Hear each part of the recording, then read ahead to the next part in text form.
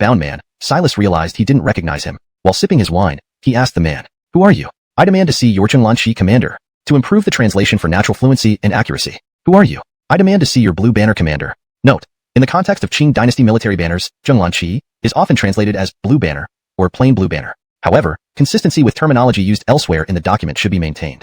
If Zhenglanqi has been referred to differently earlier in the text, that term should be used instead. When he was brought in, Roger noticed the flags outside and realized this was the camp of the plain blue banner. Upon being brought in, he discovered that the person before him was just a young general. Considering he was a legitimate member of the plain white banner and was acquainted with the commander of the plain blue banner, he felt a certain level of standing. Note: I've refined the translation to ensure it reads more naturally in English while maintaining the meaning from the original Chinese text. The passage now better conveys Roger's thoughts and observations in a fluent and coherent manner. "Aldemf, answer me, or you won't leave this tent alive." Booker, standing to Adolph's defiant tone, Albai nonchalantly picked up a knife from the table and pointed it at him. / correction for consistency and fluency. Eschannering Adolph's defiant tone, Silas nonchalantly picked up a knife from the table and pointed it at him. "If I die here, the plain white banner army will not let this rest." Seeing Adolph's defiance, his suppressed anger from being imprisoned suddenly erupted. "Seems you have some importance. Since you won't answer, take him away and execute him." Inside his camp, Albai had nothing to fear. Even if he killed someone from the plain white banner, they would have no proof that he was responsible. Note: Albai should be transliterated as Silas, or a consistent English name used throughout the text for non-English names, in terms to maintain consistency and fluency. Revised. Inside his camp, Silas had nothing to fear. Even if he killed someone from the plain white banner, they would have no proof that he was responsible. "I am Adolf of the plain white banner." Realizing his impending fate, Adolf quickly revealed his identity. "So, why did you suddenly escape from Sanheguan?" Eschannering Adolf's name, Oboy continued interrogating him. "I was discovered by the Abdul of the Ming dynasty, captured, and tortured within the mansion. Recently, I was saved by loyal servants I had trained, and managed to escape after healing." Adolf hesitated, knowing the differences between the plain white and plain blue banners, though both were Jurchen factions. "General, he has many unhealed wounds." A soldier promptly undid Adolf's clothing to show the wounds. "What's your next move?" Studying Adolf's injuries, Albai temporarily believed him. The wounds couldn't lie, but suspicion still lingered. / correction. After examining Adolf's injuries, Silas temporarily believed him. The wounds couldn't lie, but suspicion still lingered. Note: Albai should be translated to Silas to maintain consistency and readability in English. Chapter 316. Matthew steps in. "I want to return to the border cavalry of the plain white banner as soon as possible, recover from my injuries, and then return to Sanheguan to gather new information for us," Houston muttered, unsure of the other party's intention and lost in thought. "The plain white banner should be left alone for now. Stay here and recover fully. Once you're better, go straight back to Sanheguan." Silas was no fool. He saw through Houston's urgency to return to the plain white banner, sensing an ulterior motive. Currently, Aldingsley and Deshawn appeared to be irreconcilable, but in reality, they were secretly competing against each other. On the surface, they did not interfere with each other, but beneath the calm, there was intense competition. "This, I will not continue to impose on General here." Upon hearing that he would be detained, Houston's face changed instantly, and he looked up in alarm at Silas's enigmatic smile, quickly regaining his composure and replying, "Not imposing, take Brother Houston out." Silas wasn't about to let him go easily. Deshawn already had tensions with Aldingsley. If Aldingsley found out that he had let someone from the plain white banner go, it could be used against him. But killing Houston wasn't a good option either. Silas recognized that while Aldingsley seemed strong, he was actually weak inside and lacked real power. In Jinzhou, Deshawn, on the other hand, was deeply respected by the people and was the true heir of the Jiannu. Deshawn treated his officers well, making Aldingsley look inferior in comparison. The cavalry under the plain white banner was the elite force of the Jiannu, and keeping Houston around gave Silas a potential fallback. Silas understood that his usefulness was the reason for his survival. If he became useless one day, Aldingsley would kill him without hesitation.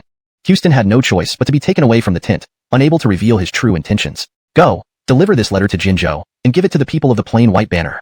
After sending the man away, Houston wrote a letter and summoned a trusted subordinate, instructing him carefully. "Yes, sir." The messenger rode out of the camp toward Jinzhou. By midday the next day, Silas's messenger reached the city walls of Jinzhou. "Halt!" A soldier at Jinzhou's gate saw a man dressed in azure banner armor preparing to enter, and quickly drew his weapon to stop him. "I am a messenger of the azure banner, sent by our general to deliver a letter to the camp of the plain white banner. Take me there," earned Houston. "Aldemf, what can you do?" The guard turned and walked away, unafraid and confident in his territory. "Ah." Seeing the guard refuse, Houston kicked him from behind. "What are you doing?" The guard, caught off guard by the public altercation, drew more attention as surrounding soldiers rushed over. "Stop, Your Highness!" Eschannering a voice, the guard looked up and immediately knelt, knowing that only humility was expected when faced with the prince. Enrique also knelt. With the plain white banner having pledged loyalty to Deshawn, they needed to pay respects to Barnabas Matthew. "Enrique, what's happening?" Matthew arrived, noticing the tension, glanced at the guard, understanding the situation. Approaching Enrique, he smiled and helped him up. "Your Highness, this person is a messenger from the azure banner delivering a letter to the plain white banner, related to our own." But the guard sees the letter and refuses to return it. Enrique explained everything to Matthew. Matthew's gaze shifted to the guard, immediately understanding his intentions. The guard, feeling Matthew's glare, broke out in a cold sweat and presented the letter with both hands. "Your Highness, here's the letter." Matthew took the letter, scanned its contents, and then turned to Enrique. Since the Azure Banner was under Aldingsley's command and had private communications with the plain white banner, Matthew, as Deshawn's son, needed to check it to ensure no betrayal was involved. Seeing Matthew read the letter, Enrique remained silent, aware that any letter from the Azure Banner could be used to sow discord with Deshawn. Allowing Matthew to see it provided future evidence. This letter poses no issue. Release the messenger. After reviewing the letter, Matthew put it back and handed it to Enrique, then instructed the guards. Yes, Your Highness. I will report today's events to my general. The messenger, mounting his horse, spoke these words before swiftly riding away. Your Highness, I must take my leave. Enrique put the letter away and rode off. Next time, watch closely. Otherwise, you won't stay here long. Matthew stood where he was, intending to report this matter to his father. Seeing the guard still kneeling, he cast a cold eye and added a stern warning. Deshawn then entered a carriage bound for the city hall. Phew. Chapter 317. His gaze gradually became resolute. The commander, after Tom left, sat down on the ground and let out a long breath. General, are you all right? Other soldiers quickly rushed forward to help Bertie up. I'm fine. The city's commanding general looked somewhat startled as he gazed in the direction Tom had left. Father. Tom hurriedly arrived at the city lord's residence to meet his father and explain what had ordering Christopher Kai to retreat swiftly with his troops around Jinzhou to ensure its safety. Father, this way, you're betraying Beckett. Eschewing his father's explanation, Tom showed discontent. Betrayal? Since when do we consider Beckett an ally? Our truce is only to better invade central China later. Deshawn placed his hand on Tom's head, noting his puzzled expression. Father, I understand. After contemplating his father's words, Tom looked up with renewed resolve. Commander, not good. Uriel anxiously returned to the camp and rushed into the main tent. What's wrong? Christopher Kai, who was examining a map, turned to question Uriel. Roger was captured by Johan from the Blue Banner and demands you visit immediately. Fearing bad news, Uriel opened the letter discreetly and read its contents, prompting his hurried return. Gather the troops. We must rescue Roger from Shanhaiguan. Christopher Kai couldn't believe Roger had left Shanhaiguan. He must have had urgent business. Having heard about Johan's brutality, Christopher Kai feared the worst for Roger and ordered Uriel to rally the men, fearing for his cousin's life. Commander, calm down. Eschewing Christopher Kai's orders, Uriel stopped him urgently. How can I stay calm? If Roger dies, the Blue Banner will pay. Roger was Christopher Kai's cousin and endured great hardship inside Shanhaiguan, providing significant support. His death at the hands of their own people was unacceptable. We need to seek the Elwin's approval before mobilizing troops. Moreover, if we clash with Johan, we'll be labeled rebels. Recognizing Uriel's reasoning, Christopher Kai calmed down and considered their options. What should we do then? I think I should report to the Elwin, while you lead your personal guards to Shanhaiguan. Once the order comes, I'll follow with the rest. Uriel suggested a plan. Alright, hurry. With no better option, Christopher Kai followed Uriel's advice, still fearing potential danger. Be careful. Uriel rode off toward Jinzhou, leaving Christopher Kai to prepare his personal guards. All personal guards, assemble and equip yourselves. Soon, more than 20 guards stood ready. Brothers, one of our brave warriors has been captured by the Blue Banner's Johan. What should we do? Knowing the risks ahead, Christopher Kai aimed to boost morale before setting off. Kill. The guards, elite members of the White Banner, unafraid of death, shouted fiercely. Mount up.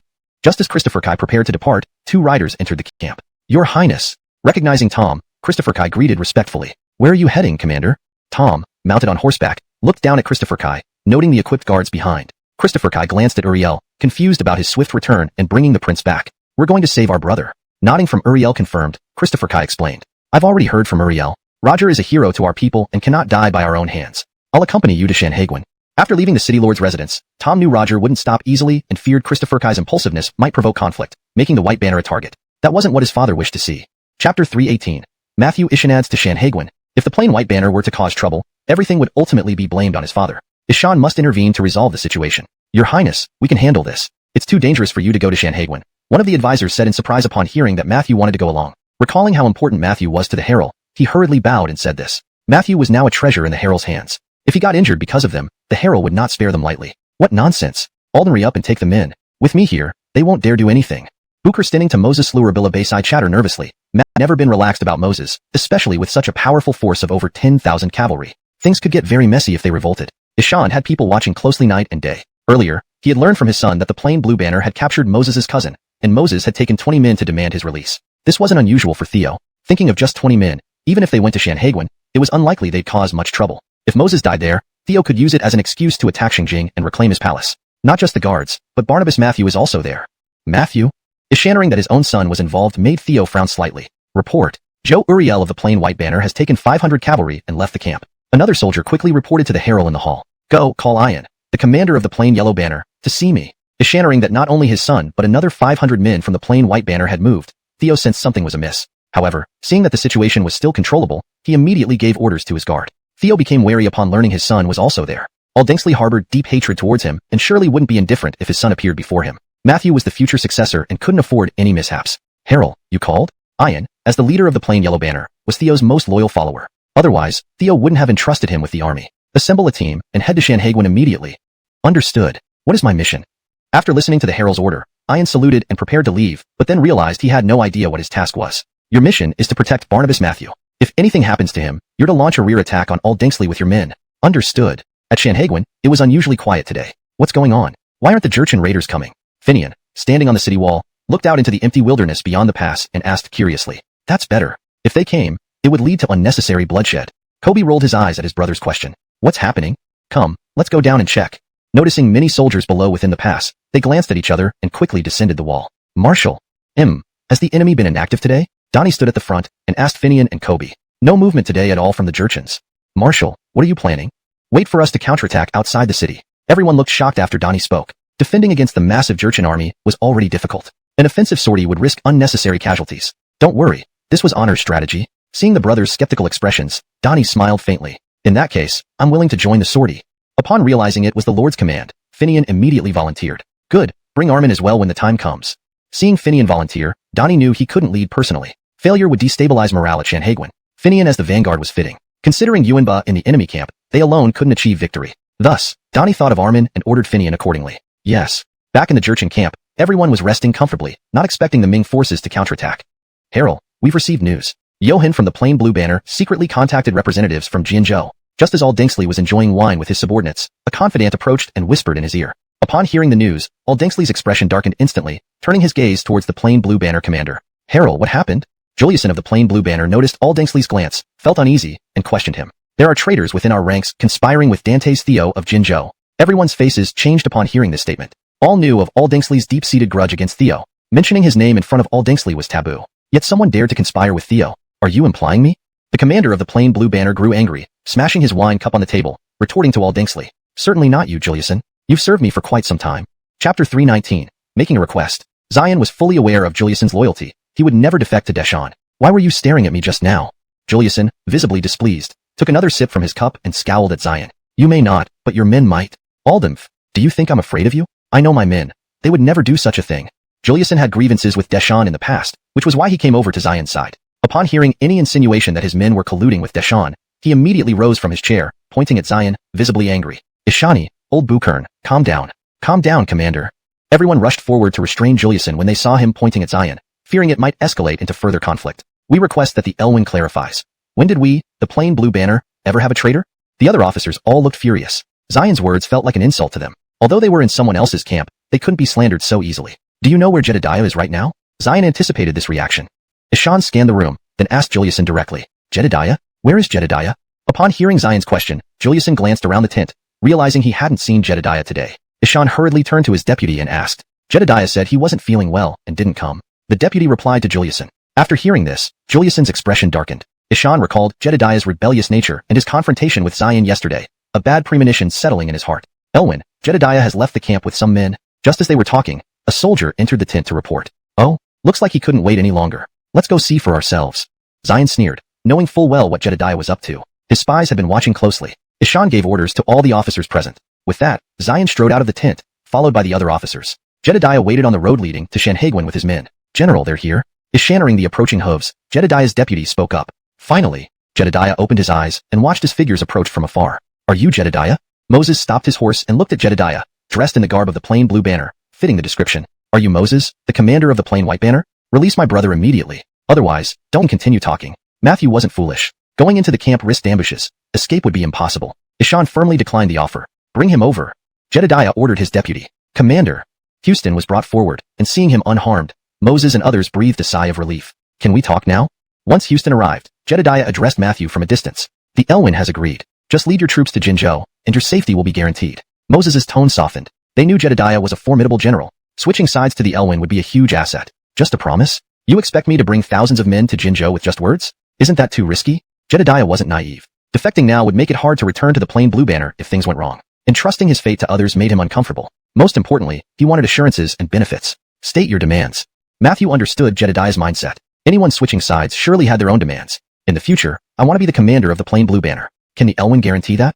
Jedediah was currently just a minor commander. Knowing his own capabilities, no one in the camp matched him. Ishan resented being bossed around by lesser men. The general killed at Shanhaiguan had done just that. Barnabas, let's stabilize the situation. Albai still felt somewhat dissatisfied. After all, it was only a deputy commander position, which was far from what he had expected. Note: for better fluency and natural reading in English, it would be better to remove Albai and replace it with Johann or General Silas, depending on previous context. Ishanra is the revised version. Bukarstening to the deputy general, Yuanbai still felt somewhat dissatisfied. After all, it was only a deputy commander position, which was far from what he had expected. General, please make a decision soon. We are not far from the camp, and if we're discovered, things will get complicated. The deputy general said anxiously as he watched their surroundings. What they didn't know was that on a nearby hilltop, under the cover of night, a group was watching them intently. Sahalin, did you see that? Aldengsley stood at the forefront, observing Albai's actions with evident dissatisfaction as he turned to Sahalin behind him. Note: Albai is a name and should not be changed. However, for the readability of English readers, it might be better to use its phonetic translation, Silas, consistently throughout the text. Revised version. Sahalin, did you see that? Aldengsley stood at the forefront, observing Silas's actions with evident dissatisfaction as he turned to Sahalin behind him. Please rest assured, Harel. I'll take my men down and capture Albai for you to handle. Asterisk correction. The term Albai is a name and should be consistent throughout the text. Therefore, it should be written as Johann, following English translation conventions.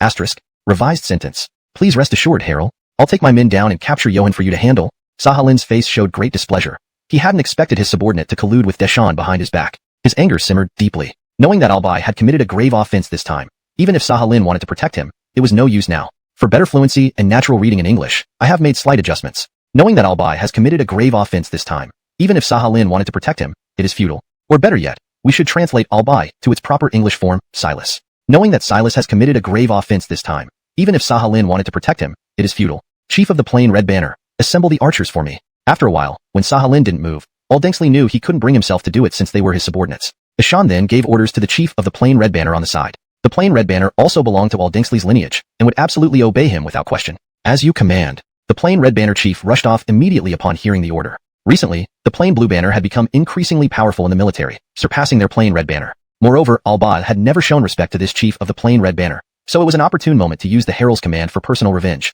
Corrected. Moreover, Albai had never shown any respect to this commander of the Plain Red Banner, making it an opportune moment to use the herald's order for personal revenge. Note: Albai is a name and should not be translated. The term chief has been replaced with commander for better military context accuracy. Although Sarwalin was still seething with anger and wanted to tear Albai apart, he had followed him for so long and was, after all, his subordinate. Note: Sahalin should be consistently translated as Sarwalin, based on the context provided in previous sections. Also, Albai should be translated as Silas, or left as Albai, if it's a name that is supposed to remain in its original form. Revised. Although Sarwalin was still seething with anger and wanted to tear Silas apart, he had followed him for so long and was, after all, his subordinate. Alright, I agree. Release him. After much hesitation, Silas didn't want to waste any more time. It wasn't safe here. If anyone discovered his meeting with Deshawn's people, it would cause significant trouble. Looking at Matthew in the distance, Albai decided to trust him. Since Deshawn's credibility among the Jurchens was absolute, Deshawn wasn't afraid of Matthew going back on his word. Note: for consistency and fluency, Albai should be translated as Johann, using pinyin. Ishanra is the revised version. Looking at Matthew in the distance, Johann decided to trust him. Since Deshawn's credibility among the Jurchens was absolute, Ishan wasn't afraid of Matthew going back on his word. Ishan ordered his men to release Houston. Houston walked out, glanced at Albai briefly, and then headed towards the distant group. Note: the name Albai should be translated or transliterated for better understanding. If it's a proper name, consider using its English version if available. For this context, I will use Johann as the character's name. Revised. Houston walked out, glanced at Johann briefly, and then headed towards the distant group. Silas, you dare to collude with outsiders. What is your crime? Just as Houston had reached halfway, the Plain Red Banner commander arrived with soldiers, brandishing a sword at Albai and roaring. Note: the name Albai should be translated or transliterated to maintain consistency. If it's a proper noun, it might be better left as Johann, or another appropriate English-friendly version if that's his name. I've left it as is for this correction, but generally, it should be handled consistently with other names. Ishanra's a more fluent and natural translation. Just as Houston had reached halfway, the Plain Red Banner commander arrived with soldiers, brandishing a sword at Johann and roaring. Oh no, General. We've been discovered by the Plain Red Banner. The deputy general reported urgently, pointing to the newcomers. I don't know what you're talking about. Albai turned his horse around to face the Plain Red Banner commander without any sign of yielding, his tone icy. The herald commands: whoever colludes with Deshawn shall be killed. Not a single one should survive. The Plain Red Banner chief ordered his subordinates. As he spoke, no one in the army moved. They all looked at each other, hesitant to be the first to attack. After all, Albai's reputation in the military was such that none of them would last a single strike from him. Ha ha ha, if you fear death, leave now. Pretend you saw nothing today, and we won't harm each other. Seeing no one dared to advance, Silas laughed loudly. Ishan knew he only had 20 men with him, and even with Houston's troops added, they were only 50 in total, which wouldn't stand a chance against the Plain Red Banner. This is the herald's command. Do you think you can escape? After the Plain Red Banner chief finished speaking, a large number of soldiers appeared behind Houston, encircling them all. Houston, seeing the overwhelming numbers behind him, realized he couldn't break through the encirclement. Ishan moved closer to Silas. Go, stay near Silas. Matthew observed the scene ahead, ordering Houston. Your Highness, think twice. Silas's loyalty isn't clear. If he suddenly turns on us, we can't guarantee your safety. Houston warned nervously. No matter. If I lack such courage, I would be useless indeed. Matthew waved dismissively at Houston's concerns. General Ewan, it looks like they want you dead. Riding up beside Silas, Matthew noticed the grim-faced leader of the plain blue banner and felt more reassured, confident that Silas wouldn't betray them. You truly revel in chaos, young Barnabas. We're surrounded. Survival is uncertain, yet you laugh. The deputy general looked at the laughing Matthew beside him, clearly displeased. If your general isn't worried, why should I be? Matthew glanced at Jedediah, noting that he remained calm, as did Houston. Note, Albai is transliterated as Jedediah to maintain consistency in terminology. With both men showing no visible reaction, Matthew inferred they must have a plan B. Release the arrows. After considerable effort rallying the troops, the archers finally arrived. The chief issued his command. In his eyes, engaging in close combat against Albai would result in many casualties, and his own soldiers would not charge forward. Ordering the archers to shoot would at least allow Albai to be killed by a rain of arrows. Note, for better fluency and natural reading in English, we should avoid using untranslated names or terms. If Albai is a name or term that must remain as is, please provide context so I can handle it appropriately. Improved version. In his view, engaging in close combat against Silas would result in heavy casualties, and his own soldiers would hesitate to charge forward. Ordering the archers to shoot would at least allow Silas to be taken down by a rain of arrows. Signal. Seeing the archers approaching, Albai grew uneasy and commanded his deputy to signal. Hiding any longer would mean risking their lives. Note, Albai should be replaced with the proper English name or title for the character if available. If Albai is a name that needs to be transliterated or translated, please provide the correct version. For smoother readability, here's a revised version assuming Albai is a name that will romanize as Silas. Seeing the archers approaching, Silas grew uneasy and commanded his deputy to signal. Hiding any longer would mean risking their lives. The opposing forces were no longer holding back. Neither could he. Only by meeting them head-on could they fight their way out. Upon hearing Silas's order, the deputy pulled out a device from his waist, raised it above his head, and triggered it. A dazzling firework bloomed in the sky. Charge! Following this, loud battle cries erupted from behind the archers. Watch out! The soldiers from the blue standard banner are attacking from the rear. The soldiers turned back only to find Silas's men charging towards them. Panic ensued as they rushed to report this to their commander. They have truly rebelled.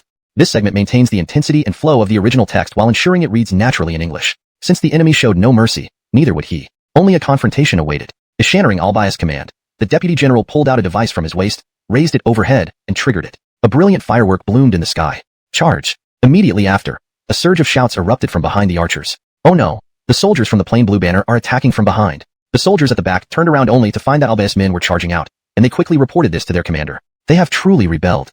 Note, the name Albai, Silas, should be consistent throughout the text. I have maintained it as per the original text, but ideally, it should be standardized in its English form if known. A brilliant firework bloomed in the sky. Charge! Immediately following, a chorus of battle cries erupted from behind the archers. We're attacked by the plain blue banner from behind. The soldiers at the back turned around and saw Albai's forces charging out, quickly reporting this to their commander. Note, there seems to be a mix of English and Chinese in your sentence. I have tried to correct it while keeping the context intact. However, if Albai, Silas, is a name that needs to be transliterated or translated, please provide further instructions. For better fluency, here is an improved version. The soldiers at the back turned around and saw Silas's forces charging out, quickly reporting this to their commander. If you have any specific preferences or additional context, feel free to share. They've really rebelled.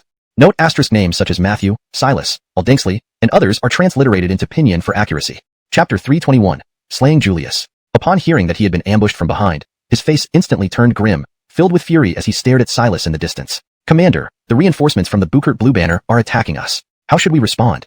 Without hesitation, Silas's subordinates immediately engaged any Bukert Red Banner soldiers they saw, leaving no room for response. The Bukert Red Banner soldiers were taken aback, only able to passively defend while awaiting orders from their commander. If they were to fight the Bukert Blue Banner without authorization, it was a responsibility no one could bear. Do not waste words. Kill them all.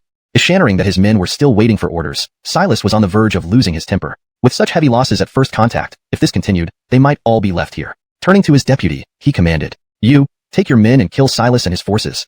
His expression was grim as he pointed to his subordinate. "Commander, I am not a match for Silas." The officer quickly bowed his head in submission. "What use are you then?" Frustrated by the uselessness of his subordinate, Silas drew his sword and struck him down. "If anyone disrupts the morale of our troops, this is their fate." His gaze swept over the remaining soldiers and officers, shaking the blood off his blade. Whoever kills Silas will receive 100 gold pieces and an immediate promotion of 2 ranks. Seeing the reward, everyone's eyes gleamed, as if the fear of Silas had vanished. Over 100 men charged toward Silas, including 4 or 5 fearless officers who vowed to claim his head. "Julius, explain why your soldiers suddenly attacked." Originally expecting Silas's demise, the unexpected surge of the Bukert Blue Banner soldiers disrupted the formation of the Bukert Red Banner, causing him to grab Julius's collar angrily. I know nothing about this. I have remained here the entire time. Julius, observing the chaos, was pleased seeing the Bukert red banner thrown into disarray by his own men. Responding to Jamil's questioning, Julius helplessly shouted, "Return with your men and bring Silas's head, and you may live." Looking at these Bukert blue banner officers, knowing they might disobey his order, Jamil had no choice but to give them a chance, planning to settle accounts later. Those who defy can also choose to lead the charge and kill Silas. Unhappy with their silence, Jamil addressed them sternly. "I will. I vow to slay Silas." Understanding their precarious position, the officers kneeled in assurance. "Excellent. Whoever leads the charge to kill Silas will be appointed as commander of the Bukert blue banner." "Yes." As the Bukert blue banner officers departed, Jamil signaled his confidants to follow closely, wary of potential betrayal. Standing atop the hill, Jamil watched the chaotic battlefield below. "Your Highness, you've arrived." At the city gate, Donnie greeted Beckett eagerly. "Yes, has the army been assembled?" Looking around, Beckett asked Donnie upon arrival. "A total of 1,000 cavalry, 2,000 swordsmen, and 1,000 archers." Donnie reported the troop arrangements. Finding no issue with this setup, Beckett nodded in approval. "Any movements from the Jurchen outside?" Since Beckett had just arrived, he sought updates from Donnie. No movements yet. Despite constant surveillance, there had been no news, leading Donnie to doubt the accuracy of the information. "Wait." Growing anxious with no updates, Beckett urged patience. "Your Highness, did you receive some intelligence?" Noticing his confidence, Donnie inquired curiously, suspecting it related to Beckett's earlier dispatches. "The Jurchen outside are making unusual moves." Just then, a soldier rushed to report. Donnie glanced at Beckett, unsure if this was what they awaited. "Let's move out." Beckett mounted his horse, ordering the troops and officers, "Advance." With Donnie's command, all units prepared for battle, cavalry leading, swordsmen in the center, and archers at the rear. The city gate swung open. Dressed in copper gold armor, Donnie led the charge. Seeing Donnie ride out ahead, Beckett smiled approvingly. Chapter 322. The ones who slipped through the net. Donnie charged ahead, fearing Weston might be in danger. As the army surged out of the city, almost all the Jianzhou soldiers outside had been called away, leaving fewer than 100 behind. Upon seeing the unstoppable Ming cavalry, they discarded their armor and fled without a moment's hesitation. Any hesitation would have been disrespectful to their lives. "Search carefully. Make sure there are no stragglers." Donnie did not order pursuit, but commanded his men as he realized the Jianzhou camp was nearly empty. Ishan also wanted to wait for the foot soldiers and archers before advancing further, suspecting one of his close aides hurriedly pulled Aldingsley to his feet, urging him urgently. "No, I won't surrender." Aldingsley pushed them away and roared, spitting blood after taking a few steps and collapsing into unconsciousness. "The herald ordered us to retreat to Shangjing immediately before losing consciousness. Indeed, we must withdraw now." Seeing Aldingsley fall, one of the aides stepped forward and urged everyone. They realized if they didn't leave soon, none would escape. The bodyguards carried the unconscious Aldingsley, hurrying back towards Shangjing. Only there could they hope to reverse their fortunes. On the battlefield, Silas charged into the right red banner's ranks, slaying their commander. The plain blue banner joined the fray from the rear. A right red banner deputy officer quickly ordered his men to flee sideways to avoid being caught between two fronts. "Greetings, General." As the right red banner completely collapsed, the commander of the plain blue banner quickly knelt before Silas. With Saha Bukering now dead, they were leaderless and risked being annihilated by both Aldingsley and Deshawn's forces. Silas threw the severed head aside and looked at the kneeling officer, surprised that he had become their new leader after just one battle. Deshawn dismounted happily and helped the men up, saying, "Very well. I will be your new commander from now on. Follow me, and I won't let you down." Just then, a soldier rushed in with news. "The Ming army has come out of the pass. They're heading straight for us." "Christopher, what do we do?" Houston had just met Moses and hadn't yet mentioned Weston's plan when he heard the Ming army was coming and quickly explained the situation. "Leave it to me. Tell Silas's men not to act. I'll go talk to them," Matthew said after hearing Houston's report. "All right, follow me to pursue Aldingsley. We mustn't let him return to Shangjing." Silas knew that if Aldingsley returned to Shangjing, it would spell disaster for the plain blue banner. Many of their soldiers and officers' families were still in Shangjing. Understood. Without hesitation, all the soldiers and officers followed Silas in pursuit of the right red banner's retreating forces. Although Silas hadn't seen Aldingsley, he knew these retreating troops would surely regroup with Aldingsley. Ishan wanted to eliminate all of Aldingsley's elite forces in one fell swoop. Moses led his men close behind Matthew. The situation was chaotic, and no one could predict whether there might be hidden arrows or ambushes. Meanwhile, Donnie, leading the charge, noticed a group on horseback in the distance and ordered his troops to halt, fearing an ambush. "Master, it's been a long time." As Weston caught up, Matthew also spotted him and greeted him warmly. "Ha ha ha, I didn't expect to see you here too. You'll be surprised by even more things." Ishannering about the Ming army, he recounted the events. "Understood. Silas, don't engage. Let me handle them," Matthew said after hearing Roger. "All right, follow me to chase Aldingsley. We cannot let him return to Shangjing." Silas ignored Shan Haguan, knowing if Aldingsley returned, the plain blue banner would face disaster. Many of their soldiers' families were in Shangjing. "Yes, Commander." The soldiers and officers followed Silas without hesitation, chasing after the retreating right red banner. Though Silas hadn't seen Aldingsley, he knew these retreating forces would eventually reunite with Aldingsley. Ishan aimed to capture all of Aldingsley's elite forces. Crew led his men closely following Matthew, wary of hidden threats. "Halt." Seeing a group of riders in the distance, Donnie halted his army, fearing an ambush. "Master, long time no see."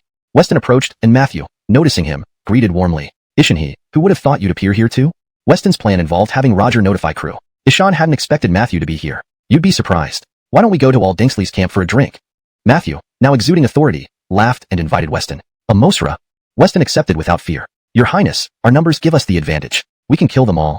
Donnie, thinking of the soldiers and commanders killed by the Jianzhou, couldn't tolerate letting any survive. Silence. Want more soldiers to die. Weston rebuked Donnie, who knew his thoughts. After Weston spoke, birdies remained silent. Despite their boasts of an invincible army, facing the four banners united against Shanhaiguan would mean certain defeat. None wished to continue the fight, as either side winning would lead to mutual destruction. We'll follow your Highness's orders. Donnie looked at his men and reluctantly agreed. Send someone to secretly watch Nicholas's camp. No one leaves without my order.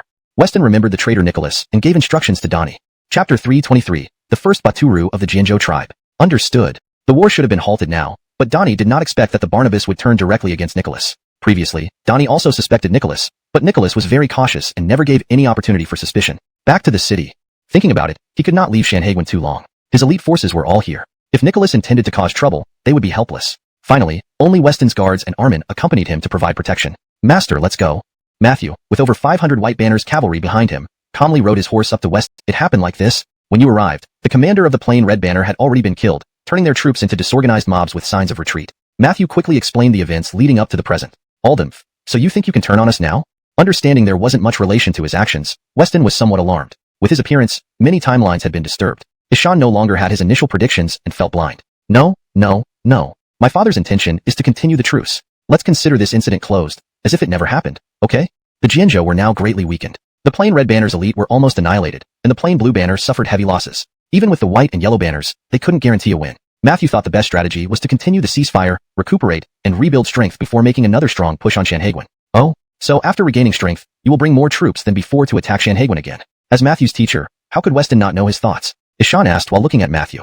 Ha, indeed. Nothing can be hidden from you, master. Even if we didn't make peace, both sides would be exhausted. It doesn't matter for us Jianzhou, but the Ming Empire, surrounded by enemies, might be exploited by others, resulting in a loss. Realizing their true intention, Matthew admitted it outright, knowing his master had seen through it. They didn't want their hard-won achievements snatched away by others. Ha, I'm back. Just as Weston was about to speak, a robust and rugged voice echoed from outside the tent. Everyone turned towards the entrance. Armin's face tightened as he placed his hand on his saber, becoming alert. Well, who's this? Silas strode into the tent, noticing Weston sitting there, dressed in Ming attire. Ishan asked Matthew, puzzled. Ishan then noticed Armin beside Weston, realizing he was the enemy who challenged him earlier. Finally met you. Let's decide the outcome. Warlike Silas didn't want to let Armin escape, so he pulled out his sword and lunged at Armin. Well-prepared Armin quickly retreated. The table in front of him was split in two, and he grabbed his weapon just in time to defend himself. Matthew, what is your intention? Seeing Silas engaging in combat with Armin, aware that Armin wasn't Silas's match, Weston directed his gaze at Matthew. Silas, don't take his life. This was Matthew's first time watching Silas in action, initially wanting to observe the fiercest warrior under all Dinksley, until he realized Weston applying pressure. It was a good test to see if Silas listened to him. Ishan ordered Silas, who was engrossed in battle, Ishannering Matthew's command. Silas paused, hesitated, and resumed slashing at Armin. Moses and others watched quietly, saying nothing. The other guards saw that Armin was struggling but remained seated, awaiting the result. You lost. Armin's blade was knocked away. Silas's sword pointed directly at Armin. Remembering Matthew's order, Silas stopped. This became the first time Silas spared an opponent. Previously, every encounter ended in death. But now he knew, having recently joined, if he disobeyed the prince, it would come back to haunt him. Good. General Silas is indeed the Jianzhou's first Baturu. Seeing Armin, Weston's guard, lose to Silas, Matthew stood up applauding. First Baturu was a title for the bravest warrior. Only the strongest earned this honor. Thank you, your highness. Being called Baturu was the highest honor, and Silas exclaimed with excitement. What about those who escaped? Matthew knew Silas had been pursuing the plain Red Banner, and quickly inquired. Hashtag chapter 324. The army retreats outside the city. The entire Red Banner who fled has been completely annihilated. Not a single soul escaped. But what? Matthew, anxious to hear what Johann was hesitating to say, urged him on. This sentence is mostly fine but can be smoothed out a bit for better fluency. Impatient to know what Johann was hesitating to say, Matthew urged him on. We didn't find Zion. In truth, Johann's pursuit of the Red Banner was a ruse. His true intention was to kill Zion and prevent him from returning alive to Shangjing. If Zion survived, the entire Bukert Blue Banner would face catastrophic consequences. Your Highness, our men captured a few Red Banner soldiers. They said that Zion had been on a nearby hill all along. I went there with my men immediately, but he was already gone. Ishan might have fled in the direction of Shangjing. Graffini promptly sent Enrique to look for Zion upon hearing Johann mention him. Enrique stood up and reported this information after hearing it. If he has fled, let him be. The fastest route back to Shangjing will certainly pass through Jinzhou. By then, even wings won't help him escape, Matthew said calmly, having anticipated this outcome. But what if they don't take the shortest route back to Shangjing? What should we do then? Johann, after hearing Matthew's words, proposed another possibility. If he doesn't take the shortest route, he'll have to go around, and we can send cavalry to intercept him before Shangjing. We'll definitely catch Zion. Everyone looked at Johann with a puzzled expression. Graffini couldn't stand it anymore. With Ming officials still present, Johann's suggestion was rather embarrassing, so he quickly explained it to Johann. I see. Your Highness, let's get the army moving back immediately. After hearing Graffini's explanation, Johann understood and eagerly turned to Matthew. Agreed. Enrique, you and Johann lead the Buchert Blue Banner's cavalry to Shangjing swiftly. You must not let Zion return. Matthew gave instructions to Enrique, who stood by his side. Yes, Your Highness. At your command. Johann and Enrique left the tent, leading their men toward Shangjing. Young Lord Matthew has truly grown up. I never imagined such careful consideration from him. Upon hearing Matthew's arrangements, Beckett, who had been listening, couldn't help but smile. It's all thanks to Master's teachings. Matthew was genuinely grateful to Beckett. Had he not spent so much time learning from him, he wouldn't have improved so much. Well, I'll leave now. I'll visit your father in Jinzhou in a while.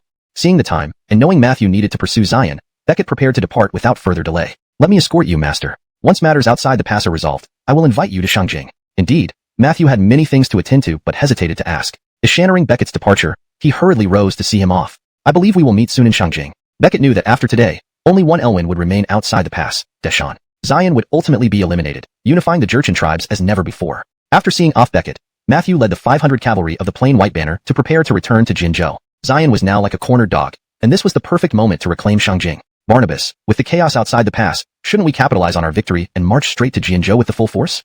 Back in Shanhaiguan, Donnie, waiting for developments, felt a significant relief when the Jurchen army retreated. Once Beckett returned, he gathered all birdies to discuss his plan. Do you think the Jurchens are fools?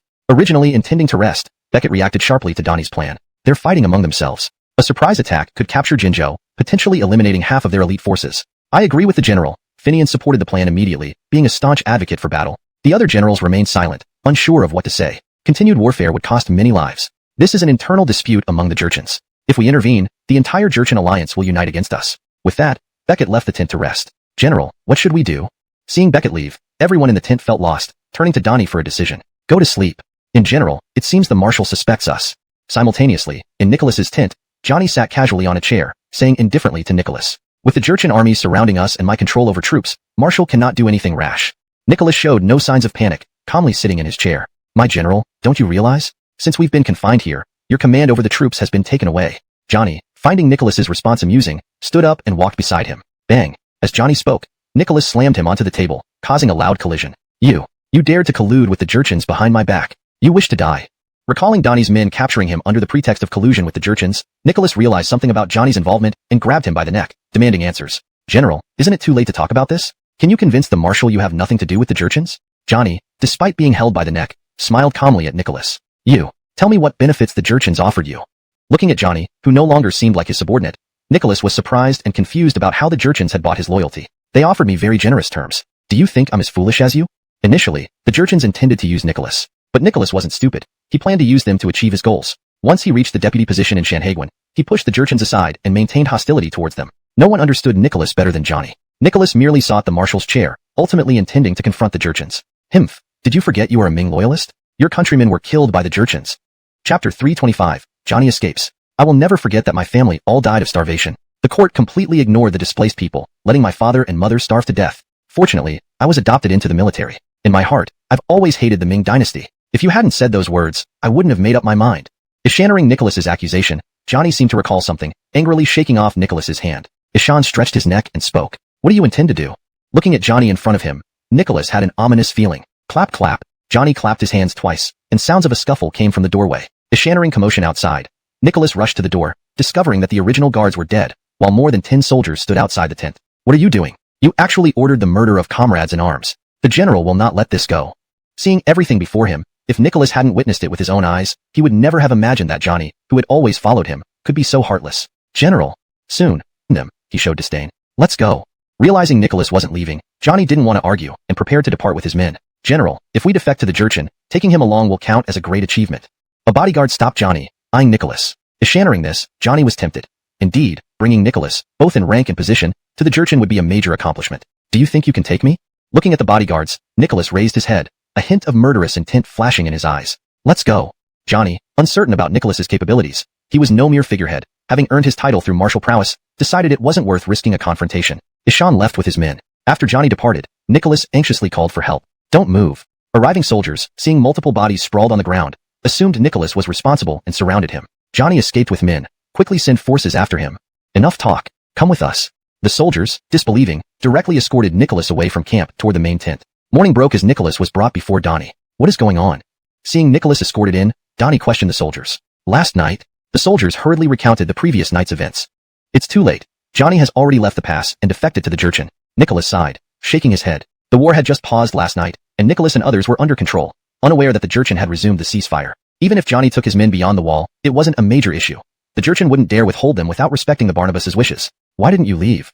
Donnie, looking curiously at the sighing Nicholas, asked. Though I've collaborated with the Jurchen before, I will never betray the Ming. If I had fled last night, I would have been branded a traitor, forever disgraced. Understanding to Donnie's question, Nicholas replied bitterly. Take him away. Without orders, he is not allowed to see anyone. Donnie considered, unsure whether Nicholas was truthful. Given his past collusion with the Jurchen, he decided to imprison Nicholas until the Barnabas could decide. In the days that followed, there was no sign of the Jurchen beyond Shanhaiguan. However, the Jurchen weren't idle.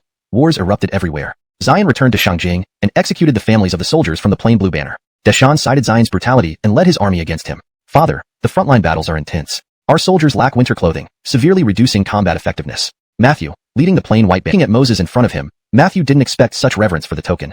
Deshan looked at it in his hand, puzzled. When he first received it, Matthew thought it was just a pass, never imagining it would earn such respect from a commander. This token can command all Jin soldiers. Holding this token is like having His Majesty present in person. You would be second only to him, above countless others. Note, the word nu is typically not translated as it's part of a proper noun, hence it's more appropriate to use Jin soldiers instead of Jinu-s troops. Moses got up and explained the significance of the token to Matthew. It seems my father is starting to prepare. Matthew looked at the token in his hand, realizing this was his father gradually entrusting him with military power. Now, let Silas's plain blue banner attack the city. Use this opportunity to rest well. Once I bring the cotton coats, you can continue attacking. By then, the merit of capturing the city will belong primarily to your plain white banner. Matthew, now looking at Cristoforoki beside him, treated the plain white banner as his personal troops, not wanting them to suffer major losses in this offensive. Understood. I'll have the men pulled back right away. Standing to Matthew, Moses was surprised. Ishan hadn't expected the prince to be so heartless, intending to use the plain blue banner as cannon fodder. Fetch Matthew. Your Highness, these Ming people really lack manners. Waiting outside Shanhaiguan, Matthew grew impatient, along with the soldiers around him, who began to voice their displeasure. They've been frightened by us. They're probably deliberating how to proceed. Be quiet. If you don't shut up once we enter Shanhaiguan, I'll sew your mouth shut. Matthew, at the front, overheard his soldiers and angrily lashed his whip, shouting at them. Yes. Seeing the prince angered, everyone quickly silenced. Creek, I am a lieutenant of Shanhaiguan. The general has sent me to escort you to the camp. Someone has been dispatched to find the duke, and he will arrive shortly. The lieutenant rode out from the city and stopped before Matthew. Let's go. Matthew glared at his soldiers and told the lieutenant. They arrived at the main camp, where the lieutenant lifted the curtain to the tent. Please enter. Welcome, 9th Barnabas. Sorry I couldn't welcome you properly. Seeing Matthew enter the tent, recalling their previous meeting beyond the walls, he greeted with a smile and a bow. No problem. Matthew's expression was somewhat stiff, noting Donnie hadn't stood up. But thinking of his purpose, he returned the smile. Inside the tent, the two engaged in light conversation, awaiting Weston's arrival. It wasn't until evening when Weston finally arrived. The Duke is here. After chatting all afternoon, Donnie felt parched. Enchanting horses approach, he sipped tea and informed Matthew. Matthew, have you already captured Shangjing? Upon learning it was Matthew, Weston wasn't particularly certain. Therefore, Weston stored the clothes away. Ishan had assumed they wouldn't be needed anymore, but was surprised when Matthew came seeking them, which made him feel somewhat annoyed at being asked. We deeply apologize for what happened earlier. Hashtag chapter 327. 3 conditions. Matthew also felt a bit embarrassed. Indeed, it was the Jurchen who had breached the agreement first. Seeing Weston's angry expression, Matthew stood up and placed his right hand on his chest. So, may I ask Barnabas Bryant, how can we receive these cotton uniforms? The war was still ongoing outside Shangjing City, and without this batch of cotton uniforms to get through winter, countless Jurchen soldiers would die in the bitter cold of the northern frontier. With particular humility, he asked Weston face to face. These cotton uniforms took me great effort to gather. Otherwise, there would not be so many. Upon hearing Matthew's words, a sly smile appeared on the corner of Weston's lips. Ishan sat down slowly, drinking tea as he spoke. Even the most difficult things are easy for Barnabas Bryant. Matthew's face turned bitter. He knew that Weston was going to drive a hard bargain. The initiative was entirely in Weston's hands, and to save the Jurchen soldiers behind him, he had no choice but to compromise. Donnie, sitting on the main seat, did not say much. Ishan quietly observed everything, knowing that this time the Jurchens were in for a significant loss. Please, Barnabas Bryant, don't make unreasonable demands. We will agree to anything reasonable. Between master and apprentice, would your master cheat you? Weston watched Matthew break out in sweat, then smiled as he walked over to Matthew. Master, others might not know you, but having spent so long with you, how could I not understand you? Standing to Weston's voice, Matthew raised his head, somewhat helplessly asking. My first condition is that you must buy these cotton uniforms at their original price. At first, Weston had intended to use the cotton uniforms as a condition for truce. After purchasing them, he found himself spending a substantial amount of money. Ishan thought the court would cover the costs, but even Dante's Howl refused to pay, leaving Weston to bear the expenses himself. This first condition is no problem. Without hesitation, Matthew agreed after hearing Weston's first condition. They had considered buying from within the pass, but acquiring such a large quantity was impossible. Paying a little extra silver was worth it to get what they needed. The second condition is that one of our rebel generals escaped from Shanhaiguan and sought refuge with you.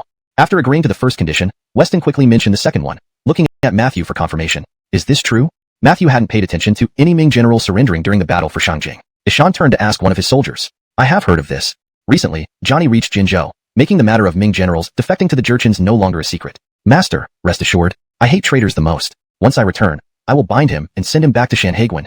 If sharing this was indeed true, Matthew immediately guaranteed to Weston. A few Ming rebels were nothing to Matthew. He wouldn't let them delay his greater plans. The final condition is that you must hand over 100 fine horses. If you agree to these conditions, you can take the supplies immediately. Having lived among the plain white banner for over a month, Weston realized that the Jurchen cavalry's horses far surpassed those of the Ming forces. No wonder they couldn't beat the Jurchen in mounted combat. By proposing this, Weston aimed to breed better horses. 100 was neither too many nor too few, preventing suspicion. Your Highness, 100 horses are nothing. Even if they had 100, they would still not match our iron cavalry. One of the soldiers quickly whispered to Matthew. Fine, after we capture Shangjing, I will definitely deliver the horses along with the money. Matthew didn't dwell on it much, but sensed something amiss. His master wouldn't do this without an ulterior motive. All right, send your men to the front of Shanhaiguan tomorrow morning, and I'll have my people transport them outside the pass for you.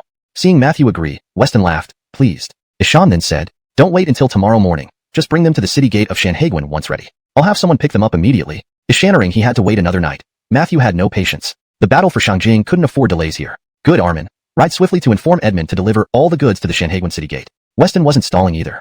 Ishannering Matthew's urgency, he instructed Armin, get our people ready to transport the cotton uniforms to Shangjing. We should go to the city gate to wait. Donnie, finding the wait boring, also stood up, stretching. They arrived at the city gate and entered a house where a fire was burning. Master, what is this? Inside the house, Matthew was intrigued by the heating system, marveling at how such a simple pipe could keep the room so warm. They used firewood in the Jurchen territory. If he could bring this method back, it would greatly benefit the Jurchen civilians, allowing them to stay warm through the winter. This cannot be shared. Please, Barnabas 9, do not be offended. Before Weston could reply, Donnie blocked the middle, smiling at Matthew. Master, is this true? Matthew glanced at Donnie, sensing his hostility, and shifted his gaze to Weston. Jan anxiously spoke to Weston beside him. If they dispatched soldiers now to chase and kill him, it would be entirely possible to keep Matthew from escaping. Aldenf, there's no need.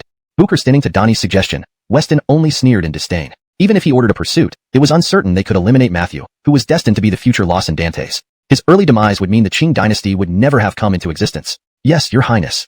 Ishannering this from the prince, Donnie dared not voice further objections. After Weston left, Donnie dispatched many people to scout the territory of the Jurchens and gather intelligence on their activities. Harold, this is terrible. They have cannons on the city walls, and Shangjing's high and thick walls prevent us from getting any closer. Silas, after 2 days of battle, had begun to lose his morale. The attack made little progress and resulted in heavy casualties among his troops. The cannons mounted on the walls of Shangjing were those sold to them by Weston along with plenty of ammunition, intended to exhaust the Jurchens internally. Almost surprised at hearing that Silas's forces faced such adversity, Deshawn launched an attack on Shanhaiguan which ended this campaign for a while. Now, these weapons were proving effective as Deshawn attacked Shangjing again. Angry, Silas entered the main tent and reported the situation to Deshawn. Silas, don't panic.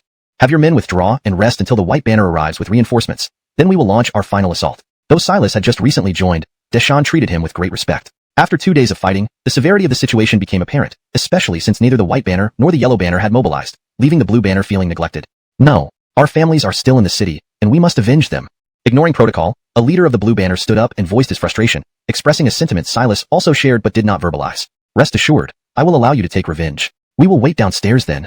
Relying solely on the blue banner, it was impossible to capture Shangjing without sustaining massive losses. Silas had no choice but to obey the order to retreat and await further instructions. Several days later, panic spread throughout Shangjing city.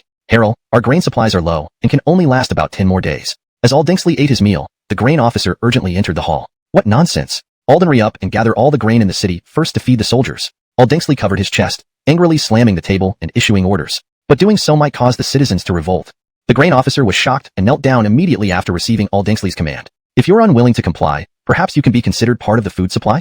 Aldingsley threw a meat knife onto the floor in front of the grain officer, warning him. Harold, I'll go gather the grain right away. Seeing the dagger, the grain officer turned pale and hurried out of the hall to start collecting food supplies. Citizens grumbled and whispered their discontent as sorrow spread throughout the city. Days passed, and Matthew returned with clothes for the troops. Father, the mission is complete.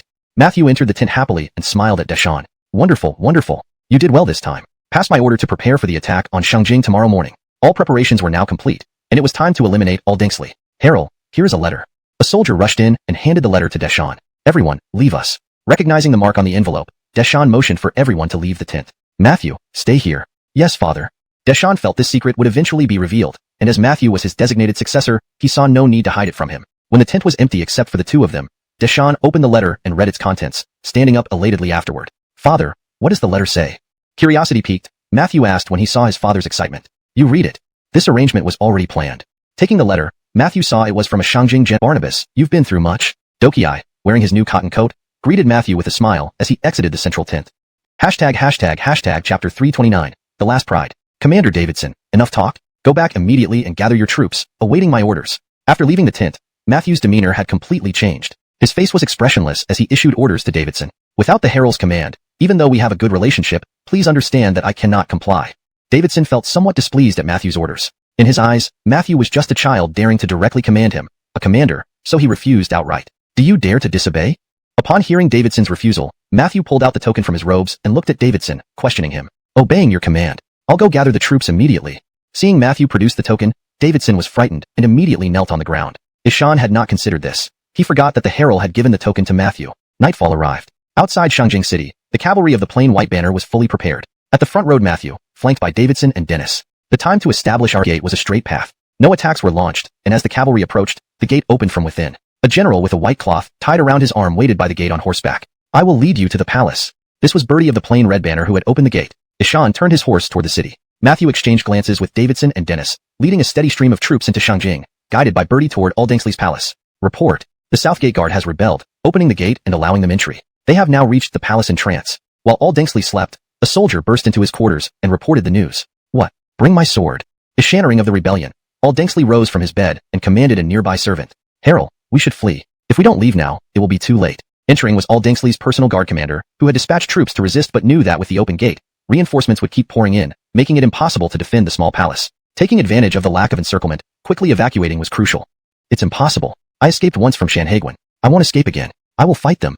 Aldingsley understood his dire situation. Escaping was a mere fantasy. Angry, he took his sword and left the room. Stepping outside, he saw the courtyard full of corpses and froze. "Aldingsley, surrender now." Wherever Matthew went, those who did not surrender met death. The guards quickly opened the archway to allow Matthew and his troops into the palace. Thoroughly. The palace had already been bloodied. He urgently sent Davidson to search the city, as Aldingsley had ruled for years, and there might be loyalists. By noon the next day, all of Aldingsley's subordinates were under control. Deshaun rode in majestically into Shangjing, greeted by its citizens who had long suffered under Aldingsley's tyranny. Riding to the palace entrance, "Bow before father. Ishanra is Aldingsley's head." Matthew led a contingent waiting at the palace gate, kneeling to welcome his father on horseback. "Rise, let's go inside and see." Matthew supported Deshaun as they entered Shangjing's palace. Since ascending the throne, Deshaun had barely stayed in the palace, taken over by Aldingsley. Deshaun never expected to return in this manner. Chapter 330, Feudal Distribution. Good, very good. After entering the imperial palace, Deshaun stepped over the corpses, nodding repeatedly as he surveyed the palace. "Father, there's something I didn't mention." The cotton clothes this time weren't just given by Weston. He also asked for 3 conditions. Matthew, who was supporting his father, suddenly remembered something and hurriedly informed him. 3 conditions?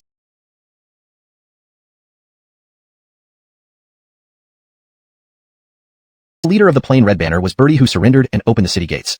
With Zion's death, his subordinates quickly submitted to Matthew, increasing his influence within the Jurchen ranks. Now, with Matthew's command, the 4 banners would respond more decisively than during Deshaun's reign. "General, the battle against the Jurchens has concluded." In Shanhaguan's camp, all Berties gathered, and Weston sat nearby. "Tell me, who won in the end?" They had been waiting for the outcome, hoping for a mutually destructive result. Deshaun easily took control of Shangjing, and Zion's head is now hanging on the city gate. A scout, who had been hiding near Shangjing, reported back after observing the events. "It's impossible. Although Zion was useless, Shangjing is not so easily breached. Plus, Zion had over 10 cannons. How could Deshaun win so easily?" After hearing the scout's report, everyone knew about Zion's capabilities. They expected him to hold out longer, leading Finian to express skepticism first. Other commanders nodded in agreement. Weston, however, was not surprised. According to our information, a city commander from the plain red banner opened the south gate of Shangjing, welcoming Deshaun's troops. The scout looked innocent, having gathered this information through great effort. Disbelief in their report only made them feel somewhat disheartened. "They won't be wrong. You may rest." Though the news was shocking, Weston, understanding the truth, reassured the scout by adjusting his helmet. "Thank you, Your Highness." No one else believed them, but Weston's trust touched the scouts deeply. "This works in our favor." Seeing everyone dejected, Weston clapped his hands and addressed the group. "What's the point? Deshaun is much tougher to handle than Zion." Kobe murmured quietly, sitting aside after hearing Weston's seemingly relaxed comment. All eyes turned to him. "Why? Am I wrong? If we face Zion, we would have a higher chance of winning for the Ming dynasty." Gathering courage, Kobe explained to the others. "Kobe is right, but you've forgotten something important." Weston agreed but pointed out an overlooked detail. "Forgotten? Please enlighten us, Your Highness." Donnie knew Weston wouldn't speak without reason, so he asked urgently, "Have you forgotten that you are soldiers responsible for protecting millions of civilians who support you with their hard-earned money? Ishanra you are, picking your enemies. Will you refuse to fight if Deshawn arrives?" These thoughts had long weighed on Weston. Ishan wanted to express them fully, but never had the opportunity until now. Many factors, including outdated weapons stored in warehouses and soldiers' fear of battle, led to the downfall of the Ming dynasty. "You're right, Your Highness." Realizing his mistake, Kobe stood up, bowing. Thus, this was also one of the reasons why they were reluctant to engage in battle. They had seen too many partings and deaths. "Report. General, Your Highness, there's someone outside who claims to be from the secret Dantiered and wishes to see Your Highness, saying he has important news to report." Just as they were speaking, a soldier entered the tent, knelt down, and reported, "Aldenry, bring him in quickly."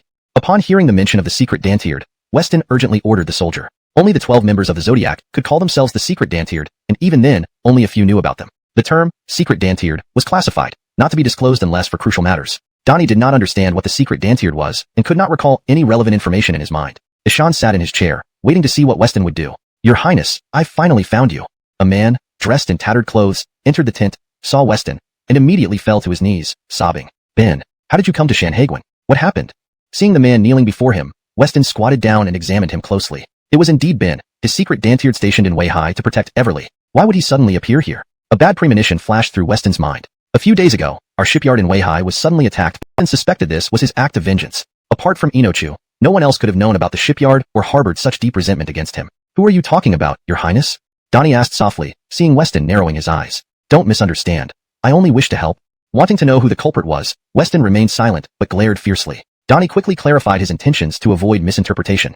"Ben, after resting for a day, rush back to Weihai and have Everly hide her people. Postpone the ship construction." Looking at the exhausted Ben, Weston felt sympathy but still issued the order. "Understood." Ben was surprised. Ishan expected punishment for the incident but received none, making him feel somewhat heartbroken. In the hall of Dongchang in Beijing, thanks to Amos Supervisor Bertrand's men, they inflicted heavy casualties and even burned a large ship. Inochu laughed, turning to Alistair after receiving the report from the secret agents. "They did cause heavy casualties, but didn't our own East Depot suffer similarly?" Alistair noted the casualties were nearly twice theirs, and mostly comprised his own trusted men. His tone was tinged with displeasure. "You seem upset. Let's not get petty over it." Inochu noticed the shift in mood and reined in his laughter. This time, Weston won't let it slide. We must brace for his wrath. Alistair, having studied Weston's personality, knew he was someone who sought retribution. Imagining Weston's rage, he felt it acutely. So what if he does? Even if Weston knows it's me, he won't guess I'm hiding here. For Alistair's concerns, Inochu showed no fear. Ishan knew Weston would never imagine he was hidden in the East Depot, still within the capital. "Just leave now. Lately, I've been uneasy, sensing something ominous." Growing impatient with Inochu's refusal to leave, Alistair made his request clear. "Are you trying to get rid of me? Where should I go if your East Depot isn't safe?" Feeling disrespected, Inochu frowned. "Wherever you want, it's not my concern. Helping you once was enough.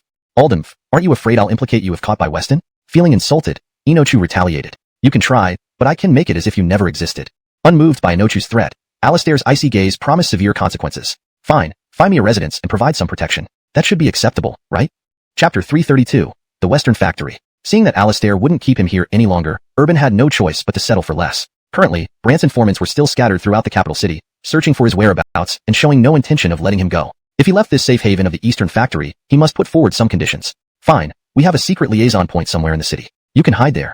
Any news can be reported by the Hermanway here," Alistair responded. Urban was still useful for now, and Alistair wasn't ready to kill him yet. Ishan intended to use all of Urban's remaining value before discarding him. But Urban couldn't stay here anymore. There were still uses for him elsewhere. Alistair pondered Urban's request and found it reasonable. It would be easier to monitor him under close watch. Soon, he identified a suitable location in mind. "I will send someone to escort you out after dark." It was still daylight outside. If he sent Urban away now, it would definitely attract the attention of Western Factory spies. The Eastern Factory had grown powerful, attracting much envy. As its power grew, more eyes were watching them. The head of the Western Factory, Porter, was particularly watchful, always eyeing the Eastern Factory. Although he hadn't made a move for a while, his ambitions were clear. Porter also wanted to capture Urban to gain favor with the Emperor. According to reliable informants, Porter already suspected the involvement of the Eastern Factory. After all, when Urban escaped, the 4 city gates were sealed almost immediately. Unless Urban rode away swiftly, the soldiers at the gates would have seen him. Alistair knew the Eastern Factory was the safest place. Ishan didn't want Urban to leave. "Without him, need you anymore?" Porter asked, finding amusement in the situation. "Chief Eunuch, I truly regret my actions. Please don't kill me. Take him away."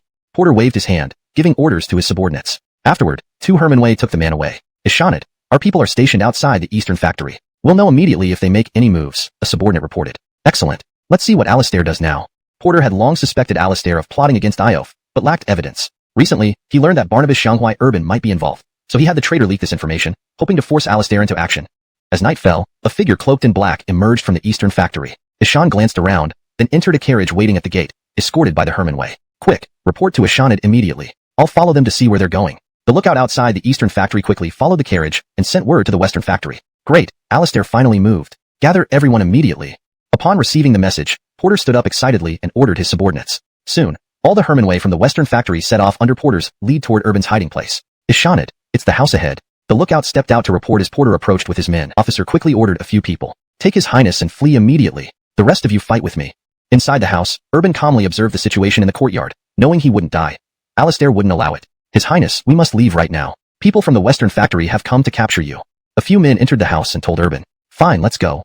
Ishannering about the western factory, Urban was surprised but knew he couldn't stay any longer. When Urban emerged from the house draped in a black cloak, Marlon immediately recognized his identity. The gem-encrusted shoes weren't something an ordinary person could wear. The man must be of noble birth. Don't run. Marlon pursued Urban with his knife. But the eastern factory wasn't weak either, blocking Marlon's path. As they fled the courtyard, one of the Hermanway officers pulled out a unique distress signal from the eastern factory. Without reinforcements, everyone inside would likely die. They also needed to send signals to warn Reed and prepare him for action. Reed, something bad has happened. A signal has been sent from the residence, indicating an attack, reported a nervous officer from the eastern factory to Alistair, who was inside his quarters. What did you say? Alistair walked out in shock, his alarmed eyes telling it all. Ishan looked up at the sky and indeed saw the signal in the southwest direction. Gather everyone immediately and rush over there. Kill anyone involved with Urban. No survivors. Alistair was frantic, realizing the severity of the situation as he gave orders to his trusted subordinates. Reed, what if we can't kill them? Wouldn't it be better to just capture them? Upon hearing that they should all be killed, the subordinate hesitated, thinking it might be too harsh on his close friends and comrades who hadn't done anything wrong beyond following Reed's orders. Why are you talking so much? Are you disobeying my orders? Alistair struck him with a punch. Yes, I will gather the troops right away. Once again, the capital city was engulfed in chaos. Upon arriving at the residence, the eastern factory found everyone dead except for Marlon sitting on the steps outside the gate, flanked by western factory personnel. Sir Patrick, what happened here? Seeing everything was over, they hurriedly asked. Ask your director. Ishan knows what happened. Marlon ignored their questioning, tired of their pretense. Reed, we chased after them but found all the guards dead, and the cloaked figure disappeared without a trace. What are you good for? Just as Marlon sat, the officer who had been pursuing returned to report. Ishannering this, Marlon nearly choked with anger. So many people set out, yet not a single person was caught. Even the nearby eastern factory officers understood clearly. Took a chair beside the bed and smiled at Urban. Why am I here? Did you knock me out? Urban remembered fleeing with the eastern factory guards when he suddenly fainted and awoke here. Fenwick's smile revealed the truth. Yes, I had Chavi bring you back. Fenwick didn't deny it, and Chavi entered the room. Well, I have things to do, so I'll leave now. You don't need to see me off. Fearing Fenwick, who had joined the Qing invaders and had a blood feud with the Zhu family, Urban got dressed to leave, worried he might be killed. Stop. Chavi blocked Urban's path at the doorway. Chavi, let him go. The entire city is crawling with eastern and western factory operatives. If he's caught, he'll never open his mouth again, laughed Fenwick, aiming to warn Urban. I'm joking. It's safe here. Why would I go out? Realizing the dangers outside, the western factory on the Emperor's orders and Alistair's men wanting to eliminate him, he conceded it was safest to stay put. Hashtag chapter 334. The exposure of Dantalt. Did you find the food and lodging at the Eastern Depot comfortable these past few days, Your Highness? Don't think that just because you're hiding in the Eastern Depot, I can't find you. You think you can avoid me and not face all this? Fenwick had intended to use Urban's identity for some schemes, but he never reappeared after leaving, which enraged him even more. Where is he? Where's the person I asked you to find? Inside the main hall of the Eastern Depot, Alistair angrily beat the subordinates he had dispatched, questioning them as he struck. They were taken away by a skilled expert. Fortunately, there were no survivors, so it can't be traced back to us. Do you think I would still be standing here if it weren't for that? Booker standing to the smooth talk from his subordinate made Alistair even angrier. Imperial edict delivered. As Alistair was scolding his subordinates, a sharp voice came from outside. Alistair of the Eastern Depot is present.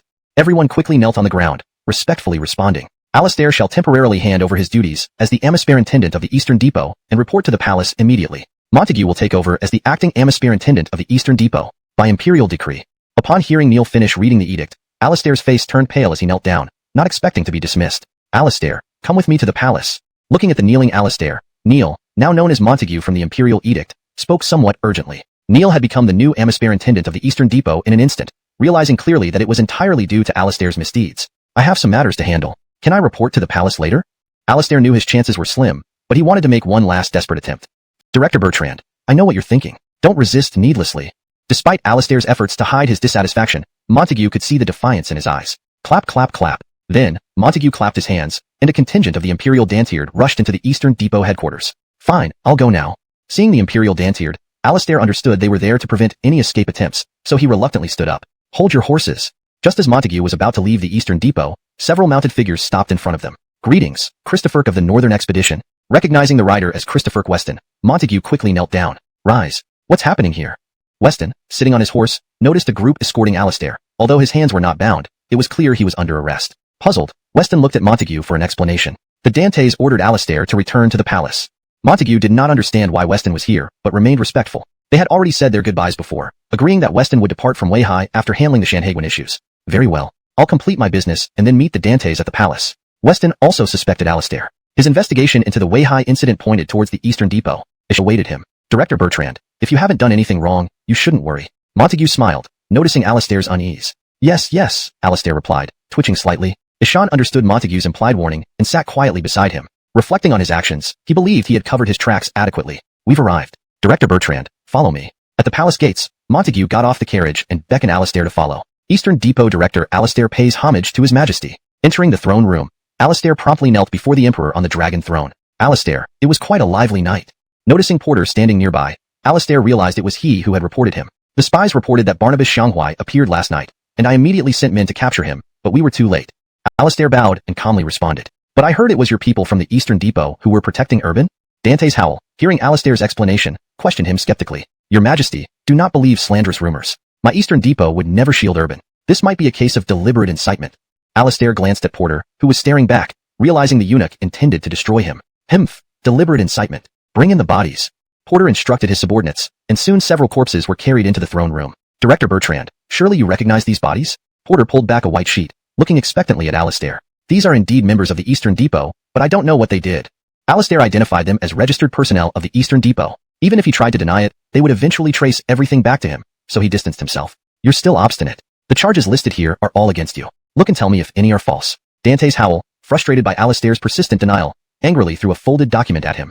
End of chapter. Chapter 335. Alistair's demise. Your Majesty, I admit my mistake. I promise never to do it again. Alistair extended his hand, about to pick up the memorial, but he stopped and quickly knelt on the ground, banging his head in plea for mercy. Throw Alistair into the death prison and execute him in autumn. Eschannering Alistair's pleas, Flint closed his eyes in disappointment, waving his hand at Montague. Take him away and throw him into the death prison. Montague hurriedly signaled the palace guards to take him away. Haha, it was you who forced me. Upon hearing of his impending execution, Alistair could no longer hold back. Whether he fled or resisted, it would be one blow either way. He might as well fight for a chance to survive. With 2 punches, he fended off the guards and turned to look at Dantes Flint seated on the dragon throne. If he could seize the Emperor as a hostage, he could surely escape. Protect the Dantes. Seeing Alistair's intention, Montague shouted to the guards outside and spread his arms in defense. Porter also stepped forward to block him, grappling with Alistair as the palace guards prepared to rush in. Alistair realized he couldn't overcome Porter quickly. If this continued, it was only a matter of time before he was captured. Dodging Porter's attack, he lunged towards Flint on the dragon throne. Dantes Flint sat calmly on the throne, watching everything unfold without any sign of panic. Your Majesty, this is your fault. Alistair's hand was just inches from Flint's neck, a smug smile spreading across his face. Is that so? Flint didn't move an inch. Instead, he pulled out a repeating crossbow, released the mechanism, and a series of arrows shot into Alistair's chest. Struck by the arrows, Alistair looked down at his chest in disbelief, unable to accept his imminent death. Coughing up blood, he fell directly onto the imperial desk. Your Majesty, are you all right? Montague rushed to Flint's side, anxiously checking on him. I'm fine. Clean this up. Flint put down the crossbow, gave instructions to Montague, and walked out of the hall. You deal with his men. I don't want any more disturbances. Yes, Your Majesty. Your Majesty, I saw Eben returning to the capital when I brought Alistair in. Ishan said he wanted to visit you. After handling Alistair's body, Montague quickly found Flint and mentioned Weston's return. Why did he come back? Didn't he say he was going to sail overseas? Surprised by Weston's return, Flint was puzzled. After saying he would leave, coming back so suddenly made little sense. Your Majesty, I've heard some rumors recently. There's been trouble at the shipyard in Weihai. Could it be related? Just then, Longwei had reported about issues in Weihai. The shipyard was Weston's most prized project. Connecting these events seemed logical. What happened at the shipyard? Realizing the importance of the shipyard to Weston, Flint asked eagerly, since Montague had only just received the news. This message came from Longwei. Montague took a note from his robe and handed it to the Dantes. It really was too easy for Alistair. Reading the note, Flint seethed, furious at what he read. Executing Alistair so easily felt too lenient. I will not see Weston. You find him and tell him anything he wants to ask. Feeling ashamed due to Alistair being promoted by him and knowing of his faults, Flint felt responsible for the chaos. Meanwhile, Weston was in the Eastern Depot interrogating Alistair's associates about his deeds. All were hesitant, fearing for their lives if they revealed anything. Don't worry, nothing will happen to you. Alistair won't be returning here. Weston reassured them, trying to calm their fears. Drew, don't joke around. They doubted Weston, finding it hard to believe Alistair wouldn't return. Drew, I've been looking for you. Dantes sent me here. Montague, dispatched by Flint, found Weston after searching extensively. Drew, what are you doing? Seeing Alistair's guards nearby, Montague questioned him. I'm asking them some questions, but they refuse to talk. Weston pointed at them, clearly frustrated. Alistair is dead. The Dantes issued an order, and now I, Montague, am in charge of the Eastern Depot. A wave of shock swept over everyone upon learning of Alistair's death. Speak up now. With Montague's help, Weston soon obtained the information he sought. Take them all away. These former confidants of Alistair were uncertain elements. To prevent unrest following Alistair's death, they needed to be detained. Christopher Young, we are innocent. Drew, when I left the palace, His Majesty wasn't feeling well. If you have something to say, tell me. Alone with Armin in the hall, Montague spoke frankly. Do you know what I need to say, Hall? Why are you leaving? I heard you were the new director of the Eastern Depot? As Montague was about to leave, Weston stood up from his chair and questioned him. Yes, me. Montague had intended to leave to avoid facing Weston, but, after hearing his words, felt like he was being cowardly and stammered without much to say. Fine, Armin, let's go. Weston, seeing through everything, didn't want to say more and called out to Armin, who had come with him. Once the two left the Eastern Depot, Montague finally sighed in relief. Director. The 100 House officers and 1,000 House officers in the hall, all promoted by Alistair, though unaware of the exact situation, feared retribution from the new director and came forward to greet him, expressing their loyalty. You should all behave yourselves. If anyone has committed wrongs alongside Alistair, confess now and you may remain in the Eastern Depot. If I find out otherwise, don't blame me for being impartial. After rising to high positions, many people begin to look down on others. Zhu Yi was a distant example, while Alistair was a recent one. These people were blinded by power. To prevent this from happening again, Flint had previously advised Montague. Over the next 3 days, Montague took over the mess Alistair left behind, imprisoning those who assisted in his misdeeds in the Zhao prison. Looking at the records of the Eastern was close to the commander of the Divine Arsenal Camp. The Divine Arsenal Camp was now the strongest military force in the capital aside from the City Defense Corps and Herman Way. If Weston mobilized the Divine Arsenal Camp and entered the capital to arrest Urban, chaos would ensue. To prevent this, Montague had to prepare in advance. As ordered. Following Montague's command, the subordinate rushed off. Your Highness, our men seem to have found some clues about Urban. At a restaurant, Weston saw Armin urgently approach, putting down his wine glass and looking intently at him. Armin quickly relayed what he had learned. Good. Notify General Aviv to bring troops into the city. This time, Urban must not escape. After learning Flint had abandoned this matter, his uncontrollable anger would not allow Urban to live. For several days, he sent people to search and notified the Divine Arsenal Camp to intervene if necessary. The person who rescued Urban could not be ordinary. Your Highness, there is another issue we find troublesome. After receiving the order, Armin hesitated, his expression grim. What is it? Weston, confused by Armin's hesitation, pressed on. City gates. If Urban leaves the capital and escapes outside the city, they are to immediately capture him for me. Weston felt somewhat hesitant about sending this general on such a risky mission with him. After all, it was his own business. After pondering, he gave orders to Armin. Martin was outside the city, and if they couldn't catch Urban here, the Divine Engine Camp outside could serve as the second option. Yes. Armin rode towards the Divine Engine Camp, still mulling over what the prince had just said. The prince always made strange remarks, so Armin didn't dwell on it too much. Sir, the guard beside Barnabas Stabilizer of the North. A Herman Way officer who had been observing from afar saw Armin riding towards the Divine Engine Camp and quickly informed his superior. You report back to the chief supervisor that they may take action soon. Have them prepare in advance. Seeing movements in the Divine Engine Camp, fearing they might enter the city, he urgently instructed his subordinate. Alden brother, what did the prince say? Seeing Armin arrive, the other person stood up hastily and anxiously asked. The prince ordered you to remain outside the city. Didn't I tell you that I'm willing to risk my life for him? Martin sounded disappointed, thinking his men had miscommunicated, leading Weston, not wanting his help. Ishan hurriedly asked Armin. The prince knows your intentions, but is concerned for your safety. Therefore, he didn't want you to enter the capital. Secure the 4 city gates, and if you see Urban, don't heed any commands, capture him directly and inform the prince. Armin explained the prince's instructions to the anxious Martin. So, that's it. I'll lead my men right away to ensure Urban doesn't escape. Upon realizing the prince still thought of him, Martin felt honored and promised earnestly. Good, I'll return and report now. We will move tonight. I'll trouble you, General Aviv. Ishaning Martin's agreement, Armin clasped his hands and thanked him. If not for the prince, where would I be today? This is nothing. Feeling Armin's gratitude, Martin held both of his hands and modestly responded. After leaving the Divine Engine Camp, Armin galloped back towards the capital. Maxwell Ku. Seeing Armin leave, Martin summoned Maxwell Ku urgently. General, what do you need? Pacing into the tent, Maxwell Ku asked respectfully. Gather everyone and keep a close watch at the 4 city gates. If you spot Barnabas Shanghai Urban, arrest him immediately regardless of anyone's orders. Wait for me to arrive. Following Weston's plan, Martin began instructing his men accordingly. Not good, sir. The Divine Engine Camp is moving. It seems the Barnabas Stabilizer of the North is making his move. The Herman Way officers stationed outside the military camp were visibly alarmed seeing the activities within. Let's go back to the capital.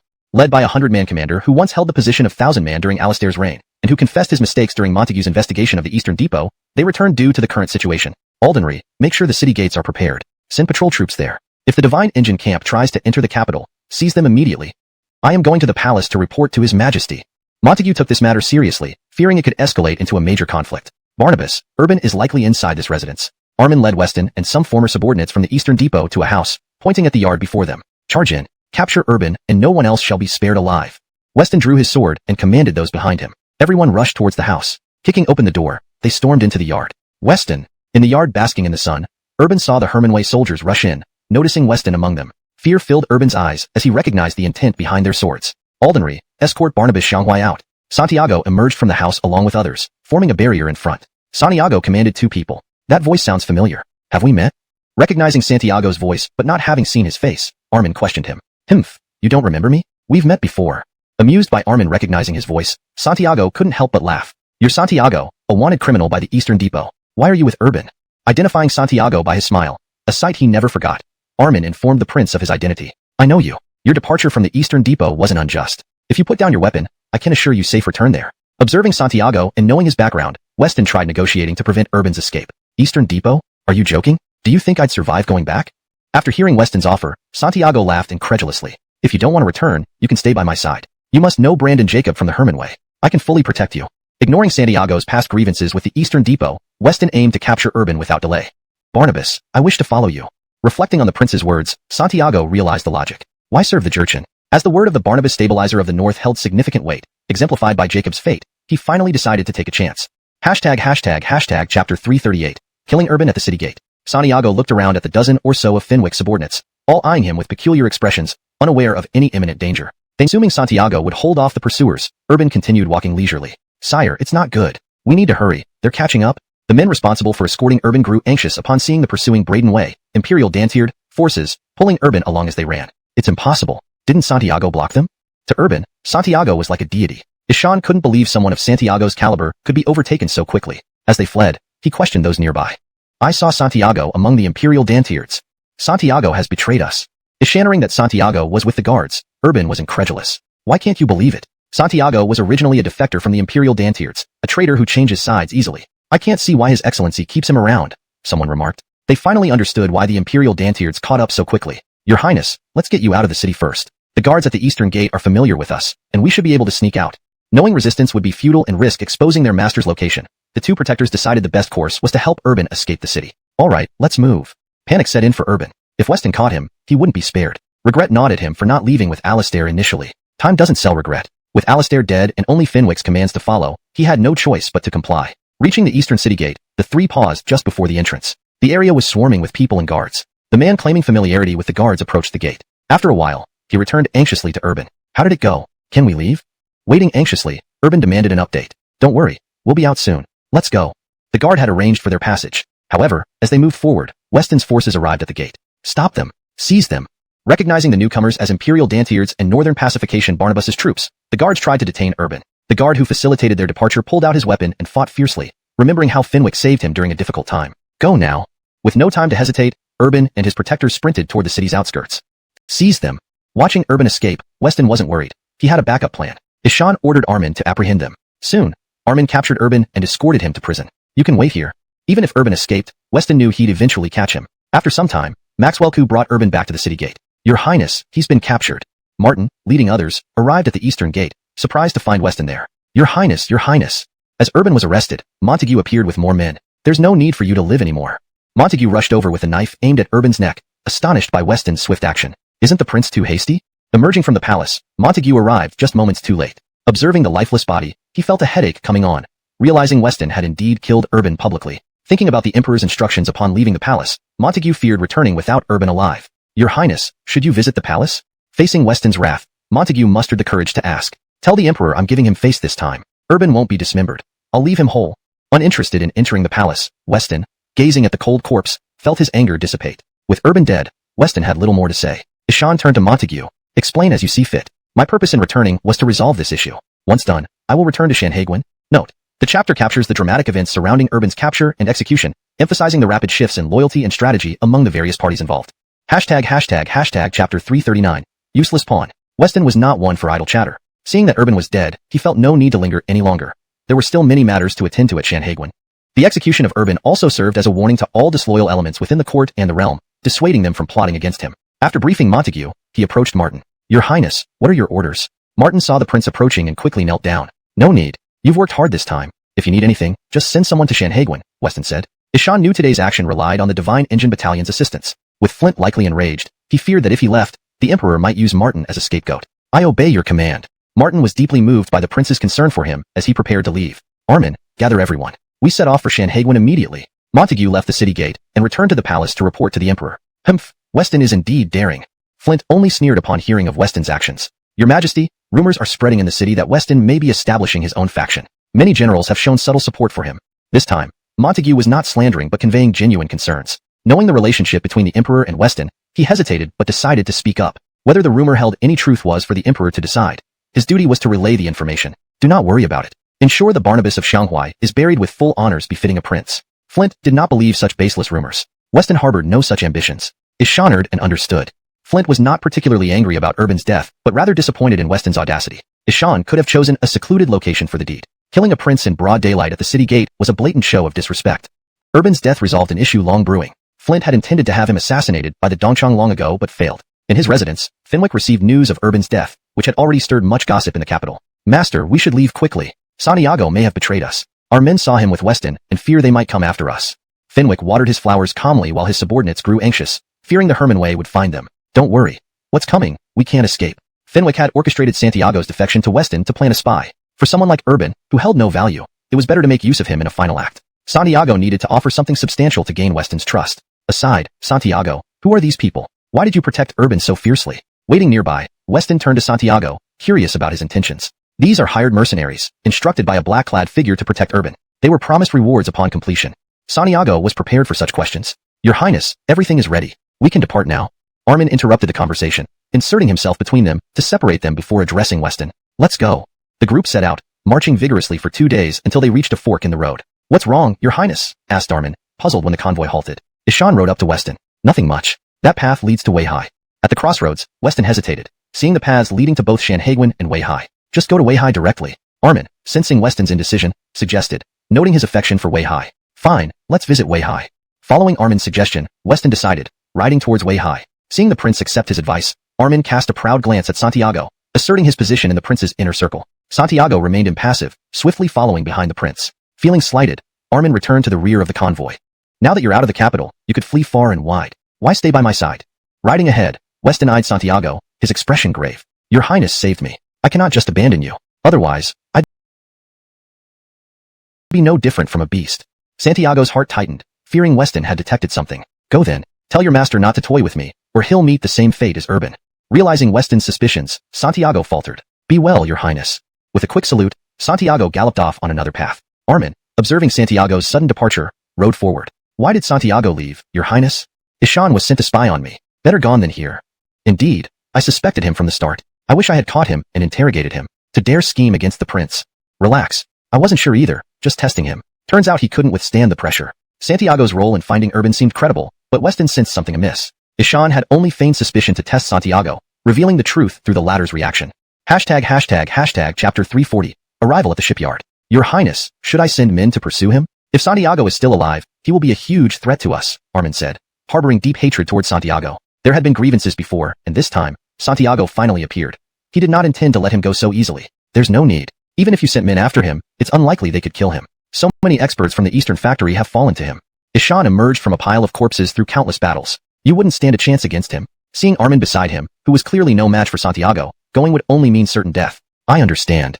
Upon hearing that he wasn't Santiago's match, Armin felt a bit disheartened. The group rode their horses to the Weihai shipyard. Upon arrival outside the shipyard, they were met with a scene that left them in shock. The once thriving shipyard now lay in ruins, with ashes covering vast areas. Many parts still looked devastated. Your Highness. When Weston entered the shipyard with his men, the workers hurried out to greet them. Your Highness, we deserve punishment for letting your hard work go to waste. The shipyard manager quickly knelt down before Weston. It's not your fault. They struck too suddenly. Looking at the shipbuilders, Weston was furious at the substantial loss. Nearly half of his accumulated wealth had gone up in flames. Ishan had worked tirelessly to gather that money, all wasted now. Furthermore, the skilled workers had perished. Without them, who could build ships for him? How are the workers? Fortunately, Barnabas Aaron protected us. Only a few sustained minor injuries, but many guards died protecting us. Their lives were saved because Everly took the lead during the danger, ensuring their survival while many guards lost their lives. That's good news. I'm glad you're safe. Your Highness, we will rebuild the ships as soon as possible. Ishaning that Weston didn't blame them for such massive losses, the foreman was deeply moved. Weston cared more about their safety and the efforts of the guards than the money lost. This gave the workers the determination to rebuild. Materials, funds, and whatever else you need will be delivered continuously. Focus on rebuilding the ships, and leave the dangerous tasks to my guards. Seeing his goal accomplished and knowing these workers would rebuild better ships for him, Weston continued. Yes, Your Highness. The workers responded in unison. Oh right. Where are my people? After speaking with the workers, Weston noticed his own men were missing. Ishan heard Everly was injured and Earl was still unconscious. Desperate to check on them, he asked the foreman. The princess and all the guards are in that house. I'll lead you there immediately. Realizing he had delayed, the foreman led Weston promptly. You don't need to come. Get back to work. The other workers had never seen the Northern Pacification Barnabas before, only hearing tales. They were eager to stay longer but were ordered away by the foreman. Yes. Disappointed, the workers dispersed, returning to their tasks. Your Highness. Entering the courtyard, the guards stood up respectfully, tears brimming in their eyes. Your Highness. Earl, limping with a cane, approached. Seeing Weston, he rushed to kneel but stumbled and fell. Earl, stand up. Weston tried to help him up. Your Highness, it's all my fault. I failed to protect everyone. Many brothers lost their lives. Please punish me. Kneeling, Earl repeatedly bowed his head. Where's Everly? Seeing Earl refusing to rise, Weston grew agitated, looking around for Everly. Your Highness, Sister Tosha was seriously injured. Ben didn't mention it to avoid worrying you. As Earl spoke, everyone else knelt silently. Where is she? Why didn't you tell me? Weston grabbed Earl by the collar, his world seeming to crumble. The princess is inside, but her injuries are severe. She's lost a lot of blood and might not survive. I'll deal with you later. Learning Everly wasn't dead yet, Weston shoved Earl aside and rushed into the house. Inside, he saw Everly lying in bed. Approaching her, disbelief and grief filled his eyes. This is all my fault. I arrived too late. Sitting beside her, tears welled up in Weston's eyes. After some time, he walked out, seeing everyone standing outside. Amazman the best doctors immediately. See what can be done. Weston, desperate and helpless, ordered Armin. Yes, Your Highness. Armin knew the situation was dire, leaving with a few men. Give me the list of all the guards who died. Seeing the surviving workers, some severely injured, Weston's tears flowed freely as he addressed Earl. I've kept it with me. 32 men died. Earl handed over the list, limping forward. Cough. Seeing the names of the 32, Weston collapsed to the ground. Ishan hadn't anticipated such a heavy loss, nearly half of the guards. It was painful to see his brothers, whom he hadn't given enough time to enjoy life, now listed among the dead. Each name represented someone dear, now separated by life and death. Chapter 341. Renowned doctor at a young age. Where are their bodies? These guards were brought from the capital, their families still residing there. They had died here in Weihai, and Weston had to ensure they would return home, even if only in death. It was crucial to notify their families. Many were the breadwinners, and their deaths would undoubtedly change the lives of their families. Ishan must ensure financial aid was sent as well. After all, these guards fell while advancing for the Eben, he thought bitterly. They have already been cremated and can be sent back anytime. Earl had foreseen this, but mainly due to injuries among the shipyard's remaining guards, no one could be sent back immediately until some healed. To you just because you want me to treat her? Armin dragged a young man into the courtyard, who defiantly declared upon entry. Armin, what's this nonsense? Does this man look like a renowned doctor? Weston's expression darkened. Ishan had waited so long for a skilled physician, only to encounter this situation, which displeased him greatly. Time was running out for Everly. Every moment was critical. I am Braden, the most skilled physician around here. How dare you underestimate me? Don't you inquire around? Originally silent, Braden turned his head unhappily toward Weston after feeling slighted. Audacity! How dare you disrespect the king? Get down on your knees immediately. Surprised by Braden's boldness, Armin kicked him forcefully from behind. King? Which king are you? Upon hearing the wild-looking man calling Weston king, Braden's mind churned. Weihai wasn't anyone's fiefdom, and there shouldn't be any king here. Blind fool, you don't recognize the famous Eben? If you're a renowned doctor, bring the person inside back to life, and I'll grant any wish you have. Weston raised his hand to stop Armin, then made the offer to Braden. If I save the person inside, you'll cut off that brute's tongue. Eyeing Armin beside him, Braden chuckled at Weston after realizing the man before him was indeed the legendary Eben. That's too extreme. That person is very important to me, as is Armin. There's no way I can choose. Saving Everly at the expense of harming another close friend was not something Weston could do. If you save the queen consort, my life is yours. I swear to the heavens. Armin stepped forward, understanding the king's dilemma. Fearful Braden wouldn't believe him. He raised 3 fingers in oath. If you fail to save her, I'll make you regret speaking such words.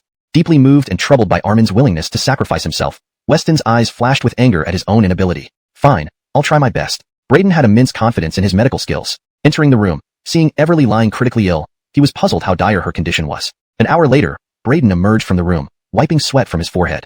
How is she? Standing anxiously at the door, Weston rushed forward when he saw Braden come out. This is serious. Her vital energy is severely depleted. Without timely restoration, she may only live for 10 days. Braden shook his head grimly. I have an idea. Go fetch. Weston whispered urgently to Armin, who hesitated but left the courtyard. Your Majesty, since I failed, you might as well execute me now. Being a man of his word, Braden prepared for the inevitable, knowing escape was impossible within enemy territory. Go rest, we might need you again soon. Considering the situation, Weston asked Braden to wait, though he knew only a doctor could truly save Everly. Your Highness, did you ask for these items? Shortly after, Armin returned with a bag and presented it to Weston. Yes, these are what I need. Braden, follow me in. Nodding at the contents, Weston led Braden back into the room. She's beyond saving. Don't waste your efforts. Seeing Weston bustling about, Braden sighed resignedly. Be quiet. Chapter 342, Blood Transfusion. Ishannering Braden's words, Weston was very angry and roared at him. What are you trying to do? Braden looked at Weston's actions, not quite understanding what he was doing. Ishan asked in confusion. Since you say she has insufficient chi and blood, I will give her all my blood. This way, she can survive. Weston, who had the memories of the present, told Braden his solution. Blood transfusion? You really came up with that. Do you know how low the chances of success are? It could lead to her death. Throughout history, renowned doctors from various dynasties had attempted such a procedure but never succeeded. That's them. My blood is different. Weston understood why those attempts failed. Mismatched blood types could result in certain death. Ishan knew he had Rh-null blood, which could be given to anyone, but he wasn't sure if it still applied here. With Everly in this condition, Weston felt he had no other choice. You have decided? If she doesn't survive, you might die from blood loss too. Braden was shocked by Weston's bold idea. Ishan hadn't expected someone to care so deeply for another. Are you ready? Let's start now. After 4 hours, Braden stopped the bleeding and collapsed, drenched in sweat. Ishan left the room, seeing both still unconscious. Braden, is our princess awake? All the guards waited anxiously outside for 4 hours. Don't worry, your princess is fine and will wake up soon. Great. Everyone cheered upon hearing this. Do it. Armin unsheathed his sword and handed it to Braden. Good blade. Braden examined the sword. Enough talk. I said anything after saving her life, so do it. Armin closed his eyes, awaiting death. The guards remained silent. They knew Armin would keep his word. Why would I kill you? I'm just here to save lives. Looking at Armin, Braden had made the condition to test Weston and scare Armin into compliance. Now, Braden is one of us. Armin placed a hand on Braden's shoulder and announced to the guards. Agreed. Where's the prince? Why hasn't he come out? Earl noticed the prince hadn't emerged and saw no sign of him around. Ishan used the blood transfusion technique, giving his own blood to save your princess. The outcome depends on him enduring it. Braden explained to the guards. Blood transfusion? Can we donate blood? If mismatched, both will surely die. Everyone, calm down. We must wait. The next morning, Everly slowly opened her eyes, looking at the sunlight through the window. As she sat up, she felt a pain in her abdomen and saw Weston lying beside her. You're awake? Weston woke up, smiling at her. What happened? Why are you here? She remembered telling Weston she was fine to avoid making him sad, but now they were both like this. Weston smiled and closed his eyes without answering. 2 days later, Weston was fine and mobile, while Everly needed more rest due to severe injuries. Just focus on recovering. Don't worry about anything else. Weston stayed by her bedside constantly. Under Weston's orders, no one discussed that day's events to prevent worrying Everly. Dr. Jean, thank you for saving me. Sitting in a chair under the sun, Everly thanked Braden, who was organizing herbs. No need to thank me. The real hero is the prince. Truly the most admirable person I've ever met. Cough cough. Just as Braden mentioned key details, Weston entered, causing Braden to leave quickly. Why did Braden leave when you came? Who knows? Maybe he fears me? A month later, Everly recovered, though some pain persisted during strenuous activity. With Weston motivating them, the shipyard workers progressed swiftly, finishing half the construction. Won't you tell anyone I said this? Cornered, Braden pleaded with Everly. Despite a month passing, she still wanted to know what happened. Braden, unable to resist, only wiped away tears, having never been bullied like this before. Hashtag chapter 343, retaining Braden. Not only had he been bullied, but if the Barnabas found out, it would be strange if he didn't skin him alive. Over this month and more of interaction, he understood how Weston managed things. Ishan could only beg the Barnabas to not mention that he said anything. I understand. You can go now. Looking at Braden squatting in the corner, he waved his hand dismissively. Everly, after hearing everything, hadn't expected that Weston would risk his life for her. You're here. Come and take a look at the materials I bought for you. Weston, who was walking into the room holding colorful fabrics, saw Everly coming towards him and happily showed off the fabric, smiling as he asked her. Why did you do that? Didn't you know it was extremely dangerous? If something happened to you, I wouldn't be able to live on either. Looking at Weston, who still managed to smile, Everly sternly scolded him. Don't worry, I'm confident I can save you. Weston handed the fabric to the guard, then hugged Everly and said, next time, don't do this. Although she believed Weston when he said he was confident, after a while, Braden returned dejectedly. Dr. Jean, aren't you going to leave? Armin smiled and asked. You did this on purpose. Clearly, there were people guarding the entrance, preventing me from leaving, while you waited here to see my embarrassment. Seeing Armin's mocking smile, Braden felt upset, as if he'd been tricked. Alright, if you want to leave, you should at least say goodbye to the Barnabas. Armin didn't intend to stop Braden from leaving. After this month's interaction, he knew Braden was a good person. Having seen too many farewells, even those who were skilled in martial arts had died, let alone Braden, who had no martial skills. Ishan also feared that Braden might follow in the footsteps of his fallen brothers one day. I can't leave without seeing the Barnabas anyway.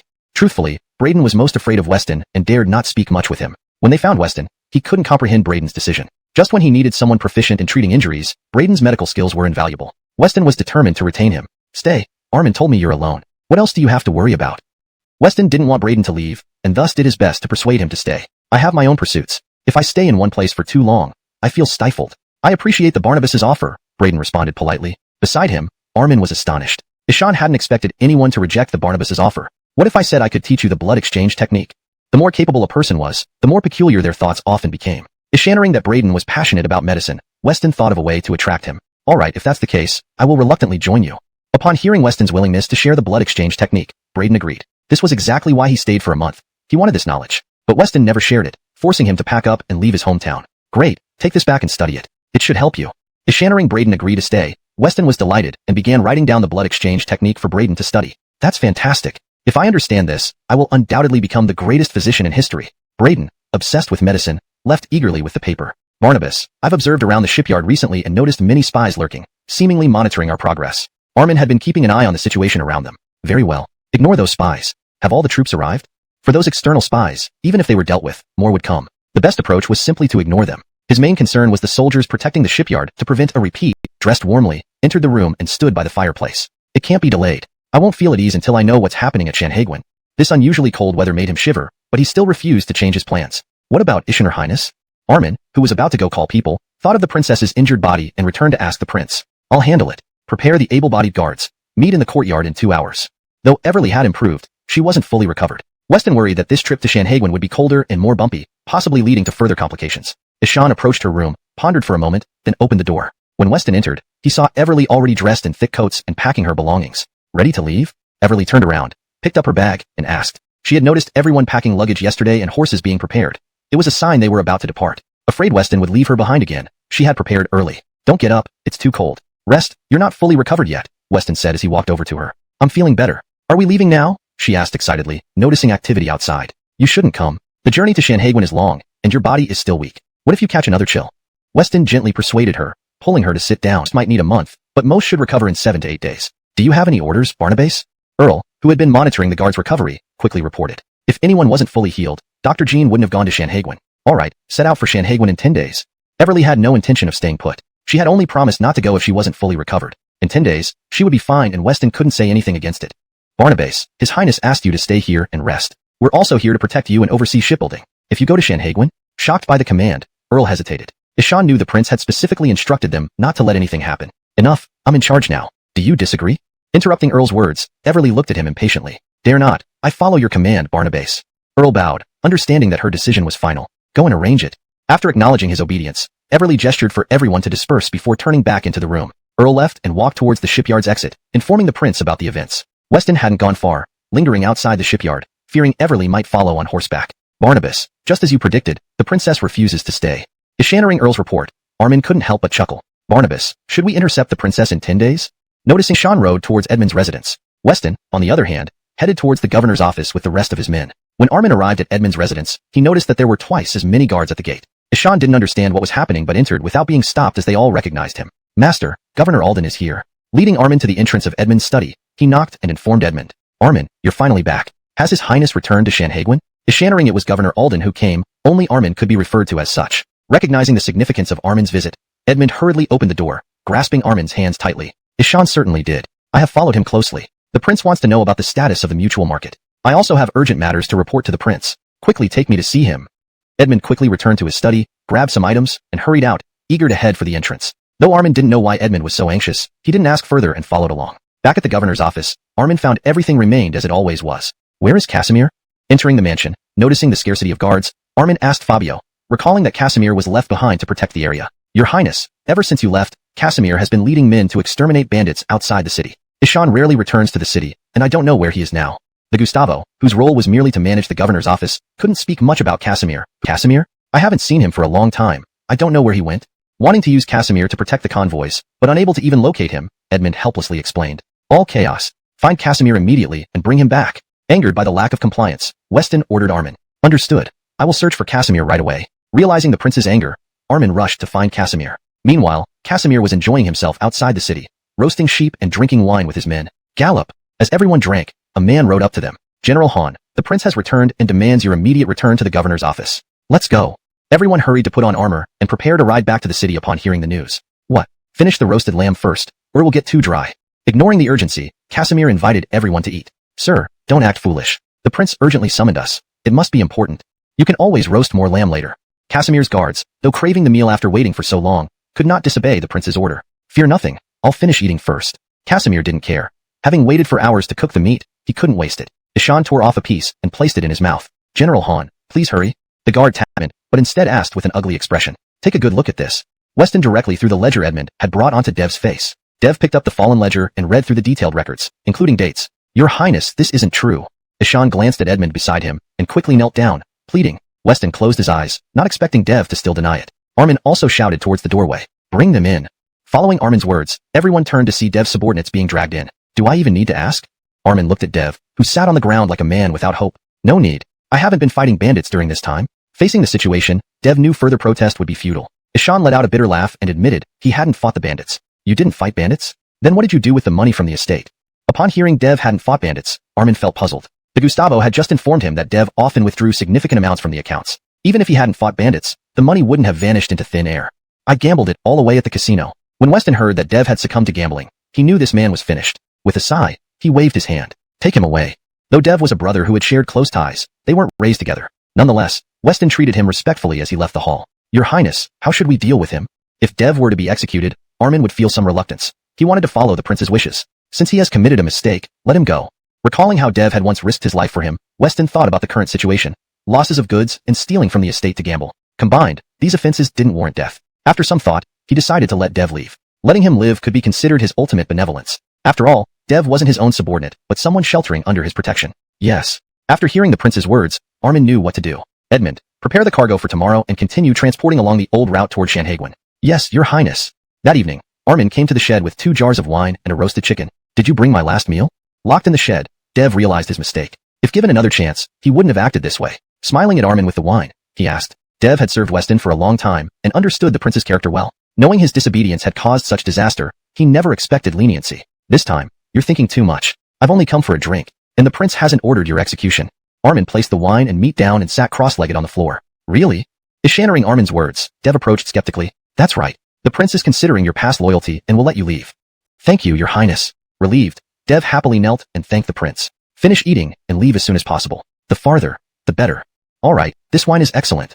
Dev grabbed the wine and took a large gulp. After Dev finished eating and drinking, Armin escorted him out of the city lord's residence. Before leaving, he gave him 100 silver taels as travel expenses, ensuring a decent life ahead. The next morning, Alden re-up, secure the cargo tightly. Edmund stood in front of the convoy, checking the cargo on each cart. Once everything was accounted for, he signaled for the caravan to depart. As they loaded the cargo, a figure disappeared into the shadows. This time, Edmund personally led the guard escorting the caravan toward Shanhaiguan. Shortly after leaving the city, they encountered bandits blocking the road. Brave heroes ahead. We are under the protection of the Northern Pacification Barnabas. Please allow us safe passage. Edmund politely bowed to the approaching bandits. Haha, cargo of the Northern Pacification Barnabas. Not our first time raiding it. Stop trying to scare us and hand over the goods. We'll spare your lives. The bandits mocked Edmund, showing no fear. Seems you want to die. On us then. Attack. The bandit leader, seeing no one fled from the caravan, angrily commanded his men forward. 20 bandits charged with knives. Charge. Just as the bandits surged forward, hoofbeats rang from behind the caravan, stopping them in their tracks. Armin led the charge, slashing down a bandit with a powerful strike, advancing relentlessly. After a single charge, only 3 bandits remained standing. The effectiveness of cavalry was evident in such battles, a massacre for the infantry. Armin swiftly dispatched the remaining 3. Edmund, continue on. Leave the safety to me. Along the way, Armin had slain 7 waves of bandits, ensuring the caravan safely reached Shanhaiguan. Without their protection, the caravan would have been looted. Barnabas Weston had arrived early on horseback. Your Highness, we faced 7 waves of bandits, but the caravan has safely reached Shanhaiguan. Armin dismounted beside the caravan and reported to the prince. Good. Beyond Shanhaiguan, you cannot carry weapons. Seeing the bloodstains on Armin's clothes, he knew many lives were lost. Robbing his goods to bolster their forces infuriated him. Chapter 347. Return to Jinzhou. The situation outside Shanhaiguan was intricate. If Armin and his companions were still armed, they would certainly be misunderstood by the Jurchen tribes, likely sparking conflict. Understood. Armin and his men laid aside all their weapons, each carrying only a stick. Let's go. Upon reaching outside Shanhaiguan, Weston needed to personally handle matters. Should anything happen, he could resolve it himself. They departed in grand procession, heading towards the territory of the Jurchens. Upon entering Jurchen territory, they found an overwhelming number of refugees. In such freezing weather, with scant clothing, they trembled in the biting wind. This is the calamity brought by war, said Weston, gazing at these Jurchen refugees with a sigh. The ones who ultimately suffer are always the common folk at the bottom, agreed Edmund with the same sentiment. Unlike Armin, who stayed close to protect Weston and rarely interacted with the grassroots, Edmund, as a businessman, frequently engaged with commoners, thus feeling this more deeply. All of you be vigilant. Don't let the refugees get too close. These goods included warm clothes and food, items desperately needed by these starving refugees who would not care about identities and their hunger. Faced with life and death, human nature's ugliest aspects come out. Hold back. Just as Weston spoke, a refugee approached from behind the caravan. A guard on horseback raised his stick and warned him off. The refugee didn't advance further, but one guard felt pity for the refugees and threw a cake from his pocket. The guard's action, while well-intentioned, drew all refugees' attention. Seeing food, they surrounded the caravan, demanding food or refusing to let them pass. What are you doing? Turning his horse around, Weston, seeing the guard distribute food, angrily bellowed. Quickly disperse them and move forward. Initially, the refugees had no intentions against the caravan since they didn't know what was inside the wagons. But now, having tasted food, their demands grew greedier, and they became unsatisfied. Drew, we can't move. We're trapped here, reported Armin from the rear of the caravan, struggling to push back the approaching refugees. Regardless, hold your ground and protect the goods. Do not let a single person through. Seeing the front also blocked by hundreds and even increasing numbers of refugees, Weston realized escape was impossible. An hour later, Drew, it's bad. The rear is breaking down. Edmund looked towards the back of the caravan where many guards were already knocked down, being dragged into the crowd of refugees. Refugees, initially half frozen, saw the warm clothing on Ming soldiers and began ripping clothes off them, trampling anyone left on the ground. The guard who first gave out food also lay dead under the refugees' feet. Stop. At this critical moment, we invite you to dinner at the city hall tonight. Are you available? As evening approached, Crew entered the inn abruptly. So, this is how the Jurchens entertain guests, by barging in and asking? Amused, Weston smiled at Crew's abrupt entrance. Sir Alden, do you have time tonight? Despite his reluctance, Crew repeated the invitation with a forced smile, as ordered by Matthew. Yes, let's go. Outside the city hall, they were halted. Hold up, Sir Alden. No attendance allowed in the city hall. These aren't attendants. He's my brother. Can the younger brother of Christopher Dingsho attend the prince's banquet? Seeing Armin step back, Weston turned to Crew for clarification. Yes, please enter. Crew, realizing that denying entry to Armin might offend Weston, gestured politely. Inside the city hall, Weston marveled at the lavish decorations, almost comparable to his own palace and not far off from the imperial palace. This used to be the herald's temporary residence. Initially intended for long stays, everyone moved back to Shangjing once matters there were resolved. Now it houses Barnabas 9, explained Crew, noticing Armin's astonished expression. Chapter 348. Money to you, technology to me. It's not as if Shangjing's imperial palace is occupied by all Dinksley, and your Elwyn can't return. Armin heard Moses mocking him but retaliated without hesitation. Let's hurry inside. His Highness has been waiting for a long time. Moses turned to look at Armin with eyes filled with murderous intent. How dare he show disrespect to the Elwyn? After glancing at Weston beside him, he suppressed his anger and spoke. Master, it's been quite a while. Matthew, who was in the grand hall, saw Moses bringing Weston in. Without even putting on his shoes, he hurriedly got up and approached Weston. I thought you would invite me to Shangjing, but I didn't expect to meet you here. At this moment, Weston saw Matthew dressed in lavish robes, a yellow token hanging from his waist. Nothing like the child he once knew. Ishan already bore the makings of a future emperor. The Qing dynasty's entry through the past seemed inevitable. Come, master, please sit down. Dan-tiered Alden, you should also take a seat. While watching the Jurchen entertainers perform and sipping their strong liquor, Weston did not drink much. Armin, however, had become slightly tipsy from drinking contests. Master, I've heard about the previous incident from Moses. It's unimaginable how such an atrocious event occurred. On behalf of my people, I apologize to you. After feasting and drinking, Matthew remembered what Moses had told him and hurried to apologize to Weston. No problem. But our goods were lost. Shouldn't your people compensate us? Seeing Matthew bow to Hessians, can pay for those goods. What? We didn't even receive them. Moses, sit down. Matthew thought Moses had a good idea but was surprised by the direct offer of money. This negotiation wouldn't have dragged on so long if that was the case. Anger flared as he dismissed the idea. Ishannering Moses, Weston was puzzled. When had Moses ever considered his benefit? Your Highness, wait, I'm not done. We can pay, but you must agree to one condition. Go on. The money for those goods was crucial to Weston. Ishannering the Jurchens had a condition. He was wary but interested to listen. When we were outside Jinzhou City, your Highness built a furnace where sweet potatoes could be roasted. Can you teach us this technique? Recalling the campsite by the White Banner Army, Matthew remembered sitting around the furnace eating roasted sweet potatoes. Ishan had asked how it was made and attempted to replicate it, but it lacked the same essence. For Matthew, teaching this skill was acceptable, far more valuable than mere goods. You're quite calculating. If I teach you this, you could promote it within the Jurchen territory and make huge profits. Even 5 or 6 times the amount owed could be earned. Weston smiled upon hearing Moses' request. Ishan hadn't expected them to remember this detail. To you, it's just a few words, right? Matthew joined in with a laugh, addressing Weston. But what about my conditions? Where are those horses and the traitor Johnny? Unwilling to easily part with it, Weston would not allow him to die this easily. Ishan must die in a way that is valuable, showing all the people of the Ming dynasty the outcome of being a traitor. Let go of me. You say I'm a traitor? I, Johnny, declare you, Weston, are the greatest traitor. Johnny was very clear about the punishments for traitors under the Ming dynasty. Suicide would be better. How dare you slander the Barnabas? Upon hearing Johnny's boldness, others rushed forward and started punching and kicking him. Just take him away. Weston didn't want to see Johnny any longer, and waved his hand to indicate Armin to take him away. Go check if Edmund has bought all the goods. Staying in Jinzhou City made Weston uneasy. The cold climate also made it difficult for him to stay. Ishan asked the guard beside him. They should still be buying more goods as they haven't arrived yet. Tell Edmund to speed up. At that moment, Edmund was in a shop in Jinzhou, looking at Jurchen specialties, picking some items to buy in bulk to bring back inside the pass. Move aside. Are you people from the Ming dynasty? While Edmund was selecting goods, a group of strong men pushed through the crowd, noticing Edmund and company were not dressed like Jurchens and asked them. Yes, we are from the Ming dynasty. Edmund knew the Jurchens were trying to cause trouble, But he was not afraid nor pretended to be from elsewhere, feeling proud to be from the Ming dynasty. You have killed many of our tribesmen and still have the nerve to show your faces in Jinzhou City. Everyone, attack. The strong man pointed at Edmund and the others, shouting to the people behind him. Initially, these civilians were polite to Edmund and his group, but after the instigation, everyone recalled family and friends killed by the hands of the Ming. They grabbed whatever they could find and began throwing things at Edmund and his companions. Do not retaliate. Edmund remembered the prince's instructions that they must never conflict with the locals or suffer the consequences. Thankfully, they were only hit with rotten vegetables, causing no real harm. Just as Edmund wanted to leave, the Jurchens surrounded him and his guards, splitting them apart. A man collided with Edmund, who felt no immediate discomfort except a growing chill. Ishan touched his abdomen and found blood continuously flowing. Finally, he fell amidst the crowd. Sir! Other guards saw Edmund fall and shouted as they rushed over. A series of agonized screams rang out as several guards, including Edmund, were stabbed to death by hidden daggers among the crowd. All lay in pools of blood. After Edmund and the others died, the Jurchens trampled their bodies. By evening, Weston was preparing to sleep when Armin barged in. Your Highness, there's trouble with Edmund. What? Barking another word didn't matter to him anymore. Experiencing so much loss over the years, Weston had become increasingly composed, but his anger had not diminished. Present, Armin and all the guards, eyes red from holding back tears, stood tall. Transport the brothers' bodies back to the station. Weston struggled to hold back his tears, finally breaking down inside the carriage, crying bitterly. Ishan wondered why he ever left the small village, where life was simpler. Weston felt trapped, believing if he hadn't entered officialdom or distanced himself earlier, those around him wouldn't have left him. Your Highness, the brothers' bodies have been brought back. Would you like to see them one last time before we place them in coffins?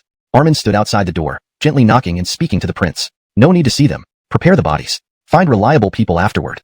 Weston remained inside, instructing Armin firmly. Wanting to say more, Armin chose silence, quickly organizing the preparation of the bodies. With Edmund dead, all selected goods were returned, using the wagons to transport the fallen comrades' bodies. Not just Edmund's body, but also those who died en route to Jinzhou. Weston insisted on taking them home rather than burying them outside the pass. Merchants, initially expecting the sale of goods, protested vigorously, blocking the station doors. Moses deployed soldiers to disperse the crowd. Chapter 350. Those who dare to kill me shall be attacked. However, the merchants in Jinzhou City wield considerable power. Each of them has influential backers behind them. Every time they were driven away, they would gather again the next time. In the early hours of the morning, seeing no one outside the post station, several people left the post station. One trouble after another, Matthew was utterly frustrated, having no clue who was orchestrating these incidents from behind the scenes. Have you investigated anything? Matthew was certain it wasn't his men's doing. Seeing Gaspard arrive, he anxiously asked him. Gaspard always collected information swiftly, and Matthew entrusted this difficult task to him. Your Highness, I've pieced together some clues through the bits of evidence. Speak, what have you found? Seeing Gaspard hesitant, Matthew angrily pressed for an answer. These people came from Shangjing before entering Jinzhou City. In other words, it's highly likely that someone from Shangjing is plotting this. Do you dare confirm this? You know the price of lying. Eschannering Gaspard's report, Matthew looked at everyone inside the hall, quickly ordering them to leave. Then, he walked up to Gaspard and repeated his question. What I said is true, Your Highness, don't deceive yourself. The Jianshu people are inherently belligerent. This ceasefire is disadvantageous to some. Do you think they will let it go easily? Seeing the disbelief in Matthew's eyes, Gaspard reasserted firmly, bringing out what Matthew was unwilling to face. We cannot fight anymore. If we do, the civilians outside the pass will be obliterated. If we breach Shanhaiguan, it might still be bearable, but staying here means our position is vulnerable. In fact, Matthew, with his intelligence, had already figured this out but didn't want to believe it. So he tasked Gaspard to investigate, only to find the result matched his thoughts. The Jianshu consisted of many small tribes, most of which were warlike. Only he and his father advocated for peace and rest. To think those lunatics cared so little for the common people, severing the very roots of Jianshu society. Aldenry, prepare a carriage to the post station. Since Matthew rescued Gaspard from Silas, seeing his quick wit, Matthew kept him by his side. Given Weston's temper, he would not settle matters peacefully. The situation might be even more extreme than what the Warmad faction envisioned. When Matthew arrived at the post station, he saw over 100 people gathered around it. Why did we stop? What happened ahead? Lifting the curtain, Matthew asked Gaspard beside him, gazing towards the post station. Before, Weston's men bought a lot in the city. Yesterday, one person was killed, and Weston halted all purchases from Shanhaiguan. These goods were left stranded, and if unsold, they'd suffer, but the others must stay here. Weston heard about Matthew's actions and had Armin lead him in. You stay here. If there's any trouble, act immediately. Everyone listened, standing respectfully, curious about Matthew's visit. Master. Entering the main hall, Matthew knelt before Weston. Don't call me master. I taught you nothing, and on the battlefield, we're enemies. One day a teacher, forever a teacher. Please consider the greater good. Matthew felt dejected knowing Weston was upset over something. For the greater good? Why don't you ask those behind this why they expect only me to endure? How do you wish to proceed? Eschannering Weston was determined. Matthew prepared for confrontation. I've told the price to give me a satisfactory response. If not, I'll lead the troops across the pass, ready to perish with them. No, I will give you a satisfactory response. Just grant me some time. Matthew feared renewed conflict. The Jianshu had demobilized. Fighting now wouldn't be advantageous. This translation maintains the original tone, structure, and style of the Chinese text while ensuring it reads naturally in English. Chapter 351. The Greatest Warmonger. I'm waiting for you in Jinzhou for 3 days. If you don't give me an answer and your Jurchen people continue to be so hostile towards me, don't blame me. Beckett had finally reached his limit. There was no need to endure any longer. Understood. The bodies of your men and the gold, silver, and horses will be escorted back to Shanhaiguan early tomorrow morning, with guards accompanying them every time they leave the pass. Upon hearing that a resolution was still possible, Matthew stood up and spoke. Seizing the opportunity, he quickly left the inn. Outside the inn, I do not want anyone to disturb the peace within. Have the plain white banner send an army to escort the Ming merchants back. Looking at the people still lingering, Matthew recalled Beckett's words and instructed Gaspard accordingly. Barnabas, if the Ming merchant caravan leaves, what about our goods? If we can't sell these goods, we'll be starving. Standing at the entrance, the people, upon hearing the news of the caravan leaving, forgot Matthew's rank and began speaking out. Who are you blaming? This is all your own doing. The Ming merchants came here to improve trade beyond Shanhaiguan, yet you dared to kill them. Isn't it right not to take your goods? Matthew knew that among these people, there were certainly those who had participated in the attacks. Gaspard, anyone who dares to cause trouble here, execute them immediately. Matthew left Gaspard behind, knowing that Gaspard had also dealt with Beckett during their time in Shanhaiguan. Ishan hurriedly gasped, Father, please stop being stubborn. This will surely lead to disaster. Matthew didn't expect his father to imprison him. Even as he was dragged by the guards, he remained unconvinced. Prepare all armies, stockpile provisions, and prepare to march on Shanhaiguan in 2 days. Keegan didn't care about the means. What mattered was the outcome. History is written by the victors. Amazman the commanders, and have them assemble the troops. We plan to wage war again. This time, relying on supplies bought from the Ming and the cannons already present in Shengjing, they could capture Shanhaiguan. As he estimated the caravan had returned to Shanhaiguan, Beckett secretly set out to leave on horseback but was intercepted. I didn't expect you to be waiting for me. Beckett, seeing Gaspard blocking his path, couldn't help but smile. I'm not here to bring you back. I'm here to repay you for letting me go last time. This time I'll let you leave, settling our debts. Thank you. Beckett caught the token thrown by Gaspard, recognizing the banner of the plain white banner. It was likely a permit to leave the city. Ishan bowed slightly in thanks. You let him go? What if the prince returns and blames you?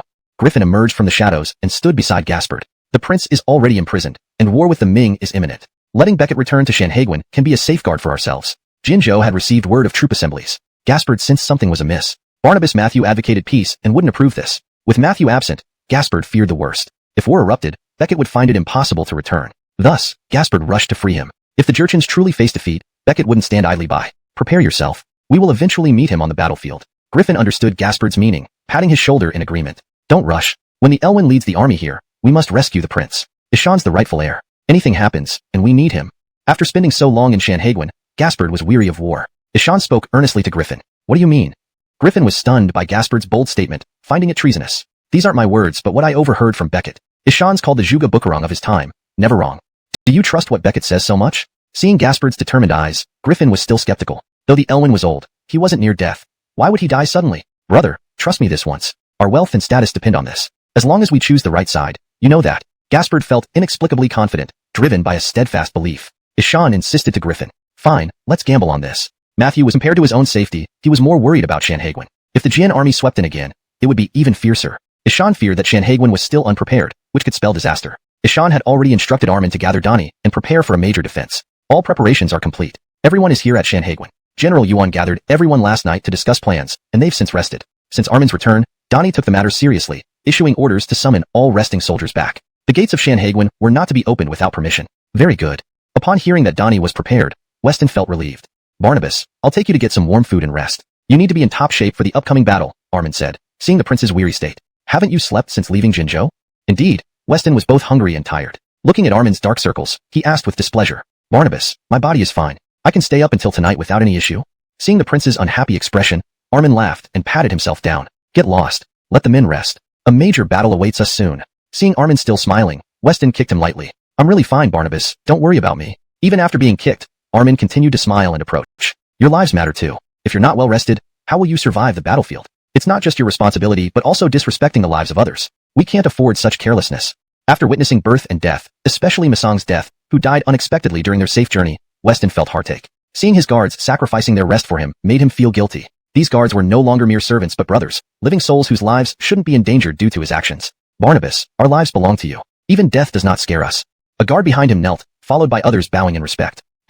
Armin, take them to rest. Seeing these guards, Weston felt speechless and ordered Armin. Exhausted, Weston entered a tent to rest. Elwyn, all troops are assembled and ready to march on Shanhaiguan. Silas, always eager for war, quickly gathered the blue banner and reported to the Elwyn. The blue banner, though previously reduced by nearly 1/3, was quickly replenished but lacked battle experience. Good. Transmit my order. Silas's blue banner leads as vanguard. The red and white banners will protect the blue banner's flanks and cannot abandon them. Pleased with Silas's efficiency, Deshawn nodded and issued orders to the messenger. Thank you, Harold. Ishaning the command, Silas was overjoyed, essentially commanding 3 banners. This time, I will personally struggle so much, barely managing to assemble 5,000 men. Ishan had initially considered using the red banner as cannon fodder, but now, he hesitated, realizing it might alienate them if forced. Chapter 353, Sending 3,000 cannon fodder. If the bordered red banner does not participate in the battle, they will have no share of the future rewards, Jedediah thought to himself with a bowed head. The bordered red banner couldn't stay out of it. The bordered yellow banner was the herald's personal guard and would not be excessively used, while the bordered white banner served as his sharp spearhead. Ultimately, only the bordered blue banner remained. Since he was already the vanguard now, that meant he would end up being cannon fodder. With this realization, Jedediah raised his head and looked towards the direction of the bordered red banner and said, "That's right. Commander Jedediah is correct. If you don't participate in capturing the Shanhaiguan Pass, you won't have any credit for it." "I agree." "I also agree." After hearing Jedediah's words, everyone understood. They all turned their attention to the elder of the bordered red banner. "Our bordered red banner will follow orders." The elder glanced at the herald and noticed he was watching him closely. Fear gripped his heart as he knew Keegan wanted them to serve as cannon fodder. Among the 4 banners, only the bordered red banner had an inferior status. Ishan had originally planned to use the reduced number of soldiers this time to avoid further expeditions, but unexpectedly, others brought up the future rewards. This war would certainly see the Manchu warriors give everything they had, with a high chance of breaking into Shanhaiguan. The rewards afterward would be immense. If the bordered red banner were to lose even more advantages, it would surely grow weaker over time. Unable to decide if he should order his men into battle or not, fearing dissatisfaction within the bordered red banner, he chose to hand over the decision-making power to the herald. As long as the herald orders it, our bordered red banner must follow. Very well then. The bordered red banner will send 3,000 elite soldiers. Given the small number, they will be merged into the forward camp of the bordered blue banner. Once we break through Shanhaiguan, your bordered red banner will not lack in benefits. Keegan hadn't expected such pressure from other tribes. Ishan realized letting the bordered red banner die would collapse his image, making it hard to gain loyal followers in the future. Fortunately, Jedediah reminded him in time. Otherwise, they would have taken undeserved credit. Now, there was a reason to let them serve as cannon fodder. "Herald, are you questioning my orders?" Just when he agreed to the decision, this man started to speak again. This irritated Keegan, who cast a questioning glance. The bordered red banner accepts its mission. Their status within the Manchu was already low. Despite the dissatisfaction, the herald's orders couldn't be defied even if it meant sacrificing 3,000 lives. The bordered yellow banner will leave 10,000 troops, while the remaining 2,000 of the bordered red banner will guard Xinjiang. This was Keegan's base of operations. Last time, due to the attack on Shanhaiguan, his own stronghold was attacked, forcing him to set up his palace in Jinzhou. Attacking Shanhaiguan also meant guarding against a possible surprise attack on Shangjing from behind. Everyone felt unhappy about leaving 10,000 bordered yellow banner troops behind, yet powerless. After all, the herald came from the bordered yellow banner. The 3,000 men of the bordered red banner will all be under the command of General Jedediah. There shall be no objections. Understood. Jedediah grinned widely. With 3,000 men shielding him, his own troops could avoid unnecessary casualties. Ishan considered the herald's decision extremely wise.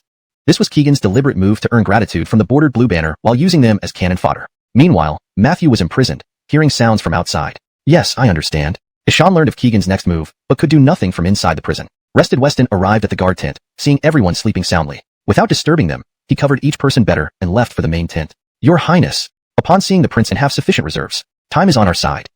"I understand, Your Highness.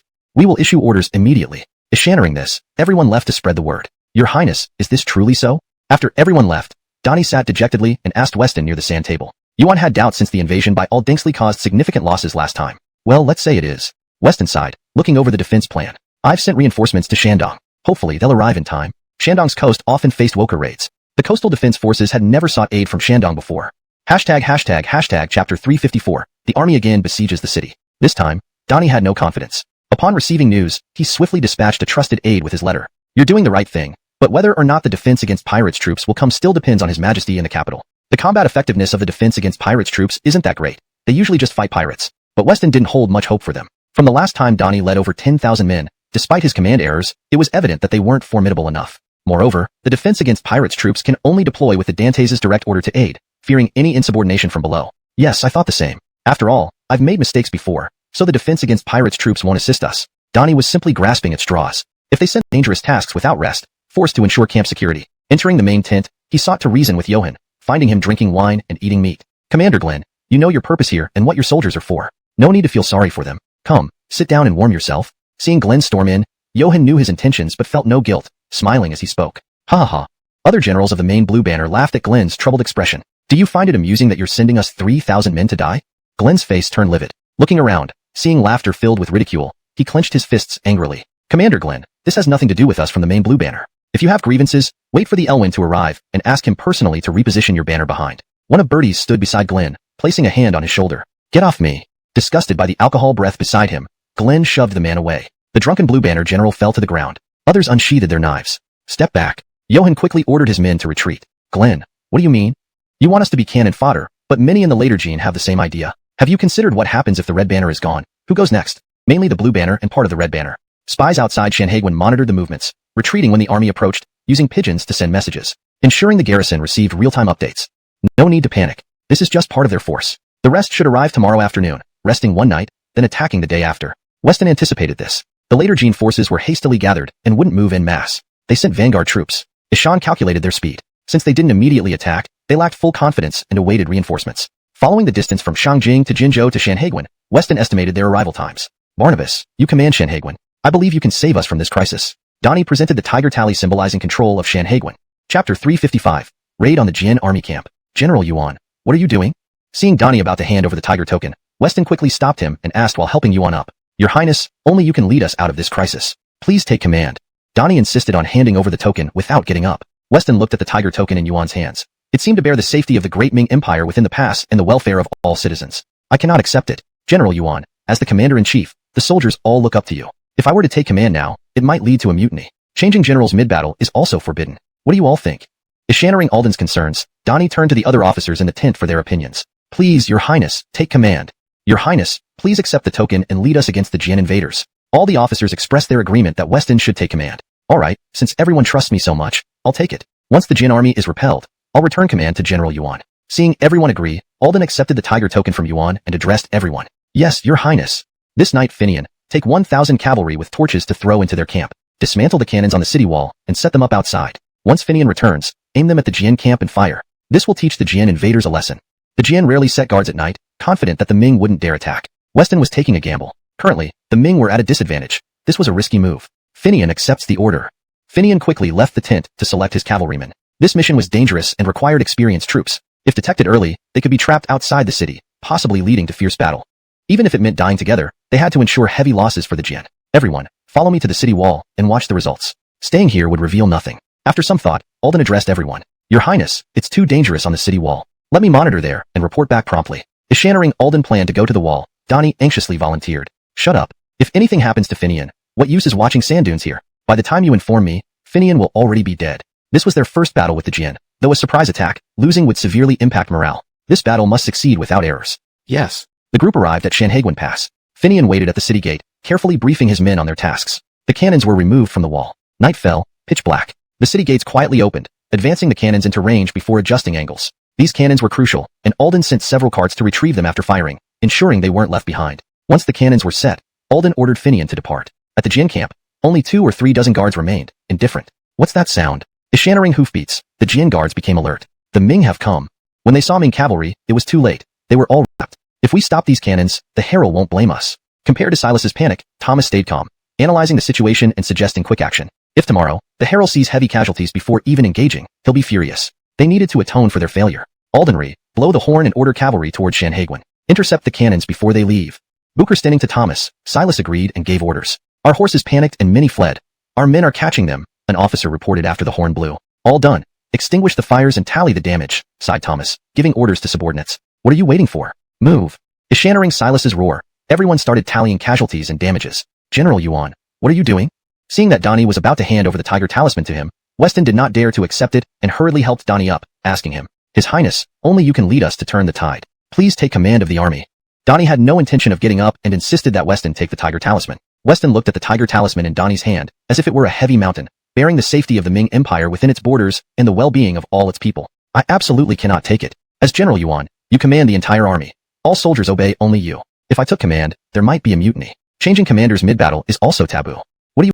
Follow my orders. This night, Finian, you lead 1,000 cavalrymen with torches to throw into the enemy camp. Disassemble all the cannons from the city wall and set them up outside. Once Finian returns, aim at the Jianu camp and fire. This should give the Jianu quite a shock. Note, the term Jianu seems to be improperly transliterated. It should be properly translated as Jurchen or left as Jianru if it's a specific term used in the context. For this translation, I'll use Jurchen. This night, Finian, you lead 1,000 cavalrymen with torches to throw into the enemy camp. Disassemble all the cannons from the city wall and set them up outside. Once Finian returns, aim at the Jurchen camp and fire. This should give the Jurchen quite a shock. The Jian soldiers usually did not set up defenses at night because they believed the Ming army wouldn't dare leave the city. Weston decided to take this gamble. The Ming were at a disadvantage now, and this was a risky move. Finian acknowledges your order. Finian left the tent promptly to select the cavalry. It was a very dangerous mission, requiring experienced soldiers. If discovered early by the enemy, they would be trapped outside the city, possibly leading to a fierce battle. Even if they perish together, they must ensure that the Jianchu suffered severe damage. Note, Jianu seems to be a specific term or name which I have seen translated as Jianchu in other contexts. Without full context, it's challenging to determine if this is referring to a specific group that has a standard English name. If Jianu refers to the Jurchen or Manchu forces, it should be translated accordingly. For the best translation, at the Manchu camp, only 20 or 30 guards were on duty, and they were completely lackadaisical. What sound is that? The guards, alerted by hoofbeats, grew cautious. The Ming have come. It was too late when the Jianu cavalry spotted the Ming forces approaching their camp. Ignite and throw. Outside the Jianu camp, Finian had his men light the torches and then rode into the Jianu camp, quickly retreating after hurling the torches. Retreat. Fires began to spread throughout the Jianu camp. Silas and Ashanla, who were in the main tent, rushed out upon hearing the commotion. What's happening? Upon exiting, Silas grabbed a surviving soldier, seeing fires ahead. Ming cavalry raided our camp, set fires, and fled. We're putting out the fires. The soldier, seeing his commander, explained the situation. There's no point in extinguishing fires now. Where are those Ming cavalry? Ashanla, infuriated, asked the soldiers. They've all fled. We're focused on preventing the fires from spreading to other tents. Get lost. Seeing these inept soldiers, Silas grew angrier. Commander Yuan, this is odd. They came just to start fires, which is highly unusual. Feeling something was amiss, Ashanla told Silas. So what do you suggest? Amostonly, whistling sounds were heard from the sky. Quick hide. Recognizing the cannonball sound, Ashanla pulled Silas to hide. Cannonballs rained down across the Jianu camp. Arg! I'll kill them. Silas, covered in dust, stood up and roared at the sight of his disarrayed camp. Don't shout yet. The cannons can't shoot far. They must be close. Quickly send cavalry to intercept them before they retreat with the cannons. Intercepting these cannons might appease the Elwyn. Comparatively calm, Ashanla analyzed the situation and spoke to Silas. If the Elwyn arrived tomorrow and saw such heavy casualties before even engaging, he would be furious. They needed to make amends. Quick, blow the war horn. Order the cavalry to charge towards Shanghai Pass. Intercept them before they get away with the cannons. Agreeing with Ashanla, Silas quickly gave orders. Commander, our horses were spooked and many escaped. Our men are capturing them. Few pursued after the war horn was sounded. Many officers came to report. Damn it. Quickly extinguish the fires and tally the losses. Realizing they couldn't stop the cannons, Ashanla sighed and gave orders to his subordinates. Why are you all standing around? Get moving. Being from the first banner, Ashanla's authority didn't seem effective on these officers of the blue banner. No one moved upon hearing his commands. Furious, Silas shouted at them. Yes, sir. Upon hearing Silas's order, everyone quickly began assessing casualties and losses. Hashtag chapter 356, desire for merit. Carmelo couldn't swallow this humiliation and led about 50 to 60 of his personal guards in pursuit towards the Shanhaiguan direction. Commander Carmelo, come back quickly. Hendrik, watching Carmelo leave the camp with just a small group, felt increasingly worried and hurriedly tried to call him back. However, Carmelo did not hear him and continued to lead his men away. Alden re-up and put out the fire. Quickly. Given that the Ming forces had dared to raid their encampment, they must have come in considerable numbers. Chasing after them would be nothing short of suicide. Without any other choice, Hendrik immediately ordered the soldiers to extinguish the fire before providing support ahead. If the fire were to spread to the grain storage, it would truly spell their end. General, the Jian army's cavalry is catching up from behind. As Finian was leading his men in retreat, one of his subordinates reported, They dare to chase us? How many are there? Finian, commanding 300 men as rear guard while others assisted with the cannons, turned around, his expression darkening. Report. It's Carmelo leading people out of the camp, bringing 60 men toward us. After completing the mission, Finian had anticipated retaliation and stationed scouts in advance. 60 men? They really don't take us seriously. Everyone, prepare to engage the enemy. Ishannering it was Carmelo leading the charge, Finian's expression stiffened, remembering he had been defeated by him before. But learning only 60 men were following, he regained confidence and ordered his troops. General, Barnabas commanded you not to linger and focus on securing the cannons back into the city. A subordinate reminded him urgently. What's there to fear? In single combat, I might not be his match, but we have 300 men, and they only have 60. 5 against 1. We have the advantage. This time, I will sever Carmelo's head and display the might of the great Ming. The soldiers under him, however, wore looks of deep concern. They were outside the pass. If they couldn't retreat in time, they risked being surrounded by the Jin forces. Moreover, Carmelo's prowess was well known. Killing him quickly would be no easy task. General, the Jin cavalry has arrived. One soldier tried to persuade him further, but heard distant hoofbeats instead. Finian, it's actually you. Carmelo stopped not far away and spotted the leader who had raided their camp, none other than Finian, once their defeated opponent. Aldemf, I am General Finian, unchanged in name or form. General, the signal from Shanhaiguan indicates the cannons are safely back. We should leave too, a soldier interrupted, sounding anxious as he reported the sound of the horn from behind. Silence. Finian, displeased at hearing the report, remembered his past defeat at the hands of the Jin army. If news of this encounter spread, he might lose his command. Carmelo, today is your day of reckoning. Attack. Finian glared at Carmelo, then ordered his men fiercely. Attack. With no choice but to follow orders, the soldiers complied. Finian remained with a dozen others, knowing full well he was no match for Carmelo. If captured, it would mean the collapse of their position. Leave Finian alive, but kill all the others. Carmelo's men were elite riders selected from the blue banner, unafraid even as 300 soldiers charged towards them. Carmelo himself led the charge, followed closely by his troops. Well done. This time the Jin army will suffer a significant setback. Donnie, Weston, and other officers were gathered inside the main tent at Shanhaiguan. Upon hearing that the cannons were safely returned, everyone beamed with joy at their first. General Finian is engaging Carmelo.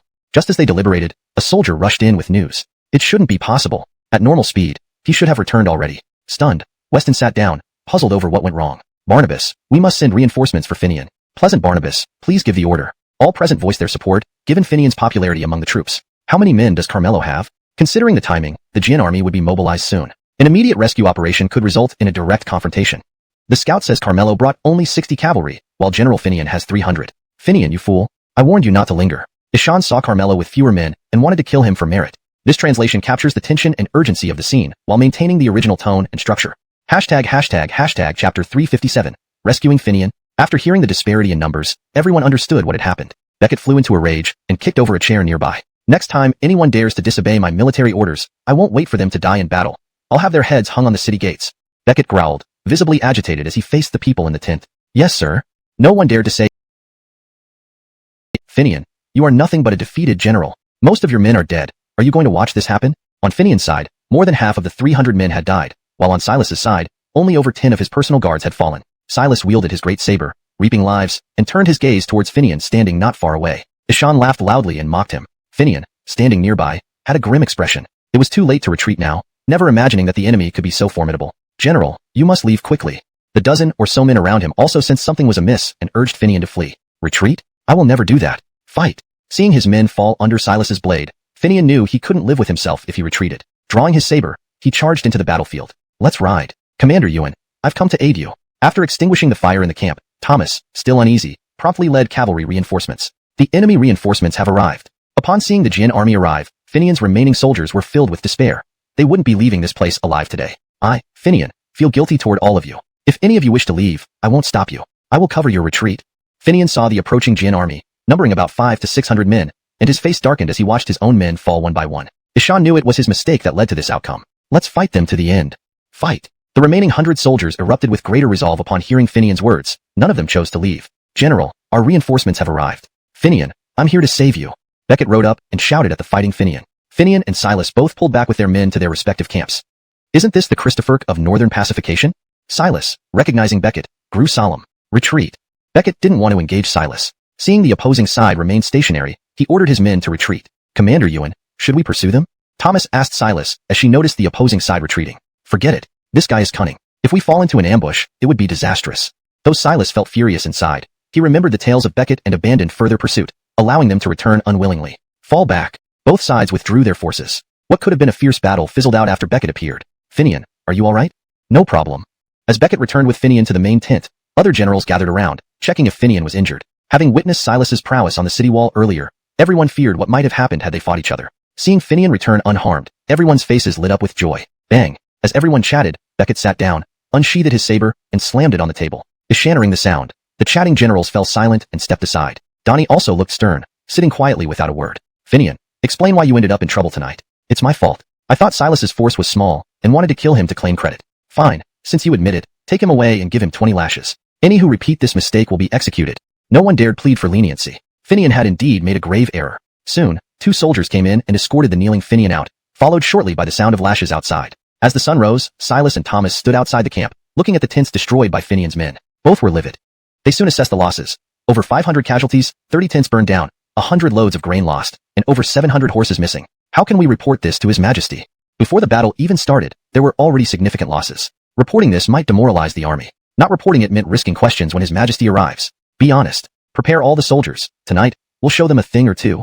Seeing the Yao, Commander Ewan, I'm here to assist you. After extinguishing the fire in the camp, Glenn wasn't confident and rushed to support with cavalry. The enemy reinforcements have arrived. Upon seeing the Jin army arrive, Finian's remaining soldiers felt a sense of despair. They knew they wouldn't escape today. I, Finian, owe you all an apology. Anyone who wants to leave is free to go. I will cover your retreat. Finian saw hundreds of Jurchen soldiers approaching, and his face darkened as he watched his men fall one by one. Ishan knew it was his poor decision that led to this outcome. Note, Jurchen is used instead of Jianu, as it reads naturally in English and accurately conveys the meaning. The term Jianu seems to be a romanization combined with a Chinese character, which doesn't translate well into English. Fight them to the death. Fight. The remaining 100 soldiers didn't choose to flee after hearing Finian's words. Instead, They braced themselves with renewed determination.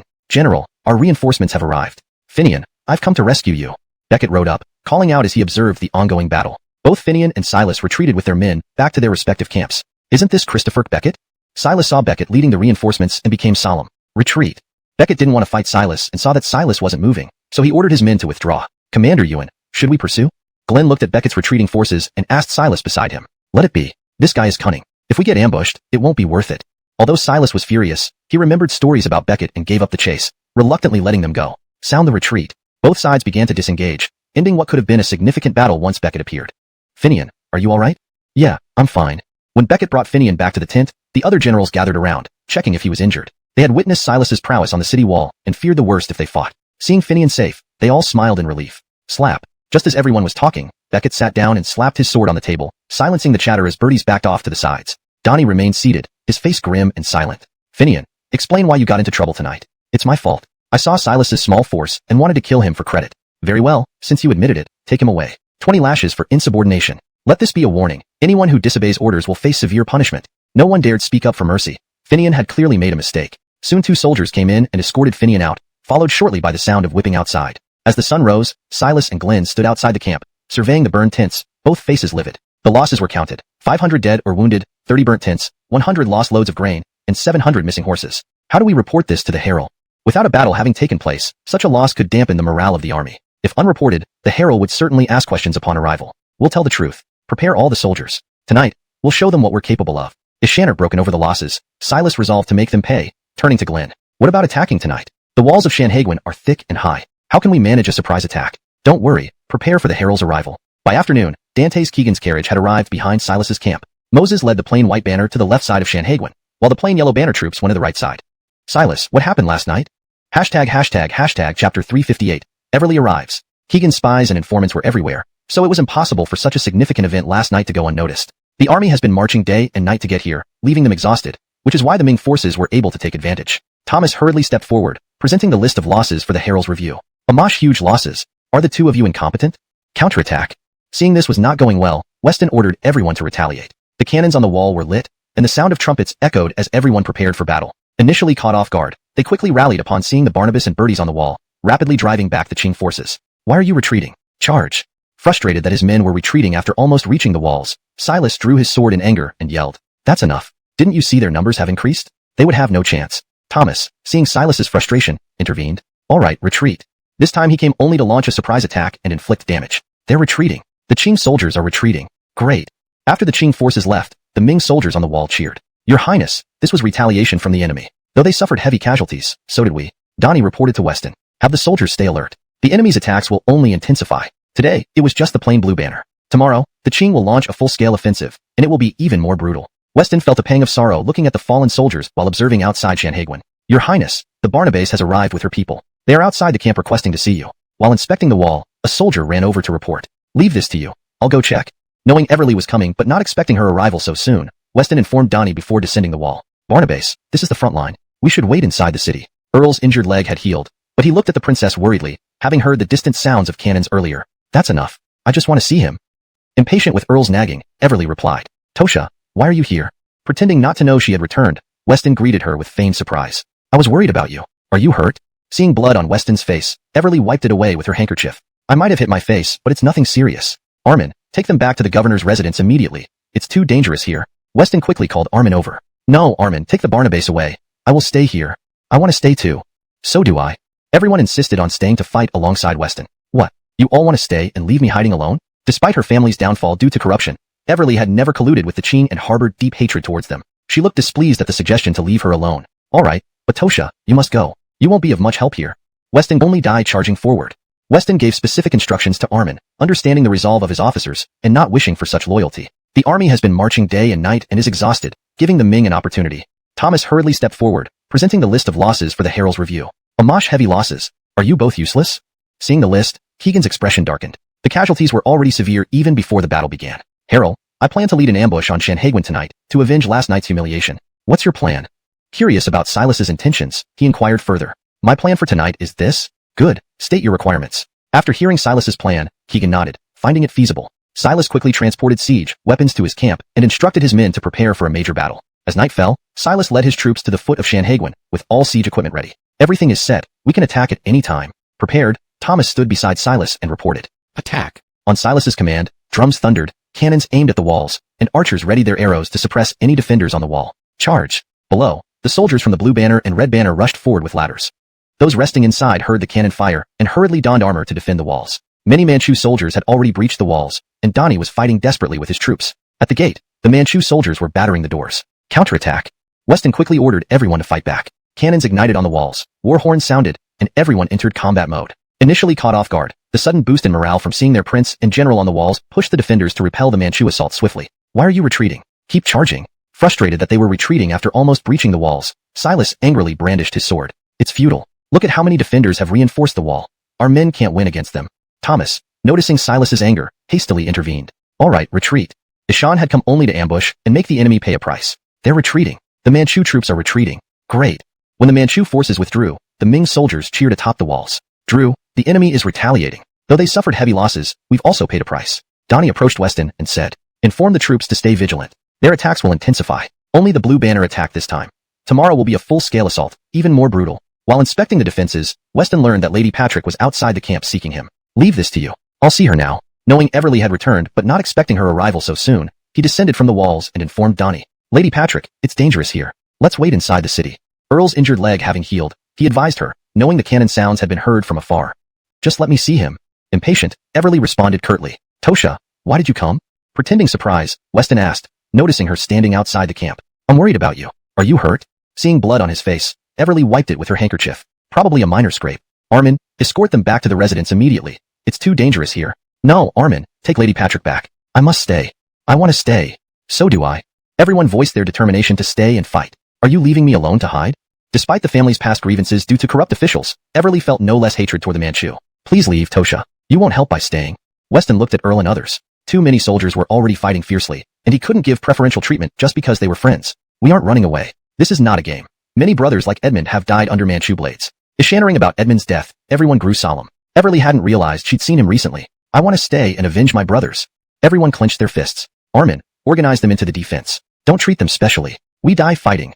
Weston emphasized, knowing these men's loyalty deeply. Chapter 359.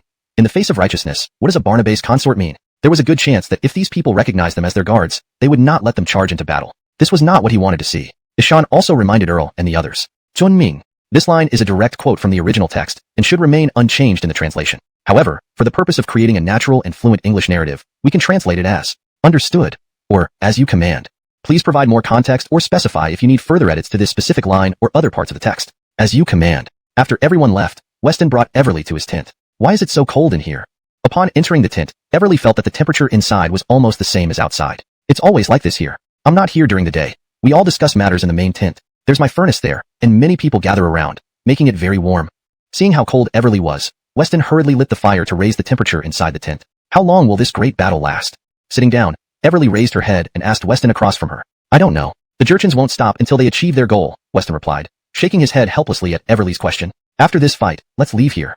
Everly was weary of constant warfare. Familiar faces were leaving one by one, and the emotions of departure clouded her heart almost daily. In fact, I've wanted to leave for a long time. If the big ships hadn't been destroyed, we'd be on the sea now, enjoying the sea breeze and singing songs. Weston wished for this too, but reality continually defeated him, preventing his departure. Were the ships ready before you came?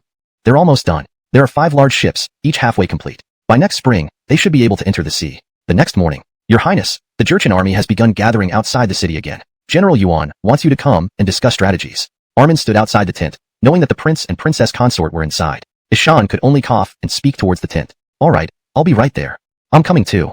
Without hesitation, Weston got up, quickly putting on his armor. Everly also put on a smaller set of armor and followed him out. Greetings, Your Highness, greetings, Barnabas consort. Seeing the princess consort in the Jurchens have started their assault. Prepared ahead of time, the sound of horns on the city wall did not cause much worry. How many cannonballs do we have left? Weston asked the supply officer. This war wasn't just about manpower but also supplies and ammunition. Without cannonballs, they couldn't hold back the enemy. Cannonballs could scare horses, disrupt formations, and prevent dense attacks. I checked thoroughly. Initially, the warehouse was well stocked, but somehow part of the supply got damp and lost its power.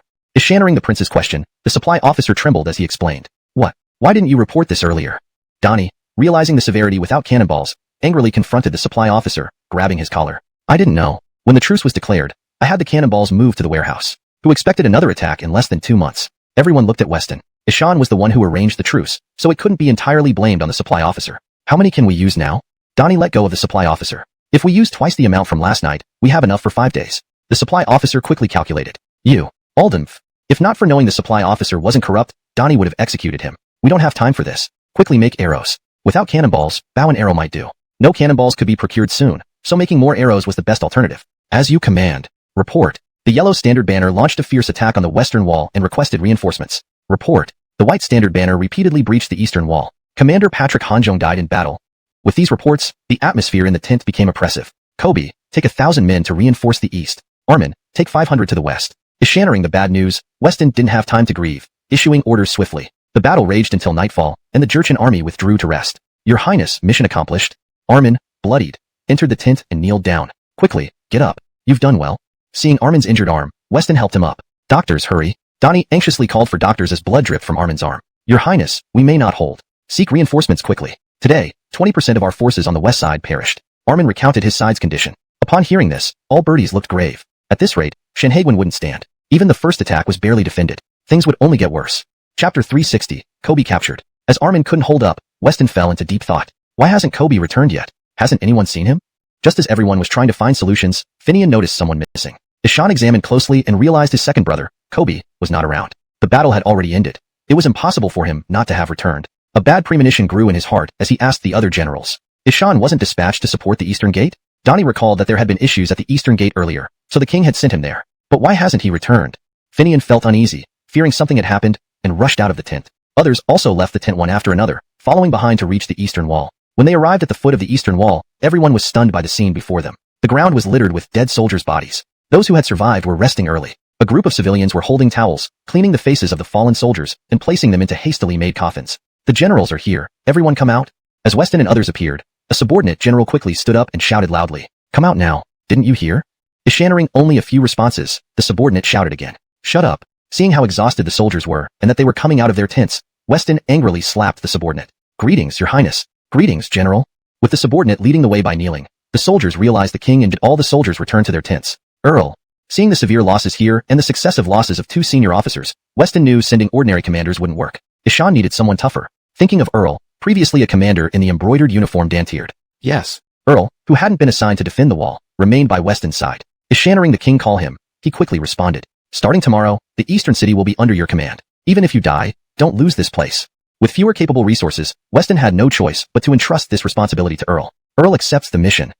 Earl, understanding the gravity, promptly agreed. If anyone on the front lines disobeys orders, do not report it to me. Execute first and report later. Weston glanced at the subordinate, knowing his morale was low due to the consecutive losses. Fearing he might resist Earl, he stated this clearly. I will cooperate fully and request General Bertrand to follow me for a tour. Ishaning the king speak thus, even if dissatisfied, the subordinate could say nothing more. At the Jurchen camp, within the territory of the White Banner. Move along. Let me go. If you dare, kill me. What's going on? Bray was on his way to see Crew when he noticed the crowd gathered. Approaching city walls. So, you're brothers with Finian? That night, Crew hadn't seen others clearly. Only Donnie and Finian left lasting impressions. Now, looking at Kobe, he recognized similarities in facial features, but hesitated to believe it outright. Of course, he's my elder brother. Hashtag chapter 361. Sending off Kobe. Kobe, who had been despairing inside, hadn't expected that the other party would know him and be aware of the relationship between the Zhangbai banner and the Barnabas. Ishan felt he might have a chance this time. I didn't think Finian's younger brother was captured by my soldiers. It's such a coincidence. That's for sure, and Finian even defied you before, Enrique said with a nod and a smile. Ishaning that his elder brother had previously clashed with Moses, Kobe, who had initially thought he could leave, now felt utterly hopeless. Alright, stop scaring him. Quickly untie his ropes. There are men everywhere here. Unless he wants to die, leaving this place means death, Moses said, indicating to Enrique to untie Kobe's ropes. Christopher Lin, I know you have a good relationship with our Barnabas. Could you tell me why you've launched an attack this time? Kobe asked after being freed from his bonds. This question also puzzled the soldiers at Shanhaiguan. The Barnabas had brought back news of the Jinbei's military mobilization, but didn't explain the reason. It's because of Deshawn's ambition. Now that the Jurchens have completed their unification, they are preparing to attack Shanhaiguan. Note, Jinbei is not the correct term for the group. Jurchens is more accurate historically. Aldenong Taiji should be Deshawn to maintain proper name formatting. Do you think you can let me go? Ishaning about the Jinbei's ambitions, Kobe pondered and then asked. Aldenf, General Patrick really knows how to joke. We went through all this trouble to capture you, and now you want us to set you free? What are we doing by bringing you back and letting you go? Enrique couldn't help but laugh at the simplicity of Kobe's thinking. Yes. After Enrique mocked him, Moses looked at Kobe and replied. Christopher Lin, If our herald hears that we released a Ming general, we'll be in serious trouble. Enrique stared at Moses, surprised, not understanding why he wanted to release him. Even if it were to keep a line open, there was no need to take such risks. They could simply imprison Kobe and see what happened next. You don't need to worry about my decision. Just follow orders. Moses dismissed Enrique's concerns, continuing to act on his own accord. So how do we send him away? Only a few people know now. If we openly release him, our camp has the eyes and ears of the herald, and he will find out, Enrique said, glancing. Yesterday, I heard the fighting here was intense, so I came to see and encourage the soldiers. Let's strive to take the eastern gate in one stroke. Deshawn descended from the carriage, gazing at distant Shanhaiguan. Rest assured, the Zhangbai banner will not disappoint, and will be the first to charge in. Bang bang bang. The Jianbei war drums began to beat as Zhangbai banner soldiers, holding ladders and siege tools, charged towards Shanhaiguan like madmen. Kobe, standing still, wondered whether he should join. Deshawn glanced at Moses uncertainly. Moses turned and gestured to Kobe, who understood and grabbed a shield, rushing forward. Soon, he reached the foot of the wall. Most people ahead were dead, and Kobe intended to climb using the ladder, revealing his identity afterward. Unexpectedly, halfway up, a stone hit him on the head, sending him into a pile of corpses. Moses watched intently and, seeing Kobe fall off the ladder, couldn't bear to look anymore. The casualties from each area need reporting. After surviving the second major battle, Beckett gathered everyone to tally the losses. After listening to everyone's reports, Beckett noted them down. Compared to the first day, the situation had improved, indicating that the soldiers were getting into rhythm. Barnabas, the enemy is wearing us down. If we don't come up with a plan, it could get very bad. Looking at the casualty figures, though fewer than the first day, it was still significant loss. How did the recruitment go? Anticipating this outcome, Beckett had a backup plan ready and turned to Donnie. In reminiscence, he heard commotion below and quickly looked down. Deshawn saw soldiers dressed in Jurchen attire standing beneath the wall, waving at him. Are you still here? Haven't you already run off? Do you really think you can't die? Finian couldn't understand why the people below weren't fleeing but were still waving at him. Ishani, it's me, Kobe. Let me in quickly. Kobe had taken off his armor and was shouting loudly up at the wall. Kobe, quickly, get the rope over here. Recognizing the voice from below, Finian felt a familiar sense of urgency as he ordered the soldiers on the wall. Soon, Kobe was pulled up from below. Kobe, are you alright? Finian examined Kobe carefully. There wasn't a scratch on him. Overcome with emotion, he asked anxiously. Ishan hadn't expected him to return from the dead. General Patrick, you're back? Earl, having heard the news that Kobe was alive, hurriedly arrived at the gatehouse. Seeing Kobe, he greeted him happily. Are you the Barnabas's bodyguard? Kobe looked at the newcomer, recalling a figure he'd seen behind the Barnabas before. Now he has replaced you guarding the eastern side. How did you manage to come back, General Patrick? Earl, formerly of the Hermanway, observed that Kobe was unharmed and wearing Jurchen soldiers' clothing, raising a question in his mind. Everyone present turned to look at Kobe, even Finian turning his head, all eager for an answer. They knew the Jurchen's brutality. How could they have let Kobe return unharmed? This matter is complicated. Tomorrow morning, I will report everything to the Barnabas. Even Kobe found this journey perilous and unexpected, not imagining he would survive. All right, take General Patrick to rest. Earl realized he might be overthinking things. After all, Kobe had nearly died once. It was late, so he quickly had someone guide him to rest. On the third day of the Shanhaiguan battle, the usually fierce Jurchen attacks seemed somewhat weakened. The assaults became sluggish. They attacked symbolically, realizing they couldn't breach the defenses, and retreated promptly. Inside Shanhaiguan on the other side, in the central command tent, a banquet was being prepared for Kobe. They had successfully repelled another attack today. Barnabas, this is a letter from Griffin of the Plain White Banner. Ishan doesn't wish for bloodshed either, but we each serve our masters. Kobe handed Griffin's letter to Weston. Griffin, well, I see. After reading the letter, Weston couldn't help but laugh. Things had deteriorated so much that Griffin was still writing to him despite their estrangement. General, yesterday on the west wall, guess who I saw? As they finished dinner, Weston returned to his tent to rest, while Armin also arrived. Who? While removing his armor, Weston looked curiously at Armin. Didn't you assign some people to various places last time? I found Jacob working under me. Weston was surprised. He hadn't expected Jacob to return after he had let him go. Over the next 3 days, the Jurchens resumed their intense assaults. Multiple times they reached the walls, but luckily Donnie brought reinforcements in time, preventing a breach. On the west wall, chaos reigned. Corpses littered the wall as Armin fought fiercely. Hearing someone shout, he looked over urgently. The Jurchens are climbing up. More Jurchen soldiers kept pouring onto the wall. If they weren't stopped, the west wall, and eventually the entire Shanhaiguan, would fall. Some soldiers, seeing they couldn't hold, began retreating. No retreat. Hold your ground. Seeing them retreating, Armin drew his sword and ordered sternly. All eyes met, with no will to resist. Kill. Just as they hesitated whether to flee, one soldier charged forward, facing overwhelming odds without fear. Seeing someone risk death, others followed suit, engaging the Jurchen soldiers in brutal combat. Herald, we have breached the wall. Today we will claim victory. The command ever, with no one coming despite the wolf smoke rising for a while, it became clear that something had definitely gone wrong. They could only rely on themselves now. Seeing more and more enemies gathering below, preparing to take the city wall in one swift move, Armin quickly issued orders to the soldiers beside him. The soldiers promptly adjusted the cannons according to the order, aiming at the enemy soldiers on the city wall. Remember this, if we are all going to die, fire the cannon immediately. Armin was prepared to die alongside the enemy, then he charged into the crowd with his sword drawn. Frank, here we fight side by side again. Now, on the Ming side, fewer than 100 people were left fighting. Samson was already exhausted when Armin appeared, giving him some relief. You little brat, you watched for so long, finally deciding to lend a hand, Samson said with a smile while clutching his injured arm. I'll leave this place to you. I'm going after their leader first. My back is in your hands. Armin saw a protected figure on the city wall, wielding a saber, charging towards them. Let's go crazy together. Samson came to defend Shanhaiguan, ready to give his life for the Ming dynasty. Seeing Armin rush into the fray, he quickly followed, clearing out the dangers behind them. Aldenry, are the troops assembled? Alden Tiansun had noticed the wolf smoke from the west early on, knowing that it signaled an attack on the city wall requesting reinforcements. But there were no more men to send from the main camp, and he urgently asked Donnie. Around 100 have been temporarily gathered. The other soldiers are supporting elsewhere. Forget it. You stay here and command. I'll take 100 men over there. Is Shannering only 100 men? If the Jurchen forces breached the city, it would be like spitting in the wind. Thinking of his brothers waiting on the city wall, he didn't think twice and rushed out of the tent. No way. You are the army's supreme commander, the pillar of stability. If anything happens to you, Shanhaiguan will be in danger. Donnie protested. Don't waste time. Do as I say.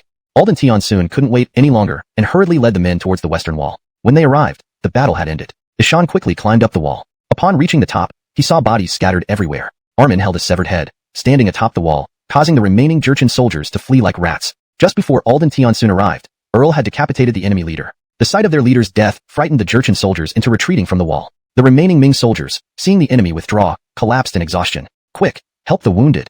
Seeing only about 30 survivors, Alden Tiansun ordered his men, you do it, within 3 days, I want to see a successful occupation. Fail me, and you know the consequences. Deshawn's expression was dark, now aware that everyone knew of this issue. The main yellow banner fought hard to take Shanhaiguan, only to find others lagging behind. Yes. After issuing orders, birdies left the tent. Christopher Shuai, what do you think of the Elwin's order? Silas stopped Crew, smiling. What can I think? Just follow orders. I'm just a general. Ishannering Silas's words, Crew didn't understand but replied, I'm just a general. Join me with elite forces for a direct assault, and we split the credit equally. Sound good? 7 or 8 days of attacks had left Shanhaiguan untouched, and even the flanks managed to reach the walls, but the front had made no progress. Silas, on Thomas's advice, decided to join forces with the White Banner, believing it would ensure success. That's a clever plan. Once inside, people will only know you as the Vanguard, never the White Banner. Crew sneered at Silas's invitation, understanding his true intentions. If we fail within 3 days, and the White Banner fails too, it'll be embarrassing for us all. Silas knew Crew cared about appearances, so he used provocation. Shuai. As Crew hesitated, Bray arrived. Let's reconsider in 3 days. Crew didn't want to work for others' gain, and left the camp with Bray. Aldemf, we'll see. Silas smirked, watching them leave. Why? Noticing Bray's gaze earlier, Crew had left urgently and now asked him. Barnabas Germain has sent help. We need only wait. From leaving Jinzhou, Crew hadn't wanted this war. Only the future Elwin Matthew could stop this madness. Chapter 364, Grave Illness. At this moment, the large tent of the Jurchen was completely empty. Dante's Deshawn could no longer hold back. He spat out a mouthful of blood. Ishan was now gravely ill. This campaign was also an attempt to secure some legacy for his descendants. Ishan never imagined that he would not be able to last until then. Someone, cough cough. Wiping the blood from the corner of his mouth, he called out to his attendants outside the tent. Harold, what do you need? A soldier outside the tent entered and knelt down. Aldenry, and bring Corey to me. Be sure not to mention that I am seriously ill. Deshawn was very clear about his health condition and knew he might not last much longer. Ishan wanted to quickly entrust his posthumous affairs. If news spread, the army he had built up would crumble instantly. While he had immense influence among the Jurchens, his illness could cause internal chaos within their ranks. Currently, only his sixth son, Corey, was nearby. Ishan hurriedly ordered the guards to fetch him. Should he die, the entire Jurchen force would fall into disarray again, making any thoughts of conquering Shanhaiguan mere fantasies. Yes. The soldier quickly left the tent to find General Gao. Corey was currently dining with his subordinates. Barnabas 6, Harold has urgent matters for you. Ishannering the soldier's message, Corey noticed the urgency and wondered why he was being summoned at such an hour. Before Corey could ponder further, one of his subordinates, growing impatient, said, just tell him the prince is asleep. We'll discuss it tomorrow. Arriving at the tent, the soldier saw many people inside. Not wanting to reveal Deshawn's condition, he responded sharply. You're drunk. This is an urgent summons from the herald. It must be important. How dare you make him wait? Brother, tell us what's really going on. If it's useful, maybe I can reward you. Otherwise, you won't leave this tent. Corey realized the seriousness from the soldier's urgency and signaled his men to block the entrance. The herald just spit blood and urgently sent me to find you, probably for something important, the soldier explained while kneeling in fear. Barnabas, does this mean the herald is failing? One person asked, his eyes wide with alarm. Aldench, one doesn't casually discuss the herald's condition. Others intervened, wary of the impact on morale. Stay here and await my return. Make sure everyone is ready. Understanding the gravity, Corey couldn't believe it, but realized he was the only prince present in the main camp. If his father died, he might become the next herald, but none of the 4 Jurchen banners supported him, complicating his position. Corey isn't a fool and must prepare accordingly. Understood. Those eating were all his loyalists, who immediately grasped the situation. Barnabas, follow me. The soldier, feeling the weight of Corey's stare, nervously led the way. Father, are you all right? Seeing his father lying helpless, Corey rushed forward. Corey, quickly draft an order to release Matthew and Shengjing, and announce him as the next herald. After speaking, Deshaun started coughing uncontrollably. Father, do you mean to install ninth brother as the successor? Corey felt unsatisfied. Having a young brother take over seemed like a joke. Indeed. Send someone to Shangjing immediately to bring Matthew here, and keep my condition secret. Understood, I'll go now. Leaving the tent in a daze, Corey stationed more guards around it, prohibiting anyone from approaching without his order. The messenger who had brought the news was buried elsewhere, now lifeless. Barnabas. How did it go? When Corey returned, everyone gathered around him. Father is ill, and wants me to fetch ninth brother from Shangjing to make him the next herald. All were shocked. Such orders meant the herald was critically ill. Barnabas, what do you think? We will follow your lead. Eyes turned to Corey awaiting his decision. Do as father commanded. Though reluctant, Corey recognized Matthew's unmatched reputation in the army. Then let's kill him. When the herald dies, we can forge his will and declare ourselves. One bold suggestion caught Corey's attention. Barnabas, what do you think? I heard nothing. The order stands. Whether you follow it is up to you. The idea appealed to Corey, who wouldn't want to be the herald, but the risk of failure was too great. These past few days, the Jurchen have been unusually quiet. Standing on the wall, Finian wondered aloud to the Barnabas. Your Highness, what is the Jurchen planning? Everyone looked to Beckett, expecting insight. Himph, we're about to see light at the end of the tunnel. Smiling, he turned to his generals. Buchert, what do you see? Your Highness, didn't you notice? The Jurchen still camp below, they've just been inactive. All faces showed confusion at the Barnabas's unwavering confidence. Chapter 365. Deep into enemy territory. Kobe, you mentioned earlier that you saw Deshaun. What was his condition? Weston looked at Kobe, noticing the disbelief in everyone's eyes. When I saw Deshaun, honoring the Barnabas's rebuke, everyone put away their smiles but remained inwardly elated. Inside the Jurchen camp, all birdies gathered outside the main tent as they hadn't seen the Elwyn for several days, causing unease among them. Corey, what happened to the Elwyn? Why won't you let us in? The plain blue banner had always been loyal to Deshaun, and not seeing the Elwyn recently with Corey blocking them, gave Moses an ominous premonition. Deshaun voiced his concern in front of the other generals. My father caught a chill, and is unfit to see anyone. Please return to your camps and wait until my father recovers, Corey replied. Aldenf, I insist on seeing the Elwyn. Moses felt something was amiss with Corey and walked towards the main tent. Seeing Moses approach, Corey felt stuck. Moses was the commander of the plain white banner and close to Matthew. If he entered and learned of Matthew's impending succession, all Corey's efforts would be wasted. Commander Moses, this is my father's instruction. If you insist on entering, I can go in and inform him. Fine, I'll wait here. Honoring Corey's promise, Moses decided to wait rather than force entry. Father, Moses wants to see you. Should I let him in? Corey loudly asked inside the tent, so everyone outside could hear. Deshaun waved his hand to allow Moses in, as he had matters to discuss. Moses was loyal to Matthew, and with the plain white banner's support, he could rest assured. The commanders, please return. My father does not wish to see anyone now. After Corey spoke, the soldiers dispersed back to their tents. Commander, Barnabas Matthew seemed suspicious just now. Could something be wrong? Back in the camp, Enrique approached Moses and whispered his suspicions. Has anything unusual happened recently? Moses felt uneasy, suspecting that the Elwyn might already be under Corey's control. The guards around the Elwyn's tent have doubled, all loyal to Barnabas Matthew. Several soldiers left a few days ago, destination unknown. Moses had been monitoring the Elwyn's activities, preparing to rescue the 9th Barnabas. Was the 9th Barnabas rescued? Given the odd troop movements, Moses questioned Enrique. Rest assured, Barnabas Matthew has consolidated the remaining troops and controls Shangjing tightly. Deshaun will soon reach the front lines. Assuring Matthew was safe was a relief. If the Elwyn was dead, Matthew's arrival would ensure immediate support from the troops, allowing him to ascend before the battle. Commander, Weston is here. Just then, a soldier reported Weston's presence in the tent. Why is he here? Both Moses and Enrique were puzzled. Christophering the war, boldly entering the enemy camp was tantamount to seeking death. Quickly bring him in. No one else, probably near. Weston, having observed Deshaun months ago, noted his formidable appearance, but weakened constitution. Calculating the timeline, it was possible Deshaun might die during this war. Initially estimating it would take about a month, he never expected it to happen in just half that time. Well, victory without a fight. Even heaven is helping us, Ming. Who dares challenge us now? All birdies, gazing at the distant enemy camp and learning their leader had died, foresaw the inevitable chaos and internal conflict that would ensue in the leaderless Jurchen forces. They celebrated prematurely for their impending victory. Ishani, even if the Jurchen leader is dead, someone else will step up. Everyone must stay vigilant. Seeing Birdie's relaxation, Weston rebuked them sternly. His intent was to alleviate their tension, but unexpectedly, it made them complacent. The Barnabas's warning is noted. Ishaning the Barnabas's reprimand. Everyone wiped away their smiles but remained inwardly jubilant. Within the Jurchen camp, all generals gathered outside the main tent, feeling uneasy as they hadn't seen their Elwyn for days. Corey, what's wrong with the Elwyn? Why won't you let us in? The Border Blue Banner had always been loyal to Deshaun. With no sight of their Elwyn recently, and Corey's refusal to grant entry, Griffin felt an ominous premonition. Deshaun raised his concern publicly. My father caught a cold and should not see anyone. Please return to your camps and wait for him to recover. Himph, I insist on seeing the Elwyn myself.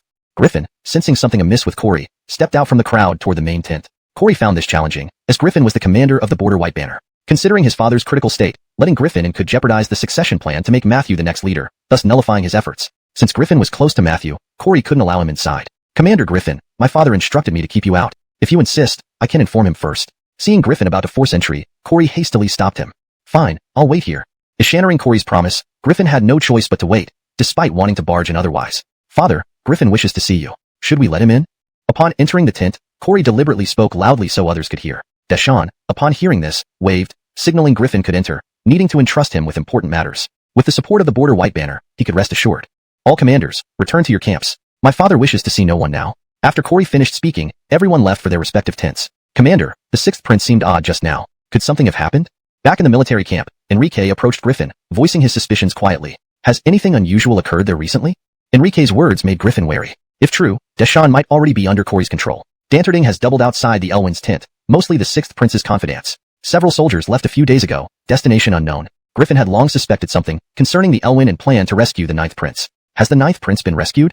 Given these circumstances, Corey's actions were suspicious. Griffin asked Enrique for confirmation. Relax, the prince has rallied the remaining troops and controls Shangjing tightly. Ishan will arrive at the front lines soon. Ishaning Matthew was safe, reassured Griffin. If the Elwyn were indeed dead, Matthew arriving and being directly supported by the army would allow him to assume leadership pre-battle. Commander, Sir Alden has arrived. Just then, a soldier reported Weston's arrival in the tent. Why is he here? Both Enrique and Griffin were puzzled. Amidst battle, Weston boldly entered enemy territory, a suicide mission. Quickly bring him in. No one else may enter the camp. They urgently ushered Weston inside, locking down the camp to prevent any unwelcome visitors who might spot Weston, causing trouble. Commander Griffin, it's been a while. Weston greeted Griffin warmly with an embrace as he entered the tent. Hold on, why are you here? Surprised by Weston's warmth, Griffin instinctively backed away, sensing ulterior motives. You might already know this, Deshawn is dying. Do not speak nonsense. Despite Deshawn's eventual death, he had done much for the Border White Banner and Griffin's family. Do not deceive yourself. I'm here to ask, if you want to continue fighting. Weston gripped Griffin's shoulders, asking after noting his anger. Griffin fell silent, unsure how to respond. Internally, he didn't wish to continue fighting but felt bound by duty, leaving him with no other option. I know your thoughts. You had no choice before, but now you do. Which path will you choose? Noting Griffin's hesitation, Weston pressed further. If your suggestion benefits us, perhaps I'll consider it. Griffin, observing Weston carefully, decided to listen. Chapter 365, Deep Behind Enemy Bukerns. Kobe, you mentioned seeing Deshawn earlier. What was his condition?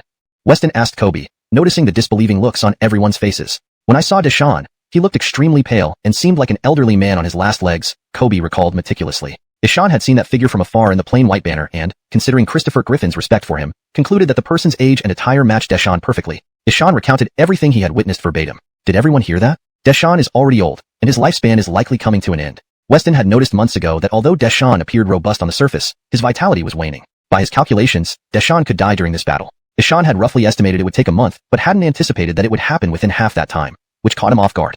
Ha ha ha, we've won without even fighting. Even Ishanavin is aiding our Ming dynasty. Who dares oppose us now?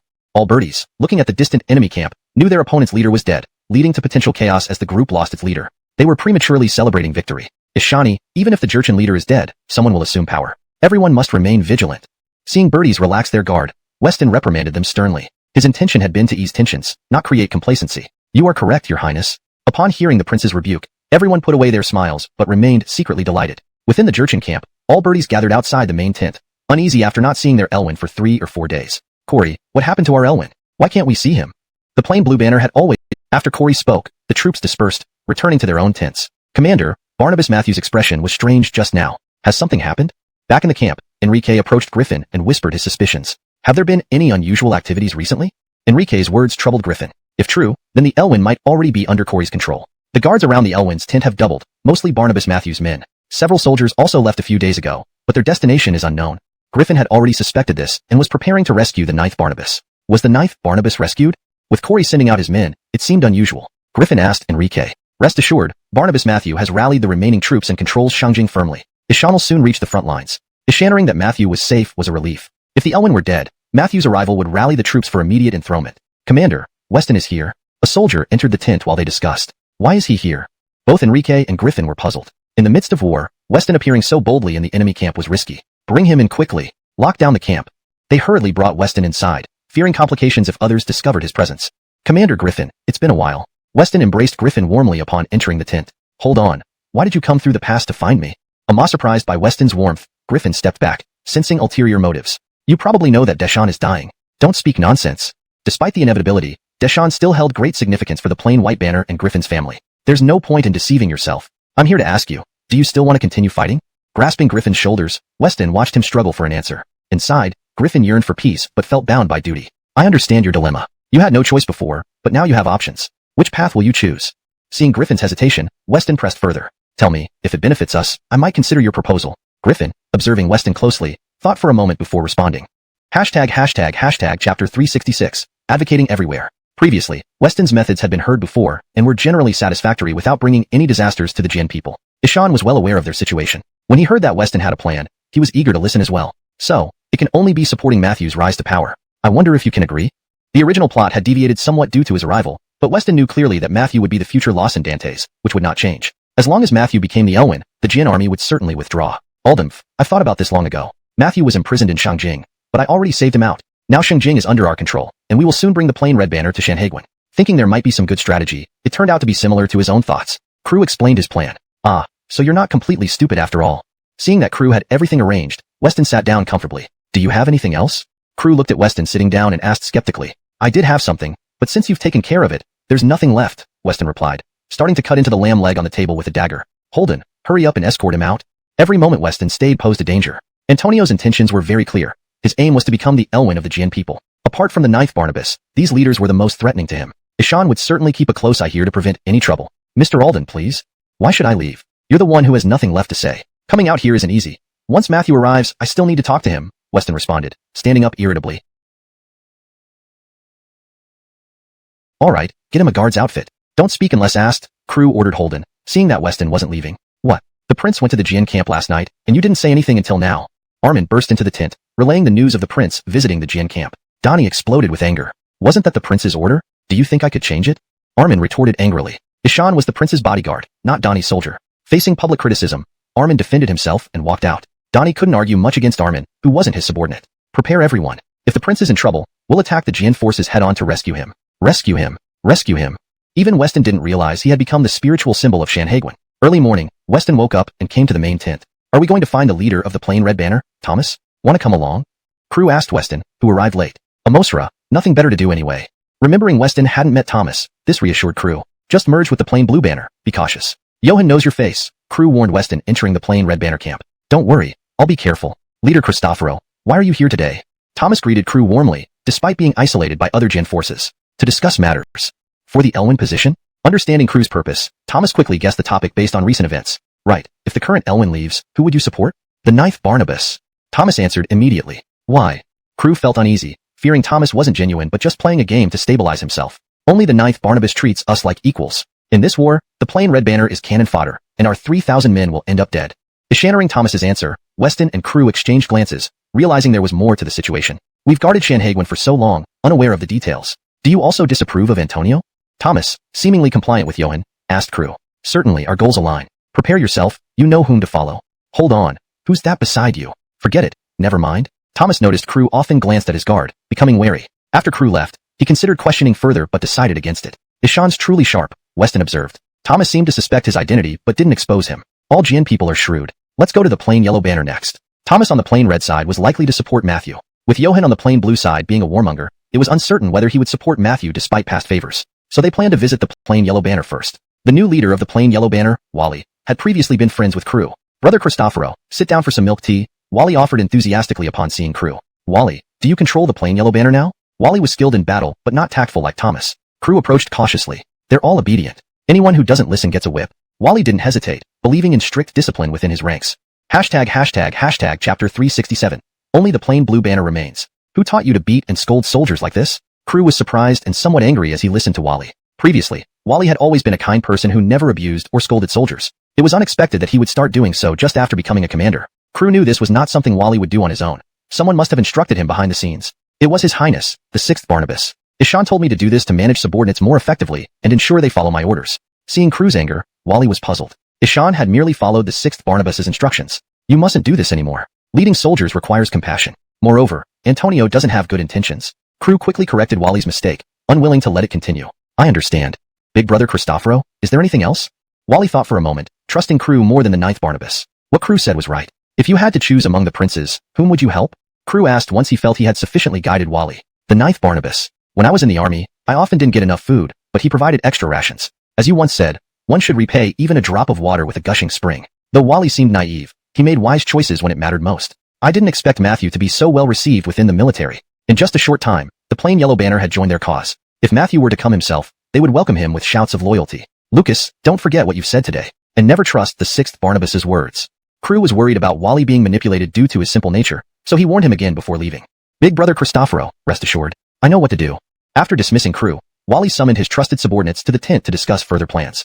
Alright, now we face the toughest bone to chew. Even Crew lacked confidence in dealing with Johan, who was cold and heartless. Don't worry. If necessary, I will reveal my identity. Beckett was already pondering a solution as they walked toward the plain blue banner camp. Upon arrival, Crew noticed Johan saw the seriousness in Crew's eyes and led them into the tent. Crew and Beckett followed. You said it's important. Why bring a guard? Do you not trust me, Johan? Johan, noticing the guard, questioned Crew. Johan, Commander, so soon you don't recognize me? Crew intended to conceal Beckett's identity, but Beckett removed his helmet. So it's you. You dare come here. Looks like you're courting death. Johan drew his sword from the table, threatening Beckett, fearing any potential deceit. Johan, Beckett is an honored guest. If you harm him, don't blame me for any regret. Crew couldn't help but laugh at Johan's reaction. Unflappable Johan showed vulnerability. Hemph, bringing a Ming official to see me. I'll capture both of you and let our herald decide. Johan ready to strike Beckett with his sword. Since Deshawn is already dead, which herald are you going to present me to? This edit ensures the sentence flows naturally in English while maintaining the original meaning. It also corrects the inconsistent use of Aldenong Taiji to Deshawn, ensuring consistency in terminology. Beckett met Johan's gaze without flinching as the sword approached. Johan froze, sword hovering above Beckett's head before he sheathed it. I, Johan, respect heroes. Seeing you unflinching before a blade, I admire your courage. Tell me, what did you mean earlier? Exactly what I said. Your herald is dead. Who will lead the Jurchens now? Crew stepped forward, addressing Johan directly. Hmph, what does that have to do with me? Whoever takes over, I'll still be the commander of the plain blue banner. Johan cared only about his position, not the broader political landscape. Would you follow a prince who betrays orders, switches sides at crucial moments, and can kill a commander? Identifying Johan's primary concern, Beckett pressed on. Hmph, following your logic, no one can be herald. Johan's expression darkened, realizing Beckett was right. Not quite. Only one prince can do it. Can you guess who? Crew watched Johan, knowing he wasn't truly loyal to the ninth Barnabas. If Johan hesitated, it meant he wasn't fully committed. Hashtag chapter 368, planning to watch from afar. Crew's gaze was sharp, fixed on Silas before him. If Silas did not support the ninth Barnabas, he would decide to kill him immediately, with no intention of letting him live any longer. If Silas supported the sixth Barnabas Antonio, it could very well reignite a large-scale conflict. Just now, Antonio had come here. One could not rule out this possibility. I want to think about it some more. Ellsworth wasn't stupid and understood Crew's implication. Earlier, everyone could see that the herald was unwell and didn't receive visitors. Antonio had come to him, asking for help to seize the throne, but Ellsworth hadn't immediately agreed, responding instead that he needed time to consider. After all, this was a matter of changing the king. Choosing the wrong side could lead to bloodshed. Silas, I believe you understand the severe consequences of choosing the wrong side. But being indecisive is also not good. Seeing Silas hesitate, Weston couldn't help but interject a reminder. You, a Ming prince, interfering in our Jurchen affairs, what are your intentions? Silas harbored no goodwill toward the Ming people. To him, aside from himself, no one else's life mattered. Since entering the tent, Silas had been restraining himself from attacking Weston. Now, seeing Weston's boldness, instructing him as if he were superior, Silas felt unbearable resentment. After hearing Silas's words, Crew also turned his gaze toward Weston, uncertain whether Weston's words were true or false. Inwardly, he worried that Weston had ulterior motives. Aldenf, without me, things might be even more chaotic. What do you think I'm after? I simply don't want this war to continue. Let's restore peace for the civilians at Shanhaiguan. Feeling all eyes on him, Weston voiced his thoughts, though it caused him considerable discomfort. Eschannering Weston's words, Crew pondered. Silas remained proud, showing little concern for commoners' lives. Silas, just tell us who you support. Seeing Silas's attitude irked Crew, who thought Silas deserved a beating, expected them to come without offering anything. Do you really think following the sixth Barnabas has prospects? Let me tell you clearly, everyone in the Jurchen supports Matthew. Even if you don't, it's already beyond remedy. Seeing Silas's obstinacy, Weston glanced at Crew before addressing Silas. So you support him just because we ask? If the plain blue banner opposes, Matthew can't become herald. We're not begging you, but seeking to avoid warfare. Do you want the plain blue banner to become like the plain red banner? Crew, overhearing this, asked Silas angrily, sensing Silas's reluctance to choose. Mentioning the plain red banner made Silas's face change. If the ninth Barnabas won and he hadn't supported him, the fate of the plain red banner would be his future. It doesn't matter who becomes herald. I, the plain blue banner, will remain a spectator and stay out of it. Silas wanted to avoid taking sides, unsure who would ultimately win. Eschannering Silas's choice, Crew and Weston exchanged glances, finding it acceptable. Commander Ewan, remember to honor our agreement. Crew knew Silas was deceitful, having jumped ship from Zion to the ninth Barnabas, only to become an ingrate. Alright, you may leave. The two left the camp of the plain blue banner. Crew, do you trust Silas's promise? Walking out of the tent, Crew asked Weston, feeling uncertain about Silas's commitment. Don't worry, we have the advantage. Few people back Antonio. Once Matthew arrives, we'll gain control of the army. By then, Antonio will only have one path, surrender. Can Silas cause problems? If he could, he wouldn't have lived this long, nor would Qianlong have killed him. Your Highness, didn't expect you to arrive so soon. Back at the camp, Uriel reported that the ninth Barnabas had arrived. Crew hurriedly walked in, happily bowing to Matthew. What you wrote in the letter, is it true? Though Matthew disliked his father's actions, he still rushed to Sanhedrin upon hearing of his illness and Antonio's imprisonment. Don't worry. Cristoforo Commander and I have laid the groundwork. Tomorrow, we'll head straight to the main camp. Master, why are you here?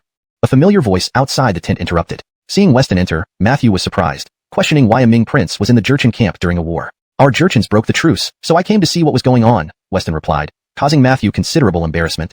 Chapter 369, Brothers in Arms. Previously, it was Weston who strongly advocated for the ceasefire, never expecting things to turn out this way. Master, please let me explain. My father wanted this. It's not what all the Jurchen people want. Seeing Weston had come seeking answers, Matthew apologized with a guilty expression. All right, if you become the future herald of the Jurchens, would you still honor the previous agreement? Weston came beyond the passes to stop the war from continuing. Watching his brothers fall one by one made him extremely distressed. Don't joke. I'm just the 9th prince. How could I possibly become the herald? Matthew responded with a bitter laugh after hearing Weston's words. Your Highness, you are the heir the herald has raised. Only you can be the future herald of the Jurchens. Moses, seeing Matthew's despondent look, urged him anxiously. My father indeed said so, but now only you support me. If that's all, the Jurchens will rise again into war, and I don't want that. Bukirk Weston, Matthew, perhaps because Weston was his master, didn't wish for the fighting to continue either. Don't worry, Your Highness. Minister Alden has paved the way. Now, everyone in the Jurchen ranks looks up to you. Just give the order, and all will obey. Master, thank you. After Moses' words, Matthew looked at Weston gratefully, moved by how his master unconditionally supported him. Too many emotions welled up inside him, but he could only nod in gratitude. Send orders. Tomorrow, gather everyone at the central camp. I want to see my father one last time. His father had been imprisoned by Cord. As a son, he could not visit him, and he also wanted to test his influence for people beforehand, taking control of Shengjing early on. Our men were discovered before they could act. Corey's confidence sounded dejected upon receiving the prince's rebuke. Well, since he has come to Sanhedrin, let's make sure he dies. As long as Matthew is dead, there will be no threat. The matter of Matthew being alive was less important now than ensuring he wouldn't threaten Corey's plans. I'll await your orders, Your Highness. Those present were originally Matthew's confidants, but they decided to take a chance. If Corey succeeded, after all, the current Elwyn was still in their hands, preventing any new Elwyn from ascending while the old one lived. Whoever brings back Matthew's head, I will promote him to commander of the plain yellow banner. Encouraged by Corey's promise, everyone eagerly prepared to carry out the task. Corey watched them leave, realizing they would likely go to the plain white banner camp, where many might perish. Ishan urgently needed a backup plan and left the tent. Night fell, and more than 30 black-clad men quietly approached the plain white banner camp. On seeing Matthew, kill him immediately. As the lead man spoke, the group ran towards the encampment, intending to reach the main tent swiftly. Upon entering, however, they halted, finding no one inside. Not good, it's a trap. Retreat quickly. The leader, noticing the empty tent, shouted anxiously to his subordinates. Lay down your weapons, leaving him with no other option. Early the next morning, Weston, awakened by the commotion outside, dressed hurriedly. After Moses left the tent, only Weston and Matthew remained, looking at each other. Thinking about how Matthew had once been just a boyish figure, now on the verge of becoming the Jurchen herald, made it feel like decades had passed. Soon, everyone received the message. Your Highness, something is wrong. What happened? Why are you causing such a commotion? Cord was sitting beside Deshawn's bed when he heard his subordinate's flustered voice and frowned unhappily. Your Highness, word is spreading outside that Barnabas Matthew has brought men to Sanhedrin. Many generals have chosen to side with him. What? Come with me. Eschannering the soldier's report, Cord found it hard to believe and hurriedly pulled the soldier outside, glancing back at his bedridden father. Some matters were better not discussed in front of his father, who, though gravely ill, was still alive, and talking was difficult for him. What's going on? Didn't I tell you to kill Matthew? How is he still alive at Sanhedrin? In the tent, Cord called his close aides, angrily questioning them. We just learned that those sent were all killed. Moses had already arranged manpower and controlled Shengjing before our people could act. The aide, facing Cord's rebuke, felt defeated. Fine, since he's here at Sanhedrin, let him die. As long as Matthew is dead, there's no threat to me. Cord stopped probing about Matthew's survival. Now, dealing with Matthew at Sanhedrin was the priority. All follow your Highness's orders. Everyone present was Matthew's loyalists, gambling on the chance that if Cord succeeded, the current herald, being in their hands, would prevent a new Elwyn from ascending as long as he lived. Whoever brings back Matthew's head, I'll make him the commander of the bordered yellow banner. Eschannering Cord's promises, everyone became excited and prepared. Watching them leave, Cord knew they were heading to the plain white banner camp where few might survive. Ishan needed a backup plan and left the tent urgently. As night fell, more than 30 black-clad figures quietly approached the plain white banner camp. Kill Matthew directly upon sight. Following the command, they rushed towards the encampment, aiming for the main tent. But as they entered, they halted, finding the tent empty. Not good, we've been tricked. Retreat. The leader, noticing the emptiness, suddenly realized they'd walked into a trap and urgently ordered his subordinates to flee. Drop your weapons. We may spare your lives. Moses held his sword against the black-clad men, while armed soldiers surrounded them tightly. Put down your weapons, and I can overlook past grievances. Matthew stepped forward, recognizing these men as brave Jurchen warriors, just on the wrong side. Matthew, I'll kill you. One of the black-clad leaders, spotting Matthew, charged at him without hesitation, intending to strike first. Do you ignore me? Seeing the attack on Matthew, Moses quickly blocked and stabbed the attacker through the chest. Your Highness, we submit. The black-clad men, seeing their leader dead, had no further loyalty to fight for. It mattered little to them who became herald. They're now cornered. Amos' mission is their only option. Take them away. Treat them kindly. They are innocent. Matthew nodded satisfied, watching them drop their weapons, and instructed Enrique. Follow me. This edited translation ensures it reads naturally in English while maintaining the original meaning and consistency in style. Your Highness, we must act immediately. Court has made a move against you. Ishan might escalate. Inside the tent, Moses expressed urgency to Matthew. Yes, I know. Tomorrow, we face him. Matthew hadn't expected his sixth brother to try to kill him, but Weston had warned him. Once Cord learned of Matthew's presence, he'd surely send assassins at night to eliminate threats. Though once thinking of kinship, he now understood his sixth brother intended to end his life, leaving Matthew with no choice but to retaliate. The next morning, still asleep, Weston's camp was surrounded by troops from different banners. Realizing it was a mistake to place the central camp in the middle of the army, Louis found himself besieged. Most of his men were isolated outside, leaving only about 40 men around him. Seeing the increasing number of people outside and the arrival of the three banner leaders, Louis felt shocked. Ishan had personally lobbied many without success, but now they all came here, clearly intending to confront him. Louis finally mustered the courage to step out and ask the three leaders. Barnabas 6, stop unnecessary struggles. Hand over the Elwyn, let your men disarm, and you can still enjoy a peaceful old age, said Thomas of the right banner, feeling some sympathy for Louis, who was now surrounded by only 40 men. Yeah, just surrender now and don't struggle in vain, added the others. Aldenf, what did Matthew offer you? Whatever he gives, I, Louis, can give too. Why can't I be the Elwyn? Louis shouted angrily at the three leaders, nearly breaking down. Because you are unworthy. Just after Louis finished shouting, Matthew arrived with his men. Crew addressed Louis. I am unworthy? Ha ha ha. Which emperor didn't come to power through treachery? Aren't you Matthew the same? Ishantering Crew's words, Louis retorted, pointing at Matthew. You're right. Without my means, I would have died long ago in Shangjing prison or last night during the assassination. Matthew agreed, turning to the others. Humph, the Elwyn has passed away. Amostonly, a voice from inside the tent announced this news. Everyone was stunned, knowing its implications. Matthew, recalling something, stared intently at Louis, suspecting the coincidence couldn't be real. Before father died, he left a will, naming Barnabas 6, Louis, as the new Elwyn of Jianzhou. Louis pulled out a piece of paper from his pocket and read it aloud to the assembled crowd. All faces turned grim. If the will was genuine, their actions amounted to high treason and would be condemned by future generations. Ha ha ha, I am the Elwyn of Jianzhou. If you kneel now, I can guarantee past offenses will be forgiven. This day never happened. Seeing everyone's reactions, Louis felt triumphant, achieving the effect he desired. The soldiers began to waver, unsure what to do next. Just as Louis gloated, the will vanished from his hand. My will. Louis tried desperately to retrieve the document as it was shot by an arrow into a fire basin, where it burned to ashes. Now, do you still have it? Weston emerged from the crowd, holding a crossbow. No, no way. I am the Elwyn. My father passed the throne to me. Didn't you all see it? Louis looked devastated, pleading with those present. I didn't see it. I'll recognize only the will written by the Elwyn himself. If you can't produce it, I'll support Barnabas 9, said Thomas, aware that loyalty needed to be demonstrated now. This was a crucial bet on his part, putting all his hopes on Matthew. No, father. Sensing something wrong, Louis rushed into the tent to ask his father to write another will. But upon reaching the bedside, he found his father had already passed away. Outside, Louis's personal guards were swiftly subdued by Crew's men. Weston quietly returned to the main white banner camp and rode toward Shanhaiguan. Amidst the chaos, the frontline soldiers saw Weston but paid no attention. The prince is back. Open the gate quickly. On the city walls of Shanhaiguan, Donnie saw the prince riding back and hurriedly ordered the gates to be opened. Since Weston left, Donnie had been worried daily about his safety. Seeing the prince return, his heart finally relaxed. Barnabas, why did you stay so long? Back in the tent, Donnie asked anxiously. I resolved an issue. Jianzhou forces will retreat soon. Weston sat by the fireplace, warming himself while addressing everyone. Retreat, that's wonderful. This war is finally over. The assembled generals shed tears of joy, having fought for over a month and finally hearing good news. Barnabas, why are the Jianzhou forces retreating? Donnie was puzzled. The Jianzhou forces had come aggressively, clearly aiming to capture Shanhaiguan. Why sword? Trying to murder your husband? Alden Tion deflected the sword with a smile as he addressed Everly. You still remember to come back. I thought you weren't going to return. Recognizing Alden Tion, Everly threw the sword aside and rushed into his arms. What could happen to me? I'm blessed with great fortune. The morning sun fell on Alden Tion's face. Sore from the night's activities, Alden Tion turned over, continuing to hold Everly as they slept. His inner vigor almost left him breathless. Outside the Shanhaiguan Pass, everyone was restless. Matthew did not choose to kill Antonio but instead imprisoned him. Everyone was packing up to escort the late Elwyn's body back to Shangjing for Matthew's enthronement ceremony. How about this? Are you reluctant to leave? Theodore noticed Silas staring at the pass and walked over. Nonsense. If we had held out another 10 days, we could have planted our flag on Shanhaiguan.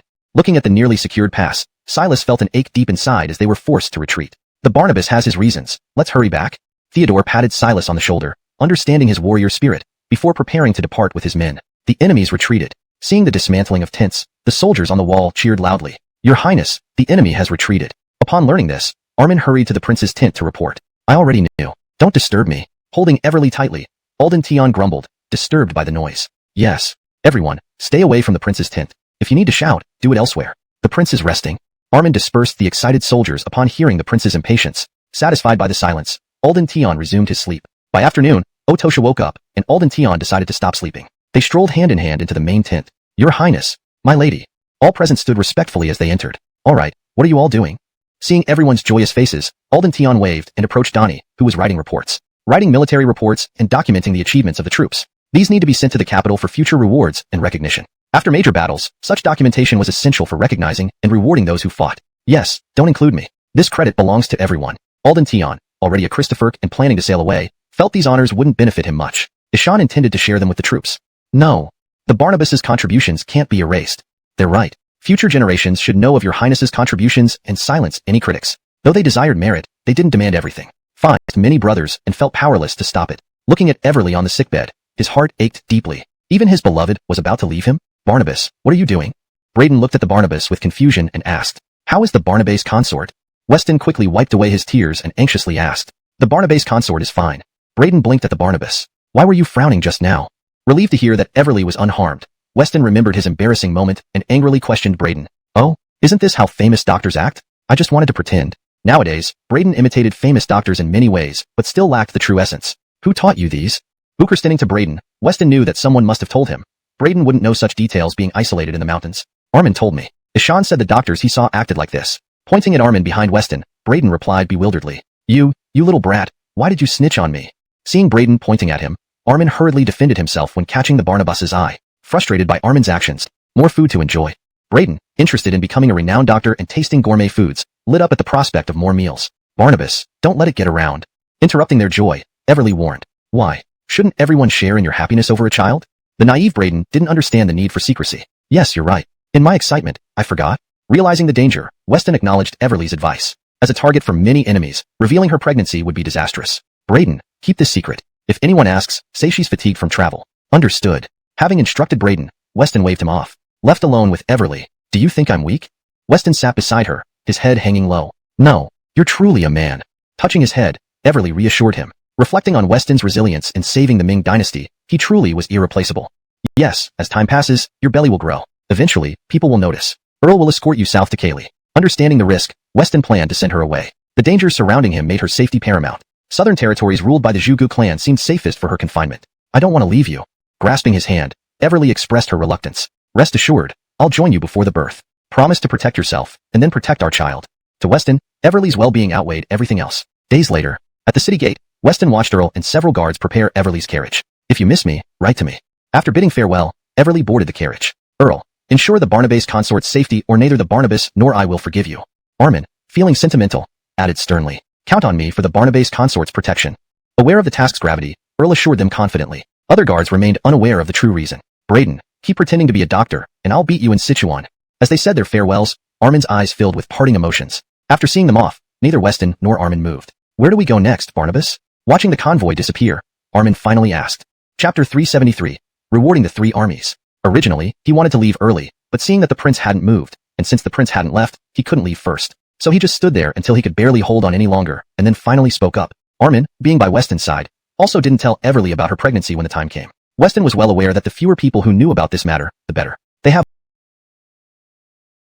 all gone. Let's go and eat something. Very soon, the news of defeating the Jin slave spread throughout the great Ming dynasty, and Flint couldn't stop smiling. Despite the court officials' dissatisfaction with Weston in their hearts, the news of the retreat of the Jin slaves and the death of their leader Theo was undoubtedly a tremendous piece of good news for them. In Beijing, Fenwick received this news with a heavy face. The Elwyn is dead. What kind of master is he now? Right, he is just a man from Great Ming. Why should he command our Jin warriors? Fenwick owed his current position entirely to Theo's patronage. Otherwise, no one under him would listen to him. With Theo's death, Fenwick's status became increasingly awkward, and those under him began to be even less compliant. But fortunately, they hadn't completely turned their backs on him yet. Knowing this day would come, a subordinate of the Jin clan brought all the Jin people to Fenwick's residence. Fenwick, we are going back to Jin now, not staying here with you anymore. You're the master's subordinates. Are you planning to defy the Elwyn's orders? Santiago owed his life to Fenwick, so he didn't care whether the Elwyn lived or died. He pledged loyalty to Fenwick and, seeing these people dare to come, angrily questioned them. The Elwyn has already departed for the west. Whose orders should we follow now? I've been tired of staying here for long. Are you sure you want to leave? Seeing all the Jin people uniting and some people from Great Ming also choosing to leave, Fenwick was somewhat surprised. A Mosra?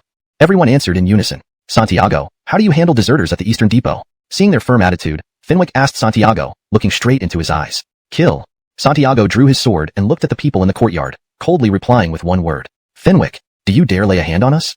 We are Jin people, a Ming trash like you. If you kill us, Jin won't forgive you. Seeing Santiago drawing his sword, they understood his intentions and started retreating backward. As for those who want to leave, I have no other way to keep them. It's useless to persuade them. Let them go down and follow the Elwyn.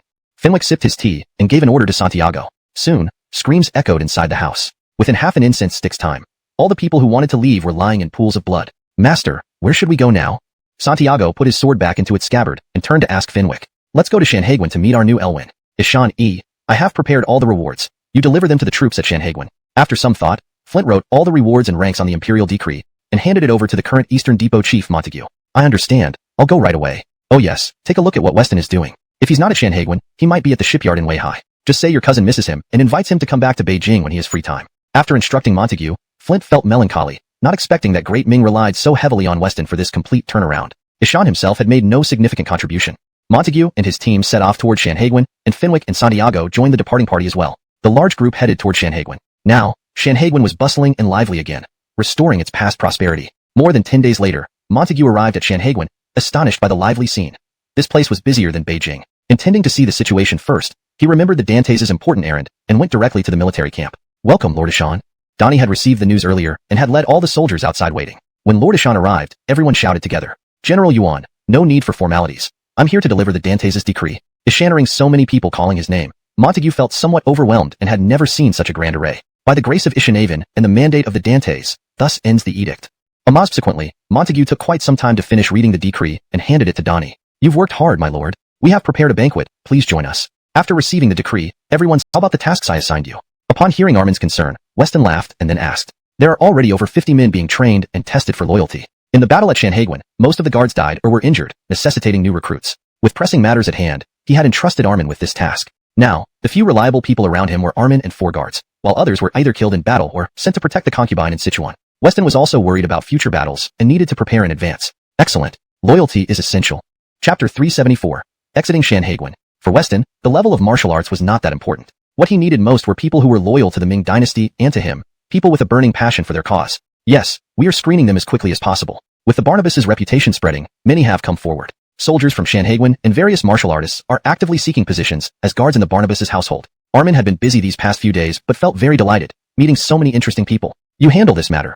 I'll just take a final look at the end. Upon hearing the Barnabas' words, Armin went to the front courtyard where everyone was gathered. Sir Alden. That won't do. I'm not Sir Alden, merely a guard of the Barnabas, Armin said, still adjusting to being called Sir. After eating at the military camp, Donnie felt it was inappropriate for Montague to stay there, considering the conditions in the tents were far less comfortable than within the city. Ishan personally escorted Montague back into the city. Just stay where you were before. It's close to the Barnabas' residence, Montague said when Donnie suggested taking him to an inn. All right, let's go then. They brought Montague to the house opposite the city lord's residence. Is the Barnabas at home? At the entrance to the city lord's residence, Montague, noticing activity inside, turned to ask Donnie. Finian, go check. Donnie instructed Finian to find out, upon seeing Montague wanting to see the Barnabas. Knock knock. Is anyone home? General Patrick. What brings you here today? Ishannering knocks on the door. Armin opened it to see Finian outside. Ishan smiled, recalling how he had saved Finian from the Jurchens, strengthening their bond. Seeing Armin's playful smile, Finian hurriedly gestured. General Yuan, eunuch Ishan. Armin then noticed Donnie and Montague standing outside, quickly stepping out to greet them respectfully. Bukertul Kai, is the Barnabas in? Seeing Armin there, Donnie knew the Barnabas must be around, glancing at Montague beside him. The Barnabas is at home. Ishan intended to visit you, but knowing you would surely come over, decided to wait here instead. Very well, I indeed need to speak with the Barnabas. Lead me to him. Montague dismounted, preparing to enter the city lord's residence. What are you doing? As Montague approached the entrance, Armin stopped him, causing confusion. Please forgive me, sir. I must first inform the Barnabas. Please wait a moment. Secret training of guards was happening inside, and Armin wasn't sure if it could be disclosed, thus stopping Montague. This is quite unusual. Montague looked incredulously at Donnie, surprised by the delay. Ah, Sir Ishan, the Barnabas might be occupied with something else. We should wait here. Donnie knew about Weston's secret training and the involvement of many officers under his command, making it hard for him not to be aware. Barnabas, Montague and Donnie are here to pay respects. Squeak. They're all here. I'll come out then.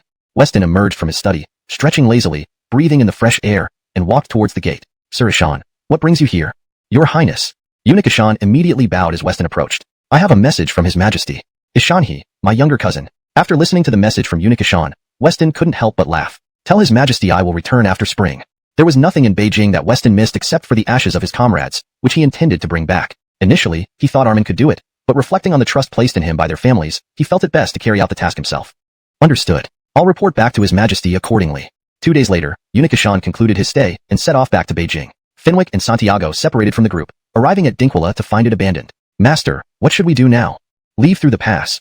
Ishinating towards Shanhaiguan, they found the defenses much lighter, with only a few guards present. Easily overcoming the guards, they opened the gate and left. General, someone knocked out the guards and fled through the gate. A soldier reported anxiously after some time. Do not spread this news. Rewards are imminent. We cannot afford any disturbances now. The general, shocked at the escape, ordered the news to be suppressed. Understood. They also realized punishment if higher authorities learn of this. Good. How many escaped? After confirming everything was in place, Birdie exhaled in relief. Based on the footprints, 3 people have escaped. Meanwhile, at the prison, a cell that should have been tightly shut was now half open. Prison guards stood there, faces filled with fear. How do we explain this? Go to the camp and report to the general. They'll decide further actions. The infamous prisoner Nicholas had vanished without a trace. This sparked chaos as Donnie deployed numerous soldiers to search for Nicholas, a dangerous individual proficient in martial arts and familiar with Shanhaiguan's defenses. Ishan could no longer be allowed to flee. Despite searching for 2 days, no clues emerged. General, did they leave Shanhaiguan and escape beyond the pass? Kobe, sensing something wrong, voiced his suspicions to Donnie. To the other side of the pass? Impossible. No reports of anyone leaving Shanhaiguan. Donnie dismissed Kobe's theory, unaware the guards had concealed information. What's going on? Why are so many soldiers running around?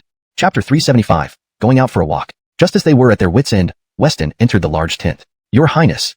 The people inside the tent saw Weston, and all stood up to greet him respectfully. What happened? Why are all of you frowning? Is it because the Emperor's reward is too little?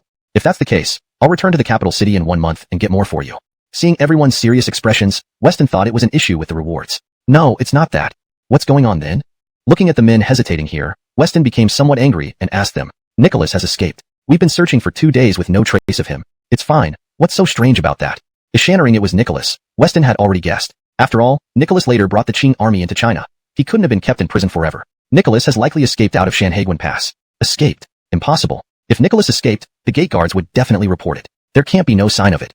Knowing Finian was responsible for the city gates but hadn't received any reports, he didn't quite believe what the Barnabas said. But wouldn't subordinates choose to conceal it from you during such times when rewards and promotions are being distributed? Would you rather report, or hide it if someone escapes under your watch?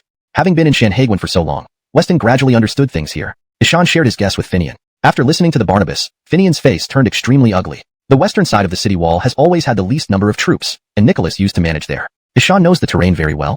Weston went to the sand table, pointing towards the west wall, speaking to all birdies.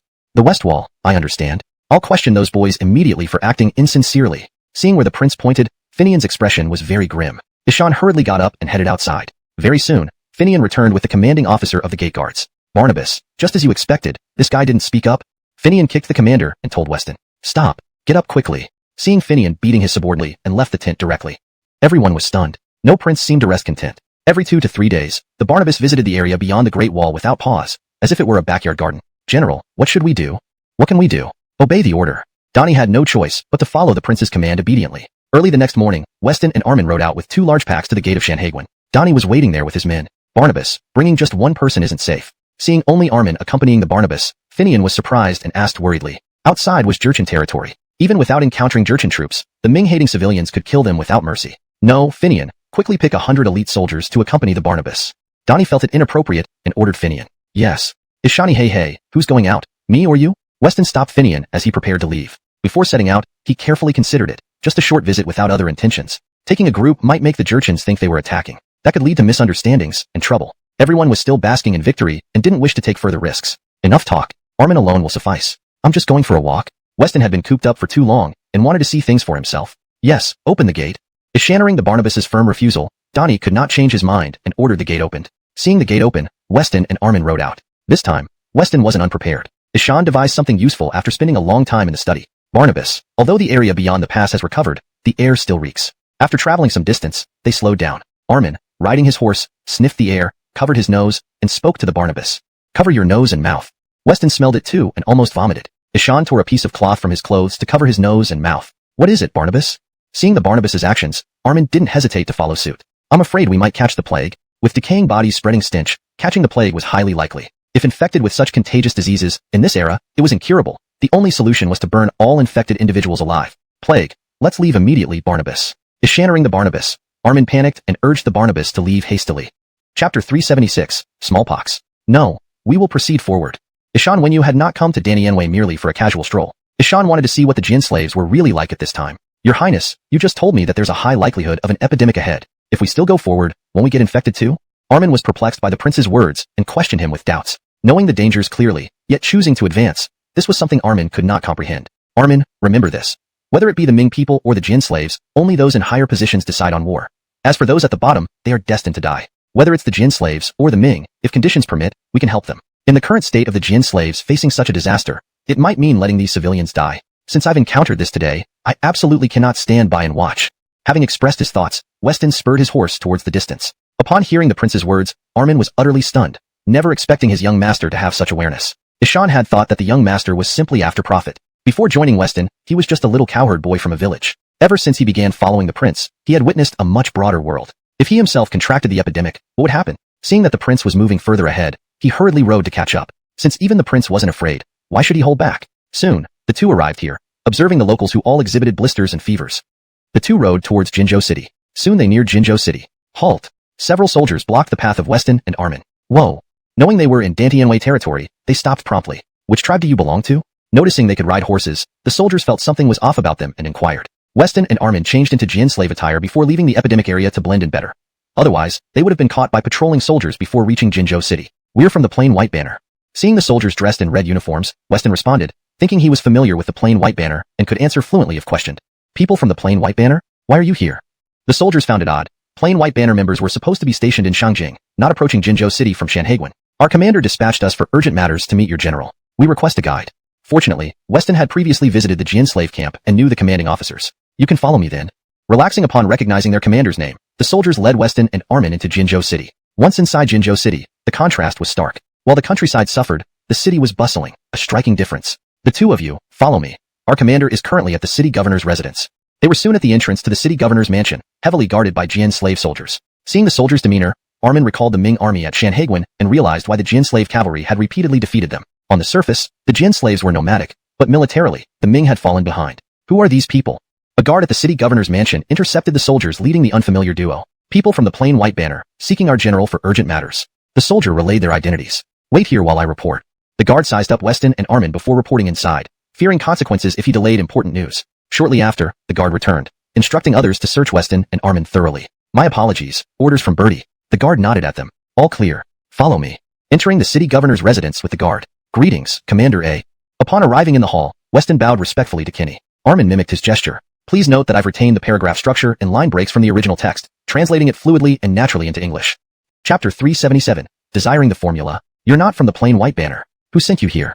Just as Beckett and Armin finished their greetings, Thomas, sitting on the chair, threw his cup and yelled at Beckett. As the cup hit the ground, all the soldiers outside rushed into the hall, surrounding Beckett and Armin. With weapons pointed at them, the unarmed Beckett and Armin could only stand obediently, not daring to make any sudden moves. Tell me, whose men are you? The first one to speak can leave. Thomas walked over with a knife in hand, looking at Beckett and Armin, thinking of an amusing way to handle them. Commander Thomas, did you forget that we met at Shanhaiguan before? Ishannering this, Beckett removed his hat, revealing himself without hiding his identity any longer. You're Beckett. Upon seeing the man who had destroyed the will using crossbows at Shanhaiguan, Thomas immediately recognized him. Haha, it's truly an honor that Commander Thomas hasn't forgotten me. Recognizing himself was unnecessary since his disguise was meant to blend in with the lower-ranking soldiers. Ishan feared being killed if recognized, with his head taken as proof of merit. Everyone, leave us. Recalling the scene at Shanhaiguan, Thomas remembered that Beckett was close to the current Elwyn. Although he despised the Ming, there was nothing he could do, so he helplessly ordered his subordinates to leave. The mighty Barnabas of Northern Conquest, what brings you to my humble abode?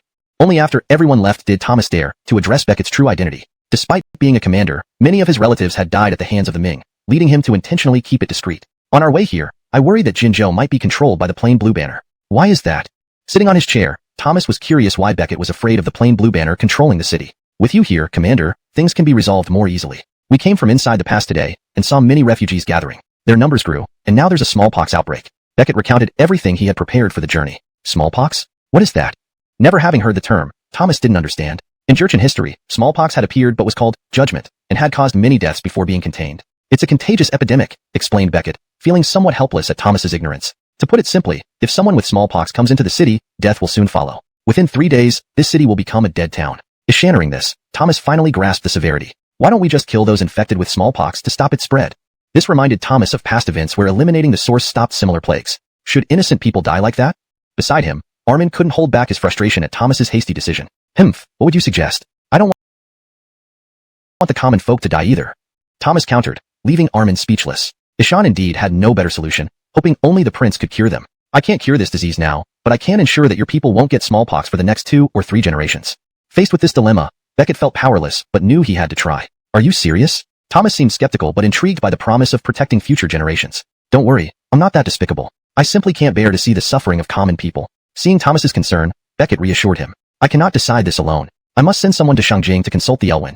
The matter was too significant for Thomas, a mere commander, to decide. If you send someone to Shangjing and back, it'll be too late. By then, it'll be too late for anything. Beckett feared delays would cost lives. I cannot make such a decision without permission. Despite hoping Thomas would agree, Beckett faced continued refusal. Since we cannot continue this discussion, we'll take our leave. Assuring Thomas wouldn't act, Beckett decided to depart with Armin. Wait, Dantiards. Thomas wouldn't let them leave so easily. While uninterested in saving the refugees, he was intrigued by Beckett's method. From Beckett's words and demeanor, it didn't seem like a joke. If successful, this could be a historic achievement. The guards rushed in upon hearing their commander. What are you doing, Commander? Beckett asked, smiling at Thomas. Just asking you to stay a few days until I hear back from Shangjing. Once I have word, we can proceed. Beckett realized Thomas wanted to seize the formula for curing the epidemic. Thomas, don't forget, your Elwyn is my student. If he learns of your actions, you know what will happen. Chapter 378. The plague rages on. Now Weston had no choice but to bring Matthew out of hiding. Ishan couldn't remain trapped in Jinzhou City. Matthew was their herald, and they had to take his safety into account. Take him away. After hearing Weston's words, Thomas did not change his mind and continued issuing orders to his subordinates. Commander, you called for me. After much deliberation, Thomas decided to handle the plague first before reporting to Shangjing, and quickly summoned someone. You lead a team to this location and kill all the refugees there. Burn their bodies to ashes. Thomas walked to the sand table and pointed out a location as he gave instructions to his deputy commander. Yes, I will go immediately. The deputy commander quickly led a group to the source of the plague. The area was filled with a foul stench. Cover your mouths and noses. Kill any refugee on sight, whether adult or child, without hesitation. Leading on horseback, the deputy commander charged towards the refugees, many of whom were trampled under the horses' hooves even if they weren't killed by blades. Burn everything. Return to the city after it's done. After disposing of the refugees, the deputy commander ordered his men to burn the site. Soon, a roaring fire engulfed the area. Seeing the flames rise, the deputy commander thought it safe to remove his mask, and the other soldiers followed suit. They then returned to Jinzhou City. Back in the city, they entered a noodle shop and indulged in food and drink. Only a few days later, cases of smallpox started appearing in Jinzhou City. Initially, people thought it was just common colds and paid little attention. Those who had participated in the killing of the refugees soon noticed that they had similar symptoms and panicked. They immediately reported to their superiors. Commander, something's wrong. Some soldiers have developed boils and high fevers. Soon, soldiers rushed to the city lord's residence to report to Thomas. Aldenry, isolate everyone infected immediately. We can't let them spread the disease further. Thomas realized too late that those who had gone to kill the refugees had contracted the plague and brought it back. Post notices throughout the city. Anyone with persistent fever and boils must report themselves for isolation. Thinking of how his soldiers had come from outside, Thomas feared wider transmission. If it spread across the entire city, the herald would surely have his head. Hours passed as Thomas anxiously waited, fearing any mishap happened, and Thomas walked in with a forced smile. Well, Commander Thomas, what brings you here? Pretending to sleep, Weston left Armin to greet Thomas. Seeing Thomas's grim expression, Armin understood the severity of the situation. I've offended you both. Please don't hold it against us. Looking at Weston and Armin, Thomas, fearing for his life, lowered his head in respect. Mr. Alden, if you help us now, any request you make will be granted by me. Deal. Weston, who had been waiting for this moment, sat up immediately. Seeing Weston smile, Thomas felt like he'd been tricked. I need many supplies, and your men must cooperate fully. Before leaving, Weston made sure Thomas agreed to assist, fearing no one would listen to him once he was out, rendering his efforts useless. Agreed. I'll inform everyone right away. Thomas, eager for Weston's help, promised promptly. Good enough, Weston said as he and Armin marched out of the prison. Upon arriving at the city lord's residence, they found everyone wearing masks. Excellent. Armin, gather the items on this list. Weston handed Armin a list of medicinal ingredients. Now, Red Banner troops must follow Mr. Alden's orders. Any defiance will result in 50 lashes per person. Feeling awkward for not accompanying Weston, Thomas sternly ordered his men. I need you to gather all the sick and assure them we can help. Understood. Leave it to me. Ishaning Weston's instructions, Thomas wasted no time and went off to gather the infected. Your Highness, we've searched all the pharmacies in the city. We found only a fraction of the herbs needed. By afternoon, Armin reported back to Weston. Send swift riders to Shanhaiguan and ask Donnie to prepare everything on this list. Translation provided adheres to the guidelines specified in the instruction. The tone, style, and paragraph structure are maintained as closely as possible to the original text. Chapter 379. Rescuing the people of Jinzhou. Your Highness, with all due respect, if word gets out that we're using Ming medicine to aid the Jin slave people, your position could become precarious. After hearing the prince's words, Armin didn't immediately act. Ishan anxiously expressed his concerns. Anything that happens will be my responsibility. The priority now is to save lives. It seemed absurd to transport supplies from one's own country to the enemy. But Weston did not care about this. He only wished to resolve this issue quickly so he could continue his journey. Yes. Seeing the prince's determination, Armin dared not say anything more. Ishan mounted his horse, leading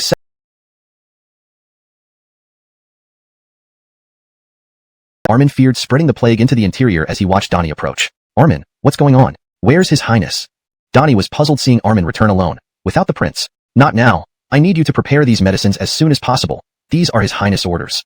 Not having the time to explain further due to the ongoing crisis in Jinzhou, Armin stated his purpose. Men, prepare the medicines immediately. Although baffled by the quantity requested, Donnie complied upon recognizing the prince's authority. Come, let's go inside for some warmth. Seeing the bitter cold, Donnie invited Armin. Brother Yuan, thank you for your offer. However, the epidemic outside the pass is severe. Shenheguan must also prepare early. Knowing the gravity of the situation, Armin politely refused. Understood. Donnie realized the seriousness and didn't press further. After 2 hours, carriages loaded with gathered herbs arrived. Seeing the large quantity of medicine, Armin felt confident they were sufficient. Once the Ming soldiers left, he instructed his men to collect the goods. Shenheguan needs to prepare as well. Let's go. Reminding Donnie before departing with the medicine. Prepare for the epidemic. Stockpile medicines in advance. Understood. Back at camp, Donnie summoned his officers to discuss the epidemic. Everyone acknowledged this something. Almost surprised by Weston's request for items, rather than negotiating terms, Garth listened as Weston explained his requirements. Upon hearing the request, Garth found it peculiar but swiftly arranged for his men to comply. Jinzhou recovered its usual vibrancy and underwent thorough sanitation. At this celebratory banquet, allow me to raise a toast to you. Without your assistance, we would have been helpless. At the banquet, Garth toasted Weston. The root cause of the epidemic was the improper burial practices among your people, allowing corpses to decay unchecked. Taking a sip of wine, Weston addressed everyone sternly. Did you all understand that clearly? Ensuring everyone took note, Garth reaffirmed Weston's warning. Hashtag chapter 380. Arrival at Bukarang. Lord Alden, this time you saved tens of thousands of civilians and soldiers in Jinzhou. Thomas, thank you.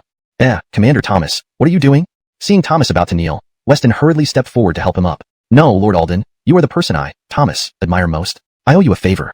Previously, Weston was rumored to be very greedy for wealth, and Thomas had thought that this time he would also ask for money. But unexpectedly, Weston intended to leave so soon. It's fine. If you truly march into Shenheguan one day, please do not massacre the civilians.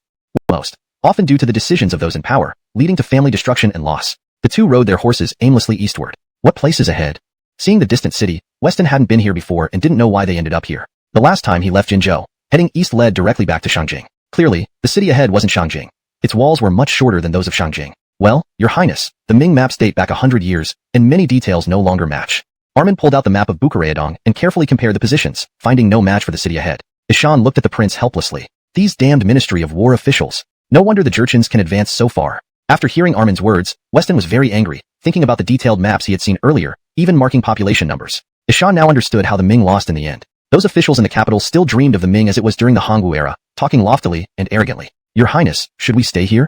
After Weston vented his anger, Armin finally asked. Let's go inside and see. We hardly get to visit this place. At the city gate, the two were stopped by soldiers for questioning. From the right Manchu banner. Yes, we're returning home for a visit and passed by here. We want to rest for a few days before continuing our journey. When leaving Jinzhou, Thomas feared Weston might encounter trouble, so he quickly changed some credentials to reflect the right Manchu banner. Do you really need to enter? Shut up. Let them through. One soldier glanced at Weston and Armin, with a hint of sympathy, trying to say something more but was interrupted by another soldier. Thank you. Armin exchanged glances with Weston and then smiled as they entered the city with their horses. Ishani, brother. What's the name of this place? Once inside the city, Armin saw the poverty and found a vendor to ask. This is Bukarang. You're not locals, are you? The vendor, originally dozing off, perked up at the sound of potential business, but then saw just two strangers and replied irritably. As Weston and Armin were about to leave, the vendor seemed to recall something and hurriedly called after them. If you're not locals, you can't enter the city? Ishannering this, Weston glanced at Armin, who immediately understood and asked the vendor. Not exactly. You can still leave now if you wish. If you're caught, you won't be able to escape. The old man's face was filled with fear, urging Weston and Armin to leave. What are you talking about? What's going on here? Seeing the old man's genuine fear, Weston recalled the soldier at the gate who wanted to speak but couldn't. Looking around, the streets were unusually empty, indicating something was indeed wrong. The soldiers, they're coming. Just as the old man spoke, soldiers appeared from afar. Ishan abandoned his stall and rushed back into his house. Ishani, are you new here? 6 soldiers approached Weston and Armin. One of them arrogantly slapped Armin, asking rudely. Yes, we're part of the right Manchu banner, and we wish to rest here. Faced with these unfriendly soldiers, Armin mentioned Thomas, hoping it would make a difference. Ishanard, you're from the right Manchu banner. Escort them to an inn and protect their safety. The lead soldier paused, recognizing their affiliation, and became polite, instructing his men to take care of them before leaving. 5 soldiers led Weston to an inn. Something felt amiss, and Weston decided to play along, avoiding conflict. Sir. The soldiers soon arrived at the county office. What's up? A man sat at the head of the table, sipping tea as he addressed the soldiers. 2 soldiers from the right Manchu banner arrived today. I did not act rashly but arranged for them to stay at an inn, assigning 5 men to watch over them. I'm reporting this to you. The soldier explained his actions thoroughly. What they didn't realize was that such precautions were meaningless to Weston and Armin. You did well. Keep this low profile. Ensure they leave early every morning. Ishaning his subordinate's plan, the price agreed, deciding to handle things smoothly without attracting attention from the right Manchu banner. ####Chapter 381. Investigating the truth. If these two were killed, the Zhenghong banner would definitely send people to investigate, and this place's secrets would be exposed. Fenwick had not yet settled comfortably into his position as a self-proclaimed emperor and did not want things to be discovered so soon. If Weston were standing here, he would undoubtedly recognize the person sitting in the main seat. Precisely the man the Eastern Depot had been pursuing all along. No one could have imagined that a fugitive would come to beyond the Shanghai Pass and even become a county price for the Jurchens. Fenwick did not originally intend to be a county price. However, after arriving in Jianzhou, he was immediately escorted to Shangjing by the then Commander Griffin. The newly appointed Elwyn Matthew showed no interest in Fenwick, who had previously clashed with Roger, who also whispered unfavorable words about him. Despite this, Fenwick had made some contributions, and after much deliberation, they decided to grant him a minor official position to encourage more people from the Ming dynasty to join them. They eventually found the small city of Bukarang. Most territories beyond the pass were under the control of various banners, none of whom wished to give land to a Ming person. The small city of Bukarang was chosen because Theo saw it as an important grain depot and built a city there. That night, Weston and Armin directly left the room through the window and moved on rooftops. "Barnabas, that vendor today must know something," Armin said to the prince as they walked down the street, noticing how few households had lights on. "I think so too." They arrived at the vendor's door. Knock knock. Knock knock. There was no response inside. Weston stepped back while Armin pulled out a dagger and unlocked the door from the inside. "Get away from me. What are you trying to do?" As Armin stepped inside, he heard voices and saw a stick about to fall. Ishan quickly dodged and pinned the vendor to the ground. "Why are you here? You're working with those villains." The vendor recognized the voices and looked up to see the two men from earlier, becoming angrier. "Cover his mouth and take him inside." With the noise outside catching attention, Weston closed the door and ordered Armin to move the vendor. "There was definitely a sound coming from here. You must have heard wrong." After checking the area without finding anything, the guards left. "We are from the Zhenghong banner. We want to know why everyone here seems terrified of the local authorities." Once the guards were gone, Weston questioned the bound old man in the inner room. "Uncover his mouth." Realizing the mistake, Armin felt embarrassed and scratched his head. "You're all traitors. Talk to the price if you have something to say. Ishan will surely enjoy it." The vendor saw their attire and refused to speak, recognizing them as from the Zhenghong banner. "Magistrate." Seeing the vendor's reluctance, Weston couldn't force him. But he realized the city's condition was directly linked to the price. "Let's go see what this price is up to." Turning to leave, Weston paused. What should we do with him? Looking at the tied-up vendor, Armin didn't want to cause trouble. "We're investigating. If you want to escape this plight, don't report us." Seeing the old man's innocence, Weston instructed Armin to untie him. Once freed, they prepared to leave. "Wait," the old man called out. "Are you really here to save us?" Almost surprised, the old man asked Weston and Armin. "Certainly. How can we side with your price when we just got here?" The old man gave directions to the county office. "Why do you hate the price so much?" "Ishan's a Ming person, but the townspeople are all Jurchen. Despite this, he became price somehow. Initially, he treated us well and earned our respect. One day, drunkards insulted him publicly, leading to their imprisonment. These were wealthy citizens who wouldn't tolerate this, attempting to assassinate him. But a ruthless figure protected him, killing everyone involved. Since then, the price has changed, exploiting the people, amassing wealth, and trapping us here. The soldiers now act like bandits. That's why the town is decaying. So that's it."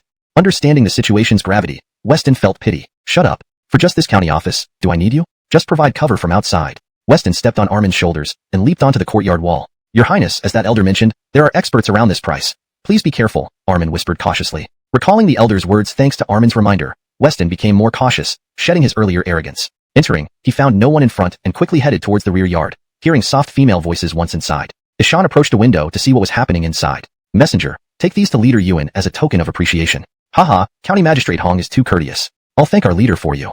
The messenger stared in surprise at a large chest full of gold and jewels. Their Chahar banner could be considered quite poor among the Jurchens, wars having drained many resources. "Well then, I leave my matter to Leader Yuan." For Fenwick, this chest was but a small fraction of his recent plunder from the city, 10 times over. Of course, nothing comes for free. That task is very challenging even for us. The messenger, looking at the chest with no share for himself after traveling so far, felt irked. "Messenger, if the task is handled properly, everything will be negotiable." Fenwick knew what the messenger wanted. Whenever money could solve it, shattering noises inside, he hurried to the window. "Let go of me. The louder you scream, the more excited I get." Unable to bear it, Weston covered his face and barged in. "Out of my way. Don't delay my important matters."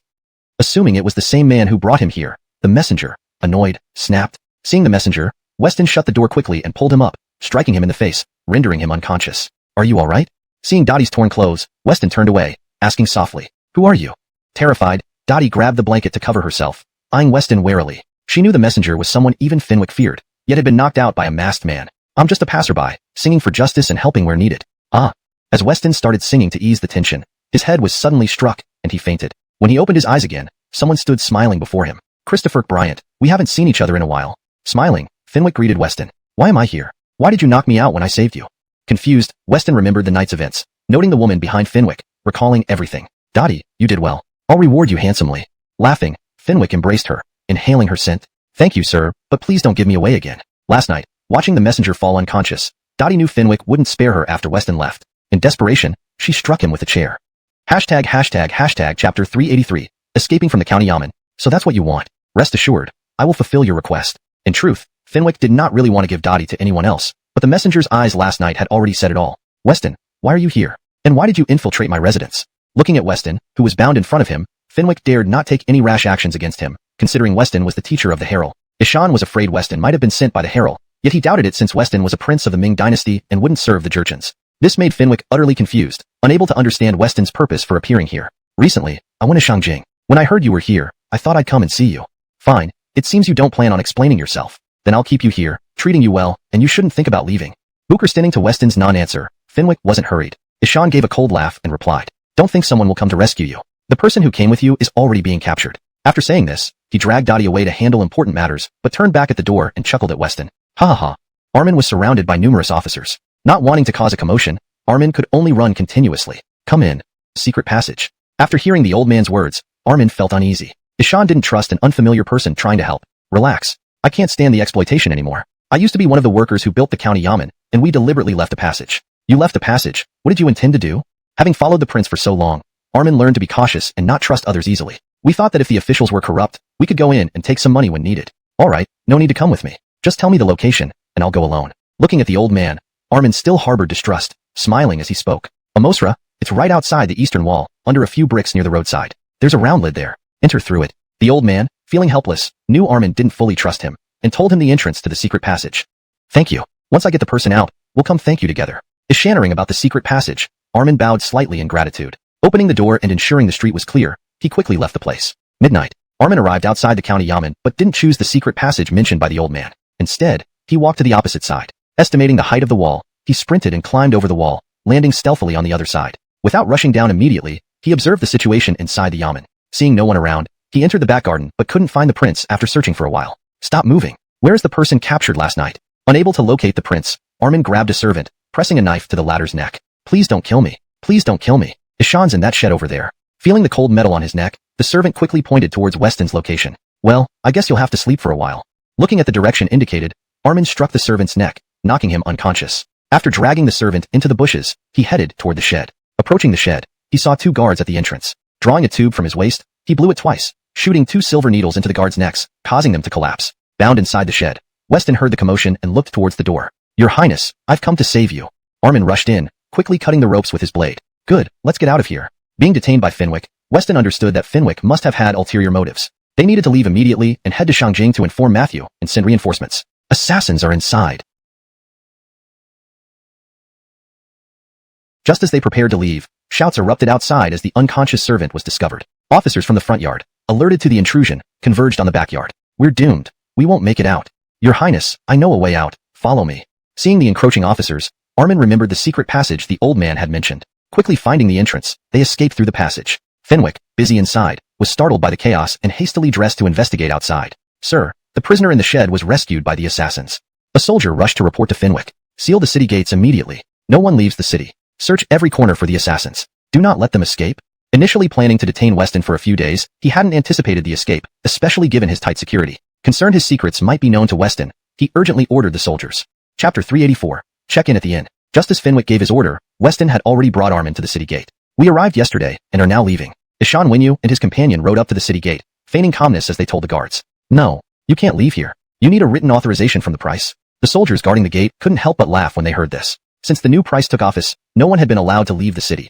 It was the funniest thing they'd ever heard. Let them go. A bailiff walked out and, recognizing them as Red Banner personnel, signaled the guards to let them through. Yes. These soldiers had all become pawns of Fenwick, and the bailiff too was appointed by Fenwick to ensure no one could leave the city. If any soldier let someone go, their families would be executed. The guards, not expecting the price to release these two, could only step aside. Their eyes followed Weston and Armin with desperate pleading. They knew they wouldn't be able to leave. All hopes rested on these two men returning to save them. Alden, re up and get lost.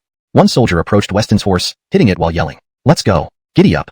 Weston glanced at the soldier, then spurred his horse away. After Weston and Armin were well out of sight, Santiago led his men to the city gate. Where are the two people who entered the city yesterday? Santiago rode up and asked the bailiff stationed at the gate. Following your orders, they left about half an hour ago. the bailiff replied quickly, having recognized him as one of the Price's personal guards. You. Enraged that the bailiff had let them go, Santiago slashed his sword at the bailiff, blood spattering onto nearby soldiers. Witnessing this gruesome scene, everyone felt a mix of relief and dread. Relief because one of their oppressors was dead, dread because they might meet the same fate someday. Magistrate. Soon, Fenwick rode up, assuming the two had been detained. Seeing the situation, he immediately understood what had happened. In which direction did those two go? Fenwick looked at the soldiers guarding the gate. Santiago, stay here. The rest of you come with me. Realizing the road pointed toward Shangjing and fearing unrest in Bucharang if he left, Fenwick hesitated before deciding to leave Santiago behind to guard the city. Ishan didn't want to return only to find his base stolen. The soldiers thought the Price was about to leave, but were horrified to learn a fearsome enforcer would remain in charge. Any thoughts of escape were dashed once more. As you command. Santiago immediately agreed without a word. Let's go. Giddy up. With everything arranged, Fenwick led 20-odd men to pursue Weston. Just a bit further, and we'll see Shangjing. After traveling for over a day and night, Armin checked the map and told the prince. That's enough. Let's rest well at the inn ahead. Tired from the long journey and seeing no pursuers, Weston spotted an inn ahead and suggested resting there. Agreed. Before entering the inn, they deliberately changed into White Banner attire. Take care of our horses. Ishanra some silver for your trouble. At the inn's entrance, Armin handed a silver tael to a waiter. Thank you, sir. Please come inside. The waiter, thrilled by such generosity, ushered them in, then led their horses to the stable with the best feed available. What would you like to eat? The innkeeper approached, recognizing their White Banner garb and treating them with great respect. We want to stay here. Noticing the comfortable environment, Weston nodded to Armin, who pulled out 10 taels of silver and placed them in the innkeeper's hand. Ah, welcome, esteemed guests. Please follow me to the upstairs private room. Their small inn was struggling due to the war. Travelers rarely paid, and regular customers were scarce. This unexpected wealth was most welcome. Bring us the best food upstairs. If anyone asks, you know how to respond. Weston, mindful of his scattered silver and glad Armin, had arranged the horses beforehand, handed another 10 taels to the innkeeper upon entering the room. Don't worry. I'll say you're merchants on your way to Shangjing for business. The innkeeper eagerly grabbed the money, fearful of losing such a generous customer. Fine. Checking no one was around, the innkeeper carefully hid the money, knowing it was dangerous during wartime. In times of chaos, even carrying treasure could bring trouble. Sir, this is Shangjing ahead. After chasing them so long, those two must have entered the city. Not wrong. Let's rest at the inn ahead. We can't enter the city now anyway. Those were for a free meal. Even if he didn't say this, they wouldn't leave without causing trouble. With almost no customers left in the inn, losing the only waiter would mean shutting down the business entirely. Sir, what should we do with this waiter? The head constable smiled after hearing the innkeeper's plea and turned to the Price for instructions. Sir, please spare him. Unexpectedly, they had met some tough guys. Amash incidents happened before, but he never thought these men would draw their knives so easily. Ishan couldn't understand how poor they must be if they didn't even give loose silver coins. But such thoughts could only be kept inside. It was too risky to speak up with a knife still pressed against his neck. Let's settle it this way. The boss has offered to cover today's expenses, so let's be lenient. Amosra, sure, officers, please come inside. The innkeeper was also speechless. If they wanted a free meal, why make it seem so grand? Christian, have you had any other guests here recently? Entering the inn, the head constable looked around and asked. A few merchants are staying upstairs, but no other guests. Recalling the earlier conversation, the innkeeper quickly covered up the details. Ishannering this, the head constable didn't press further, assuming the two fugitives had already reached Shangjing. Meanwhile, Weston and Armin were in their room, having heard the noise outside. They knew the pursuers had arrived. Ishanra's your reward. Remember, don't say what shouldn't be said. Armin threw a silver ingot at the innkeeper, securing his silence. All right, take care, gentlemen. Watching Weston and Armin leave, the innkeeper couldn't help but notice the stark contrast between them and the drunken officers. The next morning, Fenwick and his men woke up and gathered downstairs, only to realize one man was missing. What happened? Who knows where he is? Seeing someone absent, the head constable inquired urgently. Ishan went to relieve himself last night and never came back. This isn't good. Search immediately. Fenwick felt uneasy. Ishannering that the man had vanished overnight, he issued orders swiftly. Sir, we found him. Soon, the dead body was discovered, and Fenwick rushed upstairs. Seeing the single slash mark on the corpse, he knew this was no ordinary kill. Didn't you say these were merchants? Why was my man killed? Enraged, the head constable grabbed the innkeeper, demanding answers. I'm just a businessman. How would I know who they are? When did they leave? Fenwick was infuriated. This was undoubtedly Weston's doing. How close he had been, yet he hadn't noticed. Now, Weston had escaped after killing one of his men. I don't know. I went to bed early. The innkeeper showed no fondness for the officers and refused to cooperate. Sir, our horses appear to have been poisoned with croton seed. None of them can stand. A guard reported back urgently. Sir, what should we do now? Everyone realized they couldn't possibly catch up. The fugitives were likely already in Shangjing. Back to Bucharang. If Weston entered Shangjing, given his connections, he could easily reach Matthew. That would be the end for Fenwick. His only option was to leave quickly. Halt. Dismount for inspection? Arriving in Shangjing, Weston and Armin inquired until they reached Griffin's residence in the bordered White Banner district. Who are you? What do you want with our commander? Noticing their bordered White Banner attire, the guards questioned them. Tell Commander Cristoforo that Weston is here. Weston? You're from the Ming dynasty. The guards grew tense and surrounded them. Do you think I'd come here to die if I didn't know your commander? Weston laughed at the surrounding soldiers. Hold them here while I report to the commander. Fearful of a misunderstanding, The guard relayed the message to Griffin. Upon hearing it was Weston, Griffin hurried to the entrance. What's going on? Stand down. Seeing Weston surrounded, Griffin waved the soldiers off. Chapter 386, Wine Pool and Meat Forest, Silas. Mr. Alden, I'm quite curious how you managed to get to Shangjing. Crew, along with Weston and Armin, sat down in the main hall. Seeing that both were unharmed, he felt genuinely puzzled. The road from Shanhaiguan to Shangjing was far from smooth. Soldiers guarded every checkpoint along the way. They had also set up many barriers, fearing any breach of regulations by the Ming dynasty. What can possibly be difficult for our Barnabas? And as for your soldiers, apart from plundering the local populace, they're no good at anything else. Sitting beside Weston, Armin spoke with disdain. Upon hearing Armin's words, Crew's expression darkened immediately. Shut up. This isn't a place for you to speak. Weston noticed Crew's reaction and turned to rebuke Armin. It's all right, Mr. Alden. I'm not that petty. Brother, what did you mean by that? No one would be happy if told their subordinates were robbing the common people everywhere. Of course it's your people. Along the journey, Armin saw much, despite his aversion to the Jurchen, but the suffering of ordinary people deeply touched him. I will send people to investigate this matter. Looking at Armin's serious face, Crew felt he wasn't joking and noted it down. I wonder why Mr. Alden has come to Shangjing now? Although peace currently existed, both sides eyed each other warily. It was uncertain why Weston chose to visit now. I wanted to explore around. I didn't originally plan to come to Shangjing, but something happened on the way. What is it? Curious about Weston's reason for coming to Shangjing, Crew asked. The county price Finwick controls Bukarang City, oppressing the citizens. The messenger from the plain blue banners Silas visited him, and Finwick gave him a large sum of money. We don't know their intentions. Weston recounted what he had witnessed in Bukarang City. What? That Finwick? Upon hearing of Finwick's cruelty towards the Jurchen populace, Crew slammed the table angrily. Finwick once came to Shangjing. Ishan served the former Elwyn and returned to serve under His Highness after the Elwyn's death. His Highness found him too crafty and assigned him as a minor county price in a small town. Send troops immediately to suppress him. I fear he has plans. Weston understood Finwick somewhat. Since his family's ruin, Finwick became brutal. Collaborating with the plain blue banner couldn't be good. That's impossible. That's Silas's territory. Sending troops might cause internal strife among us Jurchens. Ishannering this, Crew waved his hands quickly. Then take me to see Matthew. I'll explain everything to him. Considering Silas wouldn't dare disobey Matthew, Weston thought. His Majesty recently caught a cold and isn't receiving visitors. I doubt he will see you. Then what should we do? Can we just let the city's residents continue suffering? Feeling disheartened upon learning he couldn't meet Matthew, Weston felt defeated. Mr. Alden, there's something I don't understand. Could you clarify? Seeing Weston's reaction, Crew asked curiously. Ask what you need. Why are you so concerned about our Jurchen affairs? Even though a ceasefire existed, the Jurchens and the Ming had deep-seated animosity. If Weston helped previously, it was for the ceasefire. What was his motive now? You. Our Barnabas helps you, and you talk like this. Armin picked up Crew's insinuation that the Barnabas had ulterior motives. Unable to accept this, Armin recalled how no one cared during the plague, yet the Barnabas risked his life to cure them. Unfounded suspicion angered him. Barnabas, let's go. These Jurchens have wolf hearts and dog lungs. Frustrated, Armin pulled Weston to leave. Please wait. I overstepped. I have an idea. We could go find Silas and ask him to handle Bukarang. Realizing he had been too blunt, Crew stopped them and proposed an alternative. Find Silas? Ishan and Finwick collude. How likely do you think he'll handle this? Slightly stunned by Crew's suggestion, Weston countered. We can pressure him. When His Majesty recovers, he will certainly address it. If Silas doesn't cooperate and His Majesty intervenes, he won't get away with it. Crew wasn't foolish. He knew the situation. All right, let's go now. Agreeing, Weston found Crew's proposal reasonable. Crew led Weston and Armin, along with several attendants, to Silas's residence. At that moment, Silas was indulging in a feast of luxury. Silas's influence in the plain blue banner had soared. Commander, Crew from the plain white banner has arrived with others. Interrupted by a soldier's report, Silas ordered Crew inside, knowing it wasn't wise to refuse him. Commander Cristoforo, it's been a while. Smilingly, Silas greeted without standing up or releasing his embrace. Quick, offer Commander Cristoforo a seat. Crew looked aside, disturbed by Silas's decadence, finding it laughable for a leader of the plain blue banner. Bring them in. Seize these two. Noticing the duo behind Crew, especially recognizing Weston, Silas shouted, pointing at Weston and Armin. Get lost. Armin rushed forward, punching back the incoming soldiers protecting his prince. I've been waiting to spar with you. Previously focused on Weston, Silas now realized Armin was Birdie who escaped him at Shanhaiguan.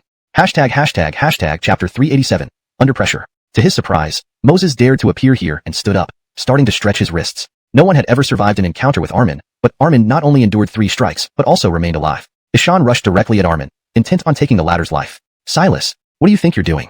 Moses immediately blocked Silas's path, halting him in his tracks. The two collided, and Moses felt a surge of blood rising in his chest as he confronted Silas. What does this mean? Why did you bring these Ming people to my residence? Silas, the first Abdelaru of the Jianzhou Jurchens, had always seemed like a self-proclaimed title to Moses. However, from this collision, it was clear that Silas was no pretender. These are guests of both mine and His Majesty. If you harm them, will the Emperor spare you? Moses coldly reminded him. Stop. Everyone, get out. Realizing Beckett's connection to the Elwyn after hearing Moses' words, Silas urgently ordered his subordinates to stop fighting Beckett. Yes, sir. The subordinates left the hall. Why have you come to see me? If there's nothing important, leave quickly. I have business to attend to. Now, Beckett was someone not to be trifled with. Ishan prepared to continue playing games with no one else around. Lord Alden, perhaps you should handle this, said Moses, relieved that Silas had calmed down. Since Moses had not personally witnessed the events, it made sense for Beckett to recount them. Do you know any connection between Commander Silas and Fenwick of Bukarang? After Beckett spoke, a flash of surprise crossed Silas's face, but he quickly recovered. Bukarang is part of my territory, but I have no recollection of this Fenwick. Rubbing his head thoughtfully, Silas addressed Beckett. Ishan was the price of Bukarang, who kept trying to kill me before I managed to escape to Shangjing. Ah, just a petty official. There are too many territories under my command. It's impossible for me to remember every price. As for sending anyone to deal with you, completely unaware of it. Silas feigned ignorance, hoping that by denying everything, they couldn't touch him. I wanted to resolve this privately, but if even Commander Silas doesn't know, then I needn't trouble you further.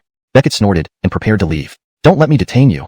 Silas exhaled in relief as Beckett moved to leave. Since Commander Silas isn't aware, Lord Alden, shall we take this matter to the palace? The Elwyn won't stand idly by when he hears about this. Beckett gave Moses a look, and Moses understood, raising his voice for effect. Wait.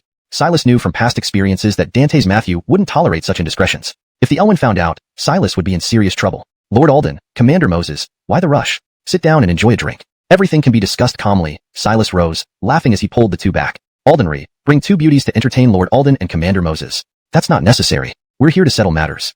Moses waved off the suggestion.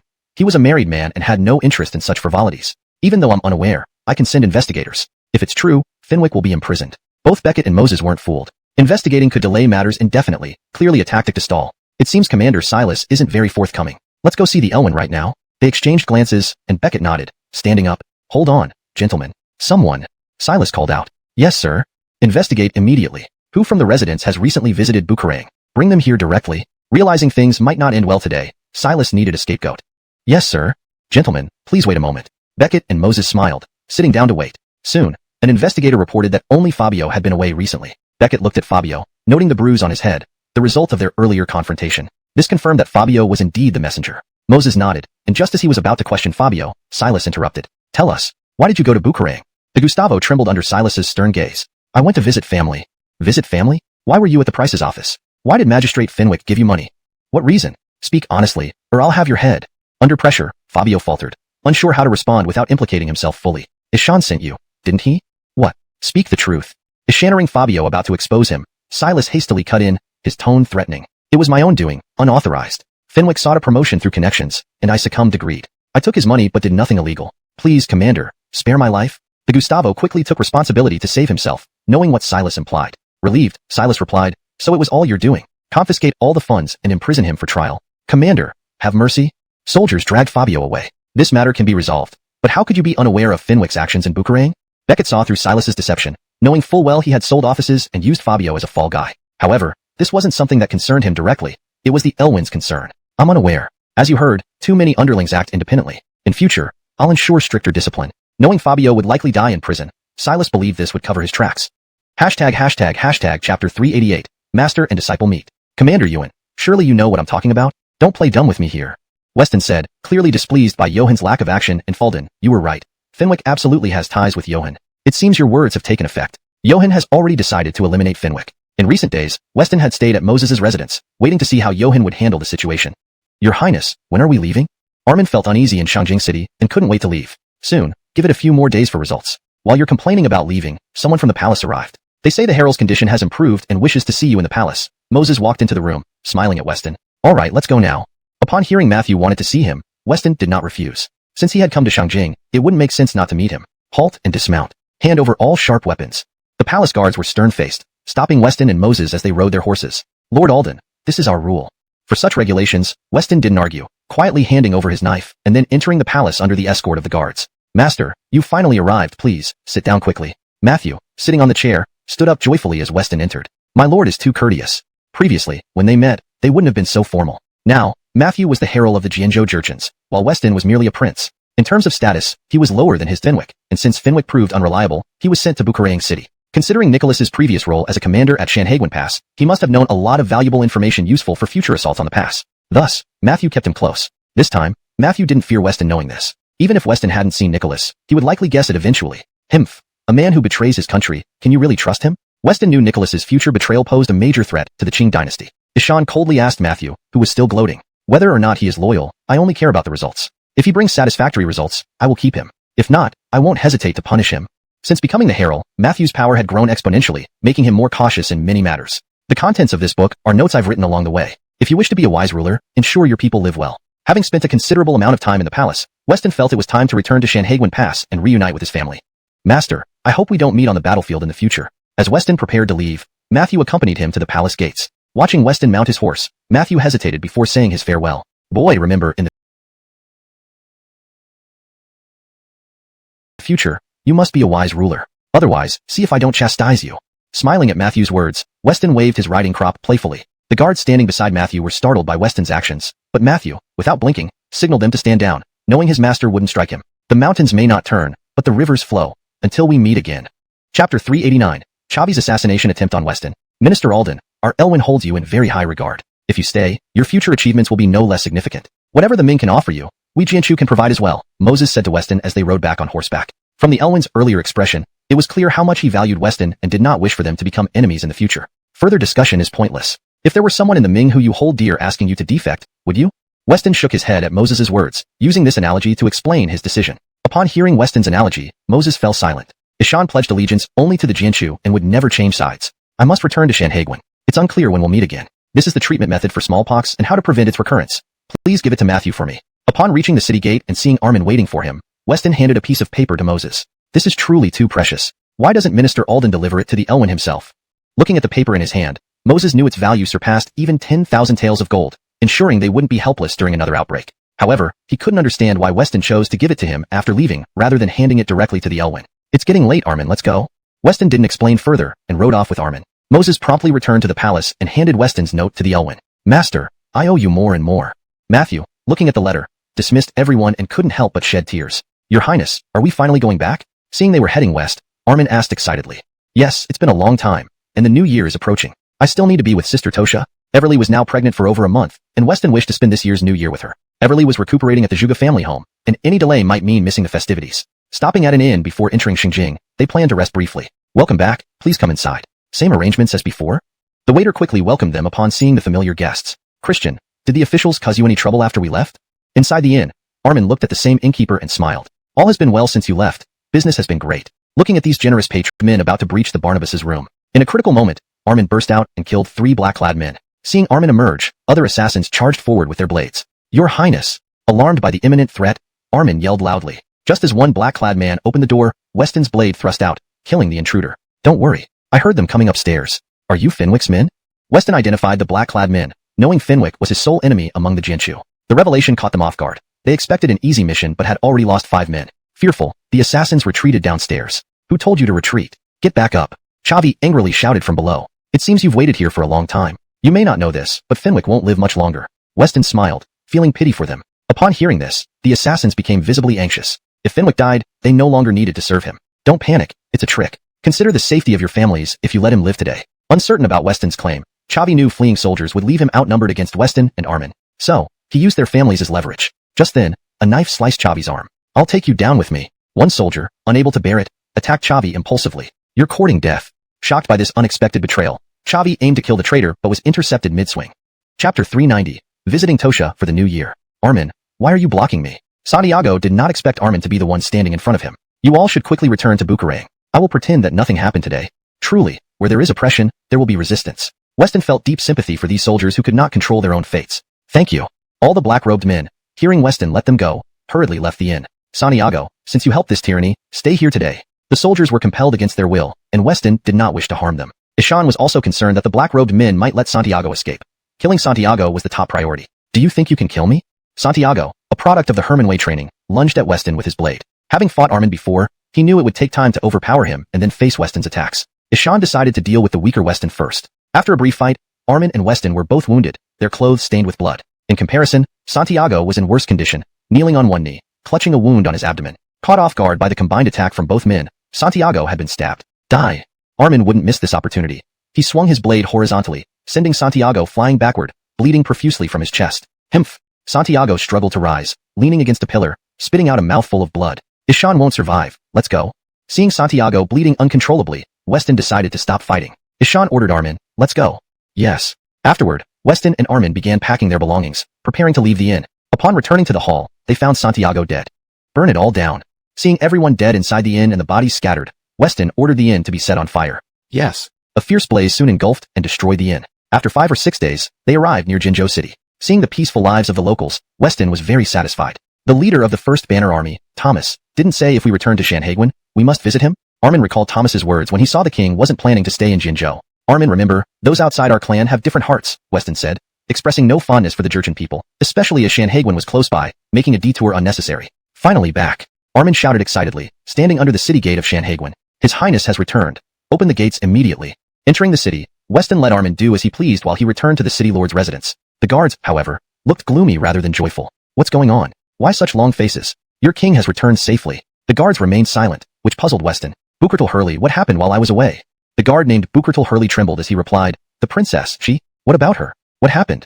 Upon realizing it involved Everly, Weston grew anxious. After the princess left Shanhaiguan, we lost contact with her. She's now missing. They had agreed to write regularly, but after an initial letter, no further correspondence came. We'll leave for Sichuan tomorrow. Though the lack of news was concerning, he needed to check in person. Besides, it was almost the new year. The next morning, Donnie, upon learning Weston had returned, hurried over only to find him packing. Where are you going, Your Highness? Donnie asked beside Weston. It's nearly New Year. I'm going to spend it with my wife. Smiling, Weston explained. Our king is truly a model for us all. Everyone, admiring the king's dedication, remarked enviously. Many commanders at Shanhaiguan had concubines, but no true affection, merely using them for heirs. Why did you come? Weston, noticing the group, inquired. Nothing important. We're just leaving now that we see you're safe. Travel safe. Chapter 391. The Morong family. Everly was 5 months pregnant, and her belly had started to show. No one in the Zhuge mansion dared to discuss this matter casually, all keeping their mouths tightly shut. I can't eat anymore. Everly seemed a bit melancholic, looking at the food in her bowl with no appetite. Barnabas consort, even if you don't feel like eating, the child in your belly needs nourishment. Seeing the Barnabas consort's condition, Aiden couldn't help but be concerned. The Barnabas consort's health was deteriorating, and anyone who didn't know better might think that the Zhuge family was mistreating her. Ishan wouldn't be able to explain to the Barnabas when he returned. Don't worry. I understand my body. I'm just not sure how Sherman is doing. Barnabas consort, please don't worry. The Barnabas will be fine. Everything will turn out all right. Aiden understood why she wasn't eating. She missed him deeply. But seeing the Barnabas now was impossible. He was thousands of miles away at Shanhaiguan Pass. All right, leave the food here. I need some time alone. All right, call me if you need anything. Not wanting to say more, Aiden left the room after placing down the food. Master, the Barnabas has arrived. As Aiden stepped out, a servant rushed over to inform him. The Barnabas? Which Barnabas are you talking about?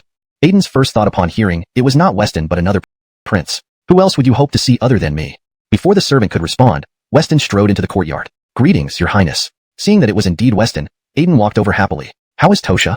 Weston asked anxiously, his main concern on the journey. Sister Tosha is fine, just missing you so much that she can't eat or drink properly. Seeing the Barnabas had arrived, he figured the Barnabas consort would cheer up significantly. Where is Tosha? Upon hearing Aiden's words, he knew Tosha wasn't in good spirits and asked anxiously. She's inside the house. You can go in yourself. Aiden pointed to the house he had just come from. Weston rushed toward the lit-up room. What are you doing? Seeing the Barnabas going to the Barnabas consort, Aiden looked enviously at the sight, wishing for someone like the Barnabas. But then he saw Armin following, so he hurriedly stopped him. I must protect the Barnabas. You're crazy. It's hard enough for the Barnabas and Barnabas consort to meet. What business do you have being inside? Aiden was furious after hearing Armin's response. Armin also felt this made sense and sat down somewhere in the yard. Ishani, have you eaten? On her way out, Aiden turned back and came to Armin. I'm not hungry. Armin glanced at Aiden and shook his head. Rumble. Immediately after speaking, Armin's stomach growled betrayingly. Fine, if you're hungry, you're hungry. I'll take you to get some good food. Armin perked up at the mention of good food and left the courtyard happily. Tosha. Entering the room, Weston softly called out to Everly lying on the bed. At first, Everly thought she was imagining it and didn't pay attention when she heard Weston's voice. Why aren't you eating? Weston sat by the bed, seeing the untouched food beside it, and asked as he picked up the bowl. Sherman. Thinking she heard wrongly at first, she quickly peeked out only to find Weston right there. Good girl, eat.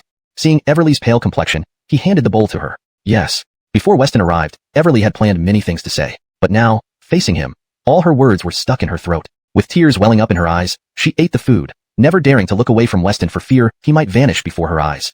Rest assured, I will stay with you until our child is born. Earlier, Weston only thought about Everly and the baby's safety, never considering how she felt. Seeing her current frail state, he felt uneasy. His original plan was to spend the new year with her and then visit the Weihai shipyard. The sailing date needed to be set soon. However, seeing her, he couldn't bear leaving her alone and decided to stay. The next morning, Weston and Everly went to the main hall. Your Highness. Everyone in the main hall stood up and bowed. Please rise. Aiden, what is this all about? Being summoned early in the morning, Weston was puzzled by the crowd. I wanted everyone to meet the Barnabas and discuss matters concerning our fief. After a moment, Aiden finished explaining. Ishan was very pleased because having them manage this place meant a steady stream of income. From now on, you will manage this place. Just ensure the monthly tribute arrives on time. Weston trusted Aiden as long as she remained the head of the household. Your Highness, we've encountered some trouble recently. An elder from the Zhuge family stood up to speak. What kind of trouble? Curious, Weston asked, knowing that no one dared challenge the Zhuge family since they had him backing them. It's the Morong family. They've extended their influence into our territory, launching price wars and seizing half of our business. The Morong family? Who are they? Weston had never heard of them and looked to Aiden for an explanation. The Morong family is just a minor merchant clan, but the person backing them is formidable, almost on par with you, Your Highness. Aiden had immediately investigated them upon their arrival. Oh, I'd like to hear more about that. Intrigued by the rival's backing, Weston smiled and pressed further. It's the Yuan Palace of Yunnan. The sister of the Morong family's patriarch is a concubine of the Yuan, and through this connection, the Morong family has amassed wealth rapidly. People avoid offending them for fear of the Yuan. Our fiefdom is very prosperous, so they've extended their influence into our territory. Chapter 392. No law and order. This Morong family, I've never heard of them. How dare they come to my territory to make money? They didn't even inform me, showing a blatant disregard for me. Upon hearing the situation, Weston was somewhat displeased. He hadn't anticipated that in the south, he had no clout at all. Are you just going to put up with this? After listening to their explanation, Weston felt exasperated as he looked at Aiden for an answer. We went to the Morong residence. The other party was arrogant and ignored us completely. So we decided to wait for your return before discussing the next steps. With his profits decreasing, Aiden, of course, tried visiting the Morong residence to do something about it. This Morong family is really audacious. I'd like to meet them head-on. The Zhuge family were one of the prominent clans in the south, yet they had been turned away by the Morong family. Now, with no other source of income, Weston relied on the Zhuge family to cover expenses. Ishan wouldn't take it lying down if someone was trying to cut off his means of earning. Sherman, what are you planning? Their backer is the Mu King's palace. Oriana, having stayed there for some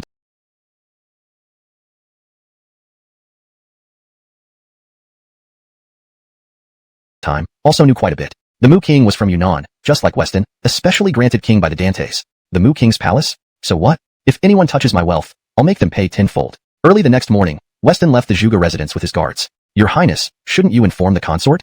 Aiden, riding beside him, asked. No need. If I tell her, we won't be able to go. Weston understood Oriana well. She wouldn't let him do anything dangerous. Your Highness, the Morong residence is right ahead. The Morong family actually originated from Yunnan, but bought a mansion nearby the Zhuge family to better manage the area and rival them. Quite an impressive mansion. They must have made a lot of money.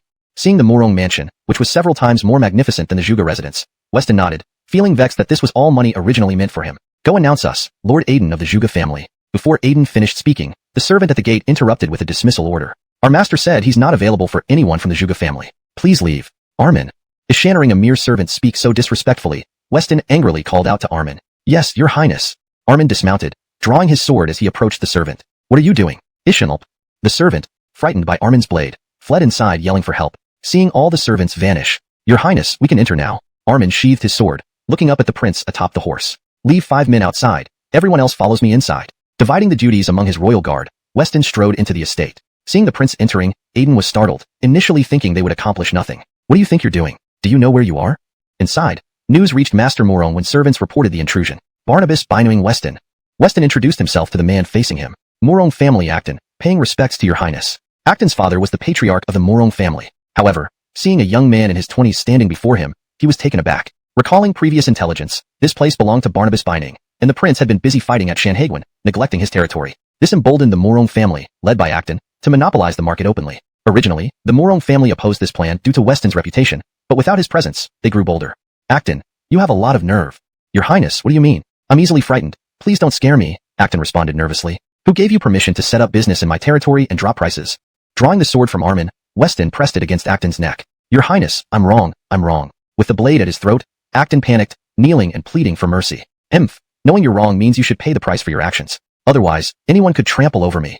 Previously, lacking time to manage his territory, the Morong family's defiance provided an opportunity to establish authority. Your Highness, don't kill me. I will hand over all earnings. All assets here will be given to you. Just spare my life. Terrified, Acton offered everything to save himself. Saying it doesn't mean it will happen. Shaking his head, Weston didn't trust Acton's promises. Knowing killing Acton wouldn't secure those assets for him, he glanced at Aiden, who nodded in agreement. Acton quickly wrote down a document, handing it over. With this paper, you can acquire all these assets. No longer daring to resist, Acton handed over the written document. Aiden, take this and handle it. If anyone resists, I'll chop off their fingers. Brother Zhuge, this is our Morong family seal. With this, they'll know what to do. While writing, Acton kept part of the content vague, planning to reclaim everything with the Mu King's support later. However, Weston's threat chilled him, and he obediently handed over the family seal. Not playing fair? Let's see how honest you are. Seeing Acton's deception, Armin kicked him twice in anger. Release everyone else, but bring him with us. You promised not to kill me. I said I wouldn't kill you, but not that I would release you. Chapter 393, holding the Barnabas consort hostage. After speaking, Armin returned the knife to its sheath and turned to walk outside. Your Highness, I've given you everything you asked for. Please, let me go. Bellamy was extremely angry and wanted to curse at Weston, the bandit, but he held back his words. Your Highness, is this going to be all right? After leaving the Morong residence, Aiden was somewhat concerned about Barnabas Moo. No problem. When have I ever been afraid? Eschannering Aiden's words, Weston showed no fear at all. Even if the Muongfu were more powerful, they would only be on par with him. In terms of actual power, the other party was merely a leisurely prince. No longer commanding armies, hereditary titles had their limits. Weston, however, was a prince with military achievements. This comparison clearly showed who held the upper hand. Note, Muongfu should be consistently translated as Muongfu, or explained properly. For consistency and clarity, it should be Muongfu, or fully written out as Mu Patricfu. I'll use Muongfu for this context. Eschannering Aiden's words, Weston showed no fear at all. Even if the Muongfu were more powerful, they would only be on par with him. In terms of actual power, the other party was merely a leisurely prince. No longer commanding armies, hereditary titles had their limits. Weston, however, was a prince with military achievements. This comparison clearly showed who held the upper hand. To improve readability and fluency, I made slight adjustments to the sentence structure and wording. This comparison made the difference clear. The Zhuge family acted swiftly, taking over all of the Morong family's assets within the fiefdom, once again becoming the dominant force. Your Highness, it's all taken care of. We also found 20,000 taels of silver from the Morong family. Returning after handling everything, Aiden reported to Weston. What do you mean by 20,000 taels of silver? Sitting nearby, Everly, hearing Aiden's words, asked in confusion. She had woken up late that morning and when she did, Weston was already back. Don't worry, someone just gave me a little gift. Glancing at Aiden, Weston thought he should be more cautious. Ishan quickly smiled at Everly and reassured her. Let me go. Weston, you lied. Just as Everly was about to believe him, she heard shouting outside and cast a suspicious look at Weston. Who's making such noise? Truly lacking manners. Armin, go check it out. Eschannering Bellamy's loud shouts. Weston glared at Armin. Yes, sir. Armin hurried out of the hall and went to the shed. How did this happen? In the shed, Armin saw two guards finally gagging Bellamy. Christian, we forgot. At first, Bellamy had been compliant, but then he suddenly started shouting, so they gagged him. If he doesn't behave, gag him with a cloth. Bang. Barnabas consort. While scolding the guards, Armin heard the door open and turned to see the Barnabas consort approaching. Everyone bowed. Who is this person? Everly felt something was off after hearing about the 20,000 taels and the shouts outside, so she pretended to feel unwell and came to investigate. Seeing Weston bind someone in the shed, knowing his habits, she grew suspicious. This person. Facing the Barnabas consort's inquiry, Armin hesitated, unsure of what to say. I order you to speak. Everly was infuriated and clutched her belly in anger. Barnabas consort, please don't be upset. This was done by your highness. Ishan is from the Morong family. Seeing the Barnabas consort clutch her belly, Armin realized she was pregnant and quickly explained, fearing her anger might harm the unborn child. Ugh. Booker standing to their conversation, Bellamy understood that this woman was Weston's wife and saw her holding her belly, instantly realizing she was pregnant. Remove whatever is in his mouth. Hesitation. Understanding his fear of the Barnabas's wrath, Everly walked over to Bellamy herself. Seeing the ropes being untied, Bellamy's eyes lit up. You may leave now. Once free, Everly told him. Thank you, Barnabas consort. Bellamy grabbed Everly's neck and squeezed. What are you doing? Release the Barnabas consort immediately. Only then will you live to leave. The guards and Armin hadn't expected Bellamy to hold the Barnabas consort hostage. Armin, seeing her in danger, urged him desperately. Clear a path for me now, or both lives will be lost. With the Barnabas consort and her unborn child as hostages, Bellamy had leverage. If he let them go, he would be the fool. With this hostage, he could escape. Back off, or I'll strangle her. Seeing no one move, Bellamy tightened his grip. Cough, cough. Everly struggled for breath under his grasp. Everyone, back off. Armin didn't dare risk harming the Barnabas consort despite being close enough to intervene. Everyone retreated into the courtyard. Eschannering the commotion, others rushed in. Bellamy, give you and your family a chance. Release the Barnabas consort, and this matter can still be resolved. See, I am willing to go with you as a hostage. As the standoff persisted, Aiden spoke up. Aldemf, as the head of the Zhuge family, you don't have that much influence. To Acton, exchanging the head of the Zhuge family for the Barnabas consort seemed uneven. It seems I don't need to hide my identity anymore. You. Aiden removed her hairpin, stunning Acton. What he hadn't expected was that the head of the Zhuge family was actually a woman. Why would you trade yourself for the Barnabas consort, just because you're a woman? Even if Aiden were a woman, what did it matter? Because I'm also the Barnabas's consort. At this revelation, everyone present was taken aback. The Jews and guards all turned to look at Weston. Weston, seeing the determination in Aiden's eyes, understood what she intended to do. After a moment's thought, he nodded in acknowledgement. Ha, you didn't just randomly pick someone, did you? But Acton still didn't believe it just by words alone. To prove it, Aiden kissed Weston on the lips. Is that proof enough? Seeing the kiss, Acton finally lowered his guard. Alright, slowly come over, and don't try anything funny. As Aiden moved closer, Acton nervously looked around at the guards. Just as Aiden reached him, the moment he loosened his grip, preparing to seize her, Everly used her shoulder to push Acton away. Caught off guard, originally, the Barnabas hadn't intended to kill Acton, but abducting the Barnabas consort was a step too far. Bertrand, you, go check on Tosha. Noticing Everly's pale complexion, assuming it was due to the encounter with Acton, Weston instructed Aiden, feeling uncomfortable discussing certain matters in front of her. Understood. Even without instruction, Aiden planned to visit her. Barnabas, what about him? Upon hearing the Barnabas consort's command, the Zhuge family members were surprised. Though Acton deserved death for his actions, sending his head back was a brutal gesture aimed at breaking the Morong family's spirit. As the second son of the family head, Acton belonged to the main branch. Execute him. Seeing the Barnabas remain silent, Armin knew what to do. Grabbing Acton's hair, he swiftly severed his head with one stroke and placed it in a sack. Armin, handle this carefully. Be wary of the Morong family's desperation. Witnessing the scene, the Zhuge family felt queasy, while the guards remained unperturbed. Weston instructed Armin. Understood, leave it to me. Armin left with 5 or 6 men, riding toward Yunnan. Madam, are you alright? Having the courtyard cleaned up, Weston entered the room where Everly lay. Seeing him, Aiden left politely. My body is fine. What do you plan to do with the Morong family? Everly knew she was Weston's weakness. She saw that abducting her had led Weston to involve the Morong family. Ensure they never speak again. Weston handled threats with ruthlessness, ensuring complete eradication to avoid future troubles. Yes, Aiden is a good girl. Eschanering Weston's decision, Everly agreed. The situation was urgent, so I had to acknowledge her. Please believe, Bertrand, you and I are innocent. Anxious about Everly's words, Weston quickly defended himself. Fine, I'm not blaming you. But now that Aiden publicly claimed to be your consort, don't you think you should give her a title? Title? Taken aback by Everly's suggestion, Weston froze. I've already spoken with her. She only wanted to see your stance. Ishenaven forbid. Aiden and I are completely innocent. Everly chuckled. I didn't say you weren't. My point is, you should give her a proper title. What kind of title? Just something to clear things up. It will make everyone understand. All right, Weston reluctantly agreed, knowing he couldn't ignore the importance of maintaining social decorum. Ishan sighed deeply, acknowledging the weight of her words and understanding the necessity of the decision. Chapter 395, Departure to Yunnan. Just as Aiden walked in, Everly also asked her. Though Aiden was somewhat embarrassed, it was evident from all signs that she had feelings for Weston. Earlier, Aiden had taken care of her and did everything to satisfaction. Now that Everly had expressed her intentions and was doing this to save herself, with her current pregnancy, she also worried about Weston's fidelity and planned to find someone to accompany him. She never expected Aiden to step up. Are you really sending me off so hastily? Upon hearing the idea of taking a concubine, Weston had never thought of it before, but now Everly suggested it. Aldenf, who said anything about a concubine? Everly responded angrily upon hearing Weston's words. You scared me half to death. I thought you were asking me to take a concubine. Weston sighed in relief after learning it wasn't what he had initially assumed. It's about officially marrying Aiden. But you are my Tracy consort already. How can we add another primary wife? That doesn't make sense. Weston thought Everly wouldn't ask him to marry another woman, only to find out she wanted Aiden as his main consort, which he absolutely couldn't agree to. After all, Everly had been with him from the beginning, and they now had a child on the way. Tracy consort status should belong to her alone. Why must there be only one Tracy consort? Both Aiden and I can be Tracy consorts, ensuring Aiden isn't demoted. Marrying Aiden had its advantages. Most importantly, the Zhuge family belonged to a prestigious southern clan that could provide financial support and prestige. This was crucial. Tosha, you've always been thinking of me. I don't know how to thank you. Weston finally understood Everly's intentions and, holding her hand, expressed his gratitude. After speaking with Everly, Weston stood up and left the room, as she needed rest after being startled. You're here. Upon stepping out, he saw Aiden sitting in the courtyard. Ishan approached her. They sat in awkward silence, unsure of what to say. Drew, this is what Tracy consort wants. If you disagree, I won't force you.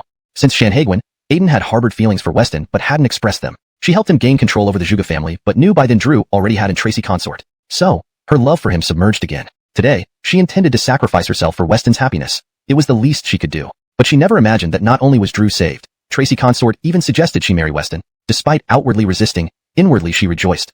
This exceeded her wildest dreams. Seeing Weston's expression, she wondered if he felt troubled. How could I betray you when you risked your life for Tosha and me? Eschannering this, Weston held Aiden's hand tightly. Really? Aiden asked excitedly after comprehending Weston's words. Certainly. Tosha told me just now, both of you will be Tracy consorts. There will be no secondary wives. Weston embraced Aiden. Having always liked her but fearing betrayal of Everly, he suppressed those feelings. A few days later, Armin returned with news. The mission is complete, Drew. What's the Morong family's reaction? Eschannering the mission was done, Weston was speechless. He hadn't sent Armin to deliver heads to Yunnan. I feared they would become desperate, so I placed the head along with a letter detailing the situation outside their gate. They were panicking and dispatched people to Mupatrikview. Seeing their reaction, I quickly brought the team back. Good, that's exactly what I wanted. This was precisely what Weston aimed for. Yesterday, he had publicly declared Aiden as North Conquering Patrikvi. Sherman, what's our next move? To depart for Yunnan. Weston gave orders. Fine. Armin looked displeased. He hadn't even settled down and now had to go to Yunnan. Do you want to accompany me? Yunnan was Mupatrikview's territory, very far from the capital, beyond imperial reach. Mupatrikview wielded significant power locally. Weston feared something might happen to him. You accompanying me would only make me worry. Protect Tosha well. As long as you ensure her safety, I'll be safe in Yunnan. Early next morning, Weston set off without bidding farewell to Everly to avoid worrying her, leaving only a letter. Weston, sneaking off like this again. When Everly woke up, reading the letter and learning from Aiden about Weston's whereabouts, she pouted in dissatisfaction. Haha, Drew cares for you, afraid you'd worry. This time, he's confident there won't be any trouble. Aiden laughed at Everly's expression. Alright. Aiden's reassurance eased Everly's worries, though unbeknownst to her, Aiden had lied. This trip to Yunnan was perilous. 2 days later, Weston entered Yunnan's border. But instead of prosperity, they encountered beggars and refugees everywhere. They found a small inn to rest for the night. Dinner was served in the inn's dining hall, revealing sparse business. Did a disaster occur here? Recalling the refugees, Armin asked the innkeeper, wondering if Yunnan had faced a calamity but had heard nothing. This year, grain shortages and heavy rains last month displaced many families. They are migrating north, hoping for survival. The innkeeper sighed deeply, explaining the situation to Armin. With such a natural disaster, why hasn't it been reported to the court? The emperor would surely send relief. Armin was puzzled by the severity of the issue. Of course we requested help, but the grain ended up at Ep3of4. The innkeeper lamented, indicating deep-seated corruption and mismanagement within the region. Chapter 396, Murder. After mentioning this, the innkeeper also became furious. Ishan glanced outside the door to ensure no one was paying attention and, seeing Armin and his companions dressed like strangers, he finally speaking to the prince, he pretended to be displeased. Sir, in our line of work, discernment is crucial. Who's in charge is obvious at first glance. Seeing Armin upset, the innkeeper hastened to explain.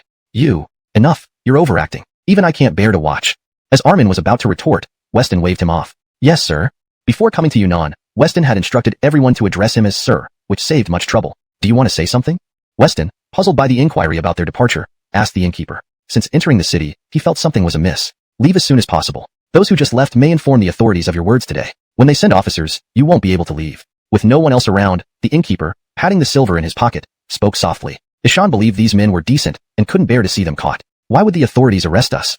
A servant was puzzled. They hadn't stolen or robbed.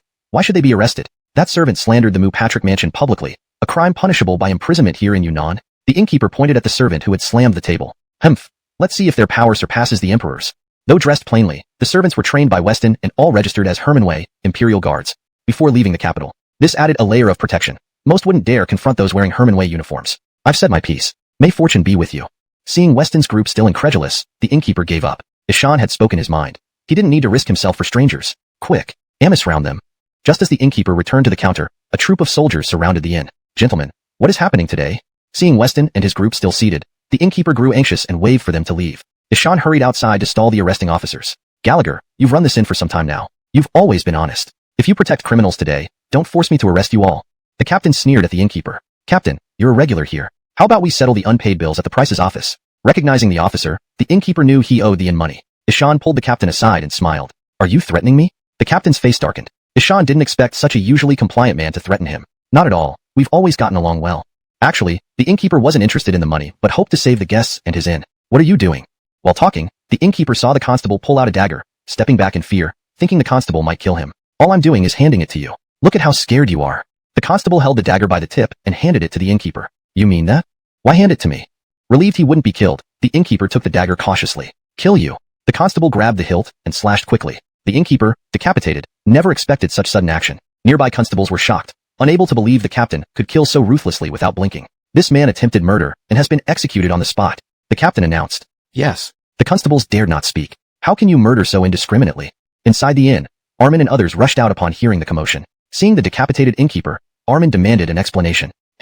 You foreigners have no idea whose territory this is. Finding it amusing that they still questioned him, the captain chuckled. Ishan had expected them to flee immediately after questioning. Chapter 397. Arrival in Kunming. You can just kill people on the street without reason. Ishanra, we are the law. The Yusef said disdainfully to Armin. What are you all standing there for? Haven't I told you to arrest them and take them back? The Yusef looked around at the bailiffs who did not move a muscle and said with some displeasure. Christian, what should we do? Several guards stood at the entrance, watching the incoming bailiffs. No one dared to make the first move and turned to Armin for instructions. At this moment, even Armin was hesitant. Although he was extremely angry, he couldn't risk starting a conflict without the Barnabas's approval, fearing it would jeopardize their mission. Cough cough. Weston, eating his meal, listened carefully to what was happening outside. Ishannering no fight had broken out yet. He knew Armin was waiting for his orders and quickly cleared his throat. Brothers, you've endured enough. Beat these bastards senseless for me. Upon hearing the Barnabas's cough, Armin understood it as a signal to act. Ishan rolled up his sleeves and gave the order to the guards beside him. Having held back long enough, the guards unleashed their fury, leaving all the bailiffs sprawled on the ground within moments. Only the Yusef remained standing alone. The bystanders watched this scene unfold. These bailiffs and constables were known for oppressing the common folk. Today, they faced someone tough. While no one cheered aloud, they felt secretly satisfied, forming a crowd around to watch. When the Yusef initially saw Armin and his men, he presumed they were strangers unfamiliar with local customs, so he spoke arrogantly. But realizing their prowess, he was too frightened to move. You just said who runs things here? Armin drew his saber, stepped in front of the Yusef, and placed the blade against his neck. Previously, everyone had put away their weapons to avoid trouble. Now, seeing the innkeeper lying dead nearby, Armin picked up a bailiff's saber from the ground. What do you want to do? Behind me is Barnabas Mu. The constable, seeing the look in Armin's eyes, knew he intended to kill him and tried to use his strongest shield, Barnabas Mu. Ha ha ha, you're just Barnabas Mu's dog. Even if I killed you, he wouldn't say anything. Booker standing to the constable. Armin found it amusing that this insignificant prince could be compared to Barnabas Dingbai. Ishanro, if you let me go, I promise never to bother you again. I'll also ensure today's incident is forgotten, alright? Seeing Armin's disregard even for Barnabas Mu, the terrified constable knelt down begging for mercy. Just based on your public murder of innocent civilians, you deserve execution. Don't kill me. You have no right to deal with me. If you kill me, you'll end up in prison too. Looking at the man in rich attire but clearly not an official, if he was killed on the street, it would make them guilty of the same crime. They needed to send him to the authorities. This is the law, no matter how great his sins, only the officials have the power to judge him. The boss indeed. As Armin raised his hand to strike, a guard intervened, reminding him, so, you dare not kill me. Put the knife away quickly. Seeing Armin hesitating, the Yusef grew bolder, standing up and speaking defiantly. Armin was stunned. He hadn't admitted fear. Then, he loosened a few buttons, revealing the corner of a flying fish robe underneath his clothes. The sight made the Yusef's face turn pale. Attempting to flee, he was quickly intercepted. Do you know the authority of the embroidered uniform Dantier to execute first and report later? As soon as these words left Armin's mouth, the Yusef's head hit the ground. After burying the innkeeper's body, Armin led the group onward. Your Highness, should we report the situation here back to the capital?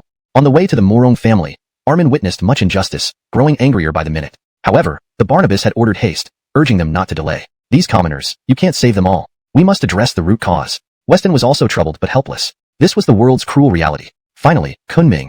Taking a brief rest and continuing the journey, as dusk approached, Armin pointed to the distant city walls. Let's enter the city for rest tonight. Exhausted from traveling, Weston issued orders to the guards behind him, hastening their pace toward the gates. Just as they neared the gate, the soldiers suddenly shut it. Whoa, what's going on? Armin halted his horse, shouting at the soldiers on the wall. The gates are closed today. Come back early tomorrow if you wish to enter. Seeing a dozen riders approaching, the soldier dismissed them nonchalantly. We are from the embroidered uniform Dantiered. We need to see Barnabas Mu and Kunming. Don't blame us if you delay important matters.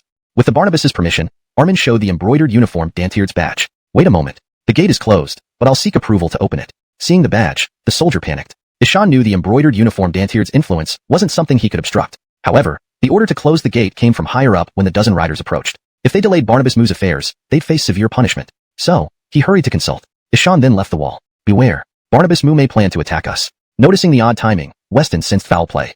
Understood. Everyone stay alert. Armin turned to the guards, knowing the prearranged signals meant heightened vigilance in delicate situations. General, disaster looms. Soon after, the soldier reached the commanding officer still enjoying tea at a tea house. Chapter 398. Encountering an assassination. What's all this panic and commotion? The general who was drinking tea at the tea house thought that with the city gates closed, there would be nothing else to worry about. Ishan planned to drink some tea here before heading home. Just as he was sipping his tea, a soldier rushed in, startling him and causing the tea to spill on himself. Irritated, he shouted loudly at the soldier. A squad of embroidered uniform Dantiered is outside and wants to see Barnabas Mu. Embroidered uniform Dantiered? Let them in immediately. The embroidered uniform Dantiered were the Emperor's hounds. If they came to see Barnabas Mu, it was definitely urgent and couldn't be delayed. But their numbers matched those mentioned by the last Gustavo from the prince's residence, which is why we kept them outside.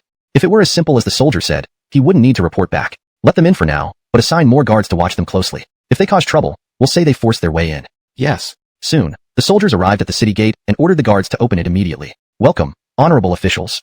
The soldiers stood respectfully at the gate, watching the visitors ride into the city. Weston didn't acknowledge them, leading his men straight along the road, planning to find an inn to rest. Christian, prepare us a good room and serve your best dishes. Armin, already starving, bellowed as soon as they entered the inn. Of course, please follow me, honored guest. In no time, a lavish meal was laid out on the table, and Armin and the others dug in with great enthusiasm. Weston glanced at the entrance and noticed someone watching them, raising his alertness. This Kunming city isn't bad at all as we've traveled this route. Upon entering the city, it was clear how different it was from the outside. Kunming's prosperity only fell short of the capital in terms of population. Can you not talk so much while eating? Booker standing to Armin and the others speaking loudly. Weston put a piece of food in Armin's bowl. Seeing the ginger in his bowl, Armin was momentarily stunned and quickly stopped talking, continuing to eat. After eating their fill, everyone returned to their rooms for rest, leaving only 2 guards in the hallway. Can you confirm it's them? Outside the inn, the waiting people watched everyone return to their rooms and quickly verified their identities. Yes, it's definitely them. They have been killing our men all along the way up until Kunming. Is this behavior not telling? Good. Prepare for action. Leave none of them alive. Standing outside the inn was Irvin, the eldest son of the Morong family. Upon learning of Acton's death, he felt a mix of joy and obligation. As a member of the Morong clan, they must seek revenge. If they allowed the killers to escape unpunished, the Morong family would lose their standing. But after investigating, they discovered the true identity of their enemy, Hamish Weston. This revelation made the Morong family fearful, so they rushed to Barnabas Mu's residence seeking his support. Unexpectedly, upon hearing this, Barnabas Mu also flew into a rage. Knowing Morong belonged to him and still dared to kill under his name, it was an affront to his authority. Secretly, he sanctioned the Morong family's retaliation, deciding not to interfere. Irvin waited outside the inn for over an hour, then decided it was time to act. Ishan covered his face with a black cloth and led his men inside. What are you doing? The innkeeper, thinking they were new guests, asked fearfully when he saw them dressed in black and masked. We're here to carry out a significant task. If you don't want to die, stay out of our way. If you shout, don't blame me for being unforgiving. Knowing the inn's background involved Barnabas Mu, even with his permission, Irvin didn't dare harm the innkeepers, afraid they would interfere. Ishan warned them sternly. Seeing the aggressive arrival and the bold actions within Kunming, the innkeeper, not wanting to offend such powerful figures for a few strangers, agreed silently. Go. With the downstairs controlled, he ordered his men upstairs. As they ascended, the leading black-clad man rolled down, followed by others retreating. Who are you? You dare to kill the embroidered uniformed Dantiard. Are you not afraid of the punishment of clan extermination? Two embroidered uniformed Dantiards blocked the stairway, showing their identification to the faltering black-clad men, who hesitantly retreated to Irvin. Go. Don't fear them. From today, none of them will leave here alive, nor will anyone know it was you. Seeing his men hesitate, Irvin offered a rich reward. Incentives always bring courage, he thought, as everyone rushed upstairs with renewed vigor. The guards stationed at the stairs faced each intruder with calm confidence, using sheaths to push them back. Attack from outside. Realizing the bottleneck issue, Irvin found a way to climb up, ordering his men to proceed. Not good, they're coming from behind. The guard at the stairs turned around to find others climbing up and alerted his companion. Don't worry, they're sealing their own fate. As the black-clad men prepared to storm the room, Armin burst out, mercilessly slaying them with his blade. Downstairs, seeing the situation worsening and his men falling one by one, Irvin tried to flee. Where do you think you're going? Need a lift? Just as Irvin reached the door, Weston appeared with two men outside the inn, smiling menacingly at him. I'll fight you to the end. Chapter 399. Ephraim comes to the rescue. Seeing only 3 people at the entrance and over a dozen Imperial Dantiards behind them, Jerry also drew his sword and charged toward Weston. Weston had fought in battles before.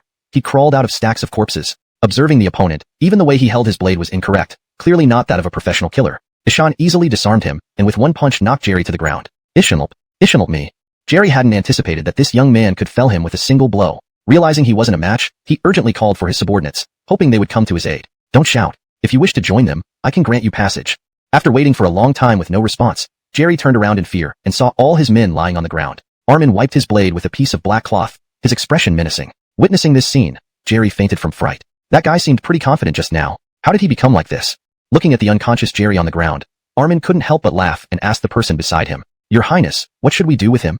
Bind him, and take him upstairs. Clean up the rest downstairs. After speaking, Weston walked upstairs, and everyone began tidying up the inn. The guests within the inn had never seen such a spectacle and were frightened into silence. The next morning, Weston visited where Jerry was being held. Have you identified his background? Jerry had awakened during the night, and the guards assigned to watch him had been incessantly questioning him. This fellow have to behave properly. Regarding the identity of Barnabas of Bryant, Ephraim was quite disdainful. Only Christopher Mu gave him the confidence to speak to the Barnabas of Bryant this way. The butler looked at Ephraim in contempt, thinking he was courting death, but he decided not to say any more. Oh, would the Dantes need to behave properly too?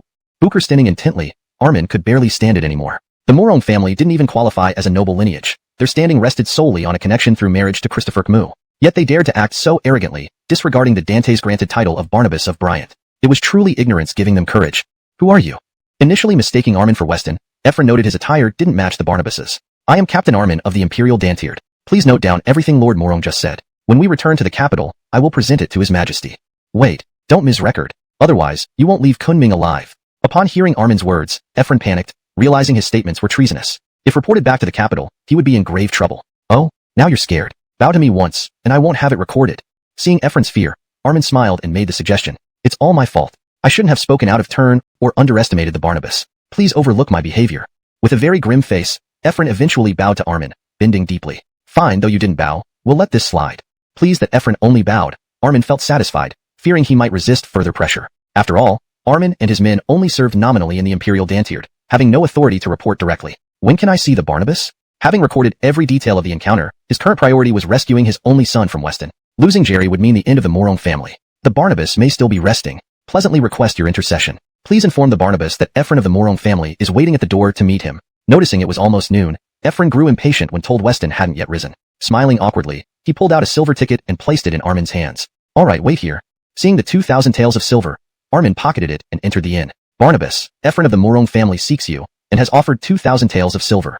Inside, Weston was sipping tea in the main hall. Eschannering this, he nodded for Armin to proceed. Indeed generous. Seeing how easily 2,000 taels were offered, Weston understood why Jerry promised rich gifts. Fine, let's see then. Pay respects to the Barnabas of Bryant. Standing at the entrance, Ephraim saw Armin followed by someone adorned with a jade pendant, quickly bowing respectfully. What brings you here, Lord Morong? Weston waved his hand and deliberately asked Ephraim, "My son may be here. The Morong family wishes to bring him back and ensure stricter discipline moving forward. We humbly request your highness leniency." Chapter 400. Releasing Irvin. Armin had someone bring a chair and placed it behind Weston. Weston sat down and looked at Ephraim, who was standing below the steps. "Oh, what's your son's name? I remember there was indeed someone named Acton. Didn't I have him returned to you?"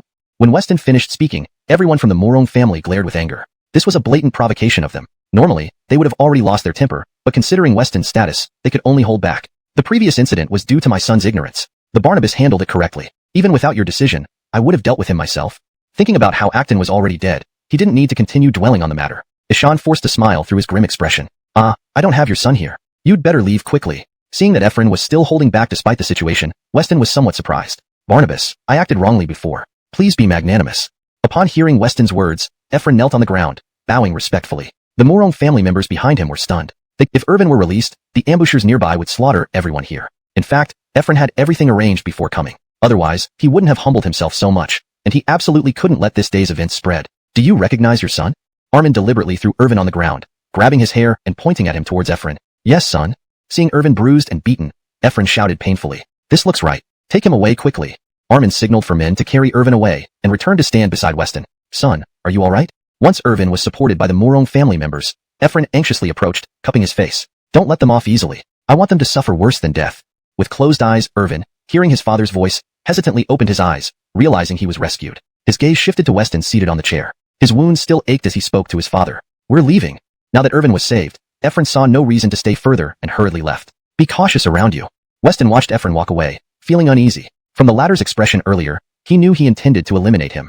Looking around, he sensed impending danger. Ishaning the Barnabas's warning, Armin and others heightened their vigilance. "Sir, should we act?" After Irvin came out, someone approached Ephraim. "Once we're using the Morong family's grudge against Weston seemed fitting. Let them battle. It wouldn't involve him. If the Dantes were upset, it wouldn't affect him either." "Barnabas, news from the capital has arrived." Just as Barnabas Mu rejoiced, a servant walked in. "Did you arrange this?"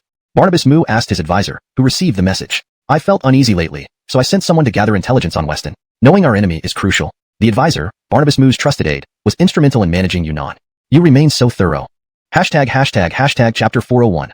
Weston's background. "Dwayne, you are so dedicated and conscientious. I assure you that in the future, I will never treat you unfairly," Bernie said, nodding in satisfaction after hearing the counselor's arrangements. Ishan genuinely admired Dwayne's talent. Such people were hard to come by. It was an empty promise, though, as he could not let Dwayne go. "I will do everything to serve his highness." In fact, Dwayne came from a poor background and always dreamed of making a name for himself one day. But without opportunities, he had no choice but to work as a counselor in the prince's residence. "Tell me, what news has been sent back from the capital?" Dwayne turned and asked the person who just entered. Weston established military achievements at Shanhaiguan Pass. The Dantes bestowed him the title of heteronymic king. The messenger easily obtained Weston's background and worried Prince. "Get out." Ishaning that Weston was dead, Bernie kicked Franz down and continued beating him. "Your Highness, spare my life. What did I do wrong?" Franz, lying on the ground being beaten, was utterly confused. "His Highness, calm down." Seeing the prince's rage, Dwayne stood aside watching. If not vented on Franz, it would have been on him. When the prince finally calmed down, exhausted and seeing Franz nearly unconscious, Dwayne pulled them apart. "Dwayne, this plan was your idea. You must find a solution." Breathing heavily, Bernie looked angrily at Dwayne. "Let's head to the inn first. If Weston is alive, it's all well. If he's dead, we'll make other plans." Dwayne was afraid Weston was dead, but even if he was, no solution came to mind. Reluctantly, he suggested this. "Go." Ishaning this, Bernie immediately left with his men. Franz, standing up from the floor, was puzzled. They wanted Weston dead before. Why worry now? Having sent Nicholas home earlier, Franz went to inform the prince, only to receive a beating. Still, he decided to follow and see what was happening. As the group arrived at the inn, they saw corpses scattered everywhere on the street. "Check for any survivors, kill them all." Bernie ordered his subordinates and walked towards the entrance with Dwayne. "Honor, I didn't know you were in Kunming. My apologies for this incident." Rest assured, they all paid with their lives. Seeing Weston unharmed, albeit with bloodstains, Bernie breathed a sigh of relief. "Humph, many thanks to Barnabas Mu then." Weston replied coldly upon hearing Bernie's words. "Report, no survivors. Brother Alden and his men are truly fearless, needing no assistance from me." Initially intending to kill these people to silence witnesses, Bernie hadn't expected Weston and his dozen guards to finish off everyone effortlessly. Franz, standing behind, felt embarrassed. These were his personally chosen men, all now dead. "This place is too shabby, Franz." Seeing Weston's expression, Mu Drew felt awkward glancing at the inn. "Your Highness, I'm here." Not expecting to be called, Franz stepped forward. "Is Shonard you had some friction with Honor?" "I've already apologized to him." Startled by the sudden question, Franz answered nervously. "Apology isn't enough. Is Shonard you bought a nice courtyard. Since Honor is here, it wouldn't do to have him stay in an inn. Arrange for him there instead." Franz's face darkened. Only a few knew about the courtyard, puzzling how the prince found out. Fortunately, he harbored no thoughts of betrayal. thinking of the new courtyard, designed like Amos Show Gardens, which cost a fortune to acquire and never stayed in. Icing gesture across his neck. Let's give up on that idea. Quickly send Shuar to Dali, ensuring nothing goes wrong. From Weston's nature, he will not spare us. Shuar is the hope of our Morong family. We cannot risk losing him. This time, with over 70 people and still being outnumbered, it showed that Weston was not someone to mess with. Moreover, Barnabas Mu, who once backed them, was no longer supporting them. This realization pained Ephraim the most. I understand. I'll make sure he gets there safely. After hearing Ephraim's instructions, the man disappeared immediately. It was already dusk when Weston took a few men out of the mansion. Who's there? Dwayne was reading in his study when he heard a noise outside. The door suddenly opened, causing him to tense up and look toward the entrance. Ishan held a dagger ready for defense. Don't be too nervous. I'm just here to talk. Seeing Weston walk in, Dwayne had an uneasy feeling and didn't lower his dagger. Relax, if I wanted to kill you, I wouldn't do it this way. Weston chuckled, observing Dwayne's cautious movements. Your Highness, what brings you here? Afraid that Weston might be seeking revenge, especially since the assassination plan was Dwayne's idea. I'm here to ask for your help.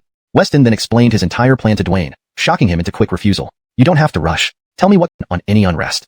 This is impossible. The Morong family has followed me for so long. Do you really think they'd ally with the barbarians? Barnabas Mu initially refused to believe Dwayne. This is based on reports and thorough investigations, which revealed their deliberate actions to provoke enmity between you and the Abdul, under the orders of the barbarians. Last night, Weston had instructed Dwayne to inform Barnabas Mu about the Morong family's collusion with the barbarians. Ming battles with the barbarians claimed many lives, creating deep-seated hatred. Bernie hated the barbarians and would execute any found in Yunnan. Dwayne, what should we do? Should we arrest everyone in the Morong family? Bernie, after learning this, was torn. Ishan looked to Dwayne for advice, now depending heavily on him for guidance. I suggest we first detain them and find evidence of their collaboration with enemies before charging them. Very well, follow your plan. Arrest Ephraim immediately and seal off Kunming City. No one leaves without my command. The hatred towards the barbarians was deeply ingrained in the Mu mansion. Regardless of the truth, Bernie could not ignore it. As you command. At the eastern gate of Kunming City. Young Master Morong, what's wrong? The Morong family was well known in Kunming, even recognized by the soldiers guarding the gate. Seeing Irvin lying on a carriage, they politely inquired. Our young master is ill and needs to see a doctor in Dali. Move aside quickly. The guard escorting Irvin became impatient with the soldier's questions. Oh, all right. The soldier, seeing the guard hurriedly covered his bleeding arm, stepping back in disbelief, amazed that the soldier dared to attack. All hear this. His Highness has ordered the city gates closed. Anyone attempting to leave forcefully will be killed without mercy. Realizing there was no way out, the guard reluctantly turned the carriage around and headed back. Why are you back? What happened to your injury? The gate guard, puzzled by the return of the carriage, asked. This matter is long and complicated. Aldenry, carry the young master inside. I'll report to Lord Morong. The injured guard, holding his bleeding arm, quickly instructed the gate guards and entered the manor. Why did you come back? Seeing the guard who had just left returning so soon, Ephraim asked in confusion. The city gates have been sealed. No one can leave. I even got injured trying to get through using the Morong Manor's credentials. We could only bring the young master back. Ephraim waved him off. Go rest first. Lord, something big might happen, Fabio said after the guard left. I know. The city gates are closed. Before he could ponder further, Fabio rushed in anxiously. It's worse than that. I heard rumors in the city saying you've colluded with the barbarians, planning to harm Barnabas Mu. Today, while out, Fabio overheard many people discussing this. Allegiance with barbarians was no small matter. Pain soon followed. Before joining the Patrick's court, Dwayne was just a failed scholar who eventually came to the Morong family. One day, hearing that the prince sought strategists, he boldly approached Ephraim. Unmoved by his plight, Ephraim made him kneel for a day and night before barely agreeing. That was Dwayne's most humiliating moment. When his dignity was trampled, Dwayne vowed to take revenge someday. Minister Jia, can we settle our past grievances? Issue me this time, and I'll give you whatever you want. Knowing Dwayne harbored resentment, Ephraim hadn't anticipated such a day. Humph, lock everyone up? Dwayne ordered his subordinates after hearing Ephraim's plea. Soon, everyone was under control. No evidence of treason was found. Shortly, the search team returned and reported to Dwayne. I found it. Dwayne held up an envelope from the desk. Opening it, the officer saw content suggesting collusion with the barbarians. To place such critical letters in plain sight, the officer doubted the authenticity but dared not question. Do you doubt me? Dwayne asked irritably. No, sir, I dare not. The officer seemed to realize something, closing his mouth immediately. Ishan had heard of Dwayne's feud with the Morong family. With concrete evidence, stay here. I'll report to Barnabas Mu. Dwayne stamped Ephraim's private seal on the letter, while the officer lowered his head, pretending not to notice. Watch this place carefully. If anything goes wrong, your life won't be spared. Dwayne's warning was more a veiled threat, fearing his actions would leak. I assure you, Lord, the evidence against the Morong family was found and presented by me. The officer understood and knelt. Good. In the future, you'll be the commander of the palace guards. I'll speak to the prince about it. Kneeling, the officer realized this was a test from Dwayne, who needed loyal followers. Observing this officer for days, he deemed him intelligent and reliable. Thank you, Lord. I'll dedicate my life to you.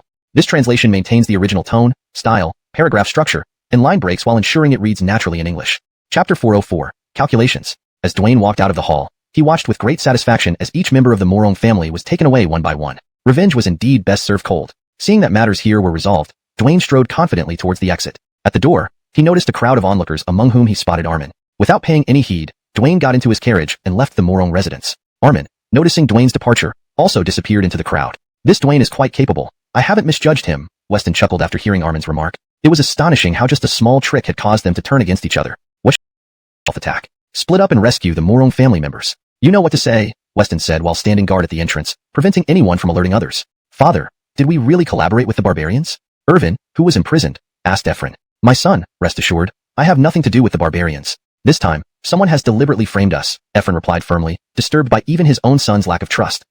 Just as they spoke, a scream erupted from outside. Aldenry, follow me. Armin burst into the room, finding both Efren and Irvin. Urgently, he instructed everyone. Who are you? Efren, suspicious of the approaching figure, doubted that his allies would risk everything to save him. Master Morong, I am following orders from above. You must leave now, or it will be too late, Armin said, intentionally causing a commotion to draw attention. Prisoners escaping. Quickly, capture those Morong family members. Father, let's go, or it will be too late. Irvin, hearing the chaos outside, urgently grabbed his father's arm. Ishan didn't want to die here, knowing that conspiring with barbarians was a death sentence. Let's go. Efren made up his mind, standing up to follow Armin out of the room. At this moment, staying alive was paramount. Upon reaching the entrance with Armin, Efren saw a figure standing there. Though masked, something about him felt familiar. Everyone freeze. Any escape attempts will be met with immediate execution, the guard shouted, watching the black-clad rescuers release all prisoners. Retreat. Weston, realizing his objective was achieved, commanded Armin and others before turning to leave. Efren was eager to escape, but his aging body and Irvin's injuries slowed them down. Someone, take me with you. Watching his usual attendants, who once fawned over him, ignore his pleas as they ran for their lives, Irvin realized that identity and status meant nothing in the face of imminent danger. Capture those two. Bring them back bound. Noticing some Morong family members had escaped, capturing Efren and Irvin remained crucial. Did you identify those black-clothed figures? Returning to the residence and seeing dead soldiers, there was not a single black-clothed body in sight. Though unclear, we found this. A soldier handed a sword to Birdie, who instantly recognized the characters inscribed on it. Barbarian. Quick, summon official Dwayne. Dantier the entrance tonight. Ensure nothing happens to Efren and Irvin. Initially suspecting Dwayne's involvement, upon seeing the sword, Birdie realized the Morong family might indeed be guilty. Given the severity, he needed protection, hurriedly requesting Dwayne's presence. An hour later, Dwayne arrived at the Morong residence. Stepping inside, he halted at the sight of corpses in the courtyard. Where are Efren and his son?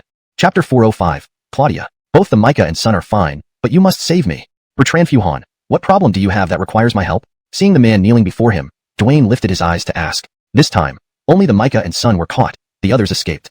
Muhammad knelt on the ground, trembling as he spoke to Dwayne. Ishan had been with Muhammad for a long time and was fully aware of Barnabas Mu's methods. For committing such an error, he surely couldn't escape a whipping. All right, I see. So, did you have any other gains? After hearing Muhammad's words, Dwayne helped him up and asked, Gains? Gains? Ishaning the question, Muhammad quickly thought about it. Yes. Bring that knife over quickly. After some thought, he remembered the knife from earlier and urgently ordered his subordinate. Ishanra it is. This can fully prove that the Morong family conspired with the barbarians. Will this be enough to charge them? Muhammad handed the knife to Dwayne. This is more than enough. Tomorrow, take this to Barnabas Mu's residence and report truthfully. I will speak in your favor. Dwayne looked at the knife in Muhammad's hand, confirmed its authenticity, smiled, and patted Muhammad's shoulder. Muhammad understands, please rest assured. With a pat on the shoulder, Muhammad understood and hurriedly bowed his head in respect. Good, leave this matter to you. Take them both there tomorrow. After visiting the place where the Micah and son were held and seeing they were alive, Dwayne instructed Muhammad and left. After leaving the Morong residence, Dwayne did not return home but instead wandered into a small alleyway. Your Highness, your presence. Upon arriving, Dwayne saw Beckett already there and quickly lowered his head in a bow. Are you satisfied this time?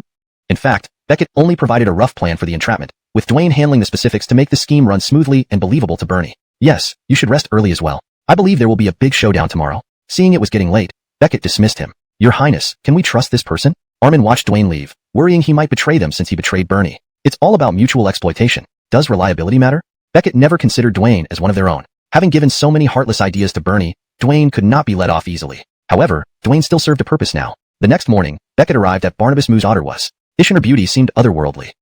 This is my daughter, Claudia.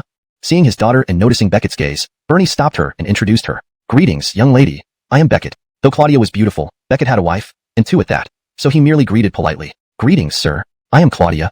Having rushed in, Claudia hadn't noticed Beckett. Upon seeing him up close, she was struck by his handsome features, her heart racing. Claudia, why are you here? Just wanted to go out and play. Being cooped up every day is driving me mad. Feeling her displeasure, Bernie responded cautiously. Outside is dangerous for a young lady. Stay safe within the compound. If you need anything, just ask the servants. Worried about potential threats outside, Bernie wanted to protect his daughter. I'll accompany her. I promise to bring her back safely, Beckett interjected. Bernie hesitated, unsure of Beckett's intentions and whether he would use Claudia as leverage. Great. Let's go now. Excited by Beckett's offer, Claudia jumped with joy. Barnabas Moo hasn't agreed yet. Noticing her excitement, Beckett gestured towards Bernie, who was contemplating. Father, who in Kunming can touch me? And knowing my name, they'd flee in fear. Bothered by the storyteller's words. Instead, he smiled and waved it off. Your Highness, Percy is here with Herbert and his son. The soldier at the door immediately reported as soon as he saw visitors arriving. Alden, let them in. Looking at the soldier, Bernie instructed him. Bertrand Booker, we have serious matters to discuss. Go wait downstairs. When the Eben leaves, I will send someone to fetch you. Ishaning that Percy had arrived with the Micah and son, it was inappropriate for Claudia to stay, so he asked her to leave. All right, I'll go wait downstairs. Claudia happily left the hall, unaware of what was happening. Once Claudia left, Bernie breathed a sigh of relief. Claudia's mother was Herbert's half-brother, so discussing this matter in front of her would be difficult. Weston stood aside, fully aware but choosing not to comment. Woo-woo. The bound Micah and son saw Claudia leave but did not see them. They felt a glimmer of hope when they thought they might ask for her help. They tried shouting, but their mouths were gagged, and they struggled against their bonds. Hold them down. Percy noticed the princess leaving and hurriedly ordered his men to hold down the Murings until she was far enough away. You both behave yourselves. Having spent a long time at the prince's residence, everyone knew the princess was close to the Morong family, which was why the Morong residents handed over the dagger, knowing that Bernie wouldn't believe easily. Do you have any explanation for this? Holding the dagger with strange inscriptions, Bernie looked at Herbert and demanded an answer. Your Highness, you should know my character. This is a frame-up, designed to drive a wedge between us. Don't fall for it. Seeing the prince's gaze, Herbert desperately tried to explain. Fine. Then tell me, who would frame you? Bernie drew the dagger and pressed it against Herbert's neck. His eyes locked onto him. Herbert glanced at Percy, then at Dwayne, and finally at Weston sitting quietly nearby. This made him hesitant to speak. The most likely culprits were Weston and Dwayne, but he couldn't understand why Percy was involved. Thinking of this, Herbert's face hardened as he looked at Weston, who was smiling calmly. Everything suddenly made sense. Your Highness, it looks like he's lying. I suggest dealing with him immediately. Percy's eyes gleamed with killing intent. All because of the Morong family, he had been under stress these past few days. Ishan wanted it resolved as soon as possible. Why are you in such a hurry? Bernie noticed Percy's eagerness to execute Herbert. It's mainly because I fear troubling your Highness. If you can't bring yourself to order it, we can decide for you. Dwayne found Percy's impatience infuriating. Barnabas is having a discussion inside. It's best not to disturb him. The guard Dwayne, before entering, had specifically instructed that under no circumstances should the lady enter. Moo. Seeing his son's cold corpse fall down, Ephraim was about to shout angrily but was quickly gagged by Dwayne. I'll take the lady out to play. Let's settle this matter quickly here.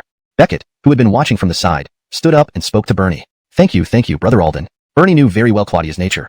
The more you don't let her in, the more she will insist on coming in. Seeing this scene was just a matter of time, and upon hearing Beckett would take Claudia away, he remembered their agreement earlier. Bernie, as a father, didn't want his daughter to see him as someone who treated lives like grass. Ugh. Watching Beckett leave with a satisfied smile on his face, Ephraim stared angrily at Beckett, trying to say something. Shut up. Percy punched Ephraim in the head, knocking him unconscious immediately. Ishan fell to the ground and stopped causing trouble. Lady, your attire looks really beautiful. Walking out of the main hall into the courtyard, looking at Claudia's outfit, he couldn't help but be impressed. It's all right. Complimented by Beckett, Claudia felt somewhat shy and lowered her head. Let's go out to play. Seeing Claudia's appearance, indeed, he hadn't seen many women. Ishan merely paid her some politeness. What is my father doing inside? I've been calling for a while now, and he won't let me in? Upon hearing they could go out, Claudia happily walked towards the door but stopped after a few steps, questioning Beckett. Barnabas Moo is discussing important matters. Worried that you might get impatient, he asked me to take you out first. Glancing at the closed main hall door behind them, Beckett sighed and lied to placate Claudia. Well, let's go then.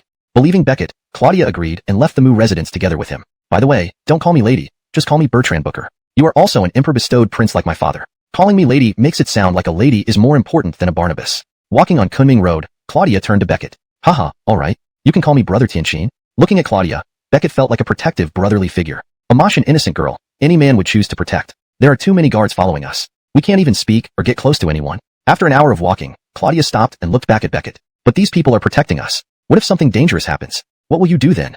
Ishannering Claudia, Beckett didn't quite understand. Having guards wasn't enough? Dismiss them all. I'm the lady of Moo Mansion. In Kunming City, my father's word carries weight. No one dares touch me. Armin, you lead? Ishannering Claudia's words, Beckett didn't object but suddenly thought of something and called Armin over discreetly. Claudia, unaware of what Beckett said, wanted to hear. Understood, Your Highness, be careful. Let's go. Noticing Claudia's actions, Armin stepped back and led the men away. Are you satisfied now? Seeing no one behind them, Beckett felt somewhat unaccustomed, previously always accompanied by Armin. Great, let's continue exploring. They strolled from morning until noon. Bertrand Booker, what do you feel like eating? Having skipped breakfast, Beckett's stomach was growling as he asked Claudia. My father doesn't allow me to eat outside. Ishan says the food isn't clean, fearing I might eat something bad and get sick. So he insists I return home to eat. But I haven't played enough yet. Ishannering Beckett talk about eating, she quickly shook her head. I won't take you home. There are taverns nearby. I'll take you out to eat. Seeing Claudia's pitiful expression, such was the worry of living in a noble household. Just as long as we don't go home. Isharing they could eat outside, Claudia perked up. Beckett held Claudia's hand, leading her forward. Growing up, Claudia had never been touched by a stranger. Feeling the warmth of Beckett's hand, her face flushed red. What's wrong? Do you feel unwell? Walking, Beckett approached a tavern entrance, turning to ask if Claudia was okay, noticing her unusually red face. I'm fine. Claudia dared not look at Beckett, averting her eyes. Your forehead isn't warm. Beckett thought she might have a fever, touching her forehead and comparing it with his, finding no difference, he relaxed. If anything happened to Claudia during their outing, Bernie wouldn't let him off easily. Ishan could tell from earlier in the mansion. Afraid Claudia might overhear, he killed Irvin without hesitation. Satiated, Claudia continued roaming the city. Everything seemed curious to her. Beckett felt somewhat helpless. Despite being born in Kunming City, Claudia hadn't seen much due to Bernie's excessive indulgence. Always sheltered from the elements, even if she bloomed, she would wilt at the slightest wind. Without realizing, it has already turned dark. Strolling along, Claudia looked at the moon and sighed. Chapter 408. The Morong family's secret leaks. Just as Weston was speaking with Claudia, they heard someone approaching from behind. The two of them quickly turned to look. Barnabas, His Highness the Barnabas has sent us to escort you back. Percy had been dispatched and bowed respectfully to both Weston and the Barnabas. Ishan then addressed the Barnabas formally. The time is still early, go back first, Claudia responded somewhat dejectedly upon hearing Percy's words. She hadn't realized how quickly the time had passed, and now she had to say goodbye to Weston. After spending the day with him, Claudia didn't want to return to her gilded cage. Barnabas, this is what the Barnabas ordered us to do. We are merely following orders. Isharing that the Barnabas did not wish to return, Percy felt a dilemma. As the deputy commander of the guard, it would be his failure if he couldn't even bring the Barnabas back. Knowing that the Barnabas had a soft heart, Percy spoke in a pitiful tone. I. Seeing Percy's distressed look, Claudia felt conflicted and unsure whether she should return or not. Bertrand Booker, don't worry. In a few days when I'm free, I will visit Barnabas Moo again and take you out to play, Weston. Seeing Claudia's expression, said gently, making a promise. All right, then I'll wait for you. Claudia, who had been feeling quite downcast, smiled brightly at this. She stood up happily and gave Weston a hug. Turn around. Seeing the Barnabas embracing Christopher Bynang, Percy immediately turned his back and instructed the other soldiers to do the same. Well, go back now. Weston looked at Bertrand Booker with a clear and innocent gaze, like a pure white lotus flower, and smiled as he bade her farewell. Barnabas, please proceed. Thank you, Christopher Bynang. Relieved that the Barnabas could now leave, Percy thanked Weston with a nod before leading the way. When Claudia left, Armin emerged from the shadows and approached Weston. Is everything ready? Don't worry, we all know what to do. The two then walked off in another direction. As Percy was escorting the Barnabas back and was about to deliver her to the palace, a group of black-clad men blocked their path. Gentlemen, look carefully. We are from Barnabas Moo's residence. Realizing they were surrounded, Percy became anxious and quickly placed the Barnabas behind him to protect her. Ishan announced their identity, hoping to scare the black-clad men away. You people have captured our comrades, so we need one of yours in exchange. Please cooperate. The black-clad men were unfazed by Percy's identity. Knowing that they were part of the Barnabas's personal guards, they didn't care about their rank. Draw your weapons. Seeing that the intruders weren't leaving, Percy ordered his men to prepare for battle. Over 10 guards encircled the Barnabas and Percy. This young lady must be important to you. Could she be Barnabas Moo? The black-clad men watched the reaction and guessed the importance of Claudia. You dare? I am the Barnabas, and if you lay a hand on me, my father will not forgive you. Claudia, hiding behind Percy, exclaimed, trembling with fear but trying to stay brave. Upon hearing this, Percy was taken aback. Now they had revealed everything about their identity. Do you want to trade who? I can ask my father to release them directly. Percy's face changed drastically upon hearing Claudia's words. The confiscation of the Morong family's property had been kept secret from the Barnabas to spare her distress. I'll ensure the Barnabas' safety. If you let us take her, the person you seek will be freed. Percy tried to negotiate urgently. Your father raised the Morong family and captured Ephraim. We must rescue him. However, it was too late. The black-clad men had already spoken. Morong? Ephraim is my uncle. My father wouldn't do this to the Morong family. Claudia refused to believe it. Whether it's true or not, you'll soon find out. Take the girl away. Tell your Barnabas that once Ephraim is free, the Barnabas will return safely. Seeing Claudia's disbelief, the black-clad men didn't bother explaining further. Time was running out, and they needed to act fast. They quickly took Claudia away. Barnabas, wait for me to come back. If you hurt a single hair on the Barnabas will not let you off lightly. Seeing Claudia being taken away, Percy knew he was no match for these skilled fighters. Still, he threatened them as best he could. Get lost, or you'll lose an arm. Percy, realizing it wasn't worth fighting a losing battle, quickly left and ran toward Barnabas Moo's residence. Commander Han, why are you in such a hurry? The guards asked, seeing Percy rush back. His Highness, it's bad news. Ignoring their questions, Percy rushed into the main hall and knelt before Barnabas Moo, who was talking to Dwayne. What's wrong? What happened? Dwayne also looked puzzled. Everything seemed to be going smoothly. Ishan looked at the kneeling Percy. The Barnabas, something happened to the Barnabas. She was kidnapped by a group of black-clad men. What? Chapter 409. Claudia was kidnapped and Ephraim was released. After hearing Percy's words, both Bernie and Dwayne looked shocked. What happened? If you don't explain clearly, I'll have you beheaded now. Isharing that his daughter had been taken away by the black-cloaked men, Bernie angrily grabbed Percy's neck and asked. Today, they want Ephraim in exchange. Once Ephraim is safe, they will release the Barnabas. Feeling his neck tighten, Percy struggled for breath and quickly explained the situation. Dwayne, release Ephraim immediately. After hearing their demands, which were not unreasonable since his daughter's safety was paramount, Bernie gave the order without hesitation. Upon hearing the Barnabas's command, Dwayne froze. This felt like letting a tiger loose. Barnabas, you cannot do this. If Ephraim left, the first person he would target would be him, the mastermind behind all this. Ishan hastily trapped you here against our will. Please do not blame us. A guard entered the room and untied Claudia's ropes. Wait, don't take off your blindfold yet. If you see my face, you won't leave alive. Just as she reached for her blindfold, the guard stopped her and warned her. So, my father has already released him? Almost surprised, Claudia asked about being set free by the black-cloaked men. Of course, your father didn't hesitate and released him immediately. You can go home once we leave. With everything concluded, the guards quietly left the room and the yard, leaving no trace. Who are you? Why did you save my uncle? What is your relationship with him? Claudia, filled with questions, asked several in succession, but no one answered her. Feeling odd, she removed her blindfold and found herself alone in the room. Ephraim, consider yourself lucky today. Get lost? Dwayne led Ephraim to the gate of the Barnabas's residence, preparing to release him. What does this mean? Ephraim, prepared to die, was puzzled as to why he was being freed. Ishan suspected it was a trap, knowing Dwayne wanted him dead. Stop talking nonsense, get out of here or I'll cut you a few times. Had it not been for the Barnabas's orders, Dwayne would have loved to flay him alive. Ephraim quickly fled into the distance. Standing at the gate, Dwayne thought about sending someone to kill Ephraim but decided against it, reluctantly holding back. As he turned to leave, he spotted someone nearby and approached them. Do you think this is proper? Knowing I'm an enemy of Ephraim, you arranged such a scheme.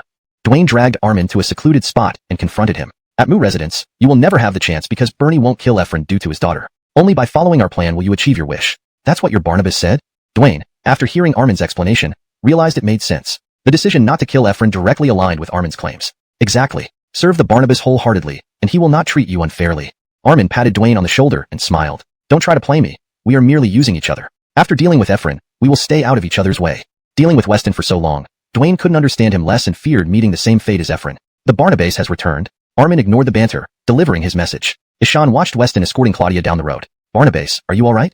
Dwayne rushed anxiously to ask Claudia. I'm fine, they didn't do anything to me. Claudia waved dismissively, frustrated that another interruption prevented her from hearing more comforting words from Weston. Any news on the Barnabas? Bernie, on the brink of losing his temper, asked his subordinates impatiently. Not yet. Nothing. It's my duty. I'll leave now that the princess is safe.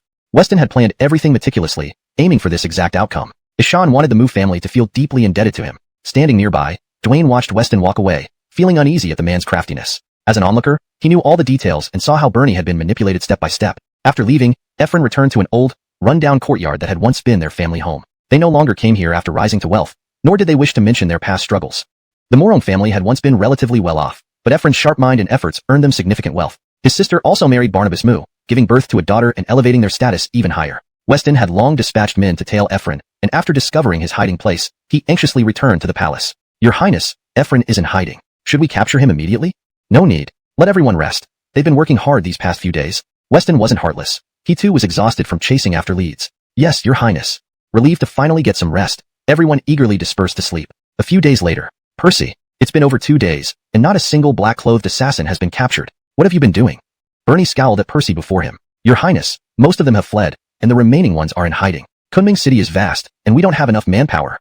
Percy looked helpless, wanting to catch them but having no means to do so. Your Highness, General Han has done his best. Have you found Ephraim yet?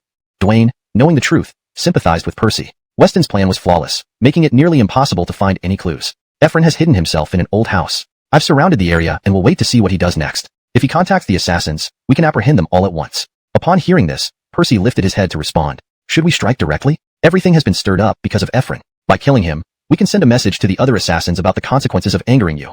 Seizing the opportunity, Dwayne suggested finishing Ephraim off. Good. Take your guards and proceed, ensuring no mistakes happen. Bernie agreed with Dwayne's logic and gave the order. Yes, Your Highness. Dwayne couldn't hide his excitement at the thought of finally getting rid of Ephraim. Come with me. Seeing Percy still kneeling, Bernie ordered him to follow, fearing he might escape punishment. I take my leave, Your Highness. Percy raised his eyes to meet Bernie's glare, then hurriedly left the hall. In the backyard, Claudia idly swung on a swing, reminiscing about her promise with Weston. She awaited his arrival, growing somewhat disappointed as 2 days passed without seeing him. Barnabas, are you thinking about someone special? A maid asked Claudia, noticing her distracted state. Buchringer, what nonsense are you talking? Claudia blushed. Thinking of Weston's face made her heart race. Don't deny it. Your cheeks are flushed, Barnabas. Buchringer, who had grown up with Claudia, teased her playfully, understanding her better than anyone else. How can you say that? Ishan may not even like me. Claudia worried that it might be just her one-sided feelings. Barnabas, if you love someone, you should speak up. Otherwise, you'll regret losing them. Buchringer was surprised by Claudia's confession and encouraged her gently. But what if he rejects me? We might not even remain friends. Claudia pondered this dilemma after Buchinger spoke, considering confessing her feelings under the moonlight. Why fear rejection? I can teach you what to say. Meanwhile, Weston arrived at the Mu residence. Since saving Claudia, Bernie no longer held grudges against Weston, especially now that the Morong family was no more. Weston, being close to the Dantes, posed too great a risk to antagonize while Bernie was far in Yunnan. So, he welcomed Weston into the residence. Alden brother, come sit and try this fine tea. It's quite good, almost as good as what the Dantes drinks. Nothing else was around. Ishan poured Weston a cup because he had saved his daughter a few days ago. Otherwise, no one would have gotten to taste it. To think that he made a fool of himself. It really was true that comparing people led to envy, and comparing objects brought out their flaws. So that's how it is. I didn't realize the Dantes gave me such precious tea, Weston said with a laugh after hearing Bernie's words. Brother Alden, why have you come to see me this time? I have an appointment with the princess. We plan to go out together today. Weston hurriedly put down his teacup. No. Last time she went out, we nearly lost her. She should stay inside the mansion. Upon learning Weston's purpose for visiting and wanting to take his daughter out again, Bernie refused outright. Although the incident was unrelated to Weston, it happened because they had gone out together. No. I want to go out with Brother Sherman. Behind them, Claudia rushed forward upon hearing Weston had arrived. Upon reaching the door, she heard her father's words and walked in unhappily. Bertrand Booker, your safety is important. Don't be reckless. The black-robed men haven't been caught yet. Aren't you afraid they'll kidnap you again? Seeing his daughter's reaction, Bernie sighed in exasperation. I trust Brother Sherman will protect me. Claudia, oblivious to propriety, hugged Weston tightly. What decorum is this? Let go immediately. Bernie was displeased to see his daughter hugging Weston. Though he admired Weston and wouldn't mind if they became a couple, seeing this scene upset him. It felt like the cabbage he had raised was snatched away by a wolf. Drew, there's nothing I can do about it, Weston said, spreading his hands wide while looking into Bernie's eyes, which seemed ready to devour him. Just no going out. Alden, I don't care. I want to go out. Brother Sherman, let's go. Ignoring her father's words, Claudia pulled Weston by the hand towards the exit. Watching his daughter leave holding someone else's hand, Bernie couldn't help feeling uncomfortable but didn't stop them. Ishan finally thought, children grow up and can't stay by their parents' side forever. Staying with Weston wasn't necessarily a bad thing. Your father looked very upset just now. Should we just leave like this? After leaving the mansion, Weston stood at the entrance and looked at Claudia. It's fine. I'll bring him a gift when I come back. Ishaning Weston's words, Claudia hadn't dared to look back at her father, fearing his disappointment. But now that they were out, there was no reason to return. She could only compensate him later. But do you have money? Weston folded his arms and asked, looking at Claudia. Money? No, I don't use any at home. The joyful Claudia smiled awkwardly after hearing Weston's question and rubbed her hands together. Don't worry, I have plenty of money. Buying half a city would be easy for me. One whole city? You're really rich then. After hearing Weston's words, Claudia's mouth dropped open in surprise. Although she didn't fully grasp the concept of money, knowing he could buy half a city meant he must be incredibly wealthy. All right, let's go.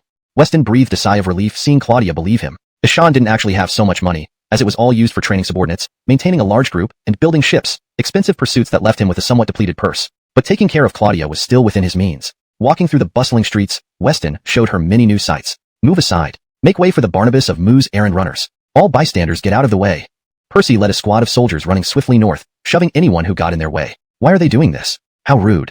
Browsing through hairpins, Claudia was jostled by the crowd and turned around disapprovingly. The previously crowded street quickly cleared. In Kunming City, no one dared speak disrespectfully of the Mu mansion. Those are your family's guards, did you not notice? Weston looked at the departing Percy and others and asked her incredulously. Yes? I didn't see them, but I'll reprimand them properly when I return. After hearing Weston's words, Claudia jumped a couple of times, realizing it was indeed her household guard. She scratched her head in embarrassment and spoke to Weston.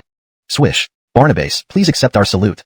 They had been talking behind the Mu mansion's back without surprise, only wanting to keep a distance. But hearing Claudia's words, everyone's jaws dropped. Unknown who started, soon everyone fell to their knees. What are they doing? Claudia looked at the kneeling masses, confused, and turned to Weston. Because you are the princess, they have to bow according to protocol. Otherwise, it's considered disrespectful. Seeing Claudia unable to understand even this, Weston patiently explained. Oh, I see. Everyone can stand up. I'm just out for a stroll, no need to fuss over me. After hearing Weston's explanation, Claudia smiled and waved her hand at the citizens. Ishaning the princess's words, the people stood up, but none dared move. Let's continue, let's go ahead. Chapter 412, Execution in Front and the Onset of Greed. Seeing how uneasy the commoners felt because Claudia was around, he hurriedly took her away to a distant place. Once Claudia left, the heavy burden on the hearts of the commoners finally eased. Didn't I just see Percy? What were they up to? Weston glanced at Claudia beside him and deliberately looked in the direction where Percy had left, asking aloud. Let's go and check it out. Let's see. Instead. Whatever you say. Keep talking after you meet your maker. Ishaning Levi's words, Percy paid no heed. Whether he was framed or not made no difference to Percy. As long as Levi lived, there was a chance of revenge. This danger must be eliminated before it could rise again. Stop. Seeing Percy about to act, Claudia could no longer bear it. She rushed forward, hoping to stop him. Recognizing the familiar voice, Levi turned his head toward the crowd and found Bertrand Booker standing there. A smile began to form on his face until he saw Weston behind her. His expression froze. Hold the Barnabas back. Noticing the Barnabas arrival, Percy felt anxious and quickly ordered his subordinates to block her path. Ishan then raised his sword and slashed down toward Levi. Bertrand Booker, watch out. Seeing Weston with Bertrand Booker, Levi couldn't tell what Weston intended. Fearful for his last living relative, he tried to warn Claudia but barely managed a few words before Percy's sword fell. Weston quickly pulled Claudia into his arms, shielding her eyes from the gruesome sight. The crowd gasped in shock, never expecting that the once influential Morong family would disappear like this in Kunming. Andy. Seeing the severed head on the ground, Claudia screamed, fainting in Weston's arms. Barnabas quickly escorted her back to the Barnabas' residence. Having finished his task, Percy approached Claudia to check on her. Finding her unconscious, he promptly ordered the guards to escort her back. Yes. Weston refused their help, not wanting Claudia to wake up and encounter these executioners. Ishan gently carried her and headed toward the palace. Halfway through, he commandeered a carriage, sending its original occupant away and driving it urgently toward the palace. Scatter, clean this up. Percy watched Weston leave, then turned to the body on the ground, instructing his men. Sir, please come here. As they were about to leave, one of the soldiers came close, whispering to Percy. Everyone stay outside. Glancing at his subordinates, understanding the man's intention, Percy ordered everyone to wait outside. Following the reporting soldier, he entered the courtyard. What's worth seeing inside? Entering the courtyard, finding nothing of note, he didn't understand why he was summoned. While searching, I looked into this well and found it full of gold and silver jewels. Gold and silver jewels. Upon hearing this, Percy rushed to the well and peered inside. To his surprise, the dry well was indeed filled with treasure. His heart raced with excitement. Quick, have the brothers outside fetch this wealth. Seeing so much money, Percy felt his fortune coming. Ishan immediately instructed his subordinate to call more people to collect the treasure. However, knowing he couldn't transport such a large sum alone, he hesitated. Sir, this money needs to be handed over. Your decision will affect our well-being, so please think carefully, his subordinate warned, looking anxious. You and a few others guard this place. No one enters or leaves without my order. After hearing the subordinate's warning, Percy, gazing at the treasure, knew he was tempted. Yet, if the prince discovered his actions, the punishment would be severe. Ishan decided that true riches come with risk. Turning to the subordinate who had proposed this, he gave orders. Yes. As for you, don't worry. When I feast royally, you'll feast as well. Leaving, he reiterated his instructions, fearing someone might betray him and steal the wealth. All this conversation was overheard by a servant hiding on the roof. Weston had assigned this servant to keep an eye on Levi.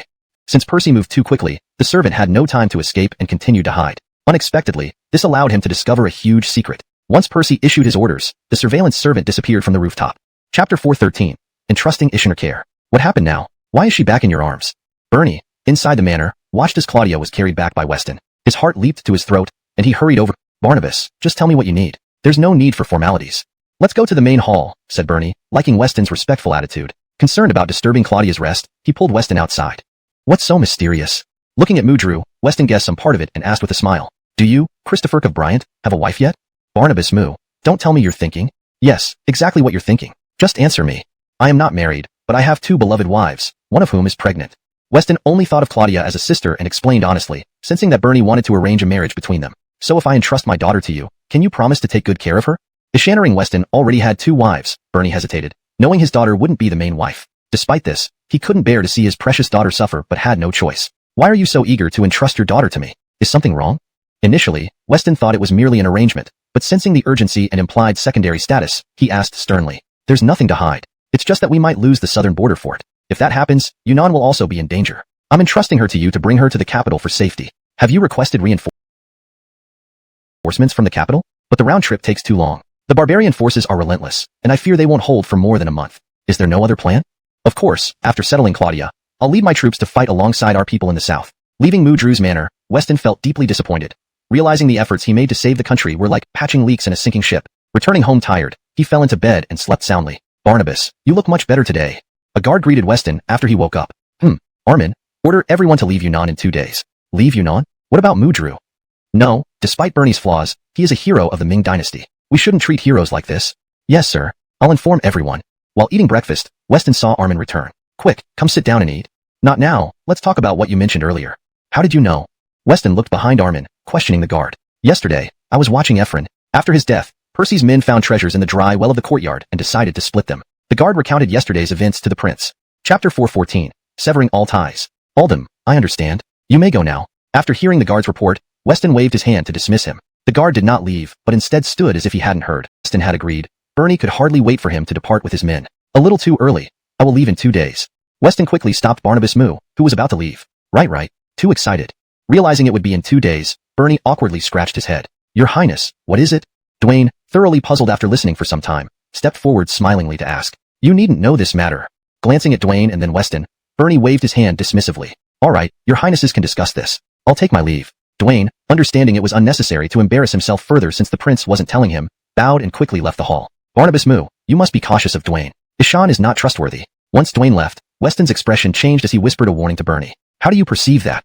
Ishannering Weston's words, Bernie asked somewhat perplexed. Just a feeling. Please be more careful. Of course, Weston wouldn't be foolish enough to reveal what Dwayne had done behind his back. After all, he himself was involved. I know, rest assured. Bernie viewed Dwayne with little significance, granting him no real power, clearly showing a lack of trust. Do military campaigns require a lot of funds? Weston pondered and asked. Require a lot? Remove the require part. Every campaign costs astronomical amounts. The funds the court provides are insufficient even for burial expenses. If soldiers cannot be properly buried, who would fight for you? Ishannering Weston mentioned military funds, Bernie vented his frustration. If the court's funds aren't enough, where does the army get its money? At this point, Weston felt perplexed, knowing that such huge sums were beyond what the court provided. A mere drop in the bucket. Even without those funds, they managed to sustain the war for so long, leaving Weston bewildered. Of course not. I had to cover the shortfall myself for the war to continue. What? Barnabas Moo, don't joke. A mosh an enormous sum isn't trivial. Even if you mortgaged all your lands and estates, you couldn't come up with this amount. Weston had been stationed at Shanhaiguan and knew how every movement of the army required substantial funds. Even if the South wasn't as affluent as the North, these sums were far beyond what a non-hereditary royal house could provide. Correct. So, like corrupt officials, I decided to amass wealth vigorously to support the military expenditure. Booker standing to Bernie speak so easily and righteously about this simple decision, Weston felt nothing but admiration. But won't the people of Yunnan criticize you? Scold me? They will eventually learn the truth. I just need to do what I believe is right. Father. While Weston and Bernie conversed, Claudia, having awakened, stood outside the main hall, calling out to Bernie. Daughter, are you feeling well? Are you still dizzy? Seeing Claudia arrive, Bernie quickly approached to ask, Aldenf, why did you slaughter the Morong family? Thinking of her uncle who died before her eyes yesterday, Claudia couldn't accept it, angrily questioning Bernie. Booker standing to his daughter's interrogation, Bernie simply lowered his head, realizing this event had left a significant impact on her. Bertrand Booker, how dare you speak to your father like this? Weston, standing nearby, who had initially harbored prejudices towards Bernie, now saw him in a new light. Unable to endure Claudia speaking to Bernie in such a manner, Weston spoke up to defend Barnabas Moo. Barnabas Moo raised his hand signaling Weston to remain silent. Yes, that's who I am. Ishan looked at Claudia coldly and responded. You weren't always like this. Why so heartless? Seeing the lack of warmth in her father's eyes, Claudia felt frightened and instinctively took a step back. I've always been ruthless, you just didn't know. I never showed that side of me to you. But now you're grown, and I must tell you.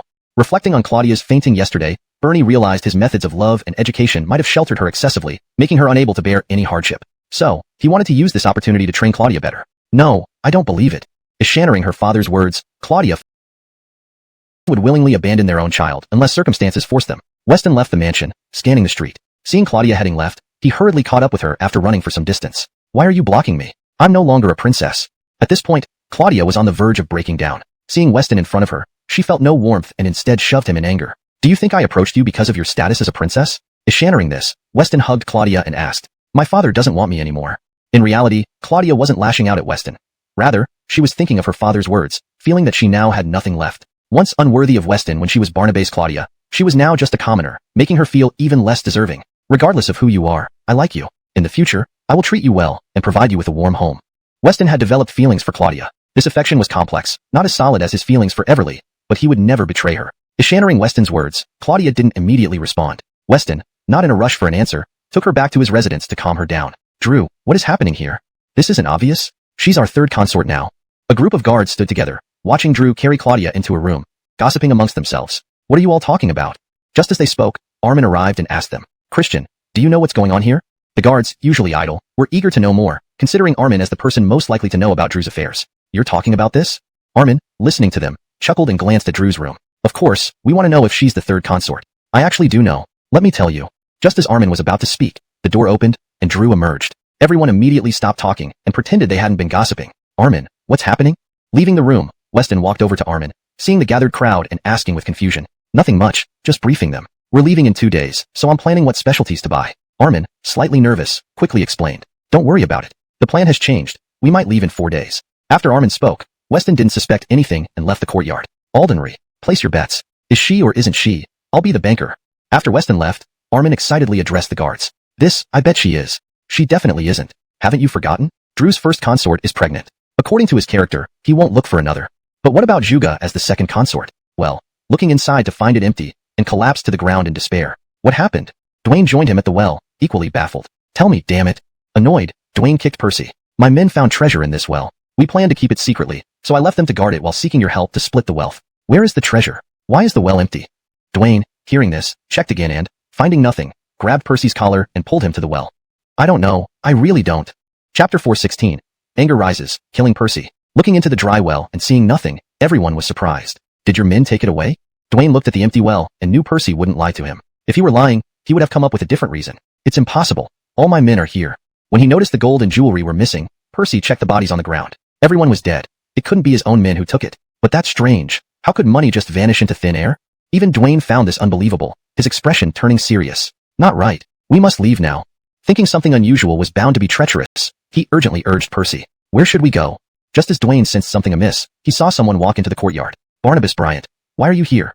Seeing Beckett approach, Dwayne narrowed his eyes and asked, then glanced at Percy, suspecting collusion between them. Sir, I had no idea Barnabas Bryant was back. It has nothing to do with me. Percy, noticing Dwayne's glance, quickly waved his hands in denial. Are you looking for what was in the well? Watching their anxious faces, Beckett smiled and asked, did you take it?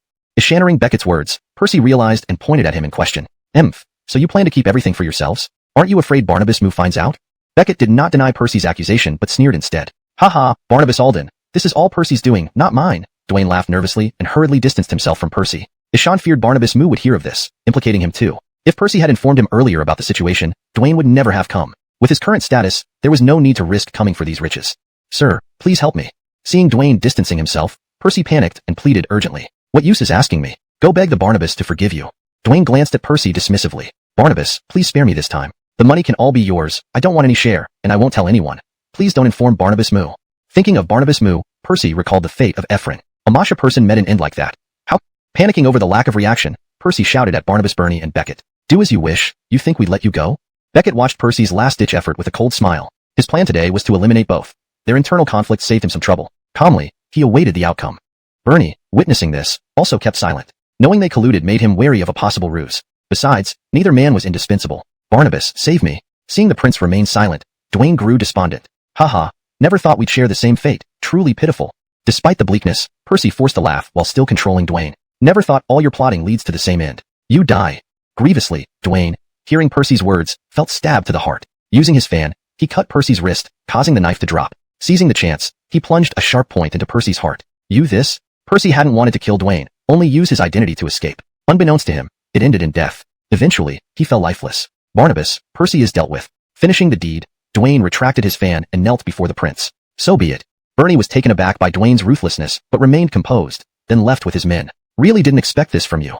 Watching Percy's lifeless body, Beckett remarked humorously. Oh, all this thanks to Barnabas Alden. Don't say more. Dwayne could barely laugh, his eyes locked intensely on Beckett, gripping his fan tightly.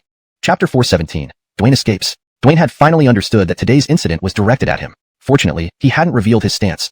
Otherwise, his fate would have been the same as Percy lying on the ground. You should be careful. The city isn't peaceful lately. Regrettably, Weston felt it was a pity not to kill Dwayne today. After giving him a warning, he turned and left the courtyard. Aren't you afraid I might spill the beans?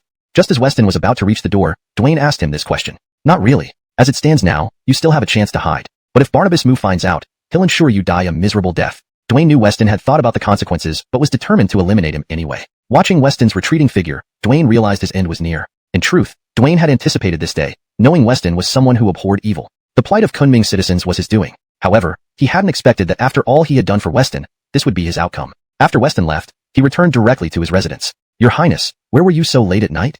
Armin, who was busy counting money, looked up curiously as the prince came back. I want to settle some personal matters. Have you counted how much we got? Weston glanced at the chests in the courtyard, filled with gold and silver, more than what they'd confiscated from the Morong family. The total is estimated to exceed 100,000 taels, not including precious jewels. In total, it might amount to 300,000 taels. Armin handed over an account book to the prince. No wonder merchants make money. Ordinary people, even corrupt officials, can't earn this much, Weston sighed, shocked by the numbers. Your Highness, we've struck it rich. Seeing the full chests, Armin became excited. Rich? Rich in what way? This money was stripped from the people of Yunnan by the Murongs. All of it will go to the front lines as military funds. Weston kicked Armin after hearing his comment. Oh. Armin's face fell upon realizing the money wasn't theirs. By the way, how is the princess? Back in the residence, Weston noticed his room's lights were off and asked Armin. She's been in your room all day. Even when I called her for dinner last night, she didn't come out. Armin pointed toward the room. When you went last night, did you hear any talking inside? Feeling a bad premonition, Weston asked while looking at the room. Just a faint voice. I didn't check again after that. Armin turned pale as he spoke, still examining the jewels. Aldenry. Weston rushed into the room. Opening the door, he saw Claudia holding a knife on the bed and quickly rushed over. Don't do anything foolish. You still have me. Weston snatched the knife away and held Claudia down. Your Highness. Armin, who followed in, turned away upon seeing the scene. Take the knife and get out.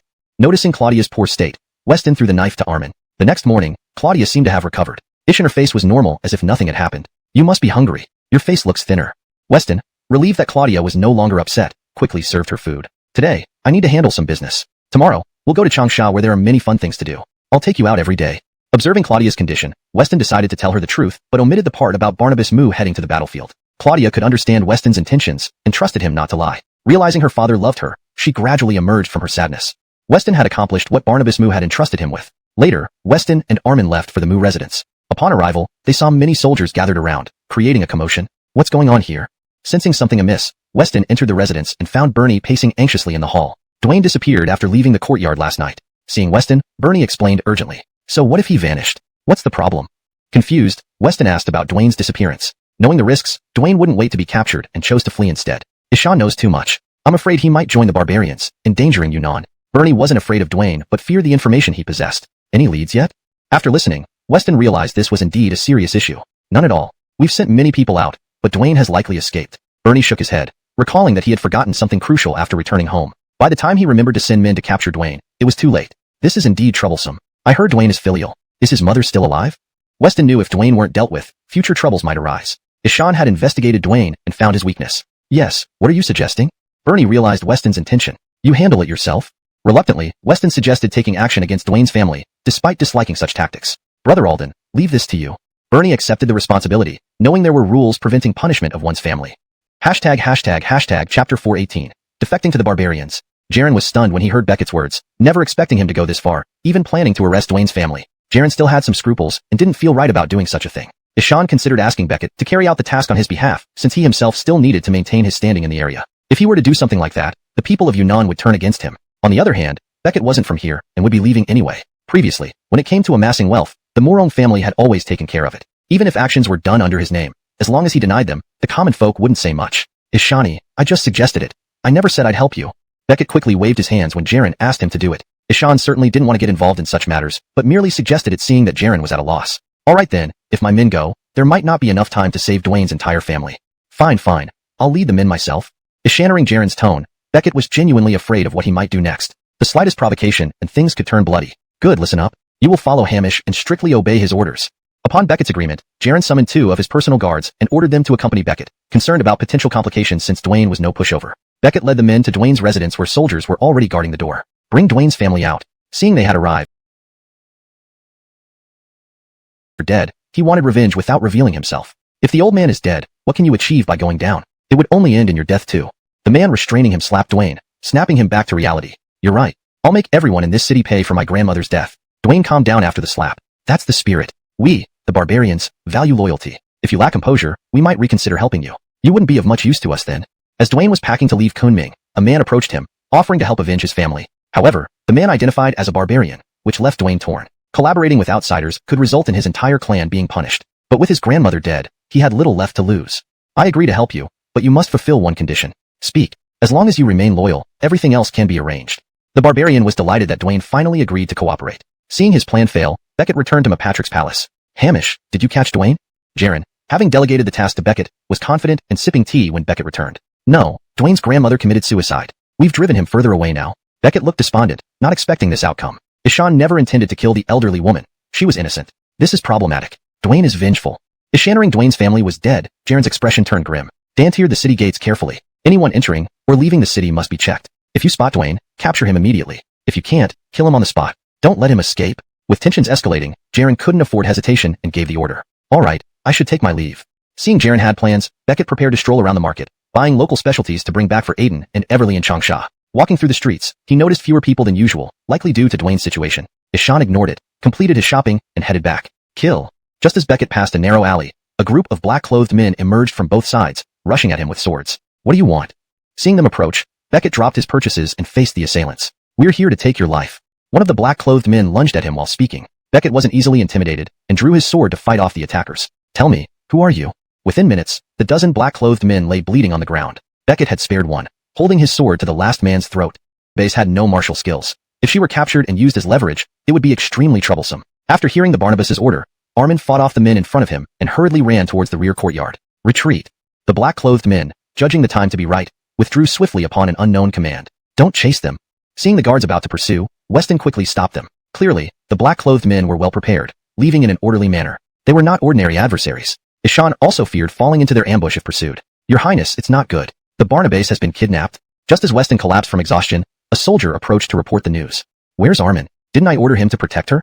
Ishaning this report, Weston's eyes widened in disbelief. Ishan turned to the soldier, confused as to how Claudia could have been captured despite Armin's protection. Armin was knocked unconscious and hasn't woken up yet. After Claudia was abducted, Weston launched extensive searches but found no clues. Your Highness, it's all my fault for failing to protect the Barnabas. I wish to take responsibility with my life. Having regained consciousness, Armin knelt before Weston in contrition. This isn't the time for such talk. Do we have any leads on the investigation? Knowing Armin as his trusted aide and understanding his efforts, Weston did not intend to punish him for this mishap. We do have a lead. It appears the barbarians took the Barnabas, but we don't know what they intend. So, what should we do next? Bukerstening to the Barnabas's words, Armin inquired. Since they didn't kill Claudia but took her away, they must be wary. The barbarians only move when they're sure. Capturing Claudia likely serves a specific purpose. Standing there, Weston carefully analyzed the situation, coming to a conclusion. Continue searching. I believe the kidnappers will make their move soon. Inside a house, Dwayne stood alongside the barbarians around Claudia. This beauty is simply breathtaking. It'd be worth dying just to possess her. Shut up. Dwayne, overhearing the barbarian's lewd comment, angrily shoved him away. What are you doing? The barbarian, taken aback by Dwayne's actions, angrily confronted him. She is kind-hearted, and none of you shall harm her. Otherwise, I won't let it go. Previously mistreated by everyone in Ep3of4 except for the Barnabas, Dwayne harbored deep gratitude. Ishaning the barbarian's intentions toward Claudia sparked his immediate anger. Hemph, a defeated dog still protecting its master. Seeing Dwayne's resolve, the barbarian sneered. Stop arguing. Noticing his men quarreling with Dwayne, the leader of the barbarians quickly intervened. Into contemplation, realizing his entire plan was unraveling. What's your next move? Acknowledging the failed plan, the leader questioned Dwayne. Not sure yet. Dwayne shook his head, acknowledging his current helplessness. Well, after all our effort protecting and assisting you, you end up being useless? Frowning at Dwayne's dejected look, the leader voiced his displeasure. Not yet. I will provide value for you in the future. Chapter 420. Rescuing Claudia. Upon hearing the words of the barbarian commander, Dwayne's expression stiffened. Are you sure? How could I not notice? Christopher to Dwayne's presence, many of his subordinates had been lost in protecting him. Ishan had proven to be utterly useless, which naturally angered him. Don't worry. I know every inch of Yunnan's terrain and all about the Ming army's deployment here. I can definitely help you as long as you don't forget your promise to me. Dwayne was somewhat irked by the other party's insinuation. Ishan hadn't been favored in the Ep3of4 palace, and now under the barbarians, it seemed he was treated the same way. Alright, I'll give you one chance. If you fail to bring any value to us, we'll send you back to the Ep3of4 palace. You can imagine what will happen then, right? The barbarian commander glanced at Dwayne. Ishan felt a bit regretful for recruiting someone who might prove worthless after such efforts. Still, he decided to give Dwayne one last chance. It's not good, sir. Soldiers are outside, probably coming to search. Just as they were talking, a man rushed in with this report. Retreat. Ishaning their position was compromised. The commander didn't hesitate and immediately issued the order to leave. At this point, their ragtag group couldn't match up against the Ming army. If caught, there would be no escape. Yes. One of the barbarian soldiers, hearing the command to leave, pulled out a dagger from his waist and moved toward the unconscious Claudia. What are you doing? As Dwayne turned to glance at Claudia, he noticed someone was about to kill her. Quickly running over, he pushed away the soldier holding the dagger, angrily questioning him. The soldier remained silent, looking towards the commander for orders. Dwayne, she's of no use anymore. Let's just eliminate her. Keeping her alive is only troublesome. The commander looked at Dwayne with a smirk. Claudia has been kind to me. You mustn't harm her. Dwayne knew that leaving the palace would be nearly impossible for Claudia. Ishan saw murderous intent in the commander's eyes, not only directed at Claudia but also at himself. Yet, thinking of Claudia's past kindness, he risked his life to protect her. Hmph, do you plan on leaving yourself an out? Looks like he still harbors hope to return to the Ep3of4 palace someday. The surrounding barbarian soldiers began to close in, their eyes fixed on Dwayne. Dwayne, either kill the person behind you, or we'll kill you. Today, you have to choose between her and yourself. The commander's gaze, filled with suspicion, fell on Dwayne. Initially, the commander had rescued Dwayne, knowing he was fleeing from the Mu King's pursuit to gather valuable information. Now, seeing Dwayne's strange behavior, blocking the execution of Claudia, he felt something was amiss. A trusted subordinate of Bernie being pursued, and now interfering to save Claudia, it raised suspicions. Ishani, you can't make such jokes. If you say I'm leaving myself an out, you're wrong. The Ep3of4 palace wants me dead, and my grandmother was killed by them. With such a grudge, how could I ever let it go? Dwayne flared up, explaining himself unhappily due to the barbarian's mistrust. Let's go. After hearing Dwayne's words, the commander dismissed some of his doubts. After all, Dwayne's grandmother did die at the hands of Weston, so the deep enmity was undeniable. With such bitter feelings, maintaining contact was impossible. Glancing at Claudia one last time, the commander told the others to hold off on harming her for now. There was no point in alienating Dwayne over an insignificant captive. Everyone left through a hidden passage. Dwayne looked at the bound Claudia, realizing he had no choice but to follow them. Taking a deep breath, he followed. Something's wrong. Go inside and check. Leave 2 men outside to raise the alarm if things look bad. The guards at the door had knocked for a while with no response. Sensing trouble, 2 men stayed outside, while the rest climbed over the wall into the yard. Once inside, they found the courtyard empty. Opening the door wide, 4 or 5 men entered and started searching. The water is still warm. It seems someone was here recently. Come quick, I found the princess. They gathered around as someone shouted, "Where am I?" Awakening, Claudia held her head and asked, "Barnabas, you were kidnapped by black-clothed men. You're safe now." Claudia was shocked by how quickly the soldiers acted. From last night until now, barely half a day had passed. Aldenry, send a signal. Weston had specifically instructed each patrol unit to carry a signaling device. Upon discovering anything, they should immediately set off the signal to summon reinforcements. Bertrand Booker, are you alright? Seeing the signal, Weston rushed over, his eyes red from lack of sleep, quickly approaching and holding Claudia's hand. I'm fine. When I was unconscious, I faintly heard another voice. It sounded like Dwayne. Claudia's head was still spinning when she recalled the voice she'd heard, telling Weston doubtfully, as expected, it's Dwayne. Let's get back quickly. From the moment Claudia was kidnapped, Weston had suspected Dwayne. No one else in Kunming could dare attempt such a move. Noticing Claudia's weakness, Weston spoke urgently. Tell the Moo King that Barnabas is safe and not to worry. Escorting Claudia into the carriage, Weston called over Armin and instructed him. Although the Moo King wasn't actively searching, Weston knew he must be anxious. Thus, he sent Armin to relay the message. Yes, I'll go now. Armin hurried away upon receiving the command. I ordered you to find her. Why haven't you found her? Meanwhile, Bernie raged at the soldiers over Claudia's disappearance. We're still searching and should find her soon. Please don't get too upset, Your Highness. The guard stood trembling, nervously offering an explanation. ####Chapter 421. Farewell before departure. Your Highness, Armin, Barnabas Bryant's bodyguard, has arrived. Just as Bernie was fuming, a soldier walked in and said, Quickly, bring him in to speak. Ishannering that Armin had come, Bernie, thinking it must mean he had news about Claudia, urgently ordered the soldier. Greetings, Barnabas Moo. Armin entered the hall and respectfully greeted Bernie. Well, have you found Bookerer? Bernie, not caring about anything else, anxiously asked Armin. The Barnabas has been found safe and unharmed. Our prince sent me to inform you immediately and requested that you don't worry anymore. Oh, excellent. That's such a relief. Bernie breathed a sigh of relief upon hearing Armin's words. Please convey to your prince that we should depart as soon as possible. I fear delays may lead to unforeseen complications. Until Dwayne was captured, Bernie could not feel at ease, and he was worried that Dwayne might continue to target Claudia. Yes, I will certainly pass on the message. After receiving Bernie's instructions, Armin took note and left. Why did Dwayne save you? Back at the residence, Weston and Claudia discussed what happened during her kidnapping. Although she was confused and disoriented at the time, Claudia vaguely remembered some details. After Claudia finished speaking, Weston asked, puzzled. Given their deep-seated enmity, Dwayne had no reason to save Claudia. I think it's because I once helped him, so he returned the favor. Recalling past events, Claudia suddenly realized and explained. Yes, that seems to be the only explanation. But now, Dwayne is not the same as before. You must be cautious if you encounter him again. Booker standing to Claudia, Weston smiled, realizing that sometimes kindness can indeed save one's life. Your Highness. Armin came into the hall, seeing the princess, hurriedly whispered something into Weston's ear. Very well, we'll depart tomorrow morning. Nodding after listening to Armin, Weston agreed. Yes, I'll inform everyone right away. What's happening? Claudia, overhearing that they were leaving the next morning, asked Armin in confusion. We originally planned to leave in the next couple of days, but your incident delayed everything. Now Kunming City is too dangerous. In less than 10 days, you've been kidnapped twice. Weston looked at Claudia, deciding not to mention that it was Barnabas Moo who urged her departure. Well, can I go home for a bit? Though she had longed to escape, the sudden realization that she would truly leave made Claudia uneasy. She wanted to return one last time to see her father. All right, I'll accompany you back. After considering Claudia's request, Weston thought it was reasonable and decided to go with her. Greetings, Barnabas. Upon arriving at Chunqing Mansion, the guards at the gate promptly saluted. No, I'm not the princess anymore. I've just come to visit.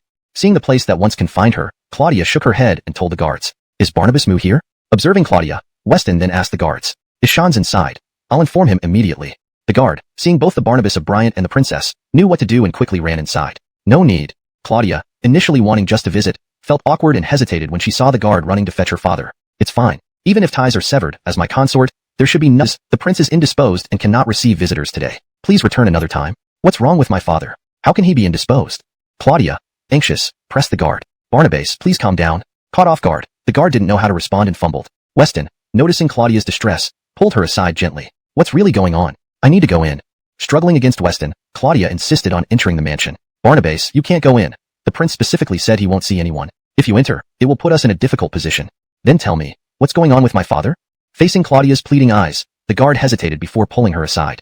Barnabas, I'll tell you the truth, but promise not to reveal my name. I promise, just tell me. Glancing at the guard, Claudia impatiently waited for an answer. Barnabas, since you left, the prince has been despondent, losing his vigor and turning prematurely gray. Ishan misses you deeply. So, he refused to see me? Yes. Ishan knows this is likely the last time you're visiting, but he can't face you, the guard confessed. Thank you for telling me. Understanding the situation, Claudia stepped back and let out a long sigh. Let's go. Realizing Claudia needed closure, Weston nodded and led her away from the gates of Chunqing Mansion. Chapter 422. Departure from Kunming. Your Highness, ever since you left, she hasn't eaten properly or slept. She didn't close her eyes for a single moment during the day and night you were kidnapped. After the princess agreed, the attendant whispered beside her. Upon hearing the attendant's words, Claudia became even more worried and pushed past the attendant into the courtyard. Barnabas, you can't go in there. The attendant was taken aback, not expecting the princess to barge in, and tried to stop her but was held back by someone. Barnabas Alden, what are you doing? If the princess goes in, I'll be punished. Looking at Weston beside him, the attendant anxiously spoke. Father. Just as Weston was speaking with the attendant, Claudia arrived at the hall and called out to the figure facing away from her. Ishani, I don't care about your status. I grew up here. Claudia is like a little sister to all of us. If we find out you've hurt her, we won't let it go. Sitting on the steps at the entrance, the attendant glanced at Weston beside him and warned. All right, I promise. When will Barnabas Moo leave for the frontier? Ishaning the attendant's warning, Weston wasn't angry but asked about their departure for the front lines. The preparations are ready. We'll leave through the west gate once the princess departs. Cough, cough. Barnabas. The attendant standing nearby cleared his throat and stopped talking, quickly getting up. Ishan was afraid the princess would overhear, so he had arranged for others to keep watch and alert him if anyone approached. Are you done? Seeing Claudia walk out, Weston approached and asked. Let's go. Claudia, lost in thought, simply replied to Weston and walked outside. Weston then instructed his men to purchase local specialties and load everything needed onto the carriage. Since Claudia couldn't ride a horse, it would significantly slow them down, so they opted for a carriage. At the eastern gate of Kunming City, Your Highness, it's time to leave, Armin said to the princess and the concubine. All right, let's go. If you're still hesitant, I can accompany you back to the palace one last time. As Weston prepared to mount his horse, seeing Claudia still standing there, he knew what she was thinking and suggested. No, let's go. Ishaning Weston's offer, Claudia dared not further trouble him and turned to board the carriage. Your Highness, why didn't you bid farewell? The princess might not return for a long time. Watching the carriage leave, a soldier on the city wall asked the prince. We already met yesterday. That was enough. Yesterday in the hall, Bernie had already addressed many matters, making another meeting unnecessary. Prepare everyone to questioning, the subordinate accepted the task. Secretly, they wanted revenge on Weston for indirectly causing their losses. By nightfall, Weston's group stopped in the wilderness outside the city walls. What's happening? Waking up from sleep as the carriage stopped, Claudia realized she'd fallen asleep after a long day of travel. Opening the curtain, seeing it was dark and everyone busy, she got off the carriage and asked Armin, who was setting up camp. Barnabas, we couldn't find a proper resting place today, so you'll have to sleep outside tonight. That's great. I've never stayed outside. We're staying here tonight? Never having experienced such a setting, Claudia was amazed by the tents Armin was setting up. Armin and the guards enjoyed conversing with Claudia, who had no airs of a princess and quickly bonded with everyone. Around the campfire, they ate roasted wild rabbit, drank wine, sang songs, and danced. Seeing everyone enjoying themselves, Weston stayed aloof, sitting quietly without drinking. 2 hours later, everyone was drunk except Weston. Ishan carried the drunken men back to the tents. Damn, I can still drink. Claudia, lying on the ground with a wine flask, was frustratingly passed out. Christophering the banquet, Weston had kept an eye on her, fearing she'd drink too much. Little did he know that 1 cup was enough to render her unconscious. Standing outside the tent to protect everyone, Weston ensured everyone's safety. In Kunming, they were always on edge, exhausted. Weston thought a few drinks would help them relax. After ensuring Claudia was sleeping peacefully, Weston left the tent. Chapter 423.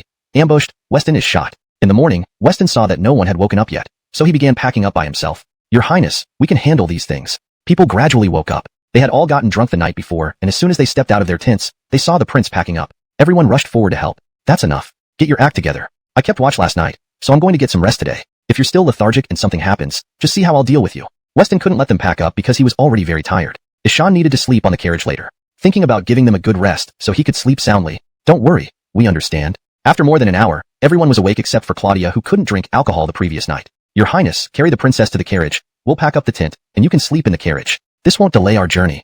That's right, otherwise, we won't reach the next city and we'll continue camping outdoors. Everyone looked at the time. It was nearly noon and they hadn't moved an inch. Everyone was getting anxious. Now, everyone was ready except for the princess. They didn't dare approach her, so they came to the prince. All right, since none of you want to go, I'll do it. Looking at Armin and the others, Weston had no choice but to acknowledge the need for propriety between men and women. Others going into Claudia's tent would be inappropriate. Bertrand Booker, wake up. Entering the tent, he found Claudia lying haphazardly and first patted her arm. Seeing that she was still asleep, Weston could only cover her with a cloak and carried her out of the tent. Okay, let's head out once everything is packed. After instructing them, Weston lay down inside the carriage with Claudia under the same blanket. Thankfully, the carriage was big enough for 2 people. The prince really knows how to enjoy himself. We're rushing on the road while he sleeps soundly in the carriage. A guard riding at the front laughed to those behind him.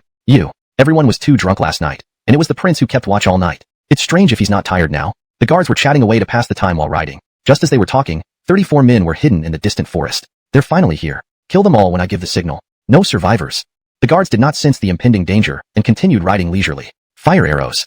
The black-clothed men stood up as the targets entered the ambush zone, shouting at the archers. Then over 30 arrows flew toward the guards on the road. Swoosh swoosh. The guards at the front didn't have time to react and fell off their horses, pierced by arrows. More people fell one after another, and the rest dismounted using their horses for cover against incoming arrows. Aim at that carriage, shoot. Noticing the guards were now cautious, the black-clothed leader focused on the central carriage, assuming a person of high status must be inside, and commanded his men. The guards tried to protect the carriage, but it was too late. Soon, the carriage was riddled with arrows. Brothers, attack! The black-clothed men on both sides charged out, engaging in a fierce battle with 20 guards. Brother Sherman, why are you pressing me? Eschannering the sounds of combat outside, Claudia slowly opened her eyes, seeing Weston only half a fist's distance away from her face. Don't speak. An arrow struck Weston's back. Fortunately, he reacted quickly and blocked subsequent arrows with the blanket, but one still managed to penetrate and headed towards Claudia. At the last moment, Weston shielded her with his back. Creak. Christian, the person inside is dead. One of the black-clothed men approached the carriage door, unsure, and reported back after seeing the arrow sticking out from the body inside, which didn't react even as he opened the door. Your Highness. Armin, having killed a few attackers, shouted angrily upon hearing the commotion near the carriage. Ha ha ha, looks like their prince is dead. There's no need for us to stay. Retreat. Eschannering the guards' mournful cries confirmed that the person in the carriage was indeed Weston. Seeing his mission completed, and watching the guards fighting desperately, he gave the order to retreat. Soon, the black-clothed men scattered. Everyone, come back. Armin stopped them from pursuing, now being in charge since the prince was dead. Though furious, everyone obeyed. Your Highness, Barnabas, are you alright? Seeing the attackers retreat, Armin hurried to the carriage and opened the door. His Highness is dead. Everyone advanced at full speed to Changsha. Armin closed the door, tears in his eyes, then gave orders to the group. Yes. Everyone placed the bodies on the horses and raced towards Changsha. It looks like he's truly dead. Let's report back. The hidden black-clothed men used their retreat earlier as a ruse to confirm the death. Seeing the guards' behavior, it was clear whoever was in the carriage, if not dead, was gravely injured. With their mission complete, they withdrew. After traveling a distance, Armin stopped the carriage. What? We agreed to keep moving, others questioned, confused. Quickly check if anyone suspicious is around. Having been on the road for an hour, Armin ordered the guards. Yes. 6 guards got off their horses and inspected the surrounding forest. No one. No one. Your Highness, it's safe around here. Eschannering there was no one, Armin jumped off the carriage and addressed the prince. Your Highness? Everyone was startled by Armin calling the prince. Armin, don't joke. Didn't the prince die? I'm like a cat. I can't die so easily. I still have 8 lives. Following this remark by a guard, Weston walked out of the carriage with Claudia following closely behind. Chapter 424. Return to Changsha. Your Highness. Everyone gathered around, their initial sorrow vanishing upon seeing the Barnabas and Barnabas unharmed. They all greeted with relief. Come, attend to this wound for me. Weston stepped down from the carriage, an arrow still lodged in his back. Thanks to Claudia's support, he did not fall to the ground. Seeing the guards standing there in shock, he urged them on. Yes, yes. The guards quickly recovered, rushing over to tend to the injury. After dressing the wound, Weston endured the pain and put on his clothes. Are you all that's left? Weston surveyed the group and realized that of the original 20 or 30 people, only 12 remained, including himself. Yes, we were ambushed earlier. 4 brothers were killed immediately, while others perished in the ensuing chaos. Their numbers were overwhelming. Even the dozen or so men stayed in her eyes as she looked at the bodies of the fallen. Realizing she couldn't hold on any longer, Claudia hurried into the carriage. Do you understand what you've said? Seeing Claudia's distressed expression, Weston angrily reprimanded those present. Ishan then explained why Barnabas Mu couldn't be responsible, defending his ally from baseless accusations. My lord, I was wrong. Please punish me. We were wrong.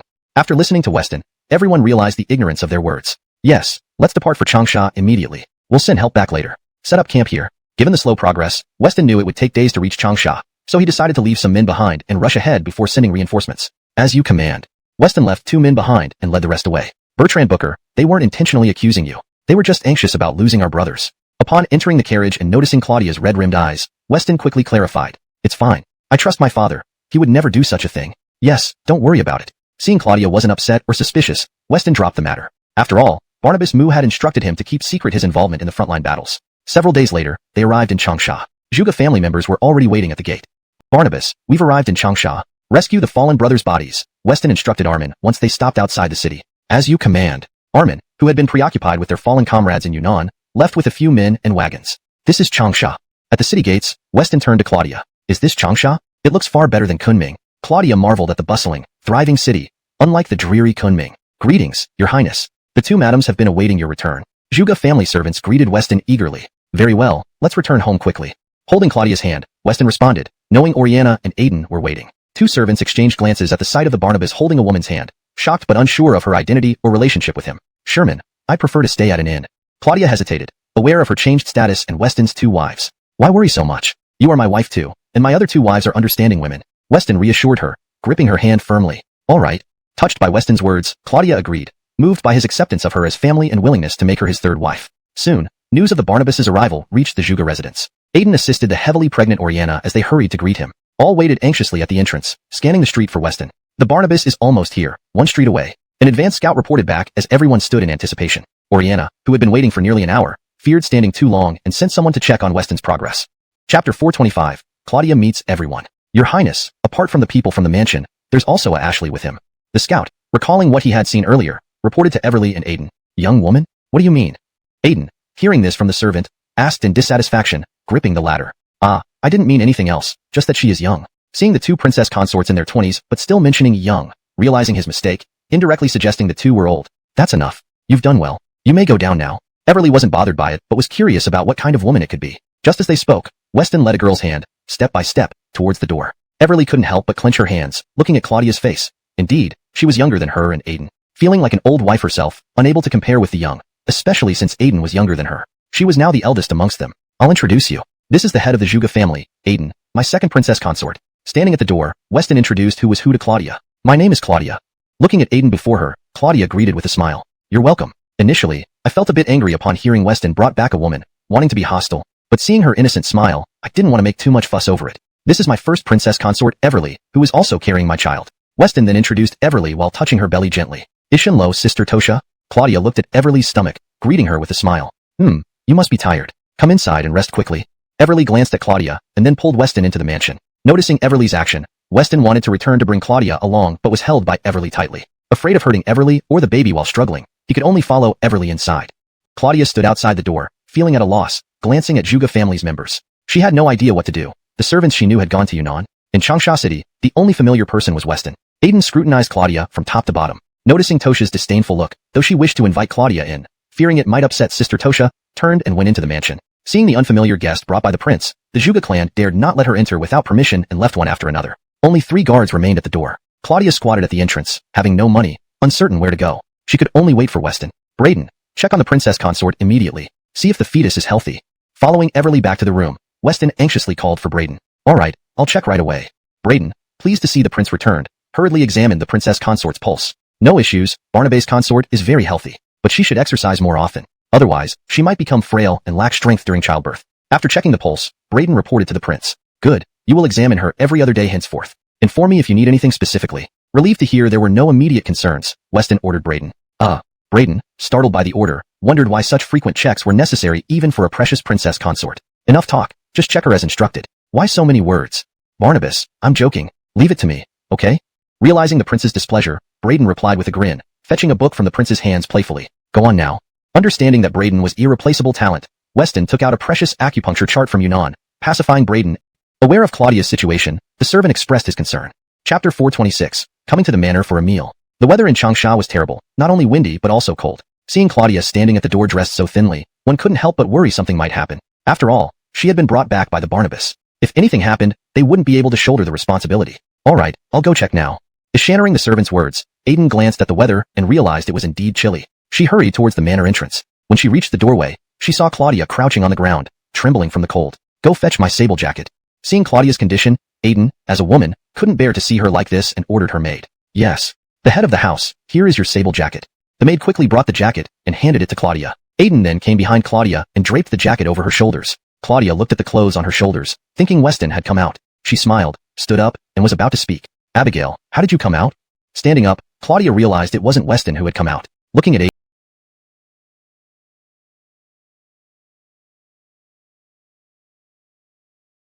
Aiden, she knew the latter found her troublesome. You were brought back by the Barnabas. From now on, we're family. It's freezing outside. Let's talk inside instead. Aiden noticed Claudia's face turning pale from the cold. Without another word, she pulled Claudia's hand and walked her into the manor. But Sister Tosha, it seems she doesn't like me. Seeing Aiden leading her into the manor, Claudia hesitated and stopped walking. Don't worry. Sister Tosha has a sharp tongue but a soft heart. Maybe she isn't familiar with you yet, or is upset with Weston. Grasping Claudia's ice-cold hands, Aiden felt that staying outside longer would cause problems. So, she led Claudia into the manor without hesitation. In the main hall, Aiden asked many questions about Claudia. Claudia answered truthfully, but when the topic turned to her father, she hesitated. She had already severed ties with the Mu Patrick household and didn't know how to broach the subject. Fine, I won't ask anymore. It's almost time for dinner. I'll call the Barnabas. Seeing Claudia's reluctance, Aiden decided not to press further. Checking the time, she told Claudia and left the hall. Knock, knock, knock. What is it? Weston, talking inside his room, heard the knock and asked from the doorway. It's time for dinner.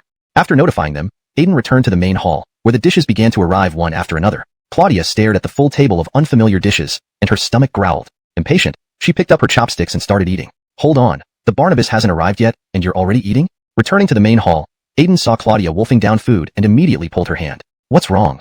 Looking at Aiden's reaction, Claudia didn't understand what she did wrong. With innocent eyes, she asked, we must wait for everyone and the Barnabas to start before we eat. Didn't anyone teach you manners? No, we don't have such rules at home. After hearing Aiden's explanation, Claudia thought back and remembered that there was never such a rule in her household. Why is she eating without waiting? Is there no discipline here? Amasporting Everly, Weston entered the main hall and heard Aiden's complaint. Upon seeing Claudia there, he frowned. That's enough. We're all here to eat. There's no need for so many formalities. Eat away. Noticing Everly's increasing displeasure, Weston quickly sat down and addressed everyone. Christophering the meal, everyone remained quiet, focused on their food. I'm full. Brother Sherman, where will I be staying? Since she had eaten earlier, Claudia pondered her current situation. She was there, but didn't know where she'd stay. Answering Claudia's question, Weston hesitated. The Northern Stabilization Manor belonged to him, but his actual residence was in the capital. Even though he held high status here, it was ultimately the Zhuge family's domain. Ishan looked helplessly at Aiden. Take Miss Mu to settle in the upper quarters of the rear courtyard.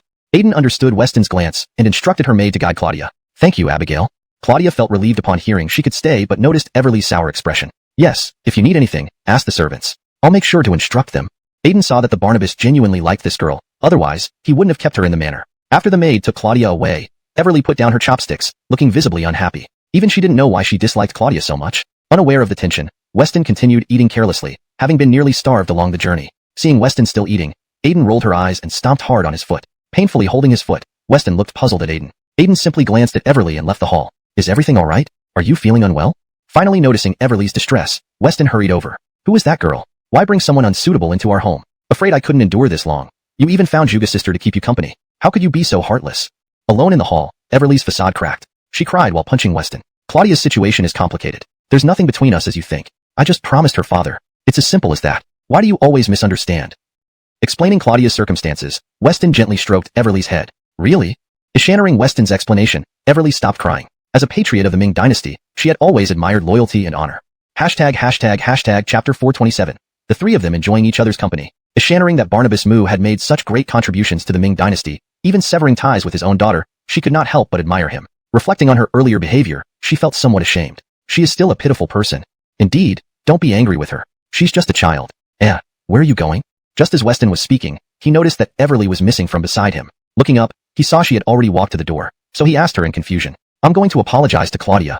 Hold on, Barnabas Mu doesn't want this matter talked about. Under no circumstances should Claudia know about it. If anything happens on the battlefield and Barnabas Mu doesn't return, he hopes I take good care of Claudia and don't let her go back to Yunnan. If Barnabas Mu returns safely and drives away the barbarian army, he will come back to fetch her. Understanding to Everly's intentions, Weston quickly ran over and stopped her, explaining the situation. Alright, I understand. After listening to Weston, Everly realized that Barnabas Mu had planned objects and asked curiously. These are rusty weapons, preparing to send them to the blacksmith to melt them down and forge new ones. Christopher to the humidity in Sichuan, weapons often rusted. Regular use would help, but they were mostly stored in warehouses. Looking at the pile of weapons, Weston wondered what they could make. Thinking of the local specialty, he told everyone to wait while he went to his study and began drawing. Ishan finished quickly, took the paper to the courtyard, and handed it to the servants. Tell the blacksmith to forge these designs exactly as they are. Handing over the paper, Weston specifically instructed them. What's this? Never seen it before. What's it for? It's not a weapon, so it can't be used for killing. The servants looked at the paper from different angles, realizing they had never seen these items before. You don't need to know. Just follow the designs.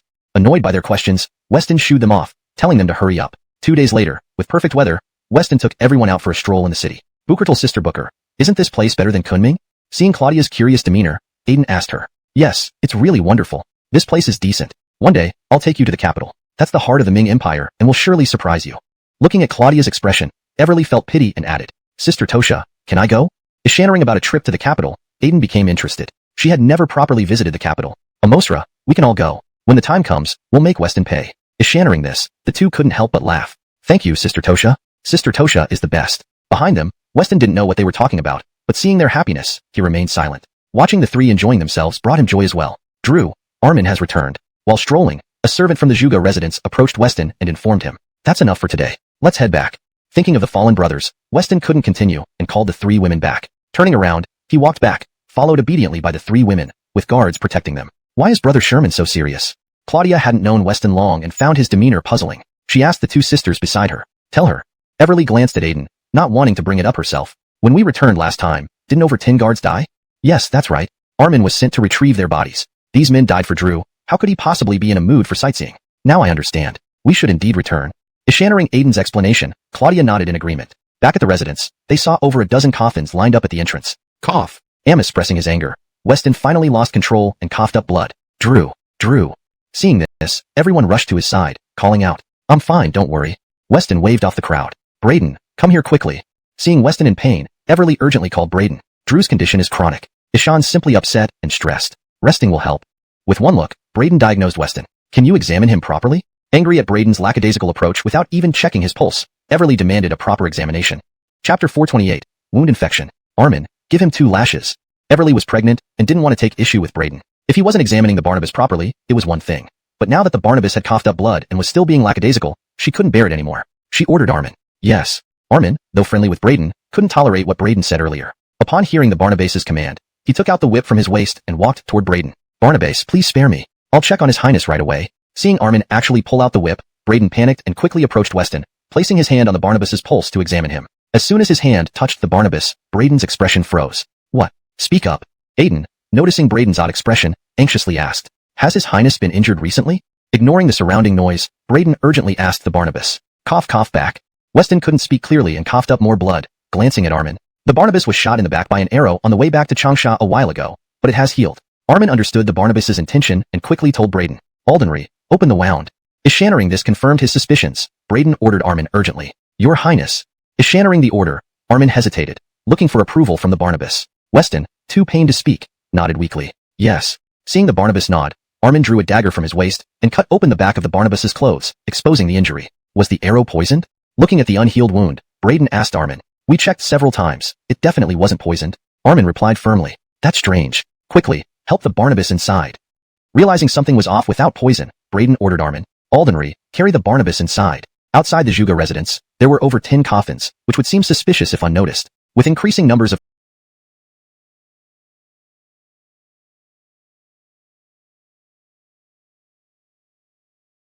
people around, the Barnabas's condition must be kept secret. Everly quickly instructed her servants. Dantier the entrance. No one enters or leaves without my orders.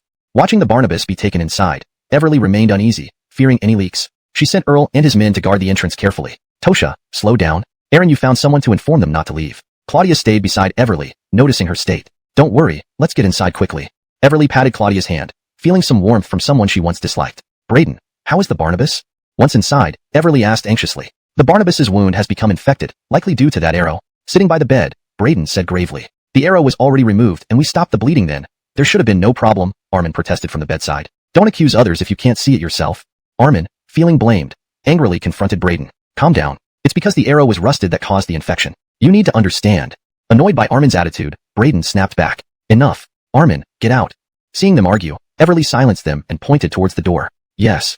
Eschanering the Barnabas's order, Armin left immediately. Braden, what exactly is wrong? Why is he like this? After Armin left, Everly asked again. Barnabas, it's what we call golden wound. Braden explained politely. Ishan could lose his temper with Armin, but before Everly, the Barnabas's wife and pregnant, he needed to remain respectful.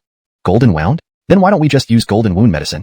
Being the princess of Mu Mansion, where family members often face such injuries, Everly asked. It's not so simple. If it were easy to treat with medicine, I wouldn't be here explaining. Claudia took out a bottle of golden wound medicine she secretly brought from Mu Mansion and placed it on the table. This is extremely valuable.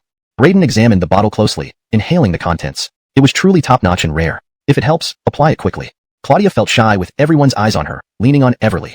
Originally uncertain, seeing Claudia's golden wound medicine gave Braden renewed confidence. Ishan gathered surgical tools he preserved from a previous procedure. Now, during a critical moment, Braden sterilized a small knife over a candle flame. Do you think this will work? Claudia, unfamiliar with the process, asked nervously. Bookerer, rest assured, Braden knows what he's doing. Though Everly often scolded Braden, she trusted him completely, knowing he had saved her life before. Chapter 429. Recovery from injuries. First, they used a heated knife to cauterize the wounded area, then quickly applied Claudia's herbal medicine on it, and finally wrapped it with bandages. After doing all this, the wound was properly treated. Everyone can rest assured now, the Barnabas will be fine and will wake up soon. After such a long period of diagnosis, Braden felt exhausted and sat down on the ground, addressing everyone in the room. You've worked hard. Go rest now. Seeing Braden almost collapse from exhaustion, Armin assigned a few people to carry him out of the room. We'll take turns caring for him today. Aiden noticed that Everly was not in a condition to stay, so she volunteered to stay overnight. Alright, you call me after 2 or 3 hours. We'll switch shifts. Eschanering Aiden's decision to stay, Claudia understood the situation and could not let Everly remain behind. Seeing Aiden set an example, she couldn't fall behind. By evening, Weston, lying on the bed, gradually regained consciousness. Ishan found Claudia sleeping beside him and gently carried her onto the bed. The next morning, Aiden approached the door of the room and felt puzzled. Last night, she hadn't been called in, so she opened the door to check on Claudia. Walking into the room, she saw Claudia and Weston lying together. Upon witnessing this scene, Aiden quickly retreated. What happened? How is Sherman's injury?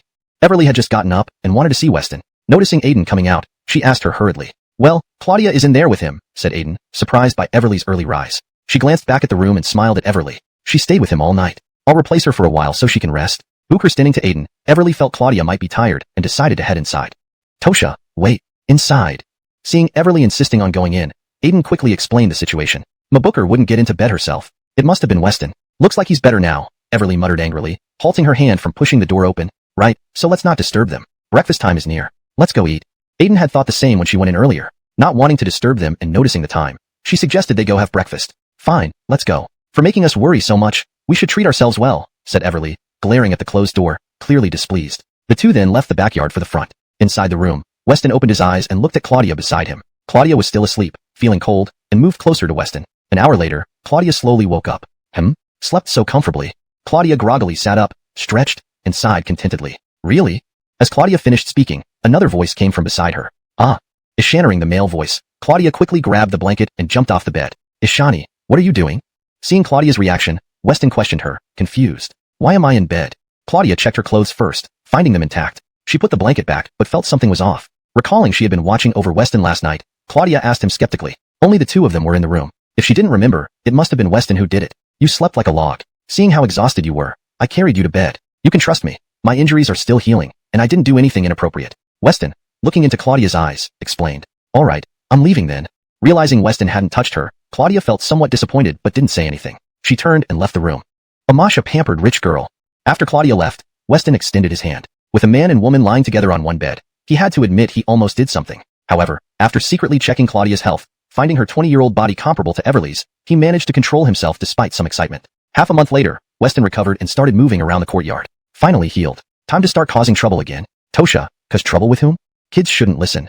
The three women sat around the table in the courtyard, eating fruit and watching Weston. Barnabas, something major has happened. Just as they enjoyed their peaceful moment, Armin arrived in the backyard. What is it?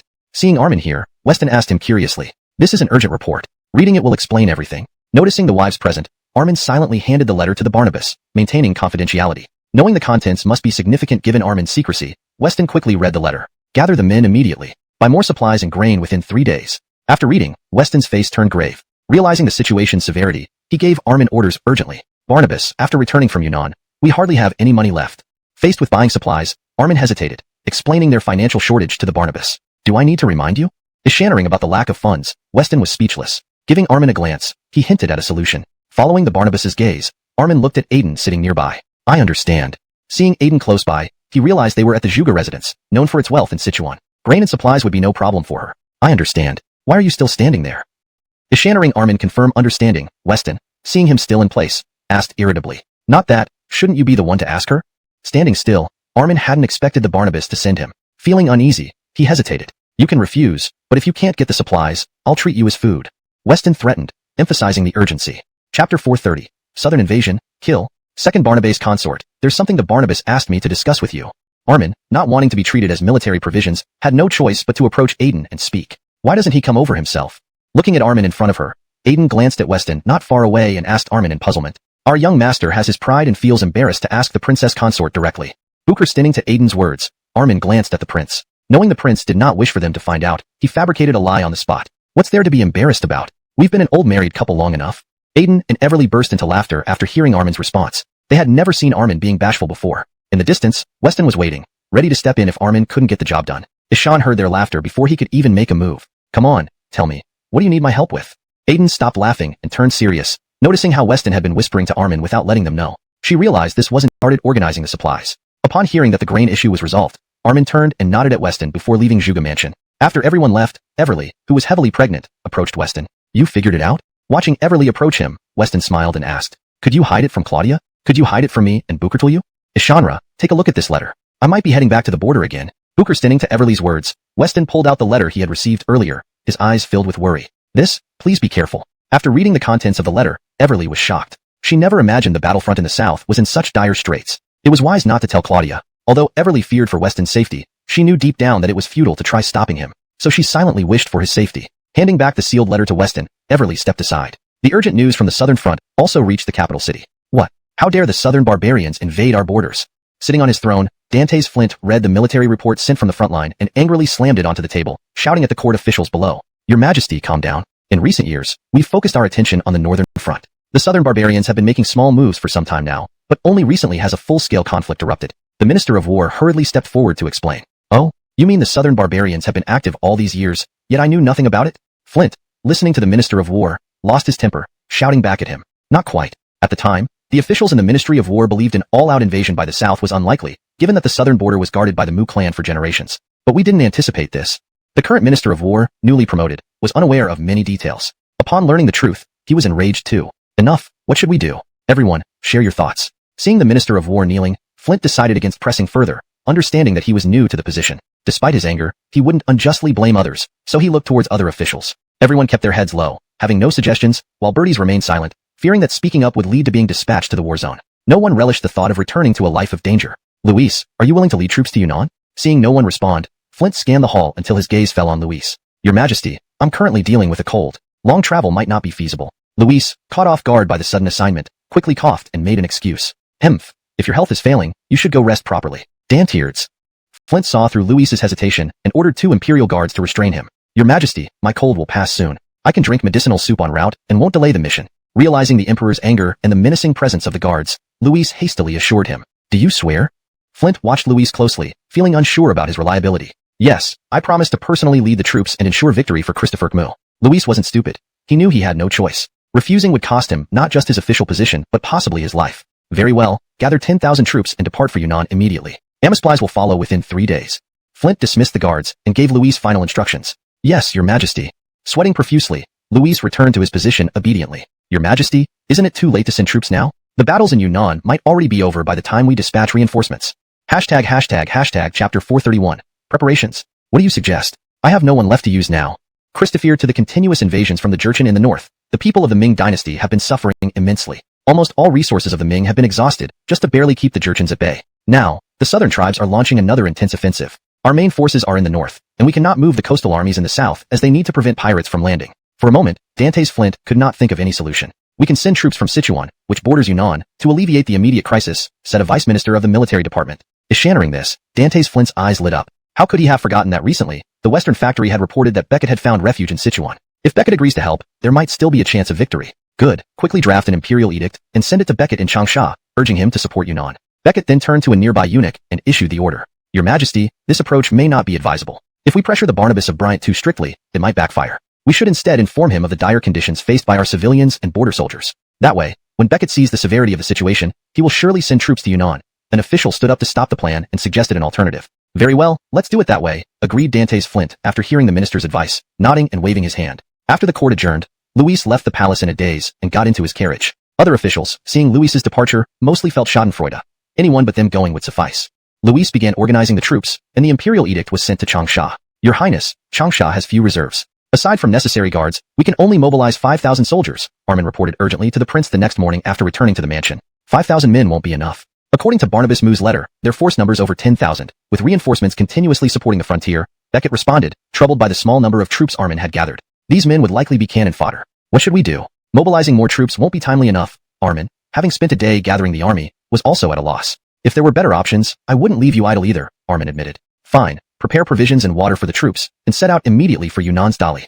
With the front lines holding on by a thread, relying on Yunnan's mountainous terrain, Beckett feared delays could lead to unforeseen changes. Ishan anxiously ordered Armin. Though only 5,000 men, better than nothing. Yes, Your Highness. Armin immediately went to mobilize the army. Earl, come here for a moment. Beckett called Earl from the entrance. Your Highness, what do you need? Earl, feeling the tension lately in the city, rushed over. I'm temporarily leaving with Armin. You must guard the place well, ensuring nothing happens. Earl, why are you wearing armor? Seeing Earl beside him, fully armored, Armin asked in confusion. Your Highness has approved my participation in this battle. Earl replied proudly, puffing his chest. What? Who will protect the consorts then? Ishan left Ben from the 12 Shadow Danteards. No need to worry about the estate, Earl assured. Fine, it's been a long time since you fought. Stay close behind me. Eschannering Earl's age and remembering his past teachings, Armin considered. Don't underestimate me. Remember who taught you these skills. All right, old man. Are you all prepared? Beckett emerged from the hall, dressed in ancient bronze armor, surveying the courtyard. All prepared, awaiting your command. Earl, are you sure you want to go? Beckett nodded approvingly, then glanced at Earl beside Armin, concerned for his well-being, especially given his past injuries. Chapter 432, Imperial Edict arrives. Fine, since you're so insistent, let's go then. Seeing Earl's determined look, Weston didn't say anything more and addressed the people in the courtyard. Everly and Aiden stood at the door, looking worriedly at Weston who was on horseback. I leave this place to your care. Also, don't tell Rackley what I am doing. After mounting his horse, Weston was still concerned, afraid that if Rackley knew, she might not be able to handle it. Ishan thus instructed Everly and Aiden. Don't worry, Sister Tosha and I know how to handle it, Aiden reassured him. They didn't want Weston to worry too much. After all, he was going to war, not playing around. If something went wrong here and caused Weston to lose focus, they would have no place to cry. Okay, let's go. Watching the troop depart, Everly and Aiden returned to the mansion. Rackley was still unaware of what had happened. Aiden made up a lie, saying Weston had some business to attend to and would be back after completing it. Upon hearing Aiden's explanation, Rackley felt puzzled but didn't say much. Imperial Edict arrives. While the three were strolling leisurely, a voice was heard from outside the mansion. Lady, someone has brought an Imperial Edict for His Highness. Following the voice, a soldier rushed in, bowing respectfully to Aiden. Currently, in the residence, Everly was pregnant, and Rackley was new and not well known. This place being the Zhuge family estate, most matters were communicated through Aiden. Sister Tosha, they are looking for His Highness. What should we do? Aiden, though now a princess consort, originally came from a humble background as a wealthy merchant. She had never encountered such a situation before. Have everyone gather at the entrance to welcome the Imperial Edict. He had endured hardships on the journey. He planned to enjoy himself once reaching Changsha, where he learned the Barnabas of Bryant wasn't in the city. Thus, he acted presumptuously, unaware that the prince already had a wife. Christian pays respect to Her Highness. Seeing Everly's serious demeanor, the eunuch dared not take any risks and quickly descended from the carriage to kneel. Rise. Aiden didn't wish to overstep, fearing the eunuch might report to the emperor. Now I will read the Imperial Edict. Realizing he couldn't antagonize them, Christian hastily pulled out the edict and opened it, glancing towards Everly and Aiden. Read it aloud. Everyone knelt as Christian began reading. Ishanar the mandate of Ishanavin, so decreed. Ishanaring the content, Aiden didn't expect it to pertain to the southern border conflict, described gruesomely. Concerned about Rackley in the back, Aiden wanted to stop the eunuch from continuing, but Everly stopped her with a shake of the head. When the edict was finished, Christian looked around but didn't see the Barnabas of Bryant, unsure whom to hand the edict to. The edict has been read. Where is the Barnabas of Bryant? Ishan smiled awkwardly at Everly. A few days ago, he left with over 5,000 soldiers for the southern border of Dali. Standing up, Aiden noticed Rackley had already left. Knowing they could no longer hide it, she explained to the eunuch. Ah, that's wonderful news. The court has dispatched over 10,000 troops to aid Dali. This time those barbarians won't escape. Initially, his task was clear, to ensure the support from the Barnabas of Bryant. Finding out the prince had already departed made this a fortuitous event. Good, my mission is done. Smiling, he handed the edict to Aiden. Close the main gates. No one is allowed to enter or leave. Having received the edict, Aiden ordered the guards and took Everly inside. Your Highness, what about me? Christian thought he'd get some benefits, but found the nobles didn't consider small fry like him. At the gate, the entourage watched as the doors shut, stunned. Country bumpkins. They don't even understand proper etiquette. Christian fumed, furious at their rudeness. What should we do now, Lord Eunuch? A soldier captain approached Christian. Back to the capital. No need to linger here. Christian, realizing he wouldn't get what he wanted, grudgingly ordered the return to the capital. Chapter 433. The frontier is breached. What else can we do? Report back to the capital. Looking at the tightly shut gate, Christian's heart turned cold. Ishanaring the nearby soldier's words made him even less willing to speak. Ishan angrily said this to them. Then Christian got into the carriage. The group could only slink away. How proud they had entered Changsha City. Now they left with their tails between their legs. Raqueli calmed hesitation. Were you strolling leisurely? At this pace, we won't reach the frontier in another 3 days. Weston lashed out at Earl with his whip, interrogating him. Other officers around also bowed their heads. They thought it was just words, considering Earl was a trusted aide, but seeing even the favored one punished, none dared slack off anymore. Your Highness, I truly don't mean to delay. Yunnan is mostly mountainous and very difficult to traverse. Though hit, Earl held his chest in pain but was otherwise unharmed. Can't you find a shortcut? Frustrated by the continued slow march despite the challenging terrain, Weston was livid. Your Highness, we've thought about that. But looking at the map, I couldn't figure any alternative route. After all, none of us know Yunnan well. Earl knew this dilemma, yet without local knowledge, he had no choice but to lead the army forward cautiously. I don't care. We must get to the southern border as quickly as possible. Seeing this slow pace, Weston's heart sank. It was delaying military action. Understood. Despite the difficulty, Earl led 500 men ahead to pave the way for the main army. The soldiers followed closely behind. Unbeknownst to them, they had already entered an ambush. Attack! As Earl's troops rushed through a valley, many armed people appeared from both sides of the mountain, charging down. Stop! There's an ambush. Get ready. Stopping his horse, Earl shouted at the stunned soldiers, noticing the enemies wore barbarian attire. These reinforcements had no combat experience. Faced with a frenzied attack, they began retreating. I'll kill anyone who retreats. Seeing everyone retreating, Earl killed one fleeing soldier to stop others from doing so. Charge! Facing certain death either way, the soldiers surged forward to fight the barbarians. Go tell Birdie to bring reinforcements quickly. With increasing enemy numbers, the two forces became intermingled. Report. The leading contingent encountered barbarian soldiers, and Earl is holding them off desperately. We need reinforcements, Your Highness. Ishaning this report, Weston led men urgently towards the site. Upon arrival, he saw the situation was far worse than reported. Initially, Weston wondered what kind of enemy they faced, assuming only the number he encountered upon leaving Yunnan, similar to the black-clothed assassins. However, seated on his horse, Weston realized these weren't just random barbarians but part of a larger, organized invasion force, indicating the frontier had already been breached. After half a day of fierce fighting, they annihilated and captured over 300 enemy soldiers. Upon questioning, they learned the barbarian forces had indeed come from outside the borders and had already breached the frontier, gradually occupying parts of Yunnan. Ishaning their plans, Weston couldn't help but sneer. Did you participate in the recent border battles? Looking at the captured soldiers, Weston asked their leader. Certainly. The southern barbarians are invincible. Taking your border was effortless. One barbarian soldier excitedly stood up and shouted. Do you know what happened to Barnabas Moo? Weston glanced at the soldier, clenching his fists inside his sleeves. Given that Barnabas Moo was stationed at the breached border, Weston wanted to know his fate. Chapter 434, Dwayne's Revenge. Barnabas Moo? You mean you're Barnabas, right? The captured barbarian general didn't recognize who was who on the Great Ming side but had heard some titles being mentioned. Ishan wasn't sure if he was correct. Yes, that's the person you're talking about. Do you know his condition? Weston's eyes lit up as he asked upon hearing the barbarian general speak. Since receiving the urgent military report, there hadn't been any news from the frontier. Weston also feared something might have happened to Bernie. Ishan should be dead by now. Haha. The barbarian general chuckled after thinking about the outcome of the prince. Die. Unable to endure the harsh laughter, Weston plunged a blade into the man. You, brothers, let's fight to the death.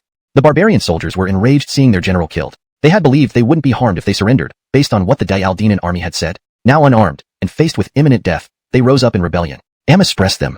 Earl stood beside, watching chaos erupt, quickly commanding the troops. Then he turned to look at the prince. Spare none. Kill them all.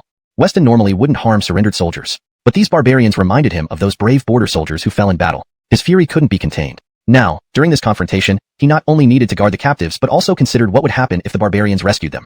The freed prisoners would become formidable fighters again. These surrendering soldiers could only cause trouble. It would be better to eliminate them while there were no witnesses. What? You can't bear to see it? After Earl remained silent for a moment, Weston asked irritably. But they are unarmed. Earl, who had not fought many major battles, found it difficult to order such ruthless actions. Armin, teach him how it's done. Unhappy with Earl's hesitation, Weston turned to Armin without further ado. As you command. Armin didn't hesitate, knowing the prince must have his reasons. With his personal guards, he descended among the unarmed men and began executing them mercilessly. Earl was shocked by the sight, witnessing Armin's slaughter. Well done. Thanks to you. We breached the border so easily. What reward do you seek? Smiling, the prince inquired. No need for rewards. I only ask for one favor in return for assisting you. Rewards meant little to Dwayne. Oh, what do you want? The prince, surprised by Dwayne's refusal of rewards, was curious about his true desires. All right, I agree. Immediately after hearing Dwayne's request, the prince assented. The next morning, Dwayne rode at the front of the barbarian army. Kunming City now held only around 500 defenders. Dwayne, you actually sided with the barbarians? Have you forgotten the prince's cultivation of you? The commander shouted angrily from the city wall. Doesn't it sound absurd when you say he cultivated me? Dwayne sneered, recalling previous interactions with this individual, a loyal servant of Bernie. Unable to accept his defection, the commander tried to persuade him. There must be some misunderstanding. If you return, the prince will surely forgive you. Previously, Dwayne and the commander had a decent relationship, and the latter hoped to save him from this path. Earlier events involving Dwayne had caused significant uproar. Reflecting on it, he felt somewhat touched that the people he once thought close were merely tools. Be quiet. Ishan is a traitor to our great Ming. Shoot arrows at him. Others, unable to tolerate, ordered archers to shoot. No. The commander tried to intervene, but Dwayne stabbed him through the chest. You dare conspire with the enemy. Your crime demands execution. Shoot arrows. Kill them. The vengeful general wielded his weapon, ordering archers. The barbarians, prepared for this, raised shields, deflecting the barrage of arrows. Chapter 435, Saving Bernie. Fire the arrows. Dwayne sat on his horse, glaring at Birdie atop the city wall and roared orders to the barbarian soldiers. Prior to their arrival, the prince of the barbarians had already given instructions. Now with Dwayne in full command, everyone had to obey his orders. Without hesitation, the archers aimed and fired a volley of arrows toward the city wall. The prince, Dwayne, is indeed a double-edged sword. We must be cautious when using him. He might turn against us. Yes, I always feel this man harbors ill intentions. We cannot let our guard down against him. Inside the central tent where everyone was drinking, various officers voiced their opinions and concerns about Dwayne to the prince. I understand all your points. As they say, trust fully those you employ. If you doubt someone, don't use them. His position demonstrated his vision. He didn't merely respond now. The barbarians hadn't planned to occupy Yunnan. Though the Ming dynasty was on its last legs, a camel dying of starvation was still larger than a horse. If the entire Ming nation counterattacked, they wouldn't stand a chance. Their goal was to plunder everything they could from Yunnan. Are my orders ignored now? The prince's gaze swept across the room, his expression darkening as he questioned everyone. "We dare not." Everyone hastily stood and replied upon seeing the prince's anger. "Barnabas, this 3,000-strong force is fierce, having already defeated several of our armies along the way." The reporting soldier hadn't left yet. Ishan now finished his report. "What?" The previously confident generals suddenly felt uneasy. They had entered Yunnan following Duane's advice, believing there were no more local troops. Dividing their forces into smaller units had left gaps for the enemy to exploit. "My lord, we have fewer than 3,000 men now," Earl reported after tallying numbers. Over 2 days, they engaged 2 groups of barbarians, catching them off guard but suffering heavy losses themselves. Of the initial 5,000, only about 3,000 remained, including 2 deaths among his own guards. Earl felt grief but continued briefing the lord. "Understood. We're half a day away from Kunming. Let everyone rest and prepare for a big battle." Booker standing to Earl, Weston turned to see how exhausted everyone was. The captured barbarian soldiers confirmed that their target was to capture the border, loot Yunnan, and encircle Kunming. Led by the prince with 6,000 men, the city was surrounded. Weston, with his dwindled force, felt no fear. If Bernie died, it could cause a chain reaction of surrender within Yunnan's military. Remembering Bernie and not wanting Claudia to grieve, he decided to save him.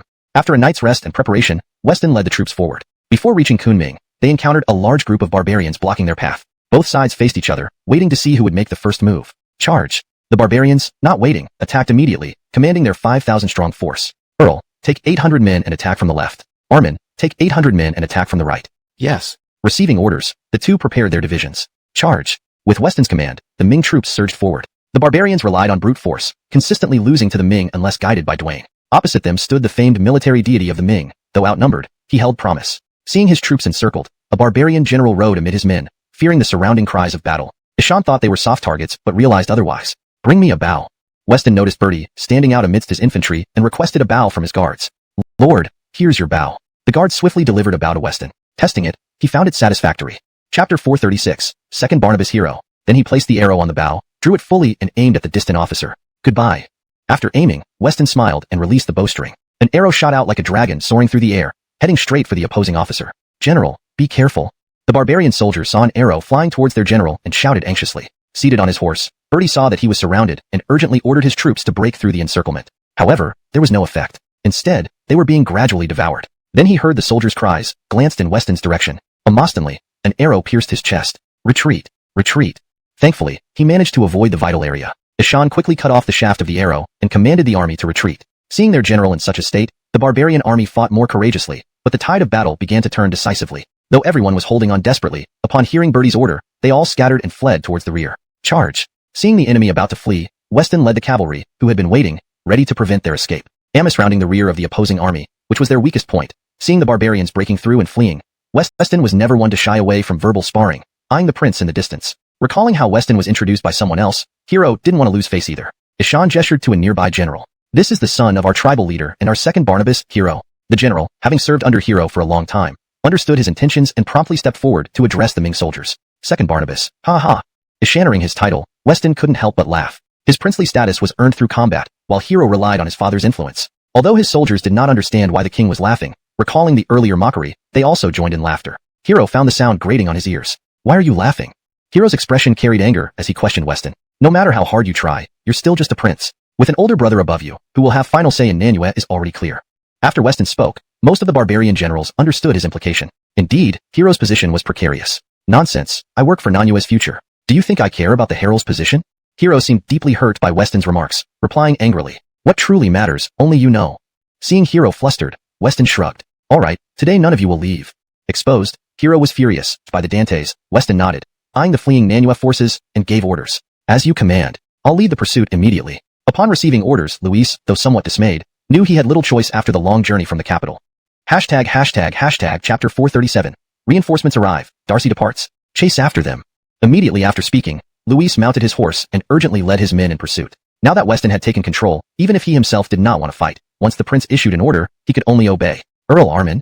After Luis left, Weston turned to the 2 people behind him. "Ishanra, you each take a contingent of troops and clear out all remaining intruders within Yunnan's borders."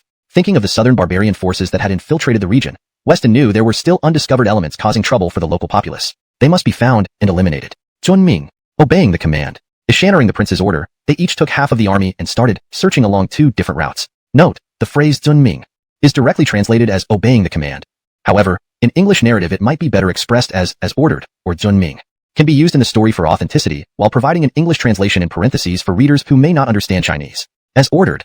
This way it maintains the tone and style of the original text while ensuring it reads naturally. This is what the prince's messenger said. The soldier shook his head. Darcy, seeing Ming reinforcements arrive, did not choose to flee alone but sent someone to notify Dwayne to leave. If Dwayne stayed, he would certainly be caught between the Ming forces. Attack the city. Even if I leave, I will make them pay a price. Ishaning the report, Dwayne looked at Kunming City, knowing Bernie was inside. With his remaining 1,000 men and ladders for scaling the walls, attacking was not impossible. Ishan made a bold decision and commanded his men. Earlier, Darcy had instructed the soldiers to follow Dwayne's orders. Ishaning Dwayne command an attack, the other soldiers prepared immediately. Sir, this is an order from the prince. Dare you disobey? A soldier questioned him, despite not understanding why they should leave. To hell with you. Dwayne killed the soldier with one swift stroke. Startled by this act, the surrounding soldiers stepped back. This man falsely reported military matters and was executed on the spot. Everyone, follow my command and attack the city. Facing the dead soldier, Dwayne addressed the others. Charge. With no choice, the soldiers began advancing on Kunming City. Their lives rested in Dwayne's hands, so they had to obey. Watching his men move toward Kunming City, Dwayne wiped the blood from his sword. Ishan thought, these are southern barbarians, strangers to him. A few more deaths wouldn't matter. Defend the city. All archers fire. Seeing the attack, the defending general promptly ordered his soldiers. But the city wall defenses were too thin, with even constables from the city joining the fray. After a few hours of fierce fighting, the southern barbarian forces could not breach the wall and fell back. Stop retreating. Press forward with full force. Observing the situation from behind, Dwayne angrily roared at the retreating soldiers. Halt! Weston arrived with his men and ordered them to stop upon seeing the southern barbarian soldiers below Kunming City. General, we've lost over 300 men in just this short time. The losses are too heavy. One of Bertie's, appearing helpless, came to Dwayne. The prince ordered it. We must seize Kunming City before nightfall. Any who hesitate will be punished mercilessly. Dwayne did not kill Bertie, wary of alienating the troops. Instead, he cited the prince's command. An order from the prince? In the southern barbarian army, entering Yunnan depended entirely on the prince's strategy. Thus, they believed his commands implicitly, though Dwayne's words sounded dubious. Typically, the prince would directly communicate such orders. Do you dare defy the prince? Seeing hesitation, Dwayne sternly asked. I dare not. Let us attack. Considering the gravity of the order, and observing Dwayne's demeanor his subordinates. But after giving the order, he realized there were only a dozen people around him. These remaining men, seeing the approaching horsemen, scattered in fear. Terrified, Dwayne quickly sounded the gong, signaling a retreat. In this life or death moment, he could no longer hold back. Ishan anxiously wanted to call back his troops. Ishaning the signal for retreat, the soldiers who had already breached the city wall looked back in confusion. Victory was so close. Retreat. The general at the foot of the wall, noticing the ambush from behind, quickly ordered all the soldiers to retreat. Soldiers on the city wall also began retreating. Dwayne, you should behave, or my sword won't spare you. Ben swiftly approached Dwayne, placing his sword against Dwayne's neck with a warning smile. Two guards quickly took control of Dwayne. Ishanult me. Ishanult me.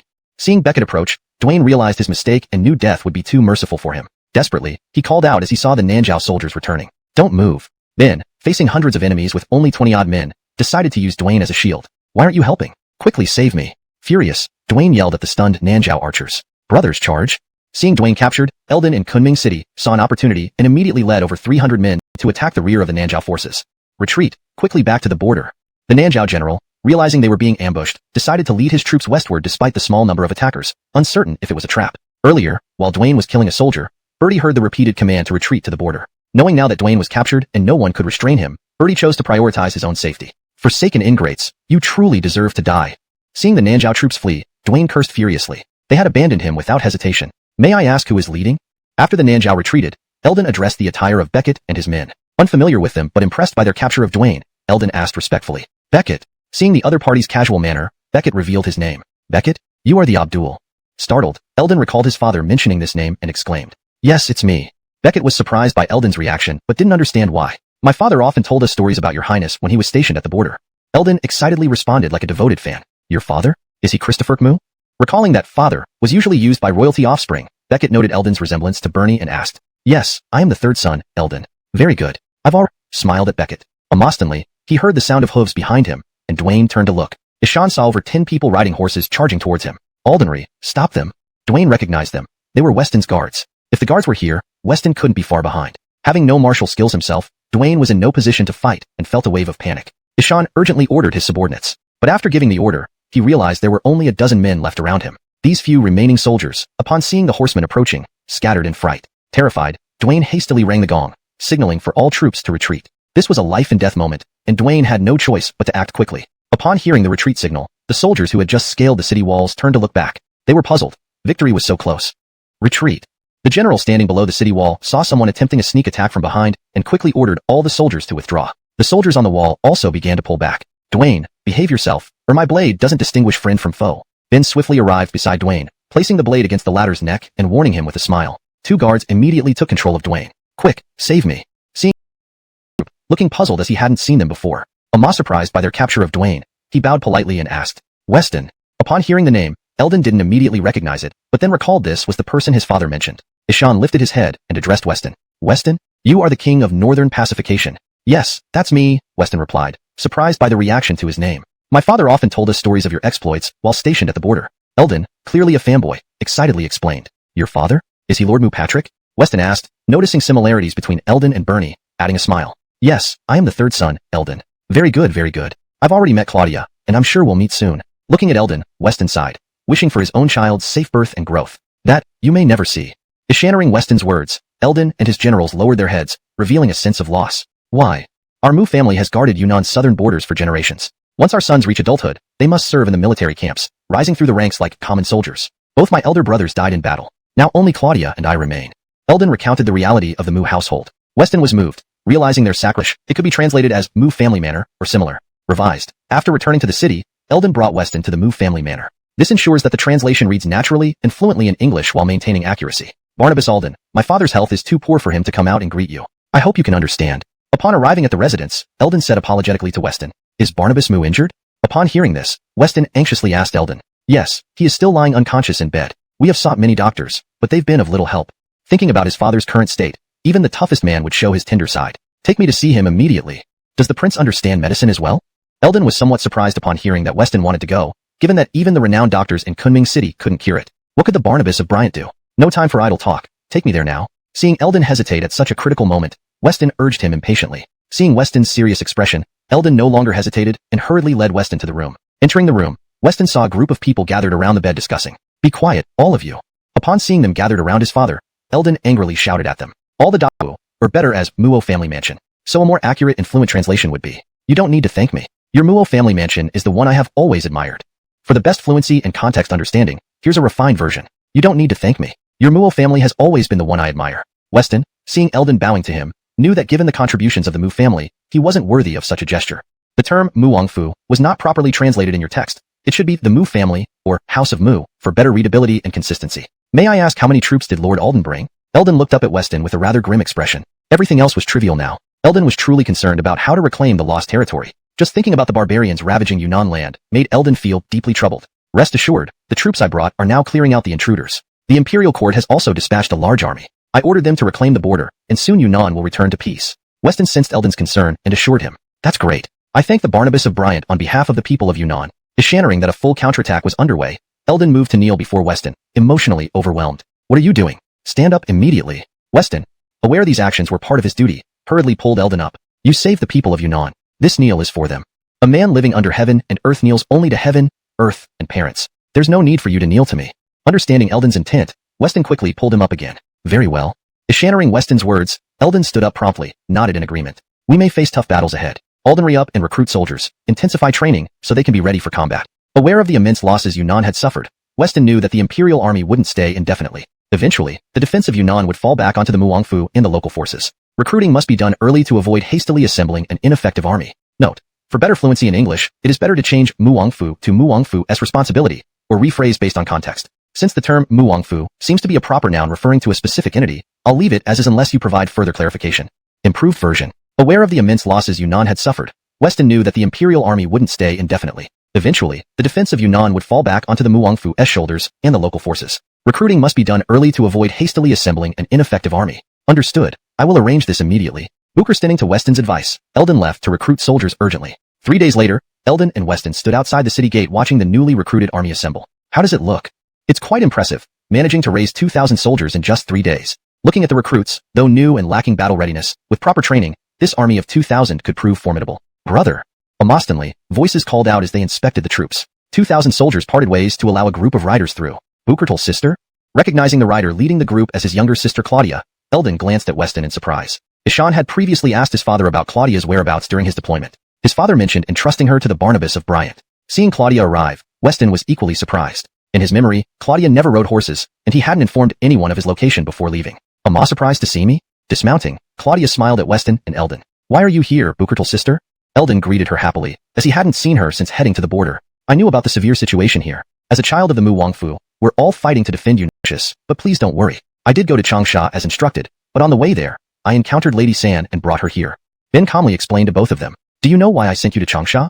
After hearing Ben's explanation, Weston looked puzzled and asked, Don't you mean me? I'm already here. Upon hearing Weston's question, a person walked out from the crowd. Braden? You actually followed here too. Seeing Braden emerge from the crowd, Weston was quite surprised, knowing how rebellious Braden had been when he left Changsha. I invited him to come. I thought that since this battle is so intense, he would be very useful. Tosha and Yuer agreed, so I brought him along. Originally, Claudia didn't want to bring Braden because Everly was pregnant and needed someone around. However, Everly and Aiden insisted that Braden accompany Claudia back to Yunnan upon learning the situation. Without hesitation, Braden packed his medical kit and came. Great. This time Patrick Mu has a chance. Armin, standing nearby, saw Braden arrive and happily remarked, What happened to father? Claudia, who had been talking, now turned serious, looking at Eldon and Weston with concern. Booker, father was injured in battle and is still unconscious in bed. Eldon informed Claudia, Why did this happen? Take me there immediately. Isharing that his father was hurt, Claudia became anxious and urged his third brother. Everyone, rest up. Eldon glanced at the neatly lined up 2,000 soldiers and ordered his deputy. Yes, General. Please return. I'll handle things here. Let's go back now. The group then returned to the mansion where Braden first examined Bernie. His expression grew increasingly grim. How is it? Standing by, Claudia couldn't contain his anxiety and finally asked Braden, who had taken quite a while. Bukerlamai, please calm down. Eldon, feeling just as anxious inside, but recalling that many renowned doctors had given up hope, could only suppress his impatience. Ishan tried to comfort his younger sister, though he had little faith either. How can I calm down? Claudia felt like her last line of defense had crumbled. She squatted down and burst into tears. Everly knew she couldn't stop Claudia when they left Changsha and anticipated that Claudia would eventually learn the truth. To help prepare her mentally and foster her growth, she told Claudia about their father's kindness toward her. So, what's the condition? Weston watched as Braden stood up and wiped sweat off his brow. Anxious, he hurriedly asked. The Drew's condition isn't severe nor minor. It can be treated. Just give us straight answers. Initially, Claudia and Eldon hoped for assurance, but found Braden's words vague and frustrating before putting it away. All right, whatever you need. My house will provide it. Seeing Braden's confidence restored Eldon's own, he expressed gratitude. Fine, I'll hold you to your word.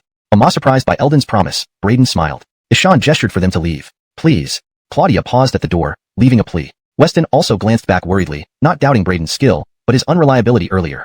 Chapter 441, Blood Relation. After the three had left, Braden locked the door from the inside and approached the bed. Ishan took out a small knife from his chest and glared fiercely at Bernie lying on the bed. 3 hours passed, and the three people in the courtyard were getting impatient. Why hasn't he come out yet? Is something wrong with my father?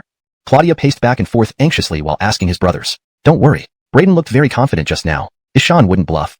Previously, Eldon was also concerned about this matter, but after seeing Braden's gaze, he decided to trust him one last time. If they didn't treat their father soon, it would only mean death. Rather than waiting for death on the bed, they should place their hopes on Braden. Screech. Just as the three were waiting, the door opened, and Braden walked out, covered in blood. How is he?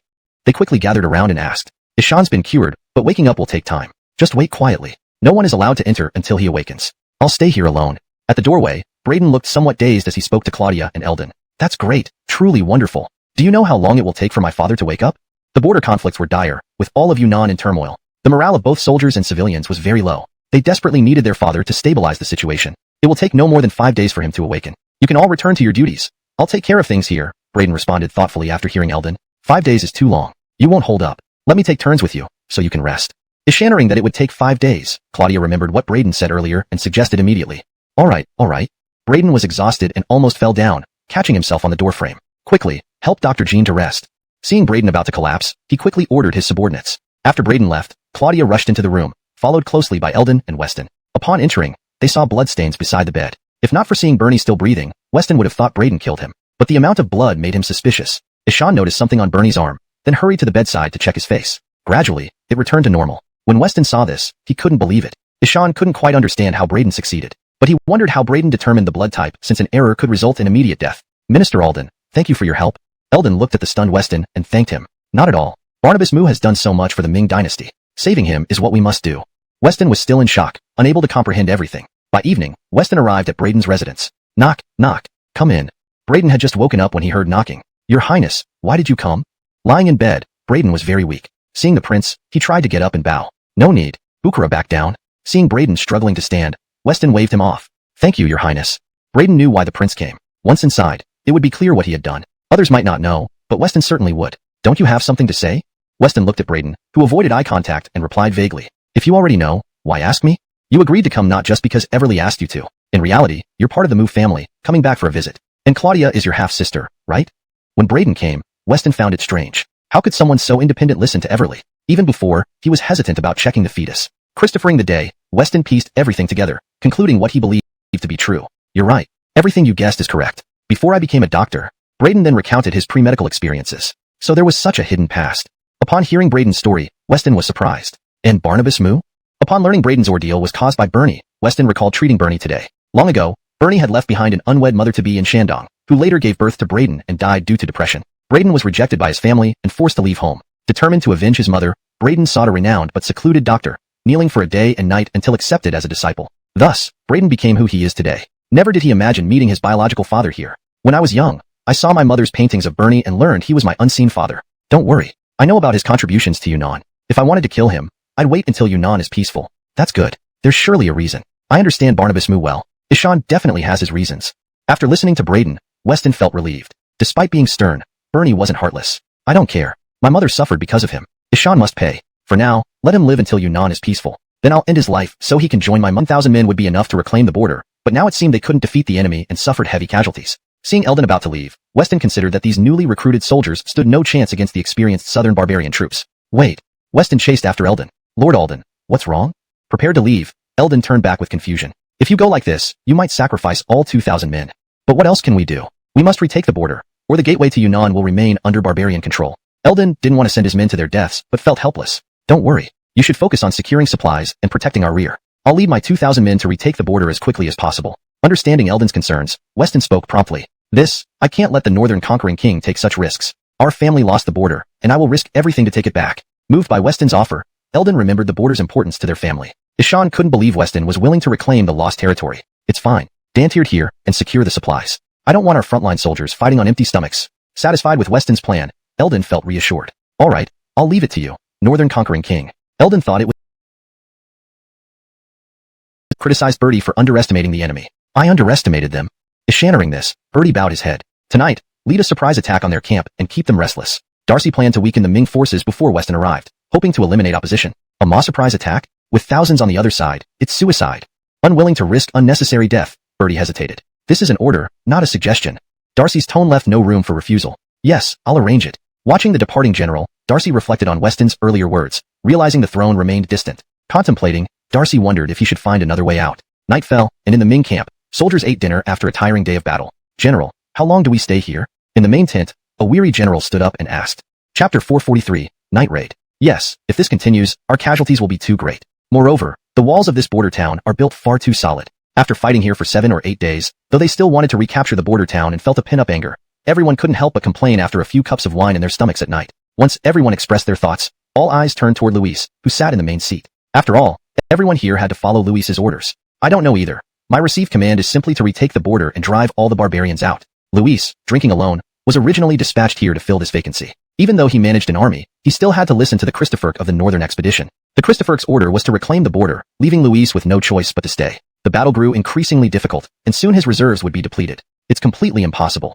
We can't even climb the walls. How can we retake the border?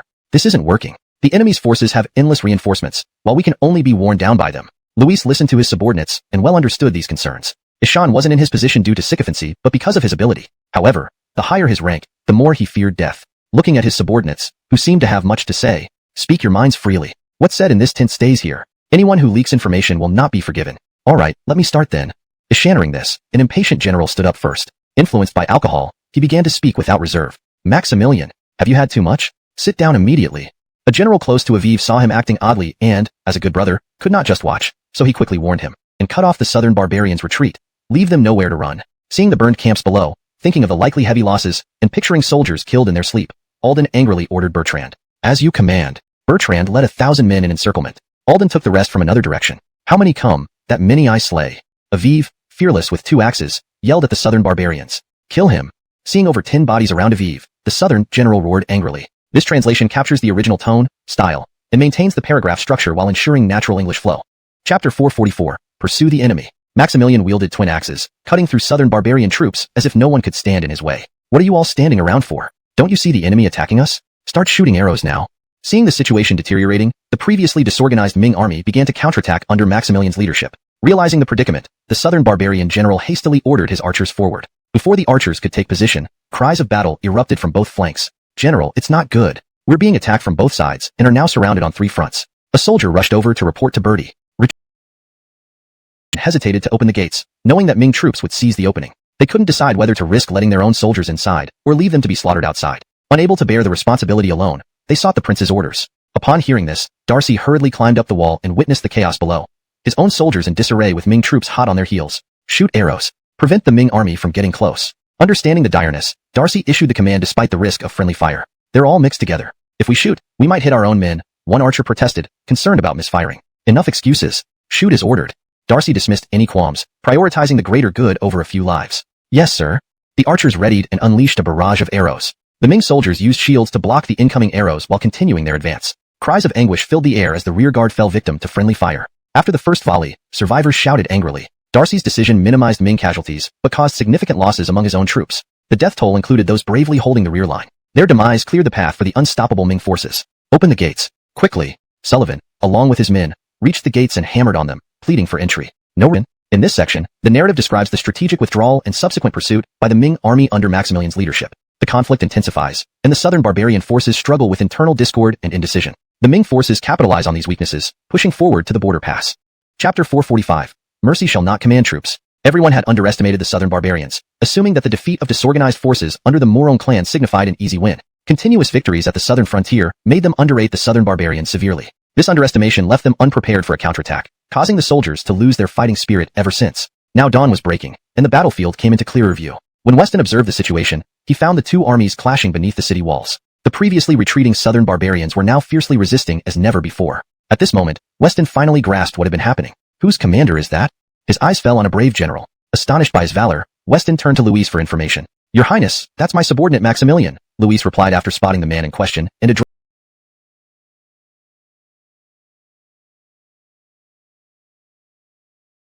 being hit by the axe. Reacting swiftly, Earl deflected with his saber. Wait, Maximilian, I'm on your side. Deflecting the blow caused Earl to stagger. Feeling pain shoot through his wrists after the clash, he nearly lost his weapon. Seeing Maximilian about to strike again, he quickly identified himself. Upon recognizing Earl, clad in Ming armor, Maximilian lowered his axe. Reinforcements are here, brothers, charge. With more support, Maximilian rode forward with renewed courage. Horseplay. Earl stood stunned, never having encountered such reckless behavior. Fire arrows. Quickly, prevent them from retreating. Kirk watched anxiously from the city wall as resistance grew futile among his troops. Witnessing the southern barbarians becoming bolder, Kirk urged the archers. Archers hesitated, no one willing to fire. Are you all planning to rebel? Kirk roared in anger. Danteards, execute anyone who does not fire. With this order, 20 guards moved to stand behind the archers. Barnabas, you are massacring your own men. Do you not fear the Elwyn's wrath? A defiant archer questioned the prince. Ignoring him, a guard sliced the critic's neck. The body fell silently. Does anyone else have opinions or ideas? Kirk's gaze hardened. Ishan understood he must be ruthless. Mercy has no place in command. Looking at his subordinates fiercely, he asked. All hands prepare. The centurion, seeing a fallen comrade, complied without question, ordering others to draw their bows. Arrows rained down as commanded. Amidst fierce combat, a deputy was struck fatally in the back. Another arrow soon piercing his chest, life fading instantly. General, Ming soldiers and the southern barbarian warriors alike succumbed to this rain of death. Bastards. An archer, enraged at comrades being killed by their own side, pulled an arrow and fired towards the wall. Seeing an arrow fly from below, the centurion spotted his own men, shocked. Give me the bow. Kirk, witnessing mutiny, ordered guards who handed him a confiscated bow. That soldier acted impulsively, Barnabas. Seeing Kirk aim, the centurion pleaded but stopped abruptly. Let go. Fuming, Kirk aimed and loosed an arrow at a rebellious archer. You're killing your own men. Before he could voice protest, an arrow pierced his throat, leaving him lifeless. In this chapter, we witness the chaos and confusion on the battlefield where miscommunication and harsh command decisions highlight the brutal reality of warfare. The theme of mercy having no place in leading an army is strongly emphasized, illustrating the cold-hearted nature required in military leadership. Chapter 446, Retaking the Frontier in Half a Month. Anderson, slumped at the city gate, watched in disbelief as his own men were killed by arrows shot by their fellow soldiers. His eyes widened in shock, unable to believe what he was witnessing. Everyone, drop your weapons. We're not fighting anymore. As Anderson watched his subordinates fall one by one, he had initially planned to make a final stand against the enemy. What tore at his heart was that many did not die at the hands of the enemy but were killed by their own comrades. Seeing himself powerless and struggling to survive, he decided to stop hiding. Standing up and taking a few steps forward, he gave orders to the distant soldiers. All soldiers halted their actions. Even the Ming soldiers withdrew cautiously, puzzled by what was happening. Maximilian, who had been eager to continue the slaughter, was promptly restrained by a few soldiers. Anderson, do you want to rebel? Darcy, standing atop the city wall, saw that everyone had stopped fighting due to Anderson's order.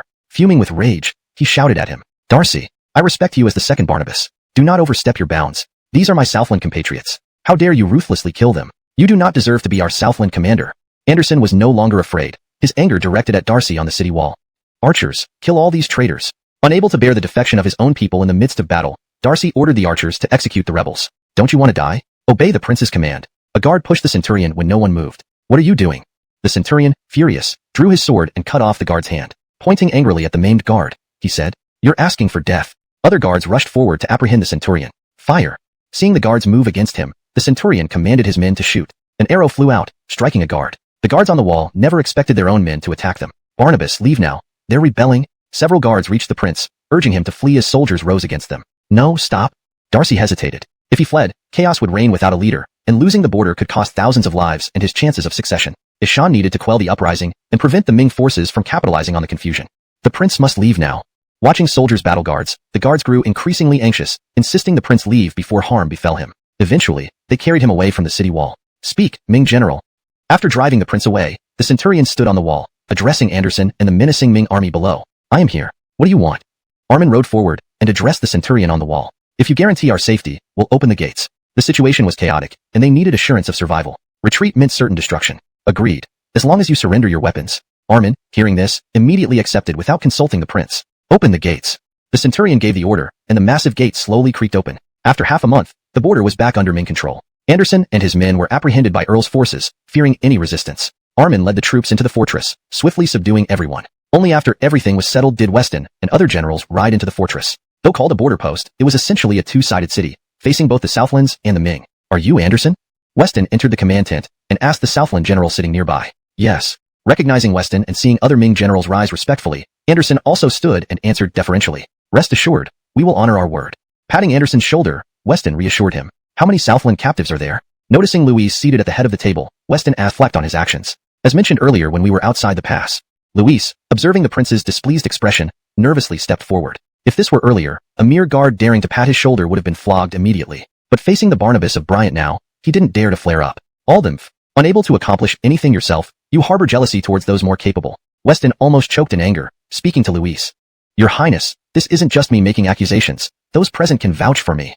Seeing the prince's anger, Louise became anxious. Did anyone hear him?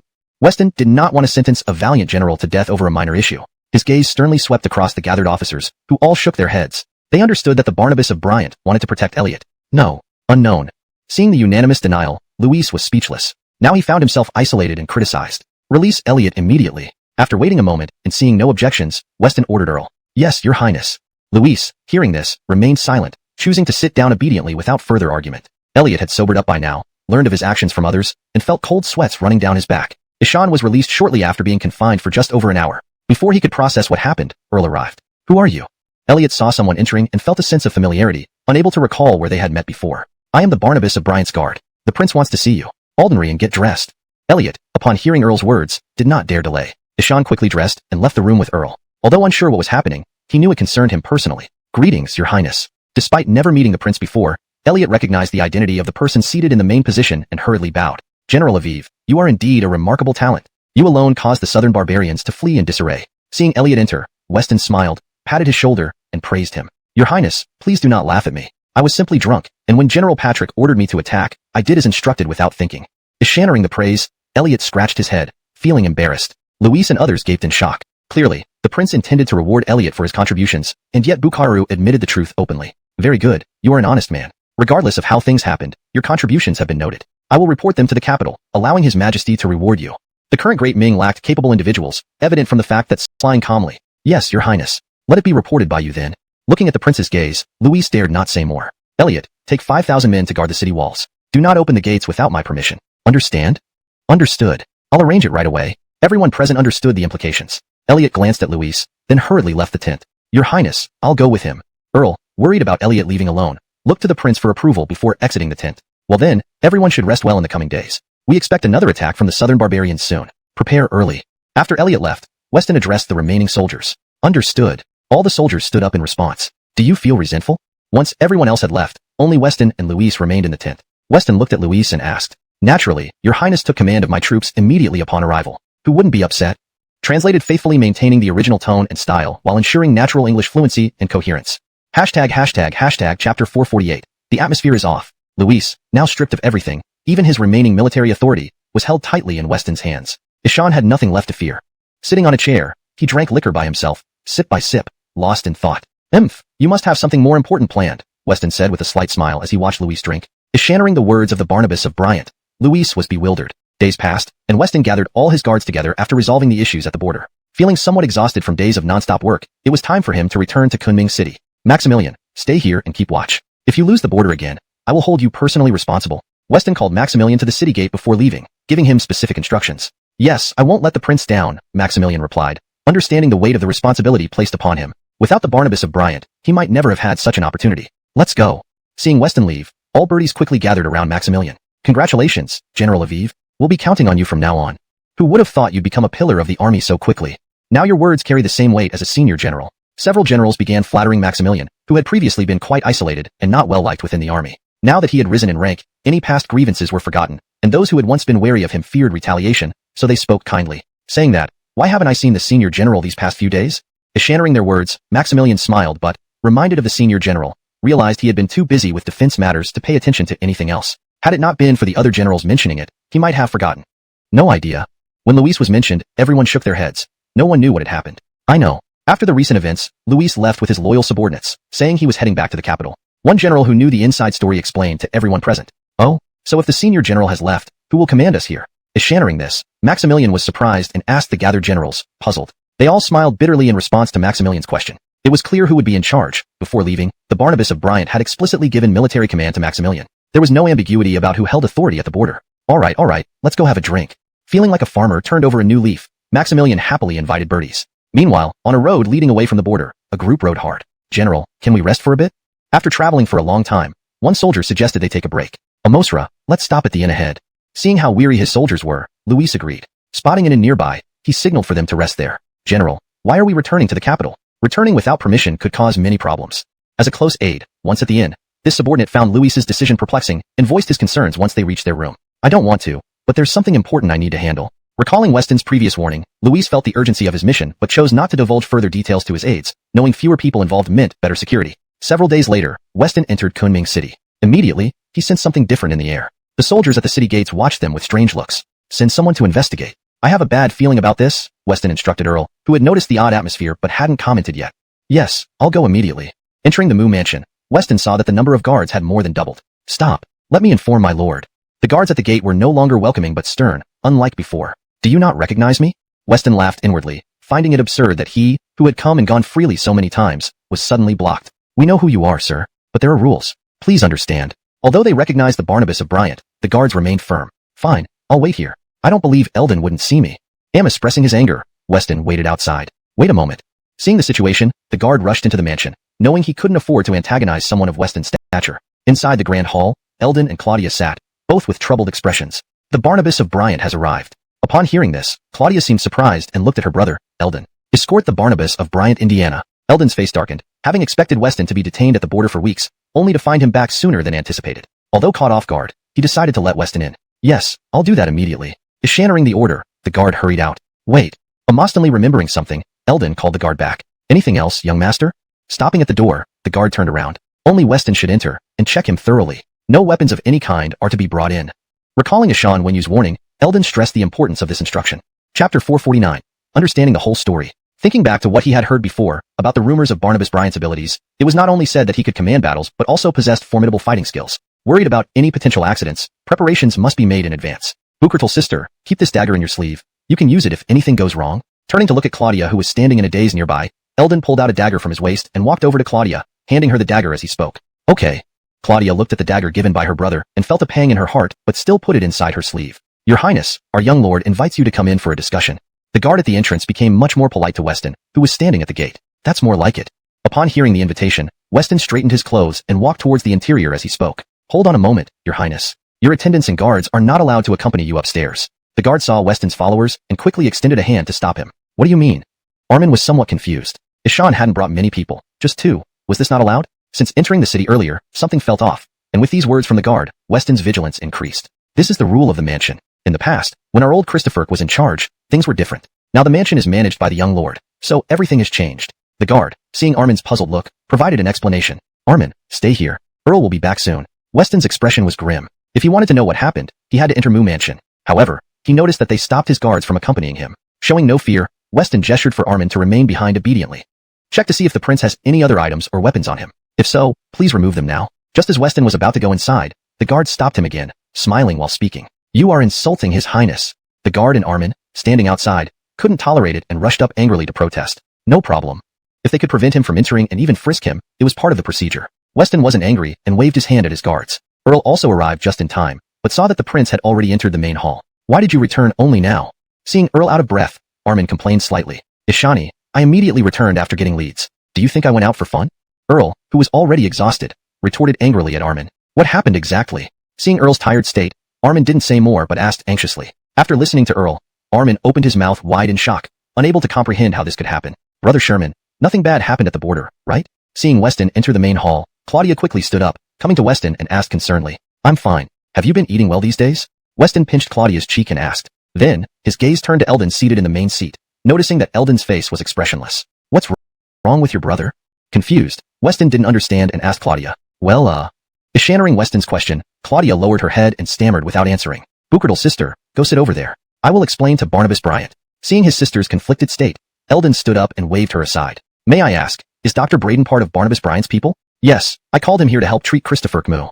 Upon hearing Eldon mention Braden, Weston was even more confused. What could Braden do? All right, bring Braden in.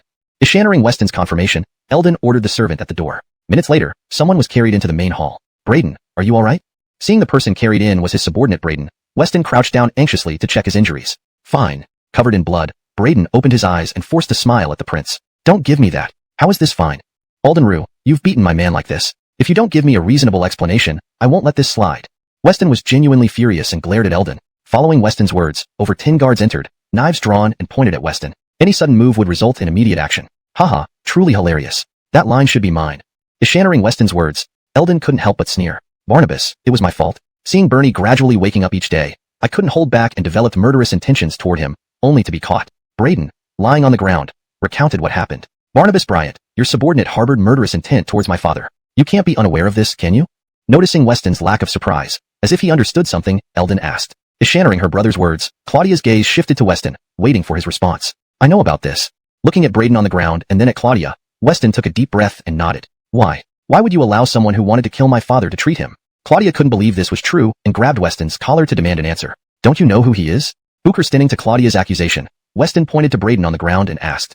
Barnabas. Seeing Weston about to reveal his identity, Braden didn't want anyone else to know and called out to him. I take full responsibility for my actions, and it has nothing to do with the prince. If you have any issues, direct them at me. Struggling to stand up, Braden smiled weakly at Claudia and Eldon. Thinking if things had gone another way, he might have been the one standing opposite them now. Why go through all this trouble? Don't you? Ishannering Braden preferred death over revealing the truth. Weston couldn't understand why. Barnabas, if you reveal this, I will never rest in peace. See, just as Braden was about to be dragged away, a voice rang out from the doorway. Father. You're awake, father. Eldon and Claudia were both happy to see their father awaken and walked over to greet him. I thought if I didn't wake up soon, this family would fall apart. Bernie had just woken up, but he was still weak. With the help of a servant, he made his way into the hall. Pushing aside Eldon, he headed toward the main seat. Barnabas Alden is here too. Please sit down, sit down. After settling into his main seat, Bernie noticed Weston standing nearby and promptly invited him to sit. All right. Seeing Bernie join them, Weston also sat down beside him. Father, the palace is fine. Why would I destroy it? Eldon was confused by his father's words. Looking around and seeing no damage, he questioned. You never think with your head. Everything else is fine though. Pointing to his own head, Bernie lamented. Is this the doctor who saved me? Upon waking, he had asked the servants what happened. Learning that the person who saved him was being tortured by Eldon, he hurriedly got up. Once seated, seeing the battered and bruised Braden, Bernie couldn't hold back his tears, and his right hand trembled uncontrollably. Pointing at Braden, he asked Eldon. Barnabas Moo, this is Braden, the one who saved your life. How can you treat your savior like this and sentence him to death? Weston, watching Bernie's reaction, realized Braden had saved him, yet such a skilled physician was on the verge of an untimely death. I saved you only to kill you myself. Braden didn't care, pushing the boundaries of self-destruction. You're asking for it. Ishannering Braden's defiance, Eldon drew the guard's sword and lunged at him. Stop. Ishan is your brother. Just as the blade was about to strike, Bernie shouted urgently. What? Both Eldon and Claudia were shocked by their father's words. They had never known their father had a child outside the family. When I was unconscious and before he tried to assassinate me, he sat by my bed and spoke many words. I heard everything, so I woke up to explain this to you. Bernie revealed everything, trying to wipe the blood off Braden's face. Instinctively recoiling from Bernie's hand, Braden hadn't forgiven him. Bernie had caused him pain and indirectly led to his mother's death. Father, are you sure he is our elder brother? Claudia approached his father, astonished, pointing at Braden. Yes, this story dates back many years, when I went to the capital. Christophering the border wars, I, as the heir of the Mu family, had to defend the border. This war led to your grandfather's death. Bernie recounted the events, revealing a secret hidden for over 20 years. Yes, you are always selfless, but you hurt a woman who truly loved you. She wanted to see you until her last breath. Eschannering Bernie's words, observing Eldon, Weston noted that his mood had been grim since afternoon, maintaining a stern expression. Chapter 451. Follow Weston. Bernie was completely immersed in the joy of finding his son and did not notice Eldon at all. After a while, Braden walked into the hall, neatly dressed. As a physician, he had treated all his wounds, which turned out to be just minor injuries with no serious issues. Eldon, go sit over there. Earl, sit next to me. Seeing his lost son returned, Bernie could hardly contain his excitement. Seeing Braden about to sit by the door, he hurriedly gestured for Eldon to sit on his right side, then let Braden sit between himself and Claudia. Eldon glanced at Braden, moved to another seat, and Braden did not hesitate but sat down as directed. I hereby declare that from today onwards, Braden will change his name to Mu-E and become the future prince of our Mu family. After everyone was seated and served, Bernie addressed them all. Everyone was shocked. The hereditary title of Patrick was being given to a commoner's child. With Bryant Patrick present today, should anyone challenge this decision after my death, they can be killed. Bernie had thought it through all afternoon. Someone whom he owed 20 years of regret had finally returned and needed proper recompense. Though it seemed biased, Bernie was adhering to protocol. Regardless of origin, Braden was indeed the eldest son and deserved the title of heir. Father, we still need to verify his identity. Many things over these past 20 years remain unclear. Upon hearing Bernie's words, Weston and Claudia were unsurprised, but Eldon found it hard to accept. Eldon, having long been battle-hardened, had expected to be the future ruler of the Mu family. Now, everything had changed. An insignificant outsider had taken what should have been his birthright. It felt like a cruel joke, making Eldon feel that his father was terribly unfair. Mui has my blood in him. You are all siblings from different mothers. And do you really value the position of Patrick so much? Cough, cough, cough. Eschannering Eldon's objections, Bernie ignored the presence of Weston and angrily questioned Eldon. Yes, I've done countless things for the Mu family. Why should some random outsider take everything away from me? Eldon couldn't hold back any longer and stood up to confront Bernie. Rebellion. Lock him up in the courtyard. No one is to release him without my permission. Seeing his son openly defy him, especially with Weston present, Bernie felt utterly disrespected. Ishan usually indulged his children, but now with outsiders around, he had to teach them a lesson. Yes. Several guards entered and took Eldon back to his room. Meanwhile, Mui continued eating as if nothing concerned him. I'll leave first. Braden, I'll come see you when I have time. Seeing the hour grow late, reassured that Braden was fine, Weston got up to leave. Fine. Bertrand Booker, see Sherman off. Not trying to detain Weston further, Bernie nodded at Claudia to follow. After dismissing the servants, only Bernie and Braden remained in the hall. Now that everyone is gone, you can do what you want. Closing his eyes, Bernie exhaled deeply, almost relieved. What do you mean? Braden, recalling his earlier thoughts, asked in confusion, wondering why Bernie seemed to invite his own death. I know you hate me, and I know I cannot make amends. Kill me, and let me join your mother. Don't think I won't kill you. Enraged, Braden drew his knife and pressed it against Bernie's neck, lowering his voice so the guards outside wouldn't hear. I believe you can kill me. So, dying by your hand will clear one regret and pay for my debts to your mother, a guilt I've carried for over 2 decades. Himph. Expecting death, Bernie heard Braden scoff and saw him thrust a dagger into the table before walking towards the door. Let him go. Bernie knew forcing someone unwilling would not work. Ishan sighed heavily and ordered the guards at the door. When Braden left, Bernie retrieved the letter impaled on the dagger. I haven't forgiven you. This life is to protect. Reading the letter, Bernie could not stop his tears. Drew. At the gate, Claudia and Weston were about to say their farewells when Braden called out to Weston. Elder brother. Though Claudia did not harbor any dislike for Braden, he did not plan on accepting him either, but politely acknowledged him. Yes. Eschannering Claudia call him brother, Braden hesitated, then forced a smile, reminding himself that Bernie's actions were not others' faults. Why aren't you staying inside to finish dinner? Why did you come out? Weston wondered if Braden was distancing himself and asked rather displeased. Without you, I'd still be in those mountain gullies. I will continue my path and not stop because of these events. Braden feared angering Weston, so he rushed out. Though revenge had been his primary goal, it was now complete. From the moment he placed the dagger on the table, Braden severed ties with the Mu family. His new ambition was to be a renowned doctor. Staying with the royal guards brought genuine joy. Remaining at Mu Patrick's side would mean losing his freedom, despite the high status. From previous conversations with Claudia, he learned about the implications. Alright, I understand. If you join me again, remember, you're just a physician, no more? Weston was delighted, proving his judgment was correct, but also cautious. Don't worry. Even if I were Mu Patrick, wouldn't you still beat me when needed? Chapter 452. Returning to Changsha, Eldon sat on the rooftop alone, feeling dejected. Brother Patrick, are you okay? Claudia climbed up the ladder to the roof and saw Eldon drinking to drown his sorrows. Concerned, he asked him. I'm fine. I'm also happy to have gained a brother. Seeing Claudia climb up, Eldon wiped away his tears and then smiled at him. Tomorrow I will leave with Weston. Father is in your hands now. Claudia understood that his elder brother must feel deeply aggrieved. A newcomer had taken away what was rightfully his. Ishan had come to counsel him, but seeing his brother still smiling, he wasn't too worried. Christophering the day, Weston had approached her, saying they were prepared to leave and wanted to ask about her intentions. Originally, Claudia hadn't planned to leave. She didn't want to go just yet as her father was still ill. Leaving now would mean no one would be there to take care of him. But after speaking with her father, Bernie advised her not to stay behind. The situation in Yunnan was delicate and could easily lead to another conflict. After some consideration, Claudia decided to leave with Weston. Since leaving Kunming's Mu mansion, she had come to understand the vast world outside. Go, be careful, and take care of yourself, Eldon said, standing up and patting Claudia's head when he heard she was leaving. The next morning, Weston was riding a horse by the city gate. Drew, why are we here? Braden was so drowsy he could barely keep his eyes open. They had been told to leave early, so everyone woke up very early, only to find themselves waiting here at the city gate. Puzzled, he looked at Drew for answers. Shut up. This is all your fault. Armin slapped Braden on the back of his head and yelled at him. You hit me. Look out. Unwilling to take it lying down, Braden rolled up his sleeves and charged at Armin.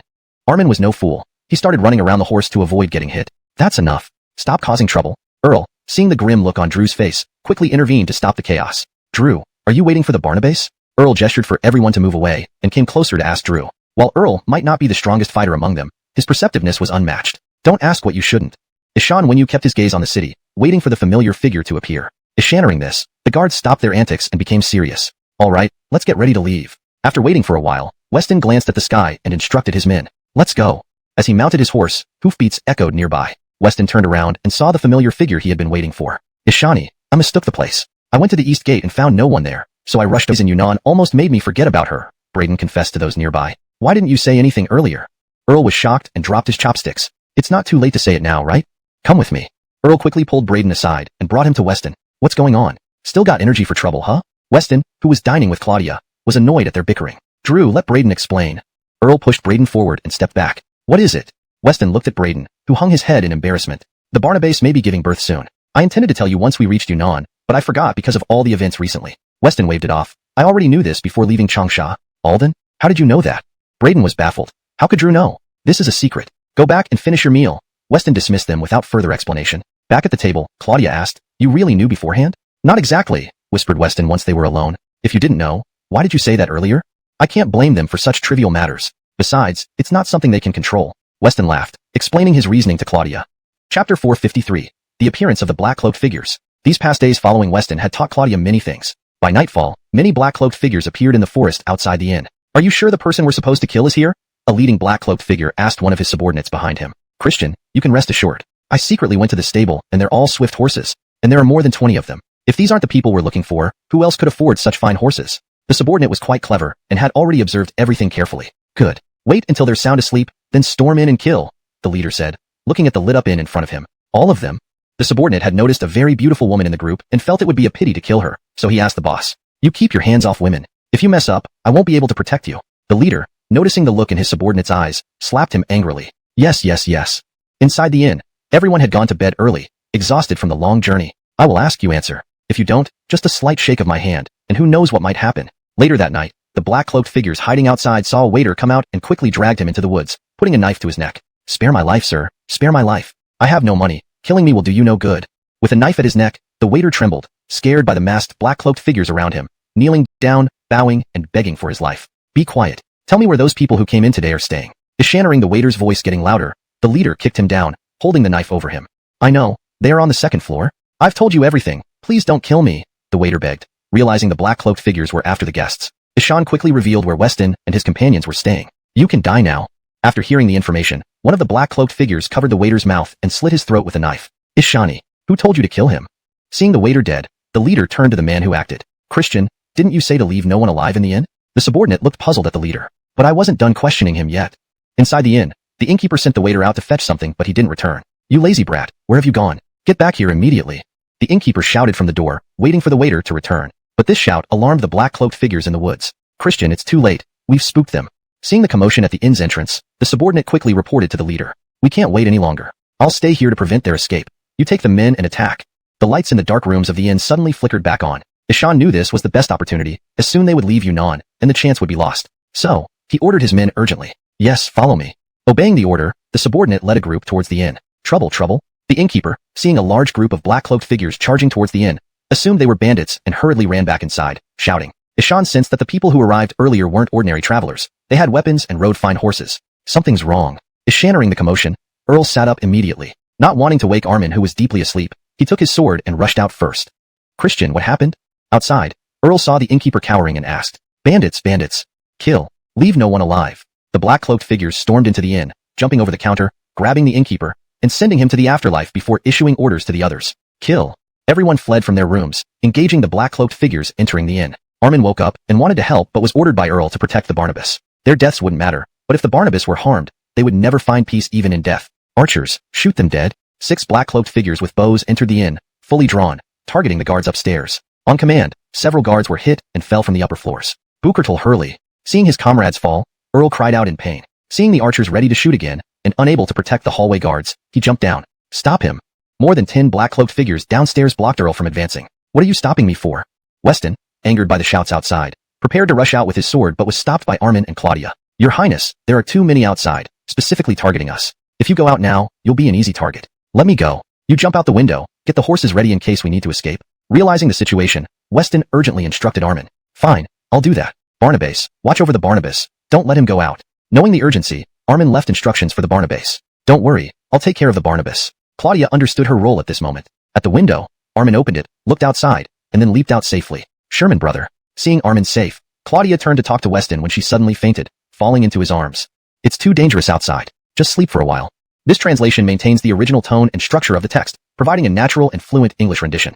Chapter 454. Holding the rear for everyone. Beckett placed Claudia on the bed. This time, he did not intend to leave. Ishan had Armin tend to the horses only to get him out of the way. Your Highness, why are you outside? The guards outside were fighting fiercely, but the number of black-robed men kept increasing. Several guards had already fallen, and many others were injured. Where is Earl? Noticing Earl wasn't upstairs, Beckett asked one of the guards in confusion. Amrit. Amrit. Just then, Beckett saw a fallen guard and hurriedly picked up Amrit, trying to wake him, but it was too late. Amrit had no pulse. Earl is downstairs. You must be careful, Your Highness. The guards holding the staircase could barely cope, with no time to look after their Highness. They continued fighting the black-robed men while shouting this warning. Upon hearing that Earl was downstairs, Beckett turned his head and looked at Earl, who was drenched in blood. Earl, fall back immediately. Seeing Earl on his last legs, Beckett shouted urgently. Your Highness, I can't continue fighting with you. Remember me as Earl. Earl knew his injuries were fatal. Even if he retreated, he wouldn't survive long. Clutching his stomach, he turned to face Beckett. Earl, I won't let you die. Eschannering Earl's words, Beckett gave an anxious command. Come on, I'll fight you all to the end. Earl swung his blade, slashing at the black-robed men. Frightened by his ferocity, they began to retreat. The remaining black-robed men on the stairs were killed by the guards, leaving the rest to flee from the inn. Seeing everyone run away, Earl glanced at his wound, losing strength and falling to the ground. Your Highness, Earl. Braden quickly examined Earl. After diagnosing him, he shook his head towards the Highness. Aldenry, lift Barnabas, Claudia, and Earl. Let's leave through the back door. Standing next to Earl, Beckett ordered the remaining people. Your Highness, don't worry about me. Go now, and let me hold them off. Earl noticed Braden's shake of the head. No one knew his condition better than he did. Even if he fled, he wouldn't get far and would just be a burden, easily caught by the black-robed men. Although they had fled for now, the enemy wouldn't give up so easily. To ensure everyone's safety, Earl decided to sacrifice himself. No, come here quickly. Eschannering Earl's words, Beckett didn't abandon him. Ishan urgently called to the others. Your Highness, if you don't go now, I'll take my own life. Realizing Beckett still planned to take him along, Earl grabbed a dagger and pressed it to his neck. What are you doing? We'll go together. Braden hadn't expected Earl to do this and couldn't help shedding tears. Go. Seeing Earl's determined gaze, Beckett thought for a moment, and then said to the others. The group left through the back door. Once outside, Beckett quickly woke the unconscious Claudia. Why does my neck hurt so much? Waking up, Claudia rubbed the back of her neck in confusion. Let's go. Without explanation, Beckett pulled Claudia forward. That's great. You finally came out. Where's Earl? Armin, waiting nearby, sighed in relief seeing the Highness safe. Approaching him, he noticed Earl was missing and turned around anxiously, asking others. Covering her neck, Claudia also noticed Earl's absence and other familiar faces. She looked at Beckett, puzzled. Earl stayed behind at the inn to hold off the attackers, a guard said somberly. No, I have to save him. Eschannering Earl had stayed behind. Armin couldn't accept it. Such a standoff usually meant death. The inn is on fire. As Armin prepared to return, a guard observed the direction they had come from, engulfed in flames. Earl. Since entering the Barnabas' residence, Earl had always cared for Armin. Now, watching him die, Armin couldn't bear it and prepared to slaughter the black-robed men. Hold him back. Seeing Armin's impulsiveness, Beckett understood his feelings, but now wasn't the time. Earl was dead, and they needed to honor his sacrifice. Beckett ordered the guards. Go. Leaving Yunnan territory, everyone stopped to rest. Armin, pull yourself together. Earl stayed behind so we could live. Do you think he'd be happy seeing you like this? Observing Armin's distracted state on the way back, Beckett scolded him. I can't accept it. Covering his eyes, Armin couldn't hold back his tears. Other guards, immersed in grief over their fallen comrades, also shed tears upon hearing Armin cry. Rest assured, I swear to find the one responsible for our brothers' deaths. Seeing his subordinates in distress, Beckett promised them all. Yes. Eschannering the prince's words, everyone stopped crying, realizing tears wouldn't solve anything. All right, everyone rest for half an hour, then we hurry back to Changsha City. It's still unsafe here. Watching everyone regain their composure, Beckett felt relieved, pleased with their resilience. Ishan spoke to them before walking to the side, looking into the distance. Are you feeling sad? Claudia approached Beckett and asked. It would be false to say I'm not, but sometimes such farewells are inevitable, whatever form they take. Beckett clutched his chest, self-questioning, then answered Claudia. Do you know who did this? Thinking Beckett might have some clue since the attack occurred in Yunnan, she asked further. I don't know yet, but they wanted to kill us all. I won't let this go unpunished. Every attacker will pay for what they've done. Every attacker against Beckett met the same fate. None escaped justice. Hashtag chapter 455. Claudia takes over the delivery. Alright, I'll go get you some water. Ishaning Weston's words, Claudia didn't say much, but she felt something was off. It wasn't just Claudia who sensed this. Weston also cast a concerned glance at her retreating figure. Then he looked at Braden, who was resting. The event seemed too coincidental. Their travel route had been accurately predicted, and there were so many trained men in Yunnan. From last night's battle, it was evident that over 10 of their guards had perished. Only one person could orchestrate such events. Several days later, the group returned to Changsha City. You've all worked hard lately. Take 2 days off. Do whatever you want as long as you don't commit crimes. You must be here on the morning of the 3rd day. Riding his horse, Weston looked at the 3 characters above the city gate. Feeling relieved they were finally home. Seeing everyone exhausted, both physically and mentally, Weston decided to let them rest. Thank you, Your Highness. Everyone dispersed, leading their horses into the city, unsure of what to do. Having grown up in the royal mansion, it was their home. Now given 2 days off, they were momentarily lost. Braden, while everyone else can rest, you need to help me out. Seeing Braden about to leave, Weston quickly called him back. What do you need me for? My stomach is empty. I just want to eat. Ishaning the prince wanted him to stay, watching the others happily depart, Braden said helplessly. At the mansion, there will be food for you. Do you think I would let you starve?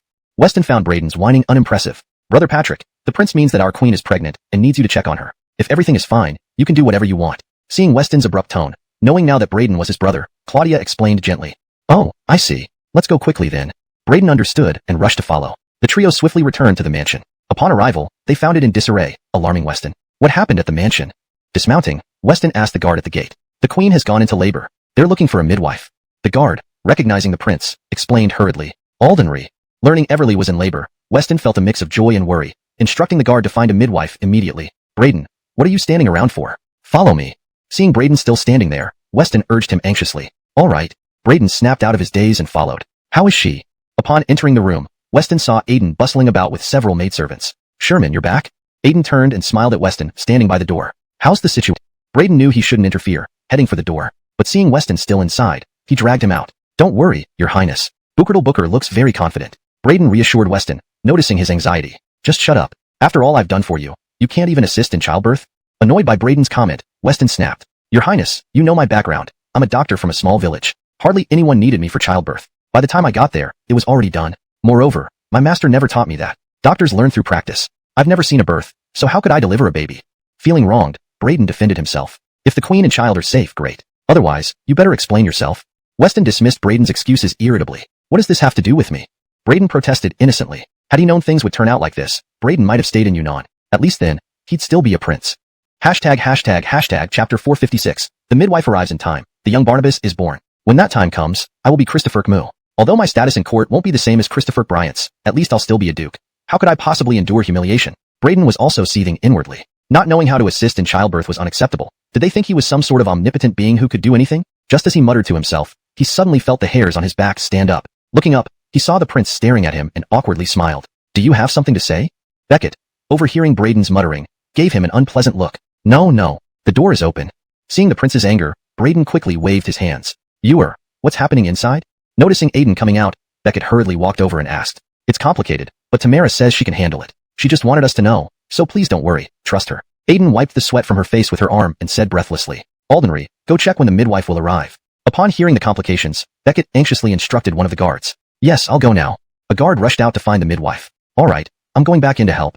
After conveying the message, Aiden returned to the room. Everyone outside waited anxiously, and soon an incense stick's worth of time had passed. The midwife has arrived. Just as they were waiting for news, the person sent to fetch the midwife brought her along. Where is the lady? Arriving here, the midwife noted it was a wealthy household. They had sent a carriage to pick her up, and upon entering the courtyard, she understood these people's status. The Zhuge family was indeed one of the prominent clans here. If this delivery went well, the reward would undoubtedly be generous. She anxiously asked someone in the courtyard. She's inside. You must ensure both the mother and child are safe. If they are unharmed, whatever silver you ask for, I will give you. Seeing the midwife arrive, Beckett pulled her towards the door and earnestly reminded her. Rest assured, in my hands, there has never been an incident. The midwife, skilled in reading people, noticed Beckett's attire and generosity, recognizing he wasn't an ordinary person. She confidently assured him. All right, please go in. Ishaning the midwife's words, Beckett was somewhat skeptical but had no choice since there were no other options. The baby hadn't come yet. Christophering childbirth, the longer it took, the greater the challenge for the mother. Beckett couldn't afford to hesitate, so he opened the door and pushed the midwife inside. Inside, the women assisting in childbirth suddenly saw the door open, revealing an elderly woman. Who are you? Aiden, although unfamiliar with the newcomer, realized she posed no threat given the presence of guards outside. I'm the midwife you requested. Let me take over. The midwife quickly approached the bed, introducing herself. Upon confirming her identity, everyone stepped back to assist the midwife. After about half an incense stick's worth of time, the sound of a baby's cry echoed through the house. The young prince is born. Good. Eschannering the baby's cries, the anxious crowd in the courtyard finally relaxed, celebrating with joy. Beckett, who had been sweating profusely, collapsed onto the ground upon hearing the baby was born. Your Highness, are you alright? Armin hurried to support the prince, worried about any health issues. I'm fine, just a bit weak. Meanwhile, Braden came in handy. Seeing the prince sitting on the ground, he placed his hand on Beckett's wrist. Feeling the prince's pulse, he sighed in relief and told those around him. Tianxin, good news? Aiden then opened the door and walked out of the room. Are you alright? Seeing Beckett sitting on the ground, Aiden hurried to ask. I'm fine. What's the good news? Struggling to stand, Beckett grabbed Aiden anxiously. Mother and child are safe. The princess bore a son. Aiden happily announced to everyone. Congratulations, your highness. Eschannering it was the birth of a prince. Everyone kneeled down in celebration. Excellent. Reward everyone. Aiden, make the arrangements. Learning he had a son, Beckett was overjoyed, and his earlier fatigue vanished.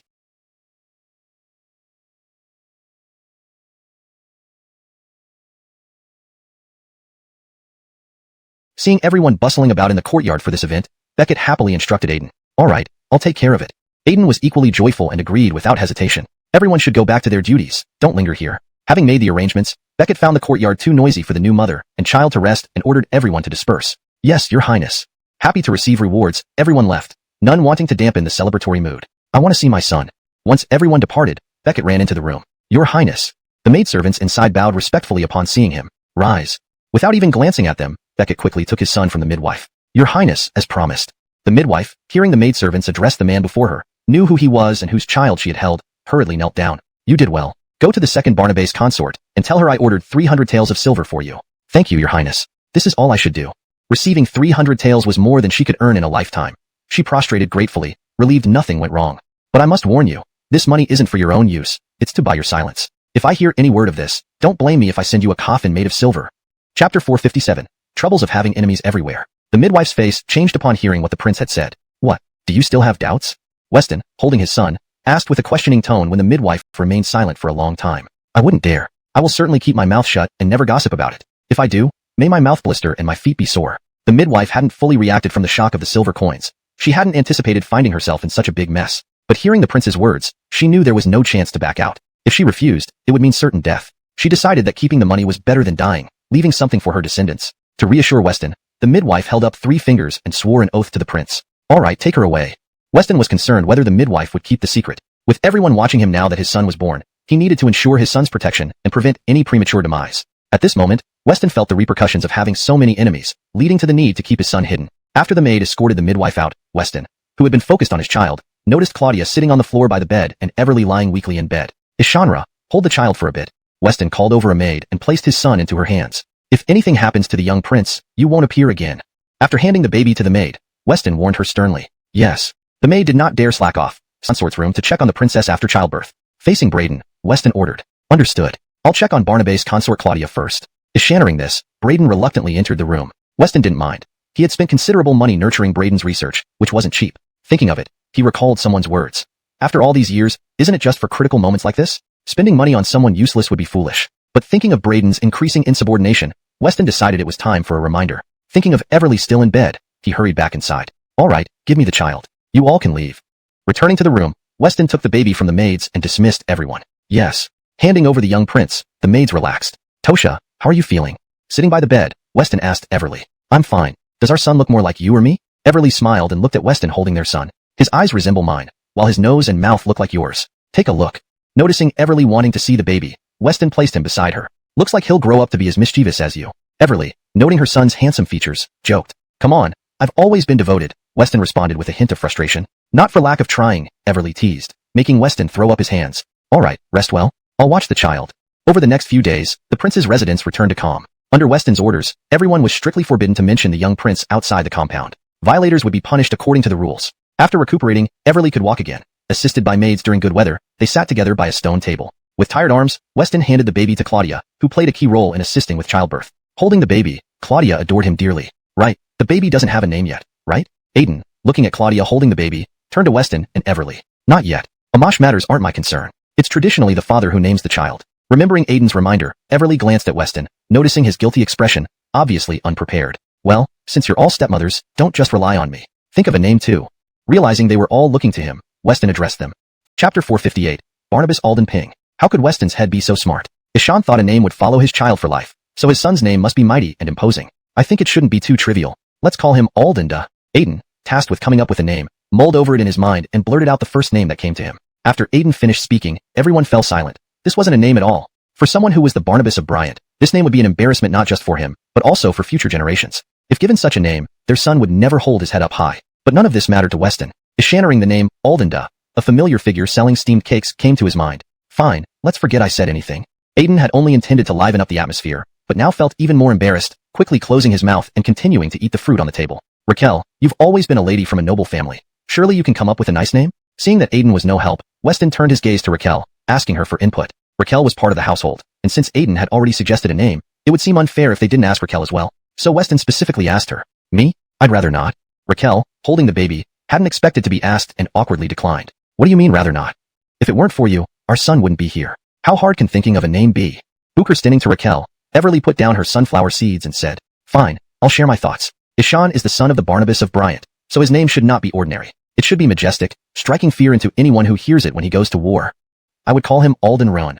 Ah. Ishannering Everly's choice, Weston, Raquel, and Aiden all looked astonished, unable to believe a mother would choose such a name. Why? Why are you looking at me like that? Everly noticed the three surprised looks and asked curiously, What do you mean? A son of the Barnabas of Bryant cannot be called Alden Rowan. Seeing Everly's confusion, Weston hurriedly clarified. Right, this name will definitely cause trouble. Aiden nodded, finding the name, Alden Rowan, equally unsuitable. My original suggestion was random. After all, it's up to the mother. Aiden admitted his earlier choice was casual. I meant not the ethnic group Alden Run, but the character meaning resilience, Ran. Realizing the misunderstanding, Weston explained. Alden Run, it's a good name, but when spoken smoothly, it really does sound like Alden Run. While soothing the child, Raquel found the name appealing yet noted its potential for misunderstanding. If neither of you is satisfied, let's leave it to His Highness to decide his son's name. Unexpectedly, they ended up relying on Weston again to choose the name. After a full circle of discussion, Weston realized despite the effort, the final decision still rested with him. Let's call him Alden Ping. Staring at Raquel's son, Weston carefully thought and announced his choice. Alden Ping. Not bad, peaceful and simple. Aiden mused aloud, considering the name suitable. What do you two think? Seeing Raquel and Everly hesitate, Weston turned to them for their opinions. In their large family, everyone's voice mattered. I'm okay with it. What about you? Raquel, cradling the baby, hesitated before raising her head, then lowered it to ask the baby. Everly preferred something more spirited for her son. However, just as she was about to object, the baby laughed delightedly upon hearing Alden Ping. Sis Tosha, looks like the child likes the name. Raquel smiled at Everly, noting the baby's reaction. I agree. Caught off guard by her own son's approval, Everly smiled at Weston. Great, my son will be named Alden Ping. Weston danced with joy and kissed Everly and Aiden. Hold it, I'm holding the baby. Raquel saw Weston kissing Everly and Aiden, and noticing the latter's eyes on her, quickly waved her hands away. It's not up to you. Is that what kind of person I am? Everyone must be treated equally. Weston then approached Raquel and kissed her face as well. Treated equally? Fine, since I've already had a child. Have my sisters made plans? Upon hearing this, both Raquel and Aiden's expressions turned awkward. Chapter 459. The New Year. Tosha is right. She has already given birth to a baby, so if you two don't have one, it would be unfair to her. Why don't you two decide who goes first? Weston, who hadn't thought of this before, glanced at Aiden and Claudia upon hearing Everly's words. Ishan smiled and asked the two. Why don't you go, Sister Claudia? It's been quite a while. At the mention of childbirth, Aiden recalled Everly's heart-wrenching cries during labor, which she found unbearable. Imagining herself going through the same ordeal made her feel like she'd die from the pain. In this situation, it was better for someone else to take the fall, so she pointed at Claudia, who was holding the child. Alright, let's start with Claudia. I'm in great shape anyway. When Weston heard Aiden suggest Claudia, he didn't mind, showing off his muscles. I'm still helping Sister Tosha take care of Giles. Why don't you ask Abigail? Claudia was a bit scared. Not that she was afraid of childbirth, but after their last encounter, they had spent several hours together. She hadn't been able to get up in the morning, suffering from soreness all over. Just thinking about going through that again made her feel as if her life wouldn't survive another round. So, she pushed the responsibility back to Aiden. Weston was stumped. Why did neither of them want to bear his child? Looking at Claudia holding the baby, he shifted his gaze to Aiden. Well, I have so much business in the household to manage every day. If I get pregnant, I won't be able to do any of these things. Aiden, hoping to get closer to him. The front courtyard was bustling with gifts and visitors managed by the Zhuge family. To protect the women and the prince's son in the inner courtyard, Weston ordered multiple guards to secure the area, ready to kill any intruders. No one outside knew about his newborn son yet. In the inner courtyard, the three ladies played with the child while Weston relaxed on a recliner under the warm sun. Your Highness. Amostonly, Armin rushed into the inner courtyard, but immediately noticed the three princesses and approached Weston discreetly without saying anything outright. What's wrong? Weston understood something important needed to be discussed privately. Armin glanced at the princesses, seeing no one watching, whispered into Weston's ear. Upon hearing Armin's words, Weston's eyes widened, and his fists clenched. Your Highness, the princess and little prince are here. Noticing Weston's reaction, Armin remembered the presence of the princess and prince nearby. Ishan quickly calmed the prince, gripping his arm. Right, prepare everything, but keep it low-key. Weston suppressed his emotions, giving instructions to Armin. Understood. The men have been waiting. With that, Armin left the inner courtyard. What's going on? The three women, noticing Armin's urgency, approached to inquire. Nothing. Just a wealthy merchant wanting to meet me. I'll be there soon. Weston gave them a fabricated excuse and walked toward the front yard. Welcome, Your Highness. Those gathered to meet the Northern Pacification Barnabas bowed respectfully as Weston appeared. Greetings. Seeing the crowd outside, Weston realized he couldn't leave via the main gate without everyone knowing. Returning inside, he told Armin, Are we ready? I've got men waiting. Why are you still here?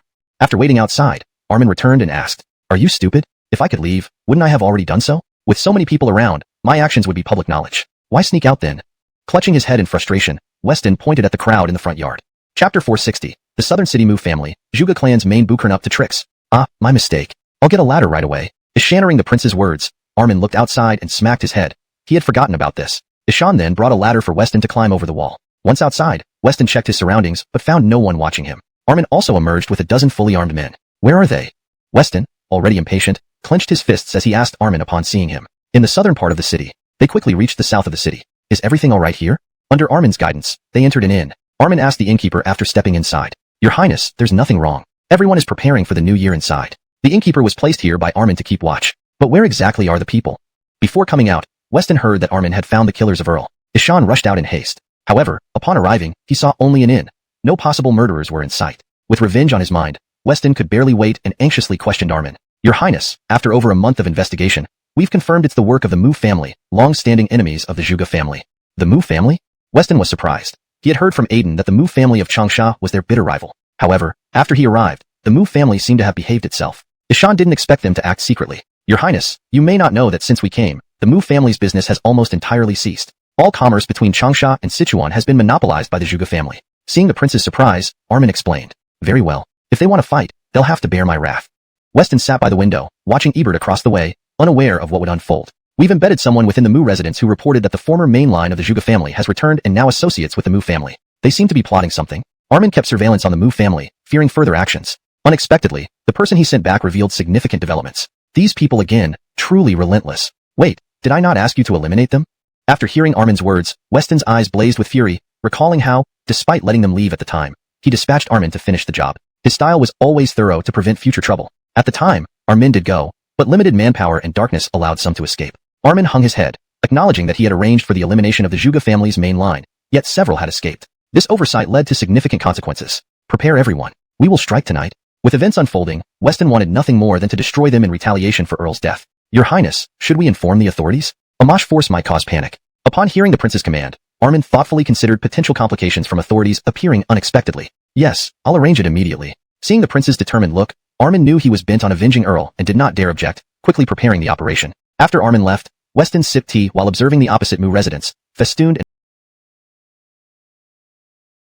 festive, oblivious to impending doom. Night fell, and everyone prepared fireworks at the entrance. Sir, can we light the fireworks now? A servant checked the time and asked the patriarch Jerome. Yes, go ahead. Jerome turned to his family members and nodded. As the servant lit the fuse, fireworks soared into the sky. Beautiful. Truly magnificent.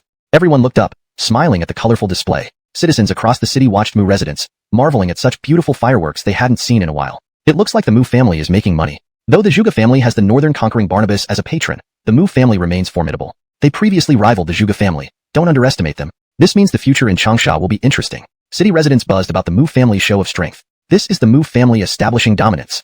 Aiden, seeing the spectacle, stepped into the courtyard, realizing that besides the Zhuge family, only the southern Mu family had such power. Where did the prince go? Mub Booker stood in the courtyard, puzzled. I only saw him this morning. Perhaps he went out with Armin on some matter. Recalling the day, Aiden tried to remember the prince's movements. Well, everyone, let's prepare dinner. After the fireworks ended, Jerome addressed everyone. Mu Patriarch, please stay a moment. As everyone returned, a voice called out to Jerome. Who are you? It was dark, and Jerome saw a group approaching. Don't tell me you've forgotten me so soon, Mu Patriarch. Removing his mask, Weston confronted Jerome. Weston, recognizing him, Jerome paled. Presumptuous. How dare you address the prince so familiarly? Armin, standing behind, angrily rebuked Jerome. Jerome, patriarch of the Mu family, pays respects to the northern conquering Barnabas. Seeing Weston with men and weapons, Jerome panicked, fearing Weston knew everything. Ishan remembered Weston's merciless nature. If aware of his actions, he would not spare him. Chapter 461. Seeking Death. Seeing Weston standing still without any other actions, Jerome hurriedly went forward to greet him with a bow. The others from the Mu family also knelt down upon seeing their patriarch do so, having been informed by Jerome that the visitor was indeed Barnabas of Bryant. Weston, is this how your Mu family treats guests? Making me stand outside? Weston glanced at the crowd gathered at the entrance. If he were to act now, they might escape. Ishan did not want a repeat of what happened with the remnants of the Zhuge clan.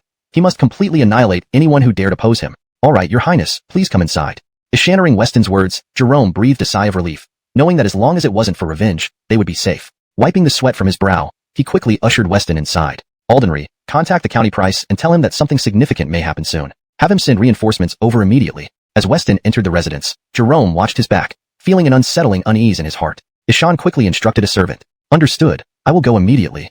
The servant turned and left upon hearing his master's order. A guard noticed this and swiftly followed. Your Mu family doesn't seem as pathetic as I imagined. After entering Mu Manor, Weston glanced around and smiled at Jerome. It's decent enough. With your highness protecting Changsha City, business has been flourishing. I merely make enough to support my family. What is going on here? Who let you in? While Weston and Jerome were conversing, voices erupted from the direction of the main gate. What's the matter? Can't you see his highness here? Quiet down. Jerome, angered by the commotion, turned around and shouted at the servants. Master, something's wrong.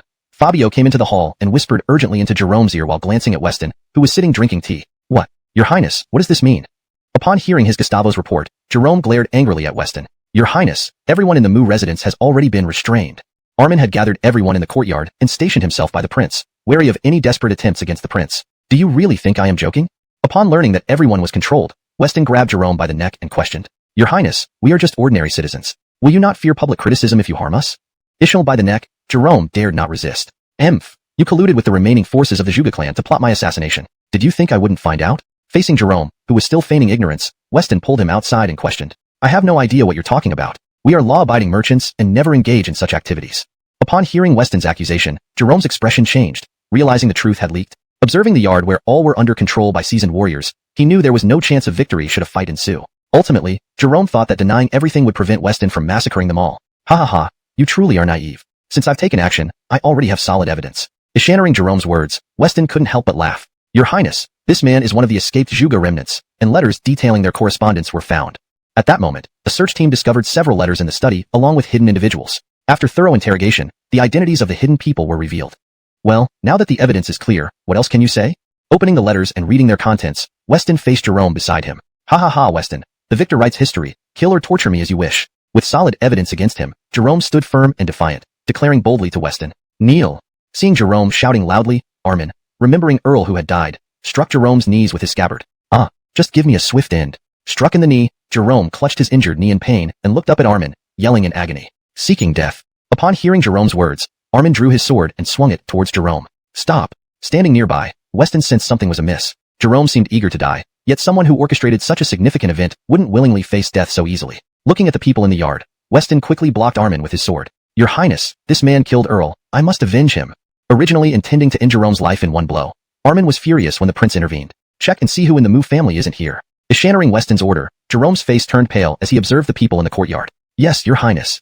Although puzzled by the prince's instruction, Armin began counting the residents of Mu Manor, knowing Jerome could not escape. Your highness, one person is missing, the only son of Jerome, Nathaniel. Upon completing the count, Armin's face darkened as he returned to Weston's side. To ensure complete annihilation today, Armin had prepared in advance, recording every individual, especially key figures. I was wondering why you were eager to die. You wanted to conceal this. Tell me, where's your son?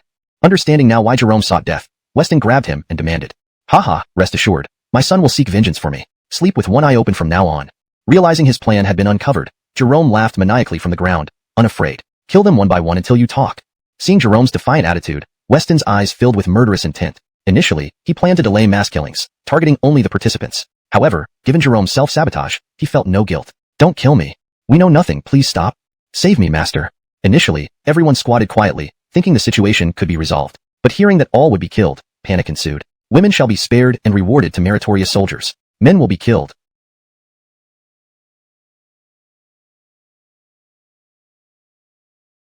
Chapter 462. The Bernard investigates. Weston was not a bloodthirsty person. Seeing that there were still several women, he instructed the guards. Yes, all of you come out. The guards, upon hearing this, hurriedly dragged the women from the crowd. The women from the Mu family, hearing they could live, quickly stepped forward. What are you going to do? Just as the women left, a servant shouted at the maids who were walking out. Shut up. A guard raised his blade and swiftly killed the servant who spoke. With over 10 people acting together, the courtyard soon filled with bodies. Only a dozen young women remained. Weston, I'll fight you to the death. Seeing everyone in the mansion fall into pools of blood, Jerome roared in anger. Fighting? What do you have to fight with? Who told you to do this? Given your courage, you wouldn't dare attack me, let alone gather so many people to deal with me. Looking at Jerome's state, Weston did not believe he would dare attempt assassination. The black-clad assassins who could not be stopped by his battle-hardened guards were certainly no ordinary men. I will never tell you, even if it means my death. Even you can't provoke the one behind me. Ha ha ha. Knowing he was doomed today, Jerome struggled to stand up and charged directly towards Armin. Armin had not expected this. 2 guards failed to hold him back, and in the end, Jerome ran right into Armin's sword. If you want to know, investigate yourself. Jerome spat out a mouthful of blood, and then fell to the ground. Your Highness, he's dead. Seeing Jerome commit suicide, Armin hurriedly approached and found that he was already gone. This place is yours now. Finish up and return for dinner. Grab Nathaniel as quickly as possible. Perhaps he knows something. Seeing that all the men in the Mu family were dead, Weston saw no reason to stay and gave instructions to Armin. Though he did not know who was behind it, he gained some clues. The individual had high status. Yes, you two protect the prince back. Seeing the prince was leaving, Armin found 2 guards to escort him. It was New Year's Day, and Weston had to return for the family reunion dinner. Ishan quickly returned to the mansion. Upon entering the hall, everyone was waiting for him. You're finally back. Where were you all day? Seeing Weston return, Claudia quickly came to help him change clothes, while Aliana, holding the child, asked curiously. I went out to handle something. Isn't it done now? After removing his cloak, Weston sat at the main seat without mentioning the massacre of the Mu family. Aiden felt something was off, sensing the prince was hiding something. By the way, let's go to Weihai in summer. I heard the ship is almost ready. Great, great. It's too hot here in summer. Weihai is by the coast and very cool. Ishaning Aliana's suggestion, Claudia didn't know about the ship but knew about Weihai. Previously, when in the mansion, she often dreamed of traveling and learned a lot about various places. Aiden, sitting beside her, said nothing. Let's put this on hold for now. We'll decide later. Let's eat first. Noticing Aiden's troubled expression, Weston quickly turned to Aliana and Claudia. After the feast, Weston went to the courtyard and saw Aiden lost in thought. What's wrong? Weston came to Aiden, embracing her and asking. Nothing. Recognizing Weston's embrace, Aiden shook her head. Are you worried about going to Weihai? Do you not want to go? Seeing Aiden reluctant to speak, Weston could sense it. Her family business was too large to just abandon. As the current head, Aiden couldn't simply leave all the clan members behind. I want to go with you, but I can't leave. So many people rely on me for their livelihood. Aiden felt trapped, sitting as the head with no choice of her own. Weston, hearing this, said no more. The next morning, a servant rushed into the mansion. Jericho, what's the hurry? While handling business matters, Aiden saw Jericho running in anxiously and asked. Jericho was usually composed, trusted with many tasks. Not good. Officials sealed our stores this morning, saying we committed murder and need to wait for investigation before reopening. What? Let's go see. Business had just improved, and the closure infuriated Aiden as she headed outside. Hold it. Outside the mansion, people blocked Aiden. What are you doing? Seeing the crowd, Aiden looked around. Everyone was surrounded. Last night, the entire Mu family was killed. We initially suspect the Zhuge family. A constable walked over, addressing Aiden. You must be mistaken. We were all in the mansion yesterday and didn't leave. Why would we go to the Mu family? Don't they have other enemies? Just because they're wiped out, they blame us? Although unaware of what happened, Aiden couldn't show weakness, confronting the constable angrily. Ishanid of the Zhuge family, don't worry. We're only asking you to stay in the mansion until we clear things up. Seeing Aiden's agitation, the constable tried to calm her. Are you new here? Don't you know who's in the mansion? Aiden noticed the constable seemed young and unfamiliar, glancing around quietly. Don't know. Who's inside? Indeed, the constable was new, rushing to the scene upon learning of the Mu family's massacre, finding no leads except that young women were missing. Investigating further, he discovered the Mu family's biggest enemy was the Zhuge mansion. Eager for credit, he sent men to surround them, hoping to solve the case promptly. But after hearing Aiden, realizing they were prominent in Changsha, possibly with influential backing, he hesitated. Then Bernard, do you dare come inside with me? Facing the constable, Aiden stepped aside and asked, why not lead the way? Chapter 463, Magistrate Hicks. The head constable had seen it all, and did not believe that a merchant could possibly know any important figures. Ishan ordered all the bailiffs to stay outside while he strode into the Zhuge residence alone. Just as the head constable entered with Aiden, the local price arrived hurriedly in a sedan chair. Where is Ishanid Otis? Stepping out of the sedan, seeing more than 30 bailiffs surrounding the Zhuge residence entrance, he urgently asked one of them. The head constable went inside with Aiden. A bailiff stepped forward and reported the situation. Nonsense. Ishaning that Ishanid Otis had already gone in, the price knew he was late and quickly headed toward the Zhuge residence. In Changsha City, many didn't know that Hamish was here. He rarely showed himself publicly, so many had almost forgotten about him. However, as the city's price, he couldn't afford to forget this point, and had been cautious over the past 6 months. The current scale of the Zhuge family was partly due to Hamish's patronage, as their business profited the king, being situated within his fiefdom. A few days ago, a distant relative sent his child to work under him. Impressed by the young man's alertness and capability, he promoted him to be a constable. Unthinkingly, just after joining, the relative's child caused such significant trouble. Sir, the situation inside is unclear. You'd better not enter. Several bailiffs quickly stepped forward to block the price from entering. Stand aside. As Magistrate Shang was walking in, several bailiffs stopped him. Frustrated, he pushed them away, anxious to reach the door. Ishan knew his nephew somewhat, and feared his actions might anger Hamish, which would implicate him too. Stop. Report your name. I'll inform them for you. The guards at the gate blocked the incoming price. Magistrate Hicks, wishing to meet the head of the Zhuge family. Facing the guards, the price dared not speak loudly, knowing he wouldn't meet the king directly and hoping to settle matters through Aiden without disturbing the king. Now it seemed he hadn't disturbed anyone yet, otherwise, given the king's temper, he wouldn't fare well. Wait here. I'll report back. Seeing his attire and hearing that he was the price, the guard didn't dare neglect him and hurried into the residence. After some time, the guard returned to the gate. What did the Zhuge family head say? Hicks, waiting anxiously outside, rushed forward as the guard emerged. Follow me in. The guard looked at Hicks oddly before leading him inside. You can't enter. Seeing the bailiffs attempting to follow, the guard drew his sword to block them. What are you doing? The bailiffs also unsheathed their weapons, creating a standoff with the guards. Hold on. What are you all doing? Sheath your swords and step back. Hicks, hearing the commotion behind him, turned around and angrily ordered the bailiffs to comply. Sir, be careful. The bailiffs sheathed their swords upon the price's command, puzzled as to why they were told to do so. Relieved that they complied, Hicks entered confidently. Magistrate Hicks has arrived. Aiden, sitting on the main seat sipping tea, greeted the incoming Hicks. Oh, Lord Zhuge, you look even more handsome. Entering the hall, Hicks's face turned pale, forcing a smile at Aiden. Is this your man? Aiden pointed to the head constable lying on the ground and asked sternly. Yes, my distant relative, newly arrived in Changsha. Ishan's inexperienced. Please, Lord Zhuge, don't mind him. Seeing his battered and bloodied nephew, Hicks sighed helplessly. Andy, save me. Kill them. Ishaning his uncle's voice, the constable lifted his head, hoping his uncle would seek vengeance for him. Upon entering the residence, he was threatened with a knife and then brutally beaten. Silence. If not for our relation, I'd have killed you. Hicks hadn't expected his nephew still didn't understand how dire the situation was, realizing they shouldn't offend someone of such high status. Kill me? Take him away and deal. Great.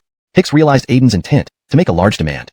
Chapter 464, Forcibly Seizing Business. Do you mean, Lord Zhuge, that I should hand over these shops and move family's business to you entirely?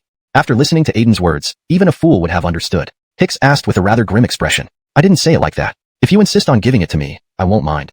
Caught by Hicks, Aiden admitted awkwardly. For this, I cannot decide. Please excuse me, Lord Zhuge. If he allowed the Zhuge family to seize the Mu family's territory, watching the Zhuge family grow stronger before his eyes, Hicks would not be able to explain to his backers. If you can't decide, who can?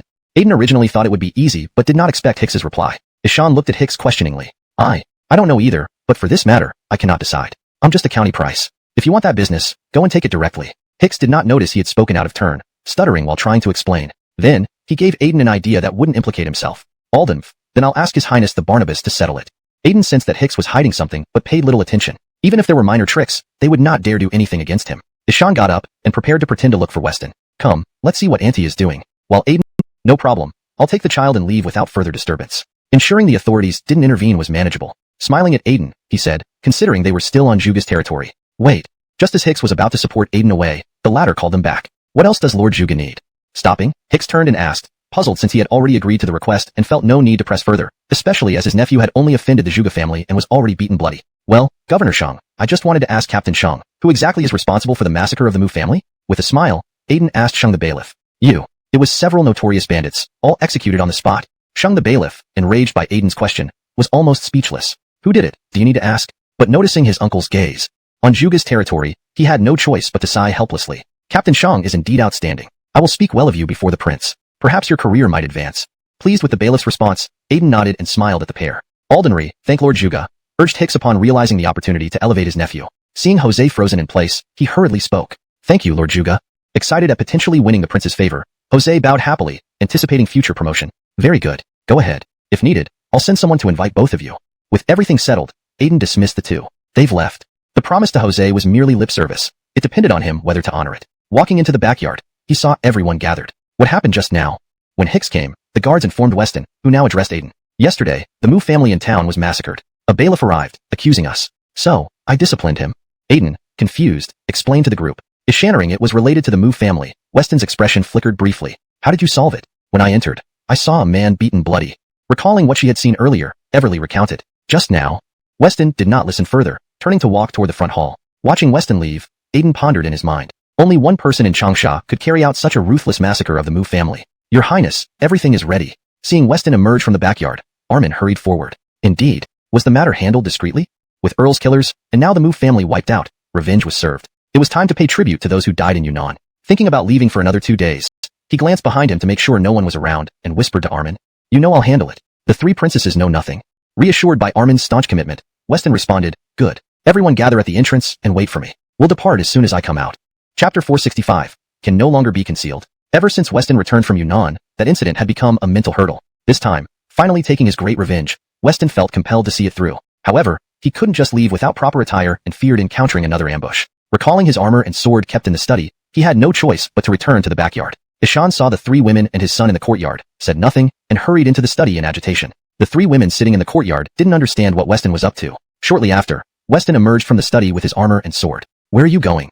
Seeing Weston with weapons and armor, Everly's smile vanished, her face turning stern as she asked Ishan when you. I'm just going to repair my armor and sharpen my sword," replied Weston, trying to slip away quietly, though knowing he'd likely be caught. "Go ahead," Everly responded without suspicion, waving him off and continuing to watch her baby. Just as Weston could breathe a sigh of relief and leave, Claudia called out to him. "Still not telling the truth?" "Bookerdle Booker, what do you mean?"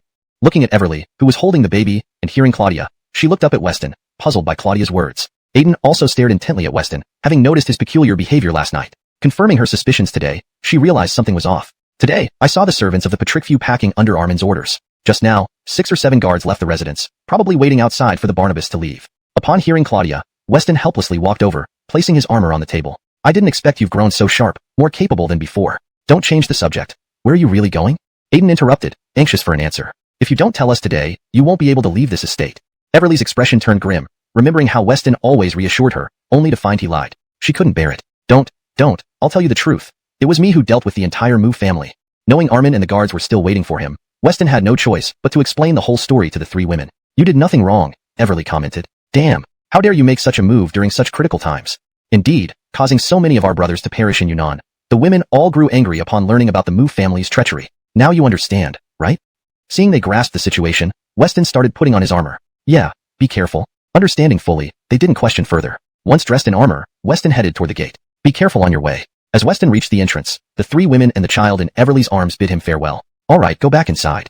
Weston, mindful of the crowd outside, didn't want word about his son getting out. After Weston left, the three women returned inside with the child. Meanwhile, someone lurking in the shadows watched everything unfold. "Can't believe the Northern Defense Barnabas has a son." The man outside Jungnan Earl's residence, left intentionally by Hicks, spotted some useful information. "So, as expected, that child is the Northern Defense Barnabas' son." Ishaning the report, Hicks smiled. "Andy, why would he hide such joyous news?" Jose, confused, didn't understand why having a son, a grand event, would be concealed. "You misunderstand. Weston has made many enemies over the years, from the Jin rebels in the north to the southern barbarians. Even court officials view him as a thorn in their side. If everyone is watching him, could he risk announcing his son's birth?" Hicks gave Jose a look of exasperation. "Oh, uncle makes sense. What should we do next?" Recognizing the logic, Jose asked, unsure of their next move. "The Northern Defense Barnabas is formidable, not someone we can easily provoke. Look at today's events. One person backed by him dares to attack me, even humiliating Andy. Since he wants to keep it hidden, let's expose it. Let his enemies know and use them to get rid of him. You take care of it." Hicks smiled eerily as he instructed Jose. "Yes, understood." Despite his injuries, Jose agreed immediately, determined to exact revenge for being beaten. 3 days later, at night. "Not good, ladies." A servant rushed in breathlessly. "What happened?" "Calm down first," Aiden asked, seeing the servant kneeling on the ground. "The news of young master's birth is spreading everywhere." While out tonight, the servant overheard this in a tavern, realizing the news of the young prince had spread widely despite the prince's efforts to conceal it. "What's happening?" Aiden asked Claudia and Everly, worried. "I haven't left the estate, so someone must be playing tricks." Everly hadn't taken the baby out, per Weston's instructions. Could it be the Price who visited recently saw Giles? Claudia speculated aloud. "That's right, almost forgot. Christopher,ing the previous audience, you held Giles in front of Hicks." Aiden recalled and confirmed Claudia's guess. ##### Chapter 466, Assassination. Let's not worry about how the news leaked for now. Think about what to do next. The news has already spread, and the enemies of His Highness will never let Giles be. Everly didn't care much about the details at the moment, holding Alden Ping while speaking to the two others. Yeah, but His Highness isn't here. What can we do?" Both of them felt helpless. It had been 3 days since Weston left, and he still hadn't returned. How many guards do we have in the residence right now?" Claudia asked Aiden, feeling quite troubled. "We have 20 from the Zhuge family and about 16 or 17 from the Barnabas' mansion, making a total of nearly 40 people." Upon hearing this, Claudia felt somewhat relieved. With such a number, they should be able to handle any threat. "This is simple. We just need to hold our ground until Weston returns. Once he's back, everything should fall into place." Ishaning that they had 40 people, Claudia wasn't worried anymore. With this many, it would take a significant force to threaten them. Ferdy. Aiden also realized that with 40 men on their side, there was no need to worry even if the intruders were skilled. The palace guards weren't incompetent either. She shouted loudly for Ferdy, who was very diligent and perceptive. Ishan was now in charge of managing affairs within the residence. "Householder, your graces, what do you need?" Ferdy, acting as a half-manager, could handle many more tasks than an ordinary Gustavo, often assisting with various matters, put everyone on high alert. I'm telling you, we're not here to cause chaos. Jose, with half his face masked, told his subordinates. What are we here for then? Are you stupid? For money, of course. This is the wealthiest place in Changsha. Shut up. As they were discussing the map of the Zhuge residence, Jose, annoyed by their chatter, ordered them quietly to avoid drawing attention. Yes, boss, what exactly are we doing here? A subordinate asked, frustrated by the restrictions. Our goal is to capture the 3 women. They are all the Northern Pacification Barnabas's wives. If they can't be secured, there's a child here who must be controlled. Once we've got him, everyone leaves immediately. Understanding, all the black-clothed men nodded. Move. Seeing everyone understand, Jose gave the order and led them over the wall, ensuring an escape route for himself. Your Highness, something's wrong. We just received a report that over 10 masked men entered the residence. Should we handle it? Immediately after the intruders entered, Armin rushed to inform the prince. Just a few small fry. If these men can't handle 10 people, then Aiden wasted money hiring them. Despite his calm demeanor, Weston was worried. The princesses had no martial skills, and he feared something might happen to them. Relax, stop worrying unnecessarily. Just watch closely. Seeing Armin's anxiety, the prince seemed entirely unconcerned, treating it as a trivial matter. Stop! Assassins! The guards inside quickly noticed the black-clad intruders and began shouting to apprehend them. They actually dared to come. Aiden stepped out of her room, eyeing the black-clad figures in the courtyard. Fortunately, Bertrand Booker was prepared. Otherwise, who knows what trouble we'd be in. Everly, seeing the situation, realized that proper preparation saved them from potential danger. You just need to answer truthfully, and I guarantee you can leave alive. Aiden, looking at the intruders, wanted to know their identities and address them. The black-clad men exchanged glances, none willing to speak first. Looks like you won't talk. Kill them one by one until they confess. Realizing these men were trained to remain loyal, she didn't want to waste time interrogating them further. Householder, while patrolling outside, we captured one black-clad man. Just as the men fell one by one, Ferdy rushed in and reported to Aiden. Bring him in quickly. Chapter 467, sweet-tongued. Isharing that one more person was captured, Aiden did not pay much attention. After all, these black-clothed people were all together. It was futile to interrogate them. Master, the black-clothed person has been brought in. Shall we start the questioning now? Jericho led the prisoner inside and looked at his master's back, asking while holding the captive. Even if we ask, he won't say anything. No point wasting time. Just kill him. Aiden didn't even bother to look and waved his hand for Jericho to dispose of the prisoner. Don't kill me. Don't kill me. I'll tell you whatever you want to know. The person caught by the servants was Jose, who had intended to wait outside. Ishan hadn't expected a few servants would catch him. Brought in and seeing the corpses on the ground, Jose turned pale with fear when he heard they would kill him without asking questions. Scared stiff, he quickly knelt down, caring only about saving his life. Isn't this Captain Shang? Isharing the familiar voice, Aiden turned around and saw Jose, surprised. Yes, Master Zhuge, please let me go. I will never do such a thing again. Jose hated Aiden intensely, but knew there was no way out now that he was in Aiden's hands. Moreover, dressed in night attire, he couldn't speak up if his uncle came to rescue him. Let you go? Are these black-clothed men your companions? Aiden laughed upon hearing Jose's plea, pointing at the corpses on the ground. I don't know who these people are. Following Aiden's finger, Jose saw the dead bodies. Since there was no way to verify anything now, he shook his head and denied everything. You won't confess unless you see a coffin. Hold it right there. Just as Aiden was about to use torture, Hicks stormed into the Zhuge manor with a group of guards. Minister Shang, what are you doing here? Seeing Hicks and the many officials, Aiden maintained his composure and asked calmly. I heard a band of marauders planned to create chaos in the Zhuge manor, so I hurried over to help. Why did you capture him? I ordered him to follow these bandits. Hicks had come to extricate Jose. When Jose didn't return, he suspected something was amiss. Knowing Jose possessed crucial information, he feared severe torture under Aiden's control. Yes, Andy, Minister, I was misunderstood by Master Zhuge. Ishan accused me of being one of the black-clothed men. Upon hearing his uncle's words, Jose hastily agreed. Why is he wearing the same clothes as the black-clothed men? Aiden glared at Jose, frustrated by Hicks's sudden arrival, giving Jose an excuse. Jose, what happened tonight?